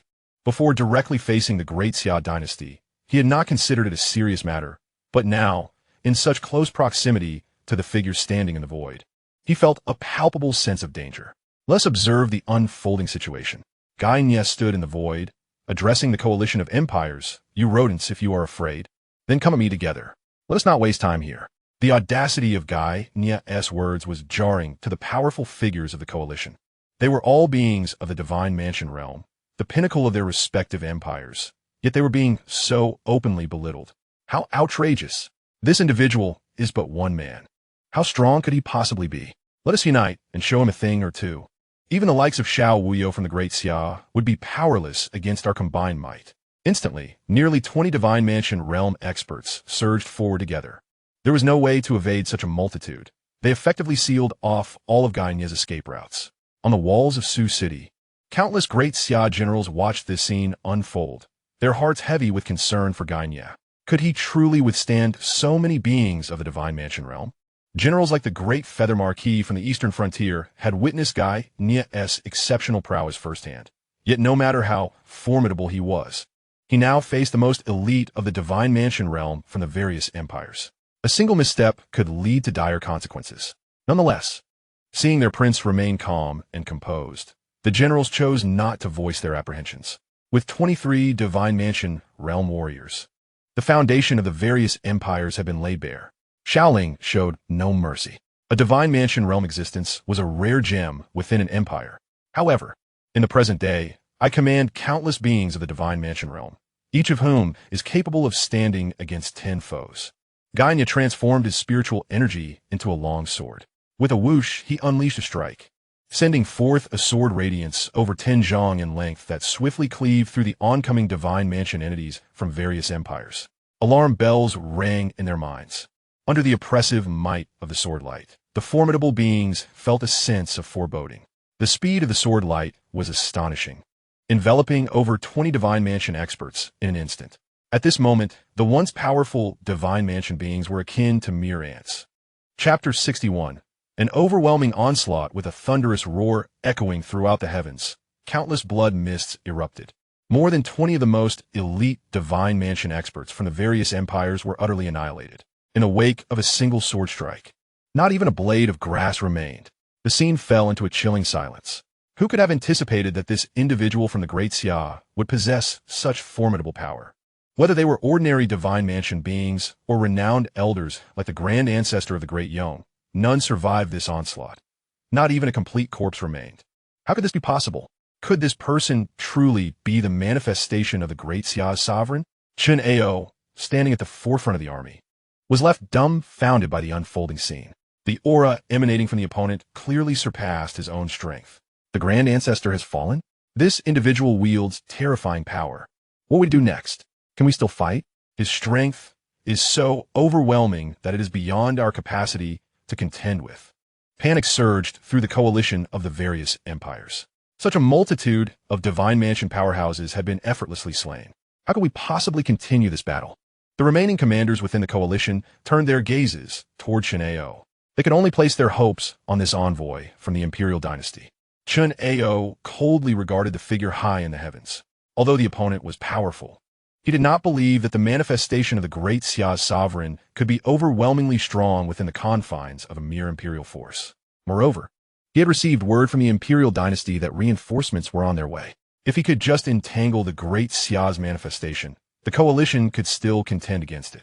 If they could not resolve the situation with the Great Xia and retreated in the face of adversity, the punishment awaiting him upon returning to the Tianchu imperial dynasty would be severe. Why panic? Chen Ao surveyed the commanders present.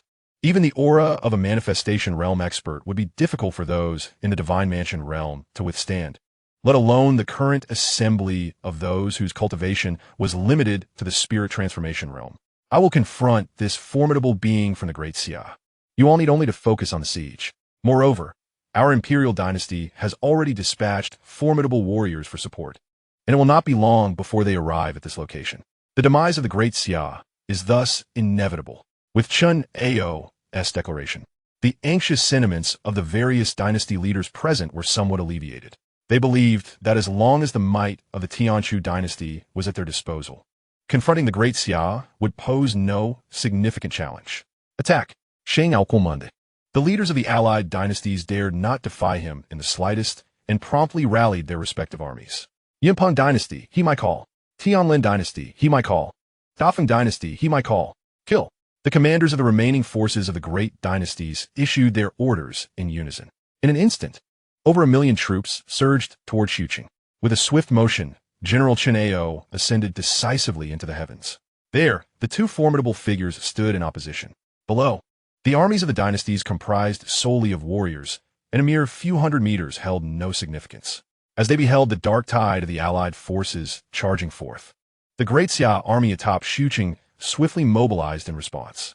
Danyu Marquis Yang Ding unsheathed his long sword and shouted, "Prepare the troops. Face the enemy for a bloody battle. Fight!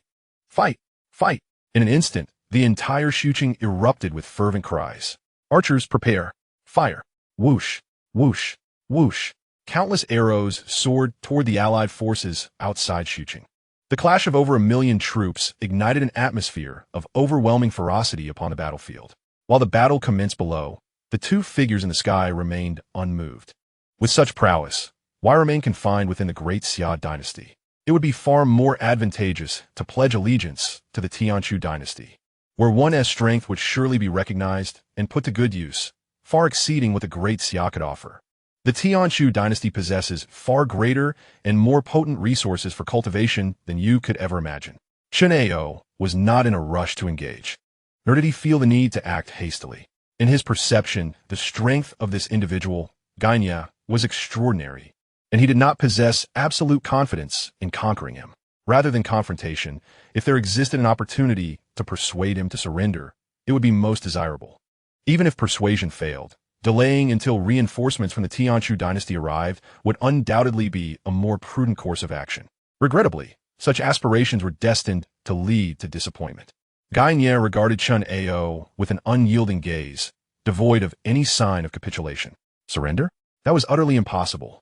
Spare me the pleasantries.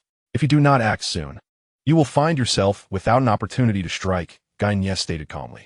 Arrogant fool. Chen Ao's complexion darkened. The other party was clearly unyielding. You seek your own demise.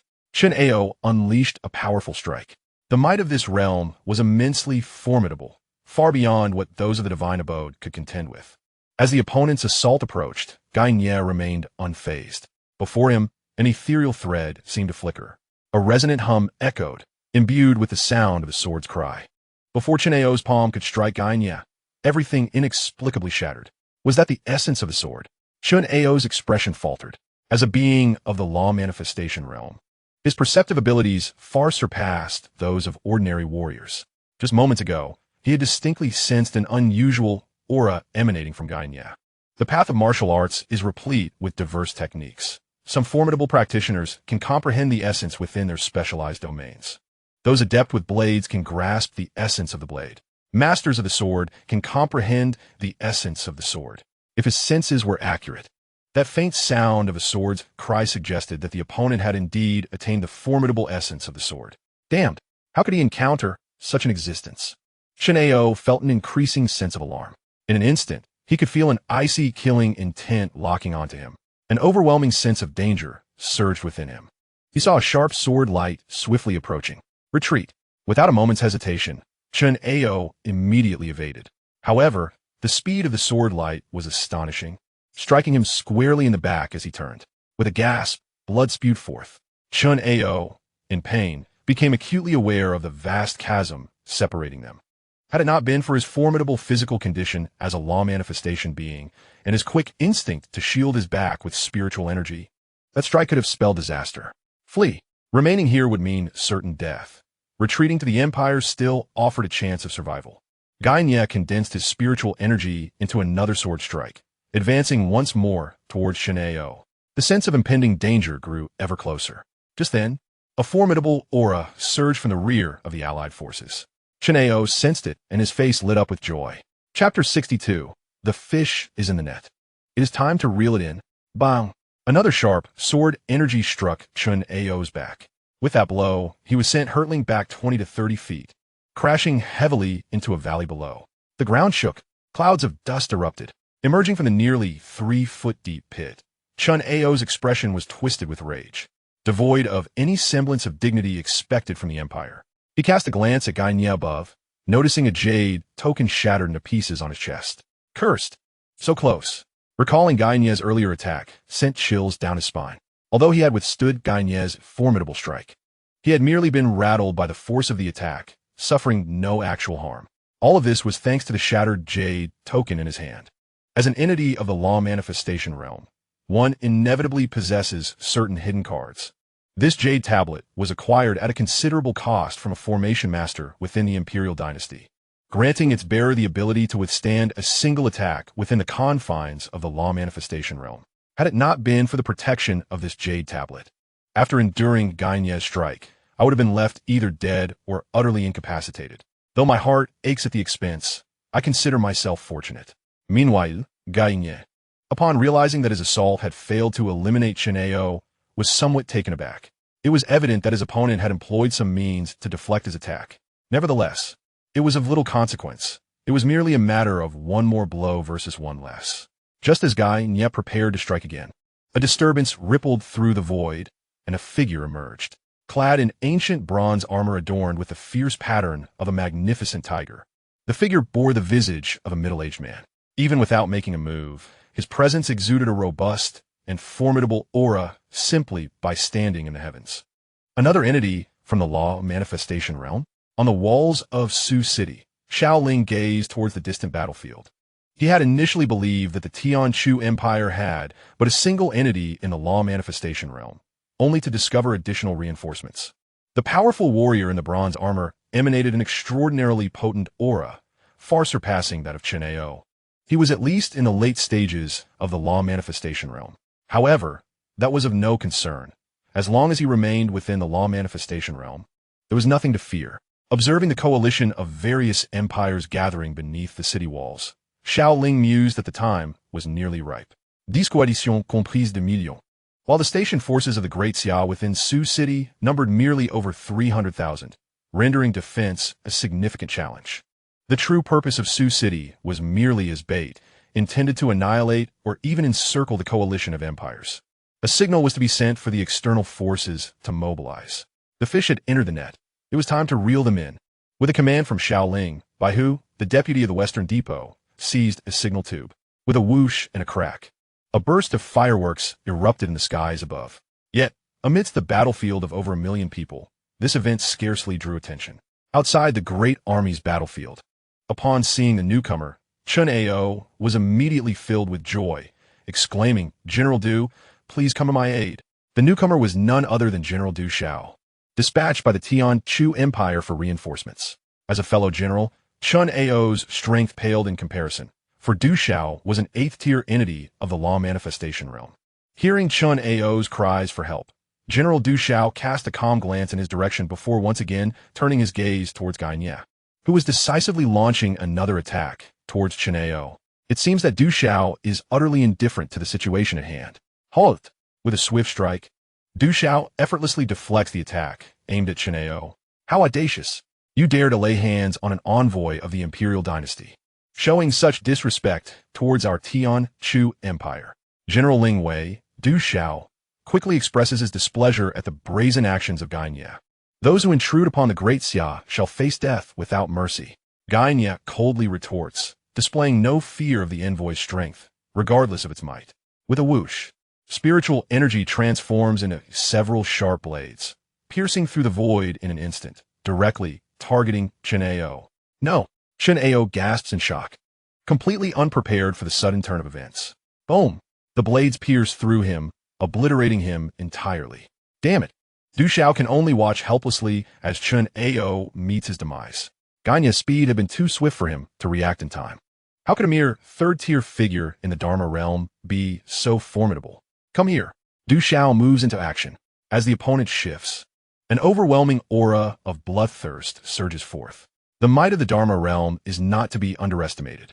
The surrounding armies of weaker dynasties stand no chance, their spirits instantly shattered merely by the presence of this bloodthirsty energy. Observing the scene, Xianxia points a finger, and his long sword, which had been sheathed at his waist, is drawn.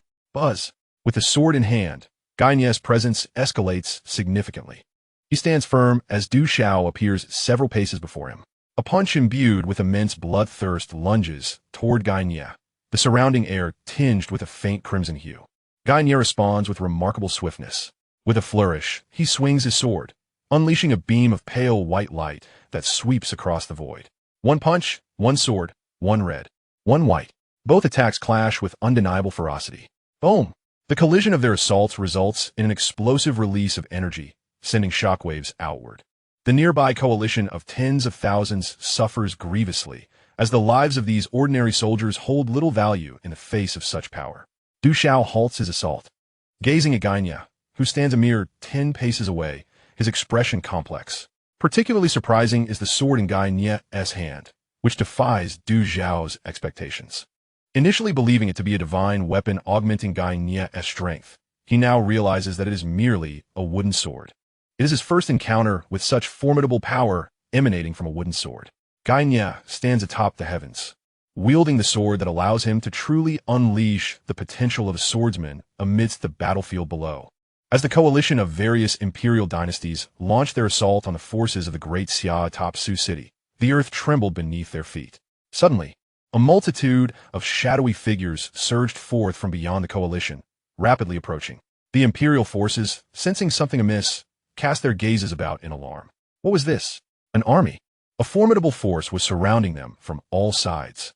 Where had this army come from?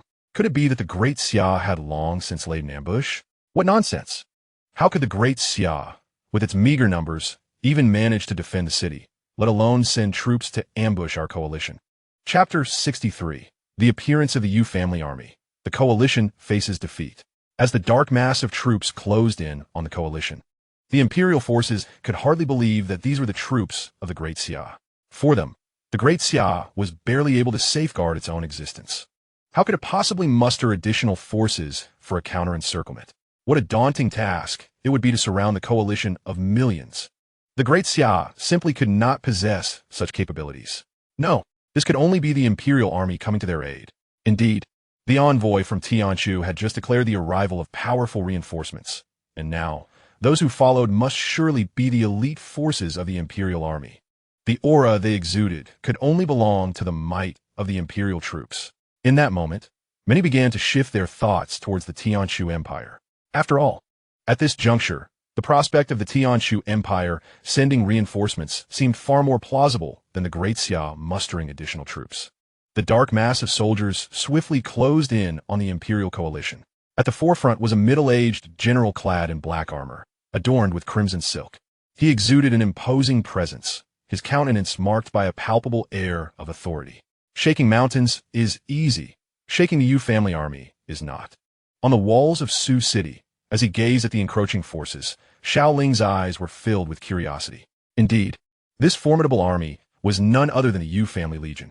After nearly being summoned, Xiao Ling had refrained from calling upon them until now, as they would play a crucial role in confronting the coalition of imperial dynasties. Among them were the 50,000 cavalry of Guanning, led by Yang Zixing and Yuan Chongwan, with a total of 150,000 troops. This alliance was set to confront the millions of the imperial coalition, a feat that seemed utterly implausible.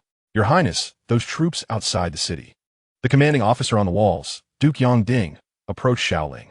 While he had not witnessed the overwhelming 10,000 troops, he was acutely aware of the prowess of the 50,000 Guanning cavalry. After all, they had previously fought side by side. Now, these troops appeared outside the city, emerging from the rear of the coalition of the various dynasties, undoubtedly poised to launch an assault against them. Yet, even with the formidable Guanning cavalry and nearly 100,000 unknown troops, totaling a mere 150,000, they were set to confront the millions of coalition forces from the dynasties. Such an endeavor seemed utterly absurd. Should the army charge in, it would likely be met with silence. Despite their elite status, could they truly contend against such overwhelming numbers? Xiao Ling cast a glance at the esteemed General Yongding beside him and remarked, "Let the troops on the walls hold their ground." "As you command." Yongding responded immediately, ready to execute the order.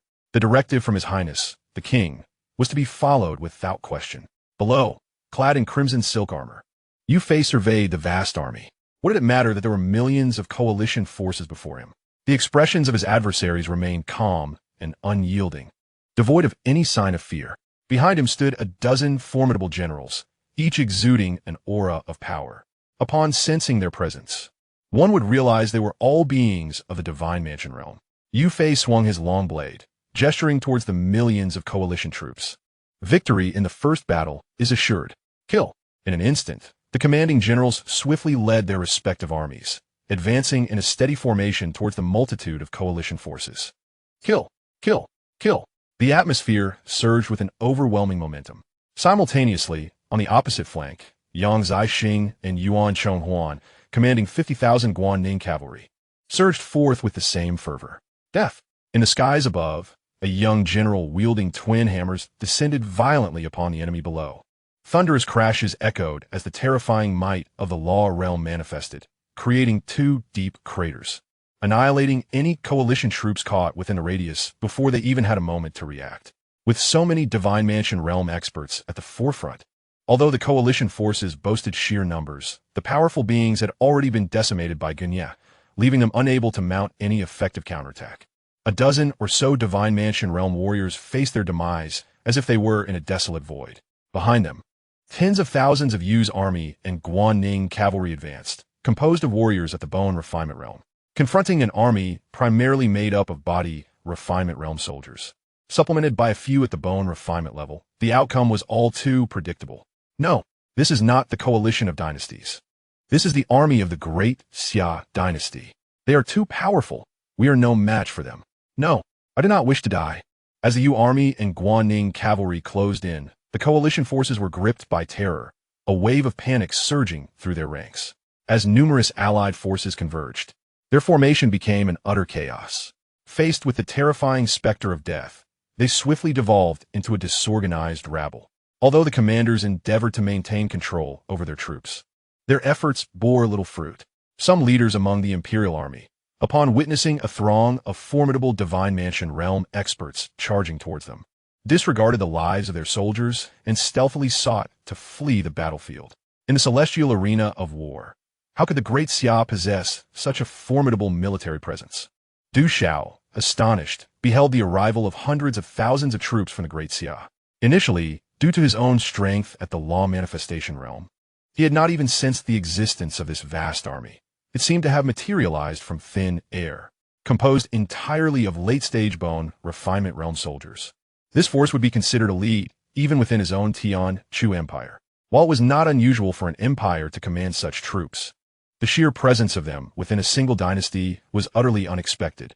Suddenly, a piercing radiance shot up from below, instantly alerting him to danger, prompting him to swiftly evade his original position. In that moment, a lance of light struck the very spot where Du Xiao had stood. A middle-aged general clad in crimson silk armor appeared before him. Upon sensing the aura of this newcomer, Du Xiao's brow furrowed with concern. Could the Great Xia also possess individuals of the law manifestation realm? The newcomer was none other than Yu Fei. On the walls of Su City, the notion of a law manifestation realm expert, Xiao Ling regarded Yu Fei with newfound awareness as information materialized before him. Character: Yu Fei. Realm: law manifestation realm, 6th grade. Technique: Y famille spire technique. Introduction: renowned general of the Southern Song dynasty, foremost among the 4 pillars of the Southern Song restoration, known for his loyalty, bravery, and exceptional military leadership. Upon seeing Yu Fei's cultivation level, Xiao Ling felt a surge of surprise. It would make sense if he were at the Divine Mansion realm. But this 6th grade of the law manifestation realm clearly exceeded his expectations. System: why does Yu Fei possess strength at the 6th grade of the law manifestation realm? The strength of summoned characters will gradually increase with the host's own power. This explanation seemed quite reasonable. Reflecting on this, Xiao Ling acknowledged its validity. If the summoned characters retained their initial strength, it would indeed defy logic. As his own power grew, encountering only Divine Mansion realm beings would serve little purpose against the formidable Tian Chu empire. Only those above the law manifestation realm could provide him with substantial assistance. Once more, he gazed upon the battlefield in the heavens. With the addition of Yu Fei, a formidable practitioner at the 6th rank of the Dharma manifestation realm, confronting the approaching aid from the Tian Chu empire became considerably more assured. Gunya cast a glance towards Yu Fei. As figures summoned by Xiao Ling, they naturally shared a certain resonance. The two exchanged subtle nods before simultaneously directing their attention towards Du Xiao, positioned centrally, and immediately launched a combined assault. Du Xiao sensed an overwhelming wave of danger approaching. Although Gunya was merely at the 3rd rank of the Dharma manifestation realm, his prowess in the sword path was terrifying, rendering Du Xiao incapable of overcoming him in a fleeting moment. The emergence of a 6th rank ally escalated the pressure immensely. Under the joint offensive of the two, Du Xiao found himself in a precarious situation, quickly succumbing to a defensive posture. How infuriating! The Great Xia is merely a royal dynasty. Such beings cannot possibly exist within it. Who are you really? Du Xiao shouted in fury amidst the clash. He could hardly believe that these two individuals were indeed formidable warriors of the Great Xia. It was already exceedingly rare for a dynasty to possess a single early-stage Dharma manifestation practitioner, let alone 2 of such fearsome capability. Furthermore, the battlefield was suddenly teeming with an army boasting overwhelming strength, brimming with murderous intent. He even began to suspect whether some imperial force was intervening behind the scenes. In response to his inquiries, neither Yu Fei nor Gunya offered any reply. Under their relentless onslaught, even Du Xiao, a practitioner at the 8th rank of the Dharma manifestation realm, could not withstand their assault, his body already marred with visible wounds. Heavenly Sword. Gunya brandished his wooden sword, unleashing a pale white sword chi that shattered the void and surged towards Du Xiao with ferocity. Simultaneously, on the other side, Yu Fei wielded his long spear, imbued with an overwhelmingly potent aura that caused the surrounding air to tremble. Kill! He thrust the spear forward sharply, its piercing brilliance sealing off Du Xiao's surroundings. Not good. Realizing the 2 terrifying attacks converging upon him, Du Xiao panicked. In this dire moment, he could only muster all his strength to defend himself. Instantly, the 2 attacks enveloped him entirely. Boom! Amidst a cacophony of violent noise, Du Xiao was severely injured, his body bloodied as he plummeted to the ground.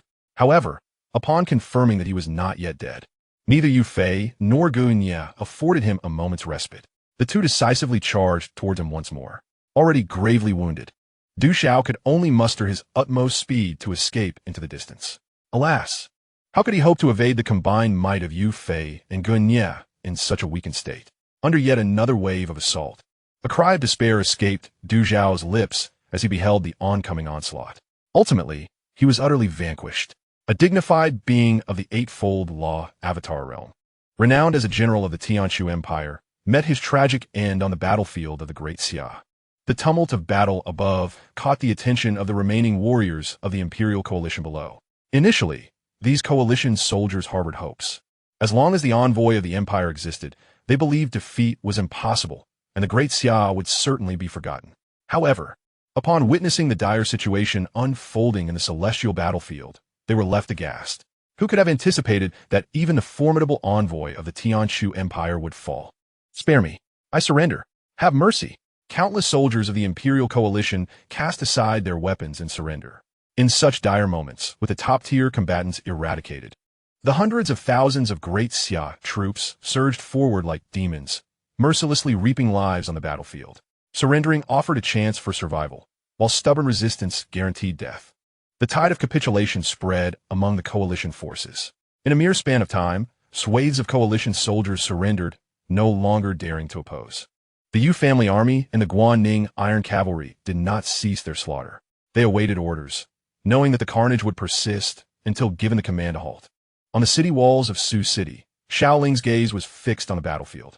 With the demise of the late-stage law avatar realm powerhouse from the Xianxia Empire, the coalition's only hope was utterly extinguished. The momentum of defeat was irretrievable. Xiao Ling charged into the skies, observing the encircled coalition forces below. Surrenderers would live, while those who resisted would perish. Witnessing the inevitable collapse, nearly all coalition soldiers surrendered in droves. "We have won. We have truly won." The generals of the Great Xia, stationed atop the walls of Sioux City, momentarily found themselves in a daze. Below were millions of coalition forces, and they had achieved victory with such ease. Everything seemed unreal. "Congratulations, host. You have successfully obliterated the invading enemy, instilling absolute fear in the imperial coalition. Mission reward: 20 years of cultivation, 3 character summoning cards." The mission was complete, and the rewards were granted. "Would you like to merge the 20 years of cultivation?" Mirji. An overwhelming aura surged into his body, and under this power, Xiao Ling felt his strength steadily ascend. Law Avatar Realm 5. Law Avatar Realm 6. Law Avatar Realm 7. His realm instantaneously reached the pinnacle of Law Avatar Realm 9, but this was not the end. Xiao Ling sensed that some form of limitation had suddenly been shattered, propelling his cultivation to an entirely new level. Boundary Cutting Realm. Boundary Cutting Realm 1. Boundary Cutting Realm 2. Ultimately, it was only upon reaching the pinnacle of the third tier of the Severing Realm that stability was achieved. The powerful beings surrounding sensed this formidable aura and turned their gazes towards their sovereign. Under the enhancement of the Emperor's sacred body, the generals felt an overwhelming might, and their expressions reflected profound reverence. Chapter 65. A harmonious blend of civil and military excellence. The Great Xia Dynasty. In the imperial city, the palace appeared bathed in sunshine, yet an air of profound silence enveloped it, shrouding all in a veil of gloom. Within the grand hall of the palace, ministers congregated, their faces etched with tension and solemnity, though they remained silent. They awaited news from the front lines. Aside from the Qin army stationed in Xianfeng continent, which had not sent any word, the remaining regions of the southwest and north had been in regular communication. Presently, only the Xianfeng continent remained silent. His Highness, the Qin king, was holding back the combined forces of several million from various dynasties, including formidable warriors from the Xianxia Empire. A victory in this battle would secure the safety of Great Xia, while a defeat would spell its demise. Clop, clop, clop. At that moment, the sound of hurried footsteps echoed. A middle-aged general clad in armor approached the hall. "Xianxia, vice commander of the Yu family army, seeks an audience with your majesty." Xianxia, one of the vice commanders under General Yu Fei, possessed strength at the divine mansion level. Just as 2 palace guards were about to help him remove his armor, he interjected, "No need for that. Let me enter swiftly." After receiving the nod from the crown prince, Xiao Yuan, he was immediately summoned. The guard stepped back, and Zhang Xian entered the hall, still adorned his battle gear, the scent of fresh blood clinging to him from the fierce combat he had just endured. As he entered, he immediately captured the attention of the ministers. Emperor Xiao Tianhuang fixed his gaze upon Zhang Xian, no longer concerned with his formidable presence, and directly inquired, "What is the current situation on the Xianfeng continent?" The ministers turned their attention to him as well. Zhang Xian knelt on one knee and replied, "Your Majesty, according to the orders of the Qin king, our forces engaged the coalition of the various dynasties at Xuqing in Xianfeng continent. We have slain 23 warriors at the Divine Mansion level and annihilated over 700,000 of the coalition forces, capturing more than 100,000 as prisoners. Furthermore, 2 beings of the Dharma realm from the Tianshu Empire also participated and were dispatched on the spot. This battle has resulted in a great victory for our forces." Upon hearing this news, the court erupted in a tremor of excitement. We have triumphed. The entire court had braced itself for a crushing defeat. Yet they were met with an unexpected and glorious victory. Heaven favors Great Xia.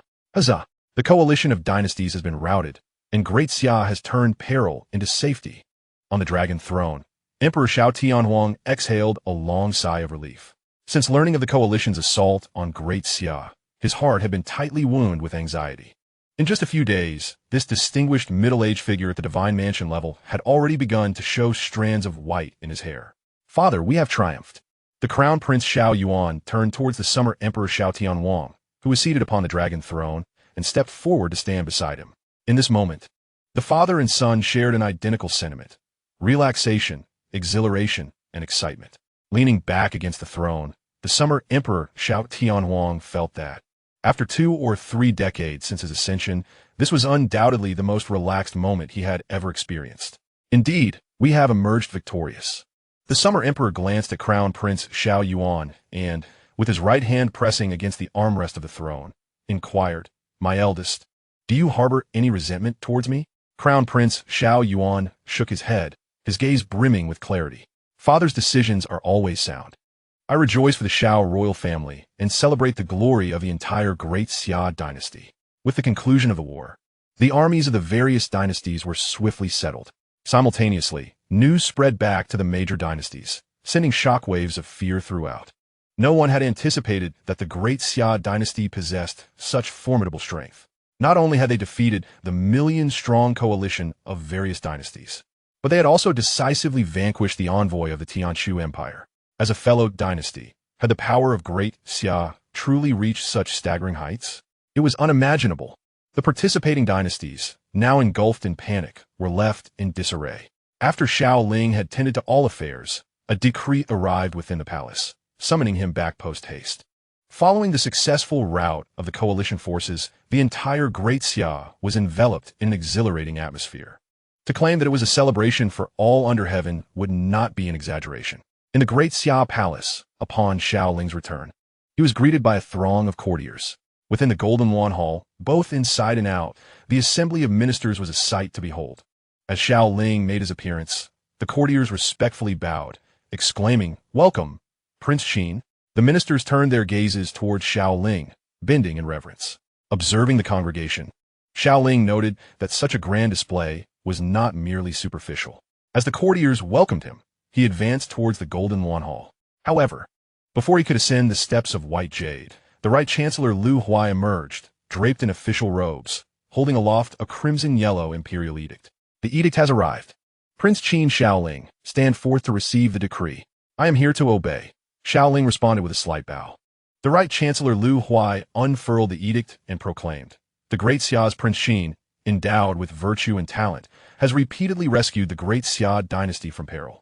Now, through his own might, he has shattered the coalition of various dynasties and slain the ruthless envoy of the imperial court, safeguarding our Great Xia's realm.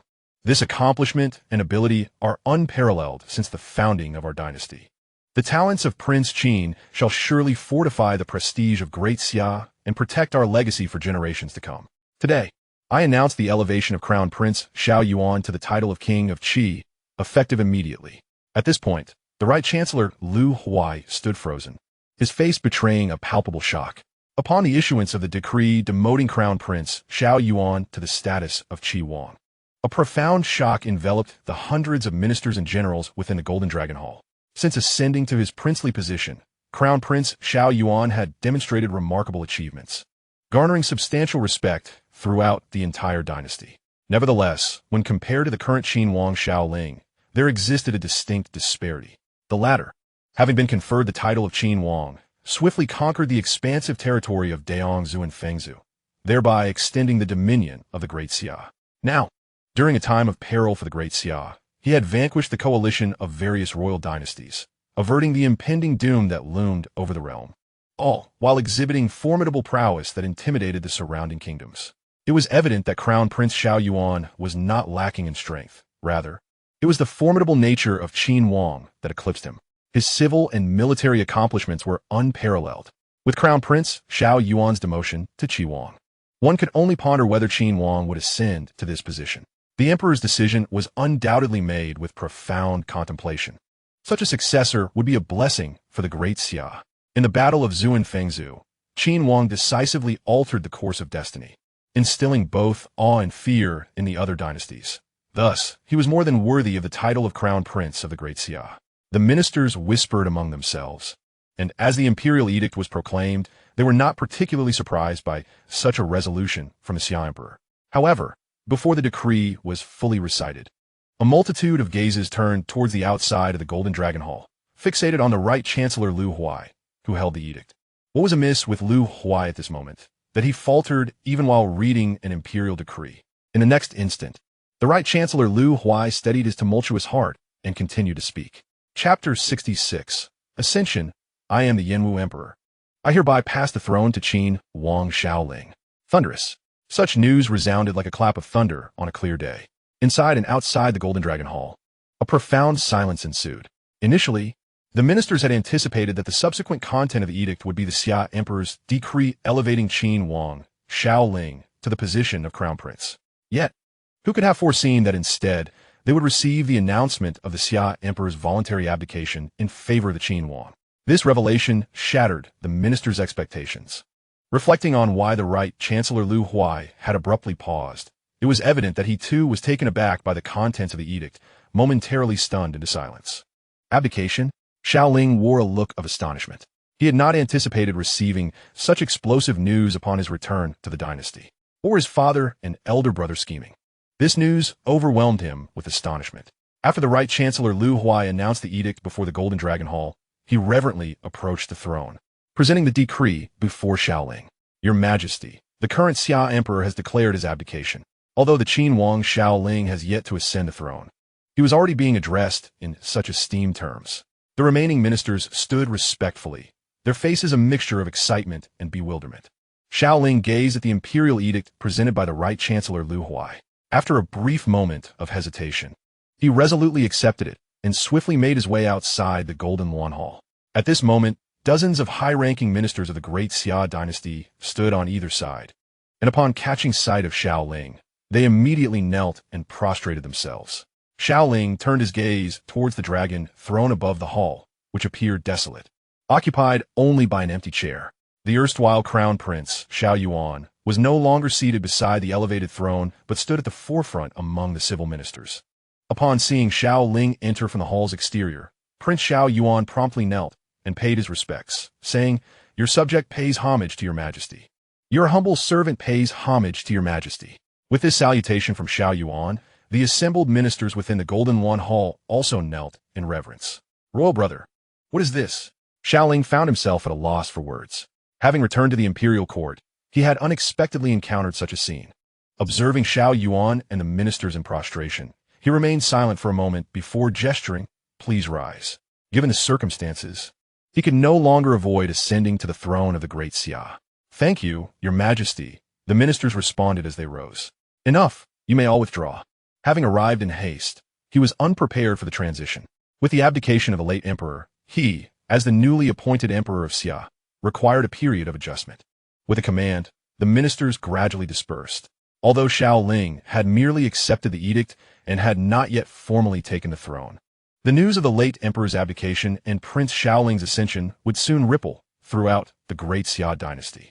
Xiao Ling cast a glance at Xiao Yuan before vanishing from the hall in an instant. Given his current prowess, he could effortlessly sense the presence of Xiao Tianwang. In the Great Xia Imperial Harem, at the Ancestral Hall, when Xiao Ling arrived at the entrance, he found Emperor Xiao Tianwang engaged in a leisurely game of chess with the ancestor, Xiao Wuyo. Stepping inside, he discreetly concealed his presence. The instant he entered, his arrival captured the attention of both Emperor Xiao Tianwang and Ancestor Xiao Wuyo. "Greetings, Father Emperor, Ancestor." Xiao Ling addressed them with utmost respect.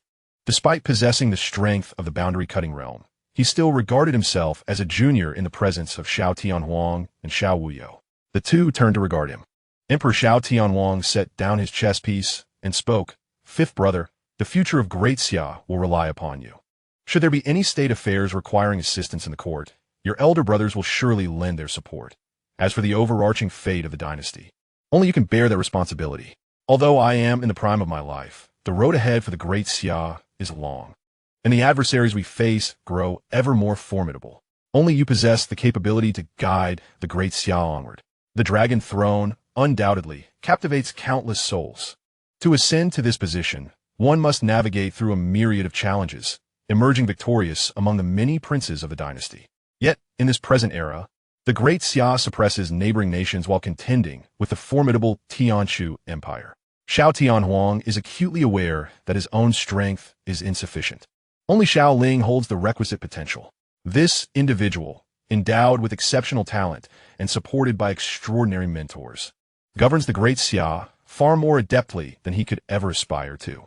Beside them, the venerable ancestor Xiao Wuyo remains silent, observing all that transpires. In his eyes, Xiao Tianhuang is already among the most distinguished emperors in the annals of the Great Xia, yet he never anticipated that following him, the Xiao royal lineage would produce such an exceptional heir as Xiao Ling. He finds himself eagerly anticipating the future of the Great Xia under the stewardship of this new emperor. Above the dynasty looms a mightier imperial force. Under Xiao Ling's governance, the Great Xia may ascend to unprecedented heights. Listening to Xiao Tianhuang's words, Xiao Ling refrains from elaborating further. Random task issue: ascend the throne and govern the lands of Great Xia. Deadline: 3 days. Task reward: a royal coronation gift package. Shortly after Emperor Xiao Tianhuang announced his abdication, the system's prompt resonated. This throne is one I must claim. Contemplating the current circumstances of the Great Xia, although we have vanquished the coalition of neighboring empires and decimated the formidable forces within our own, the true threat has yet to be entirely quelled. The Tianchu Empire. This entity poses a danger far exceeding that of any previous threat. Having eliminated 2 formidable foes of the Dharma realm, it is inconceivable that they would simply relent. Though I have eradicated the powerful individuals from the Tianchu Empire, it is likely that they will soon learn of these events through their imperial channels. The next time we meet, the challenges awaiting the Great Xia will be even more daunting. On the second day, within the imperial palace of the Great Xia, the coronation ceremony commenced amidst heightened preparations. Adorned with a crown of jade and pearls, clad in a resplendent dragon robe, and with a golden sword of the emperor at his side, Xiao Ling stepped steadily onto the altar of heaven.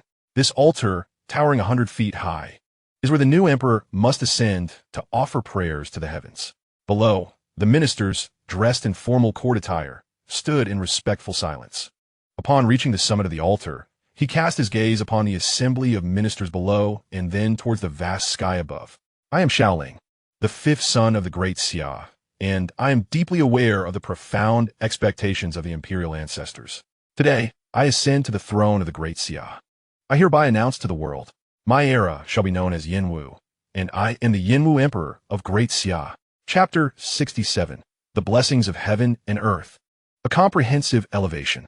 The term Yin signifies the descendants of Yin and Huang. In my 2 lifetimes, I have similarly sought to commemorate the identity of these ancient progenitors. As for the Wu, it is evident that, as the sovereign of Great Xia, I shall not dwell in tranquility. A tumultuous journey lies ahead, marked by fierce challenges. The title Yinwu Emperor is both commanding and significant, a name I have pondered over for some time before selecting as my era title. Congratulations to the host. You have successfully ascended the throne. Task reward: Coronation Gift Package 1.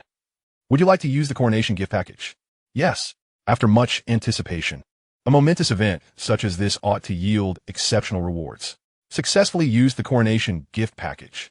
Rewards obtained: 3 Legion Summoning Cards, 3 Character Summoning Cards, 3 second-rank Golden Pills, 10 first-rank Golden Pills. Rewards obtained: 1 Fortune Golden Dragon, 1 Emperor's Set. Upon viewing the rewards from the Coronation Gift Package, they indeed met my expectations. Legion Summoning Cards and Character Summoning Cards are precisely what I currently lack. Although the Great Xia Dynasty possesses a considerable number of troops, they are merely ordinary soldiers, the absence of elite generals remains a significant gap. Following my ascension, the Great Xia will face not only the forces of the dynasty, but also formidable entities beyond imperial powers, in addition to the summoning rewards that can enhance my strength. The second and first rank golden pills are also exceedingly valuable. Moreover, what excites me even more are the Fortune Golden Dragon and the Emperor's Set. The very names suggest extraordinary artifacts. System, activate the Emperor's Set. Congratulations to the host, you have successfully acquired Xianyuan Sword, 9 Dragons Armor. The Xianyuan Sword. Upon hearing its name, I was momentarily taken aback. Xianyuan Sword. Once wielded by the Emperor Xianyuan, it is an ancient divine weapon of boundless power. Whoever bears the sword is recognized as the Emperor of Humanity. The divine weapon of the Emperor of Humanity. In my previous life in Xianxia, I had heard tales of the legendary Xianyuan Sword. I never imagined that such a mythical item would now be in my possession. The Xianyuan Sword had mysteriously appeared at my waist, replacing the original sword of the sovereign. Turning my gaze to the 9 Dragons Armor.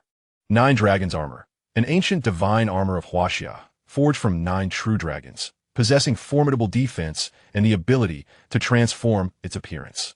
With a mere thought, the 9 Dragons Armor enveloped me completely.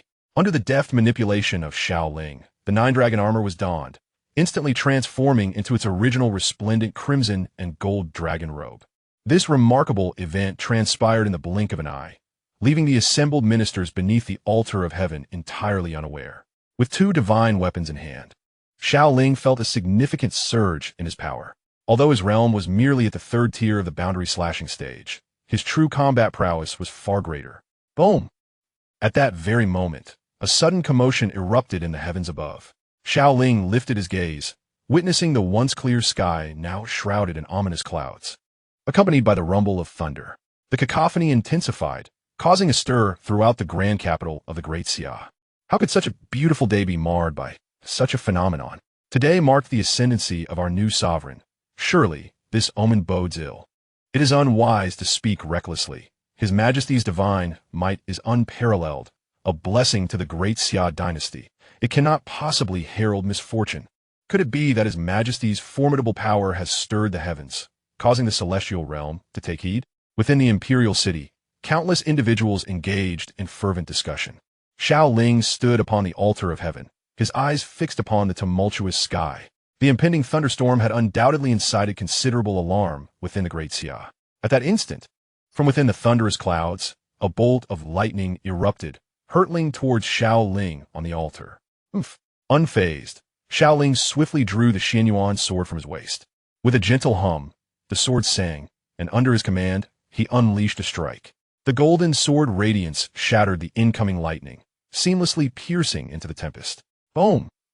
In an instant, the brilliance within the clouds flickered, rendering it impossible to discern whether it was the sword light or the lightning. Holding the Xianyuan sword, the crimson and gold dragon robe billowed in the wind. Before long, the thunderous sounds from the clouds gradually diminished, until they completely dissipated.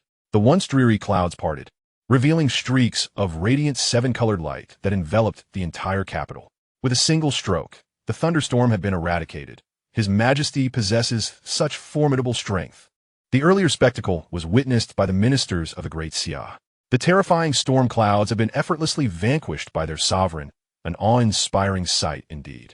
With the thunderclouds now behind them and the 7-colored light descending, this heralded a moment of great fortune. Long live our emperor! Long live, long live! In an instant, the ministers knelt, prostrating themselves before Xiao Ling on the altar of heaven. Rise! Xiao Ling gestured with a wave of his hand, gently lifting the assembled ministers to their feet with a soft, guiding force. The radiant 7-colored light above the heavens not only illuminated the entire capital of the Great Xia Empire, but also quickly enveloped the vast territories of the dynasty, reaching even the recently conquered Xianfeng continent. Soon, a more magnificent aura of spiritual energy began to surge throughout the lands of Great Xia. Under the influence of this energy, all citizens and martial artists within the empire experienced a significant enhancement in their abilities. I have broken through. I have finally ascended to the realm of spirit transformation, with 3 minor realms gained in succession.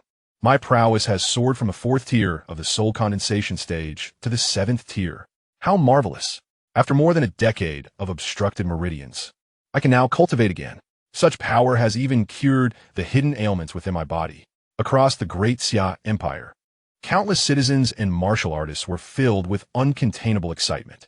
Under the influence of this seven-colored light, the people of the Great Xia Dynasty reaped immense benefits. Moments later, innumerable gazes turned towards the Great Xia imperial city. Although they were not physically present within the city, the hearts of the dynasty's citizens resonated with an unmistakable awareness. All the fortunes they received were inextricably linked to the current emperor. We thank His Majesty. Long live our emperor. Throughout the lands of the Great Xia Empire, all citizens and martial artists knelt in unison to pay their respects. Was this the blessing of heaven and earth? Xiao Ling stood upon the heaven sacrifice platform, fully aware of the commotion unfolding within the dynasty. Boom! A powerful aura surged within him. In this fleeting moment of blessing, he too, as the ruler of the Great Xia Empire, had garnered numerous advantages. Originally at the third tier of the realm of severing, he had now ascended to the fifth tier. Chapter 68. Above the realm of severing, the Marquis realm emerges. In the depths of the Great Xia Palace, Xiao Tianhuang was within the ancestral hall. Upon sensing the unusual fluctuations of spiritual energy surrounding him, he was taken aback. This is the fortune of destiny. A somewhat somber voice echoed as the ancestral figure of Great Xia, Xiao Wuyo, emerged from the shadows. At this moment, Xiao Wuyo's aura shimmered, evidently stronger than before, having gained a significant enhancement from the recent surge. It is said that those favored by heaven and earth may, under certain specific circumstances, receive gifts from the cosmos. Under such divine bestowals, not only the favored individual, but also the beings within their domain could experience enhancements in their physical constitution or cultivation prowess. Speaking gravely, the ancestral figure, Xiao Wuyo, directed a complex gaze towards the heaven sacrifice platform. Beside him, Xiao Tianhuang also turned his gaze in the same direction. According to the words of the ancestral elder, the implication was exceedingly clear. In the early days of my ascension, it was unremarkable, merely the typical coronation of sovereign. Little did I anticipate that my 5 sons would possess such extraordinary identities. The heavens have bestowed upon us the altar of offerings. Under the influence of celestial blessings, the spiritual essence of the entire Great Xia Dynasty has been gradually amplifying. I, Xiao Ling, perceive all these transformations. The metamorphosis of Great Xia is not a singular event. Suddenly, a tremendous aura erupted from my being, morphing instantaneously into a pale, golden hue. In the next moment, a colossal golden dragon, nearly 10 zhang in length, soared majestically above the imperial palace. The dragon of fortune. As I gazed upon this divine creature in the heavens, my heart stirred with profound emotion. While a dynastic power indeed possesses a certain fortune, it is insufficient to conjure such a magnificent dragon. Only a more formidable imperial force could wield such capabilities. The dragon of fortune circled in the air, emitting a resounding roar that echoed across the sky. Its golden form undulated gracefully as it spiraled above the Great Xia Palace. The entire dynasty's aura of fortune surged in response. Beneath its majestic flight, the potent spiritual energy that had recently risen from the Great Xia territories awakened once more. In an instant, another wave of fortune descended, invigorating the citizens and warriors of the Great Xia Dynasty, allowing them to experience a renewed surge of power. This process continued for nearly half an hour before it finally stabilized. Soon after, the coronation ceremony concluded. Following my simple arrangements, the operations within and beyond the dynasty swiftly resumed. The Purple Extreme Palace, my residence as the newly crowned Emperor of Xia, had witnessed 2 waves of fortune. As the sovereign, the magnitude of this blessing was even more profound, elevating my cultivation to the 8th tier of the Severing Realm. Since the conquest of the coalition of dynasties on Xianfeng continent, my cultivation had surged from the Dharmaform realm at an astonishing pace. System utilized the character summoning cards. Since my ascension, internal matters within Great Xia have posed no issues. The next step is to enhance my strength as much as possible. My prowess at the Severing Realm is certainly commendable within the imperial court. However, it is unfeasible for me, as the sovereign, to lead every charge alone. I must have capable generals beneath me. In my victory over the coalition of dynasties and from the bountiful gifts of my coronation, I have acquired a total of 6 character summoning cards. Congratulations, host, summoning successful, acquired. Diqing. Diqing. I possess a certain familiarity with this individual. During the Northern Song Dynasty, a renowned general emerged, possessing exceptional military prowess, with few rivals capable of contesting his supremacy. Continue the summoning. Congratulations, host, the summoning is successful. You have obtained Sun Yu. Excellent. This is indeed a formidable presence, renowned as a strategist of unparalleled talent. Even with moderate strength, he can still serve as a key figure in managing the internal affairs and military of the dynasty. Proceed with the summoning. Congratulations, host, the summoning is successful. You have obtained Great Xia. Congratulations, host, the summoning is successful. You have obtained Xianxia. Congratulations, host, the summoning is successful. You have obtained Dianwei. Congratulations, host, the summoning is successful. You have obtained Zhuge Liang. All 6 summoning opportunities have been thoroughly utilized. Wait a moment. Xiao Ling gazed in astonishment at the figures that had just been summoned. Zhuge Wuho, the Chancellor has arrived. In my previous life on Blue Star, who was not familiar with Zhuge Wuho, with this individual by my side, I shall undoubtedly feel much more at ease in all my endeavors. System, summon everyone. As Xiao Ling's words echoed, 6 figures appeared instantaneously before the hall. A quick glance revealed their distinct appearances, even without corresponding introductions. His recollections from his past life were sufficient to differentiate them. To the left stood Zhuge Liang at the forefront, followed by Sun Yu, Great Xia, and Zhang Jujing. To the right were the 2 martial generals, Di Qing and Dianwei. Though only 2 were warriors, the scholarly strategist Zhuge Liang, Great Xia, and the others were equally impressive. With a sweeping gaze, he observed, character, Zhuge Liang. Realm, 2nd rank of the Marquis. Techniques, 8 trigrams formation, Chimen Duanjia. Character, Sun Yu. Realm, 6th rank of the Dharma aspect. Expertise, internal affairs. Character, Great Xia. Realm, 8th rank of the Severing Realm. Technique, Gust di Stratagem. Character, Dianwei. Realm, 4th rank of the Marquis. Martial skill, Dual Albert Technique. As Xiao Ling surveyed the 6 individuals, he comprehended their cultivation levels. The Marquis realm. Is this indeed the realm beyond the Severing Realm? Due to the inherent limitations of the Xia Dynasty strength, the highest known realm was the Severing Realm. Now, with Zhuge Liang and the other summoned, he also etched the subsequent realm classifications into his memory. Marquis Realm, King Realm, Earth Sovereign Realm, Celestial Venerable Realm, Great Emperor Realm. These are the 5 realms following the Severing Realm. Your humble servant, your minister, pays homage to your majesty. At this moment, the 6 ministers bowed in respect to Xiao He. All of you, please rise. Xiao Ling gazed at the 6 individuals with a smile and remarked, at present, my Great Xia is in dire need of troops and generals. With your esteemed presence, you shall undoubtedly elevate our Great Xia Dynasty to unprecedented heights. This is no jest. With these 6 individuals, we have gathered both literary and martial advisors, all of whom are the pinnacle of their respective fields. Particularly Zhuge Liang and Dianwei, who have transcended the boundary of severance and attained the formidable status of Marquis, are exceptional figures indeed. Following the summoning of these illustrious characters, the next phase shall be the summoning of legions. Chapter 69, Establishing the Cabinet, the campaign commences. System, initiate the legion summoning. Congratulations, host, summoning successful. Obtained, Meng Family Legion, General Meng Tian, commanding 100,000 Meng family troops. Meng Tian, the Meng Family Legion. This individual is a renowned general from the Qin dynasty in history, and the strength of the Meng family troops is surely extraordinary. This is indeed a propitious start. Xiao Ling was thoroughly pleased with this initial reward. Furthermore, there are still 2 additional opportunities for legion summoning. System, continue with the legion summoning.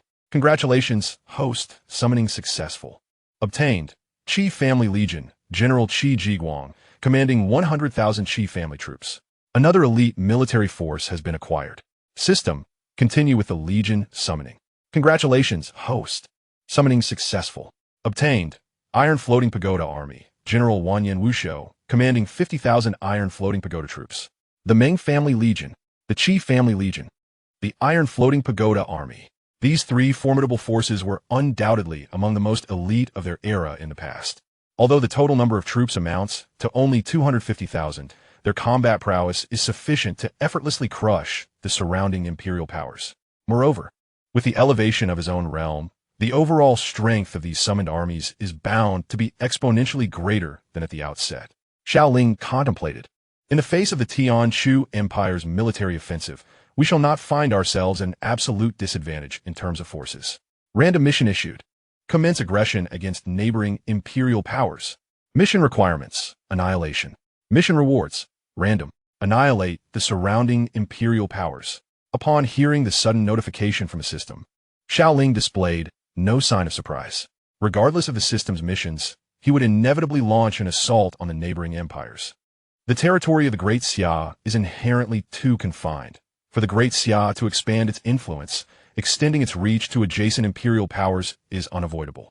At this moment, the surrounding imperial forces are merely the beginning.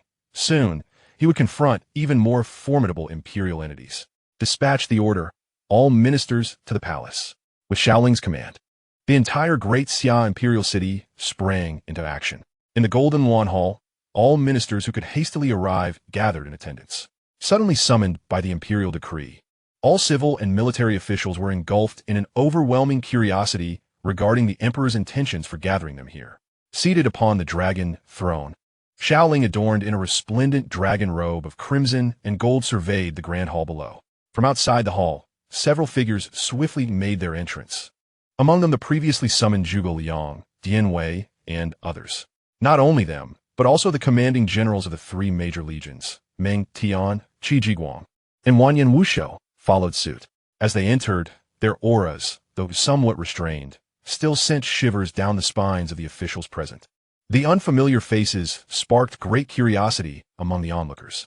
However, considering the emperor's formidable prowess and the rumors of formidable allies backing him, their apprehensions were quickly alleviated. Your humble servant pays his respects to your majesty. A total of 9 individuals knelt before the Golden Lawn Hall, bowing deeply. All rise.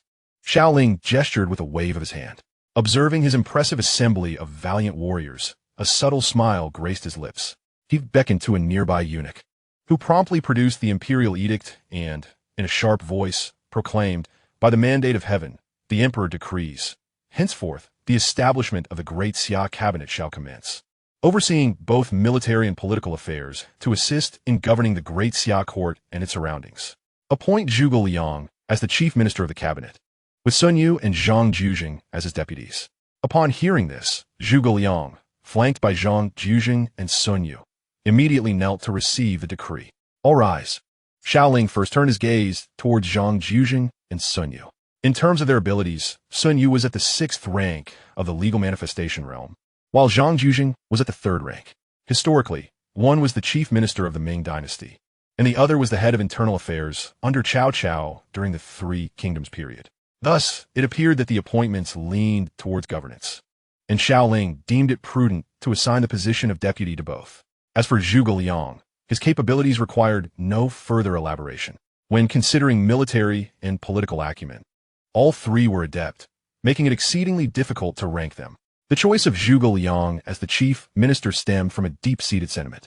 In terms of strength, Zhuge Liang stood apart, having ascended to the formidable realm of Marquis. Appoint Dian Wei as the general of land forces. Appoint Meng Tian as the general of eastern expeditions. Appoint Qi Jiguang as the general of western expeditions. Prior to this, upon ascending the throne, Xiao Ling had already conferred extensive rewards upon many of the former officials and generals of the Great Xia. This round of appointments was specifically for the distinguished individuals such as Zhuge Liang and the others.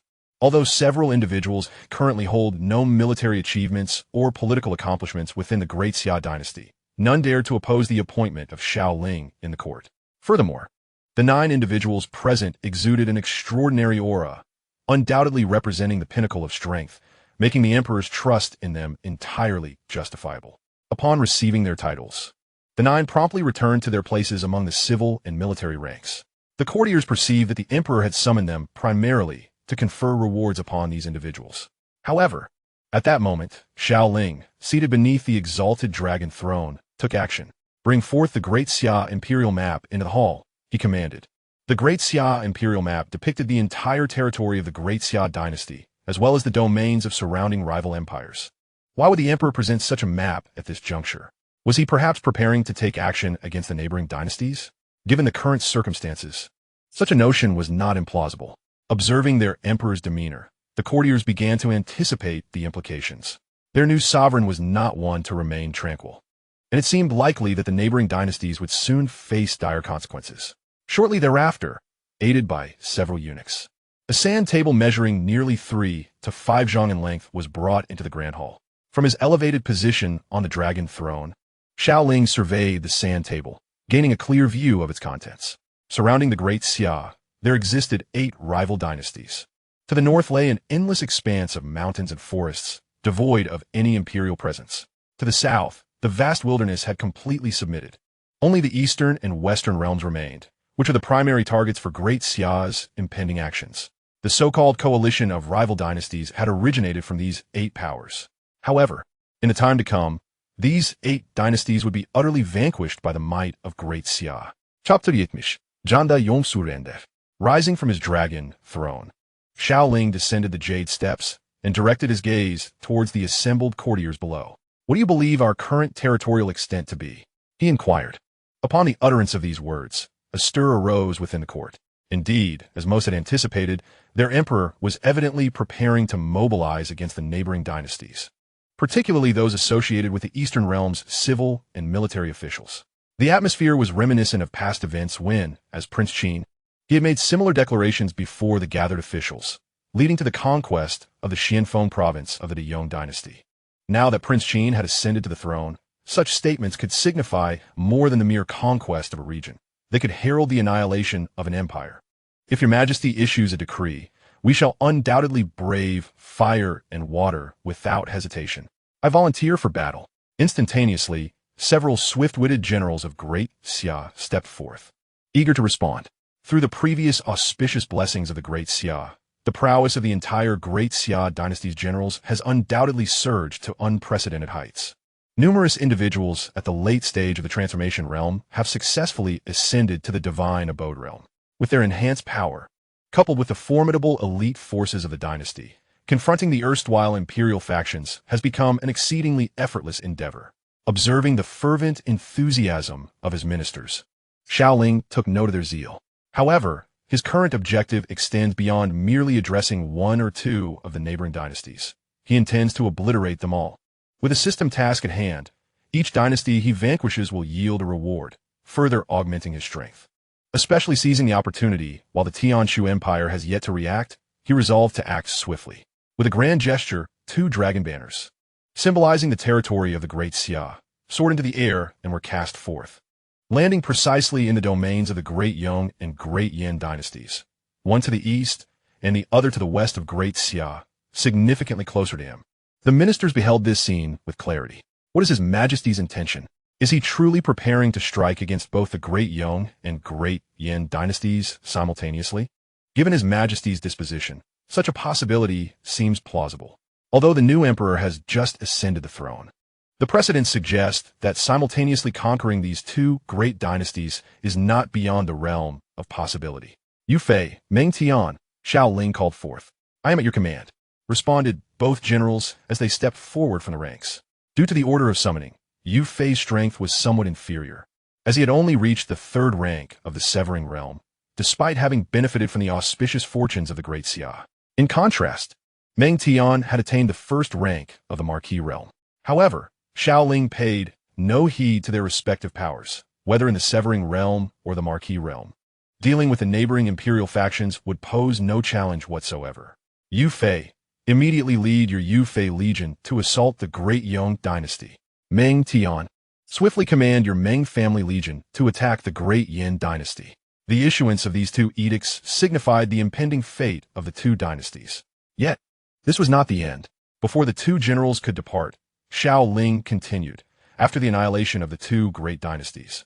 You shall promptly lead your forces to penetrate the territories of the other dynasties at the utmost speed. Within the briefest span of time, I demand that you eradicate all 8 surrounding dynasties that participated in the coalition against us. Upon concluding his words, he cast his gaze upon the imperial map of the Great Xia displayed in the Grand Hall. With a decisive strike of his palm, the flags representing the territories of the 8 dynasties were utterly shattered and destroyed. At this moment, the ministers came to realize the sheer might of their sovereign. Initially, they believed his ambitions were confined to the Great Yong and Great Yin dynasties. But little did they anticipate that his true targets encompassed the 8 surrounding dynasties of Great Xia. The remaining generals of the empire gathered their troops, poised to await the emperor's command.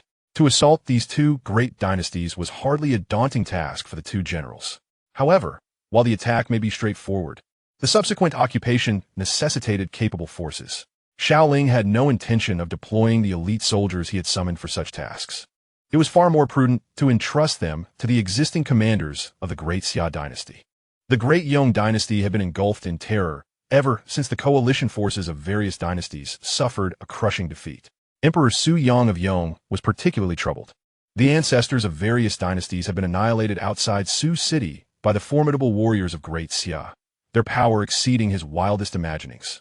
What news came from the Xianfeng continent? The young emperor fidgeted restlessly upon his dragon throne, having posed this inquiry countless times that day. A general from the transformation spirit realm bowed and replied, "Your Majesty, there has been no unusual movement from the Great Xia forces in the Xianfeng domain." Each time he heard this, Emperor Su Yong felt a slight relaxation. With the ancestors deceased, Great Xia was no foe for any dynasty to contend with.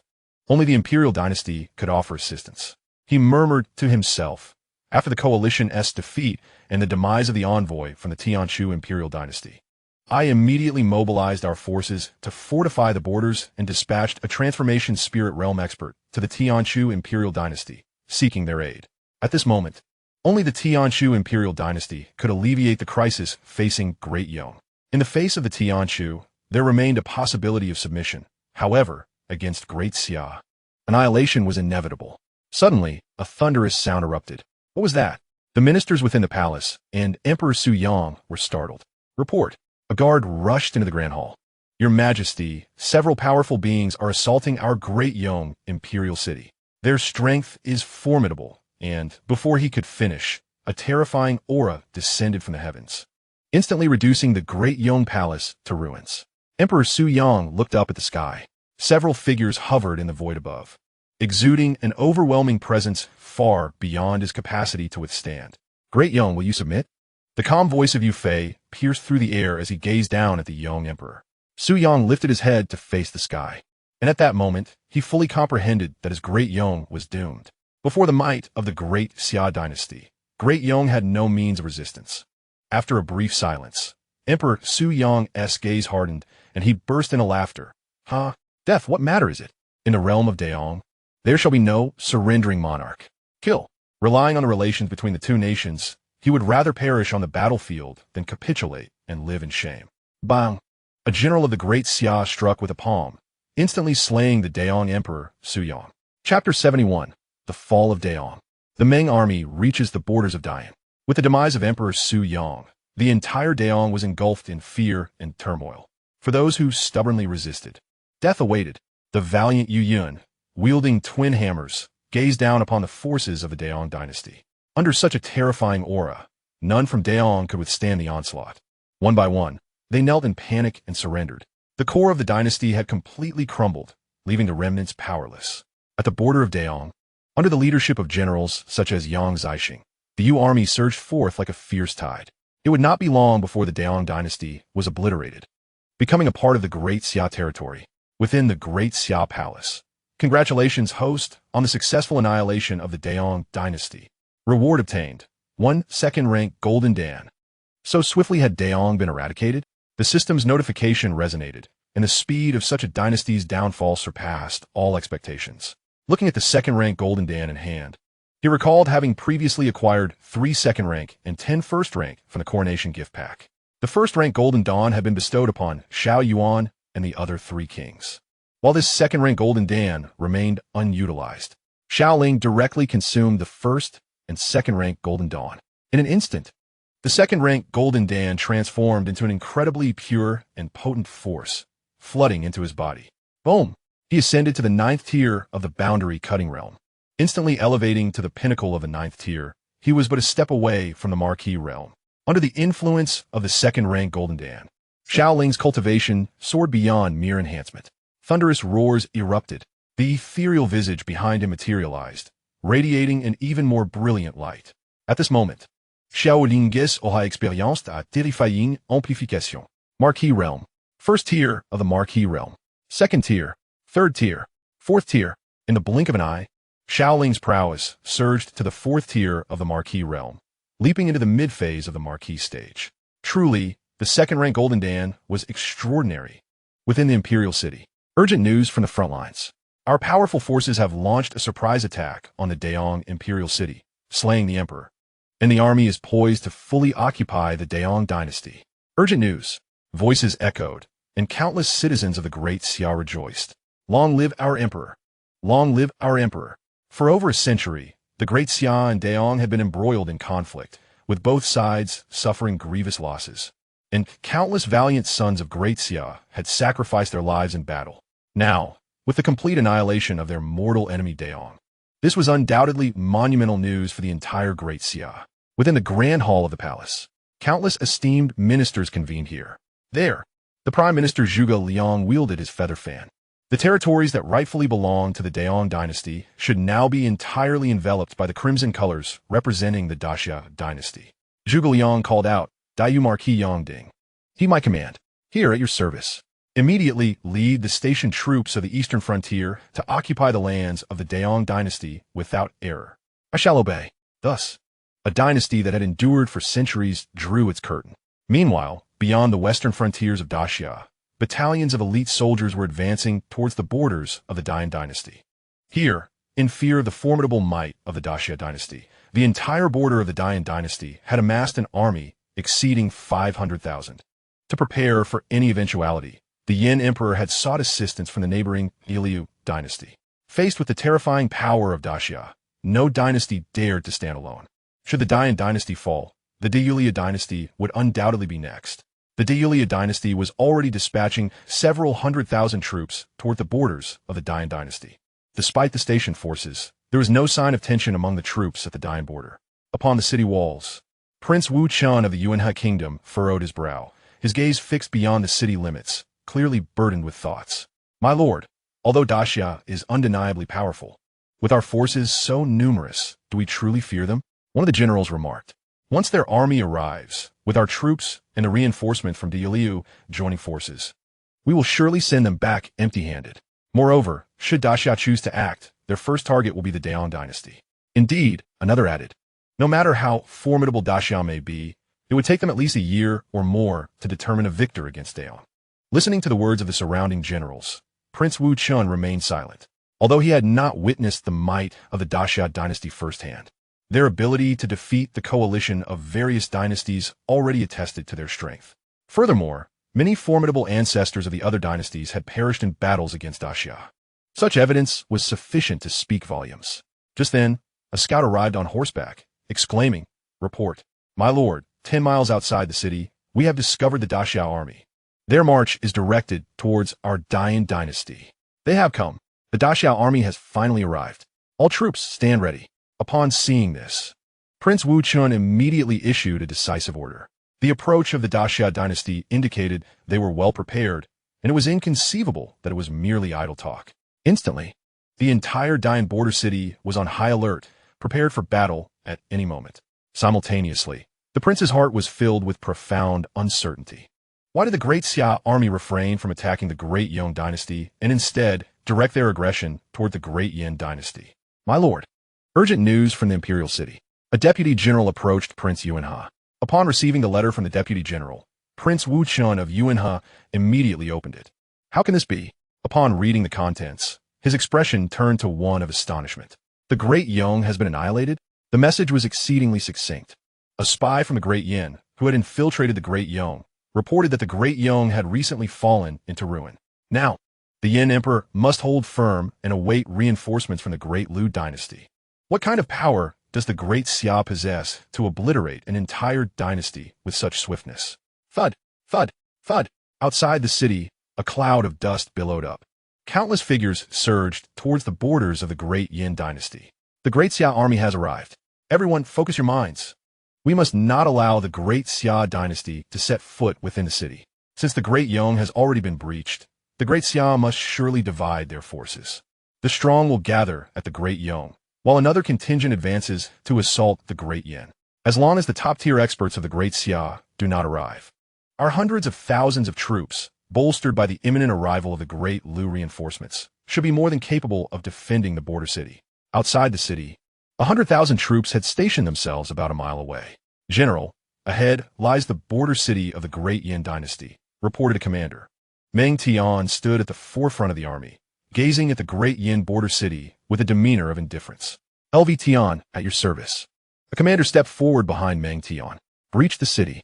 With Meng Tian's command, the commander named LV Tian charged forth, swiftly covering the distance of less than 100 meters to the Great Yin border city. "Who goes there?" Prince Wu Chun of the Great Yin called out, but received no reply. Chapter 72. The tide has turned. The tide has turned.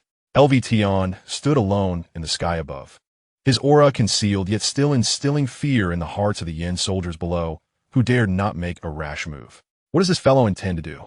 Does he truly believe he can breach our Great Yin border city single-handedly? What a jest. Our border city has been fortified over centuries, and with hundreds of thousands of troops gathered here, even a being of the Divine Mansion realm would have no hope of breaching it. Prince Wu Chun gazed up into the sky. He had heard rumors that the Great Xia possessed formidable beings beyond the Divine Mansion realm. Yet the ease with which they had obliterated the Great Yong suggested that their strongest were concentrated in the Great Yong dynasty. Scanning the Great Xia forces outside the city, he noted that their numbers were merely in the tens of thousands. To think they could penetrate the defenses of the Great Yin border city with such a meager force was indeed a fool's dream. After a brief wait, Lu Tian gazed towards the Yin army within the city, his voice low and resolute. "Surrender within 3 breaths, or do not blame me for my ruthless actions." 3 breaths? Ha ha ha. After waiting so long, this fellow dares to utter such an audacious proclamation? It is utterly laughable. How could one man breach the borders of the Great Xia? Surely, he must be deranged. Such grandiose claims could not be made by an ordinary person. Upon hearing Lu Tian's words, the soldiers atop the city walls of Yin erupted in mockery. To them, this great general of the Xia appeared to have lost his sanity. Meanwhile, the king of the Source River, Wu Chun, furrowed his brow, a sense of ominous foreboding creeping into his heart. In the next moment, Lu Tian, standing high in the heavens, suddenly moved. He raised his right hand, and an overwhelming aura enveloped the city below. This is bad. Wu Chun sensed the danger. Even he, a third-tier being within the divine realm, found it difficult to breathe under such pressure. "Retreat," he shouted, urging his men to flee the city with utmost urgency. At that very moment, Lu Tian unleashed a decisive punch. Boom! The blow struck the city walls with cataclysmic force, as if an earthquake had shaken the very foundations. The walls shattered, debris scattering in all directions, leaving the city in utter disarray. Help! It hurts! Em dying. Amidst the chaos and dust, countless cries of despair echoed, accompanied by the scent of blood. In an instant, the border city of Yin was plunged into turmoil. How could this be? Wu Chun emerged from the wreckage, his face reflecting sheer terror. He had narrowly escaped disaster. Had he hesitated just a moment longer, his fate would have been sealed. Even as a being of the divine realm, he realized that he was little more than a larger insect in the face of such overwhelming power. With that singular strike, a gaping breach of 4 to 5 zhang had been created in the Great Yin-'s defenses. Kill! Through the breach, he could see countless cavalrymen from the Great Xia charging towards the city at breakneck speed. Reinforce! Quickly, we must seal the breach. We cannot allow the armies of Xia to infiltrate the city. A commander of Yin rallied his soldiers to form a blockade. However, once more, Lu Tian in the heavens prepared to strike. With a single strike, hundreds, if not thousands, of soldiers from the Yin kingdom were obliterated in an instant. The morale of the troops was already severely shattered, and upon witnessing such a terrifying presence, the soldiers of the Yin dared not make any further attempts to resist. Scattering in a state of panic like frightened birds, the momentum was lost. The momentum was irrevocably lost. Wang Wuchun of the Yuanhe region observed this scene, realizing that the forces of the Yin kingdom were utterly ineffective. They had believed that their fortified city and the might of hundreds of thousands would suffice to hold their ground. However, in light of the current situation, it was nothing short of a farce. The formidable leader from the Daxiao above was simply beyond what the Yin kingdom could contend with. "My lord, what shall we do? Shall we fight, or—" Numerous generals within Yin city gathered around Wang Wuchun, each visibly shaken. The power of Daxiao was overwhelming, far exceeding their imaginations. "You should surrender," Wang Wuchun replied with a hint of resignation. The city had fallen, and with the Daxia forces bolstered by powerful leaders, their advance would be unstoppable. Surrender?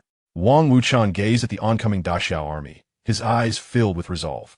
I am a member of the royal family of the Yan. I cannot disgrace the honor of the imperial lineage. With that declaration, before the generals of the Yan could react, he charged directly towards the Daxia forces outside the city. My lord, the generals finally came to their senses, but were too late to intervene. They watched as Wang Wuchang plunged into the Daxia army, where a wave of formidable energy descended upon him. Thus, a scion of the Yan met his demise on the battlefield, having neither retreated nor sullied the royal honor. Yet, his life would forever remain entwined with the border city. In but a brief moment, the solid defenses established by the Yan at the border were utterly shattered. All troops, advance, proclaimed the commander. By sunset, there shall be no Yan flag left in this territory, and by dawn, my Daxia dragon banners shall fill the land. I shall await the arrival of the armies at the royal city of Dian. After issuing these orders, Meng Tian departed with several princely attendants. The Meng family troops left a portion behind to guard the surrendered Yan forces, and then, under the leadership of several deputy generals, set off in multiple directions toward Yan Kingdom. At this moment, nearly 300,000 troops were gathered at Changshui-Lin. These soldiers were dispatched by the Lu dynasty to support the Yan border.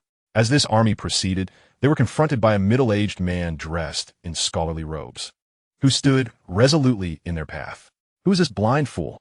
Step aside quickly and do not obstruct our advance, shouted a commander from the Lu dynasty, a practitioner of the transformation realm.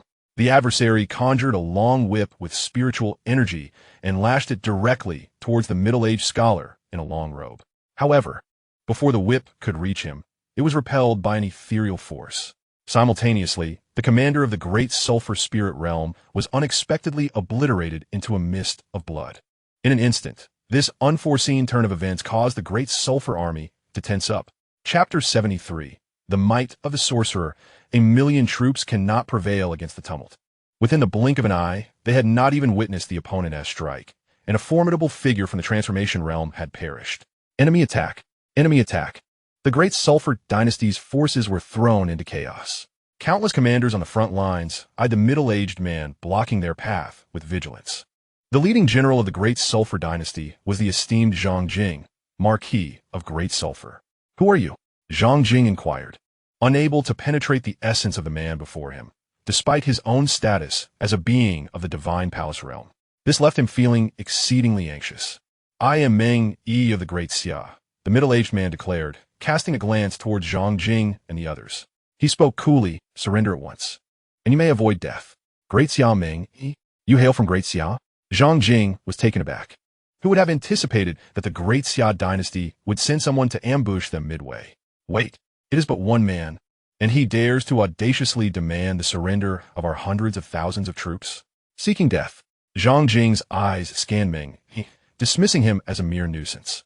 Seeking death, he unleashed the aura of his Divine Palace realm upon Meng Yi, simultaneously striking out with a palm. Unfortunately, before the attack could reach Meng Yi, he waved his hand, and a terrifying gale manifested. In that fleeting moment, Zhang Jing was sent flying, and the ranks of the Great Sulfur Army were thrown into disarray. After several breaths, the tens of thousands of soldiers of the Great Sulfur Dynasty were scattered by the wind, resulting in numerous injuries and incapacitated warriors. Zhang Jing lay sprawled on the ground, feeling as insignificant as an ant before the tempest, entirely devoid of the ability to resist. What a terrifying method! Even he, a being of the Divine Palace realm, had never encountered such power. The border city of Dian has fallen. Should you dare to advance further, you shall face merciless slaughter. A resonant voice echoed across the plains, leaving the tens of thousands of soldiers of the Great Sulfur Dynasty in no doubt of its gravity. The Dian border has been breached. Upon hearing this news, Lord Rongtian, Zhang Jing, was struck with terror. The borders of the Great Yan Dynasty were fortified with hundreds of thousands of Yan troops. Who could have anticipated such a swift conquest? As he surveyed the chaos around him, the cries of despair rang out incessantly, and in mere moments, the once mighty army began to crumble into disarray. Retreat! Lord Zhang Jing dared not press forward any longer and promptly issued the order to withdraw, just as the adversary had warned. Should the army of the Great Lu Dynasty continue their advance, death would be the inevitable outcome. This was not mere hyperbole on the part of the enemy. The formidable techniques they had just displayed possessed the undeniable capacity to annihilate his hundreds of thousands of Lu troops. At this moment, amidst the mountain woods, Meng Yi observed the retreating Great Lu army below, demonstrating a degree of prudence.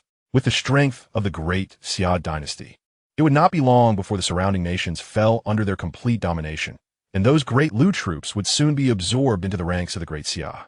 The reason he had not yet dealt a fatal blow lay precisely in this foresight.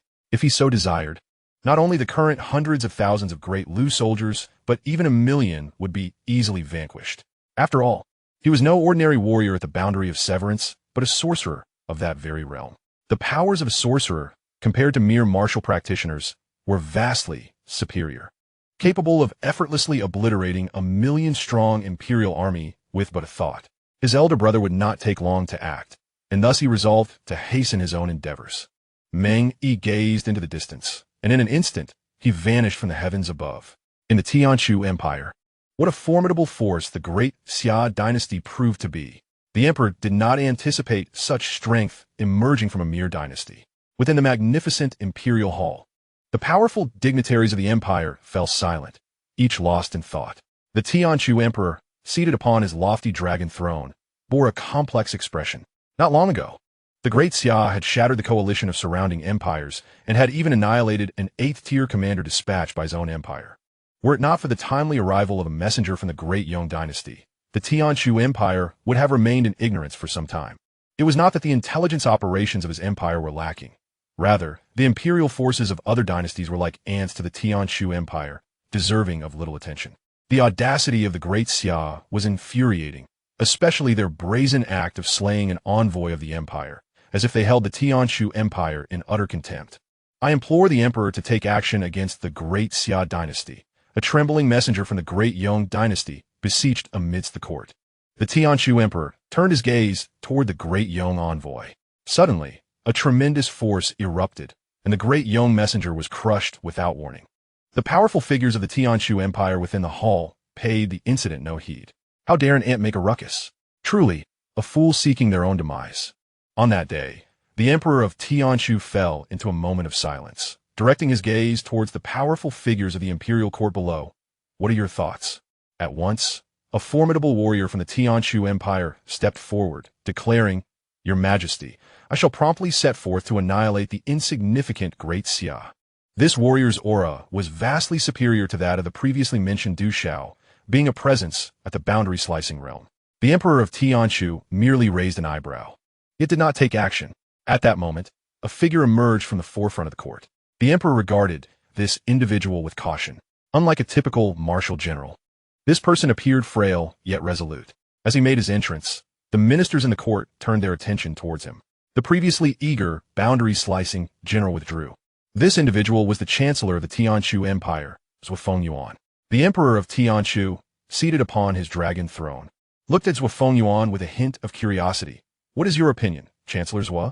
Zhuo Fengyuan bowed respectfully and responded, "Your Majesty, as far as I understand, the Great Xia is merely an imperial dynasty established for nearly 1,000 years.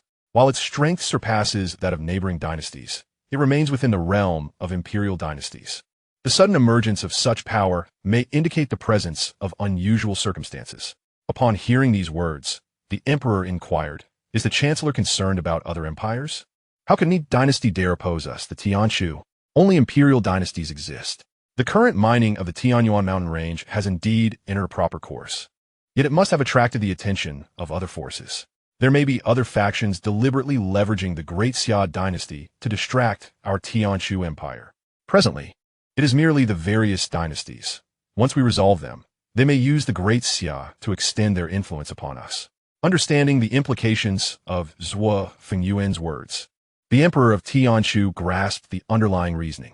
Thus, he resolved to act. Chapter 74. Melding the fortunes of the 8 great dynasties, the return of the empire's heart. Xianxia at your service.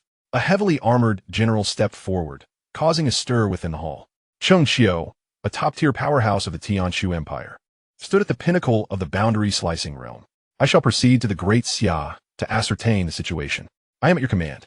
Xianxia accepted his orders and departed immediately. In the ensuing days, the surrounding dynasties of the Great Xia were engulfed in trepidation. During this period, Those dynasties yet untouched by the Great Xia had heard numerous alarming reports. With a single blow, the border cities were obliterated. With a mere gesture, the storm was stirred, leading to the swift submersion of an imperial city. Such displays of overwhelming might far exceeded the comprehension of these dynastic forces. Faced with the Great Xia Dynasty, their only response was sheer terror. Confronted with an existence they could not hope to resist, the remaining dynasties dared not persist in their struggles. One by one, they dispatched envoys to the Great Xia, willingly offering to surrender. Thus, in a remarkably brief span of time, the Great Xia Dynasty had firmly established control over all the surrounding dynasties. The Great Xia Imperial Palace stood as a testament to this newfound dominance. In recent times, the grand imperial map of the Great Xia has been prominently displayed within the Imperial Hall. Within just a few days, this map has undergone a remarkable transformation. The crimson hue representing the Great Xia Dynasty has intensified considerably, and the banners once symbolizing the other dynasties have vanished entirely. The territories of the surrounding major dynasties have all succumbed to the Great Xia. In this brief span, the Great Xia has experienced an unprecedented upheaval. Seated upon the dragon throne, Xiao Ling gazes at the imperial map below. In this fleeting moment, he has achieved what would take the Great Xia centuries, if not millennia, to accomplish, overthrowing the 8 surrounding dynasties. The expansion of the Great Xia not only enhances its territory, but significantly bolsters its intrinsic power. Most importantly, there is the matter of fortune. Although the fortunes of the 8 fallen dynasties cannot coalesce into a golden dragon of destiny like that of the Great Xia, they nonetheless exist. By conquering and annihilating these dynasties, he has also seized their fortunes. Rising from his seat, Xiao Ling strides purposefully towards the palace entrance. With a mere thought, a tremor ripples through the entire dynasty as the golden dragon of fortune emerges from beneath the palace. With a thunderous roar, it ascends into the sky, circling above. The awakening of the golden dragon instantly captivates the entirety of the Great Xia, drawing the attention of countless beings within. Not only the Great Xia, but even the inhabitants and warriors of the cities beyond the imperial capital sense this commotion, turning their gazes towards the Great Xia city. As Xiao Ling observes the golden dragon, he swiftly ascends into the air. The dragon, upon noticing him, swiftly approaches his side, coiling its formidable length nearby. Simultaneously, under the influence of the Great Xia's golden dragon, ethereal and elusive energies from the territories of the 8 surrounding dynasties begin to drift towards the heavens. The Emperor of the Great Xia, gather the fortunes of the heavens and the earth. With a grand gesture, Xiao Ling commands the golden dragon to soar higher into the sky. With a resonant roar, the fortunes from the domains of the 8 dynasties are gradually extracted, converging towards the imperial capital. As the cries of the golden dragon reverberate, the fortunes of the fallen dynasties are entirely absorbed. With such an influx of power, the body of the golden dragon begins to swell, growing from its initial 10 zhang to ever greater heights, 15 zhang, then 20 zhang. In a brief span of time, the auspicious golden dragon of the Great Xia has surged from a modest length of merely several zhang to an impressive 60 zhang. In terms of volume, it has expanded a remarkable fourfold. The presence of the golden dragon has grown immensely, its aura now radiating with unparalleled strength. This is the collective fortune of the 8 great empires, absorbed entirely by the auspicious golden dragon of Great Xia, a transformation capable of engendering profound changes. Beside it, Xiao Ling perceives all that transpires, his heart brimming with joy at the growth of the golden dragon. The more formidable the fortune of a power, the greater its inherent potential. The strength of fortune directly influences the cultivation speed of beings within the faction, as well as the emergence of gifted warriors. Why do empires overshadow dynasties in strength? A primary reason lies in the disparities of fortune. The stronger the fortune, the swifter the cultivation progress, and the higher the likelihood of producing prodigies. As time progresses, the gap between the two inevitably widens. As the sovereign of the Great Xia Dynasty, Xiao Ling can distinctly sense the territories of the 8 great empires.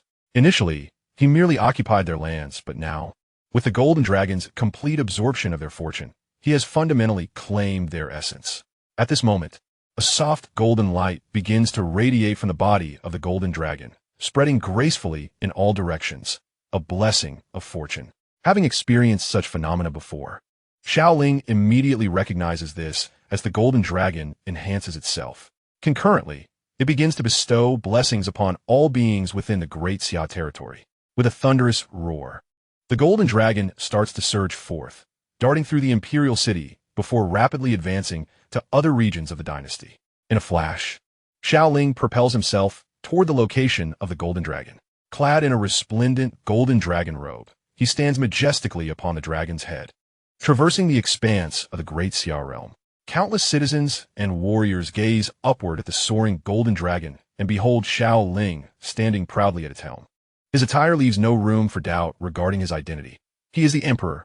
Long live the emperor! As he passes, citizens and warriors alike kneel in reverence, bowing low. Soon, the golden dragon has traversed beyond the original borders of Great Xia, continuing its journey into the territories once belonging to the 8 great empires. The faint golden radiance emanating from the auspicious dragon gracefully floated downward, bestowing upon the common folk and martial practitioners a considerable fortune. Long live our emperor! Long live our emperor! Eternally long live our emperor! The citizens and warriors from the territories of the 8 great dynasties, upon witnessing the ethereal dragon in the sky and the majestic figure standing atop its head, could not help but kneel in reverence.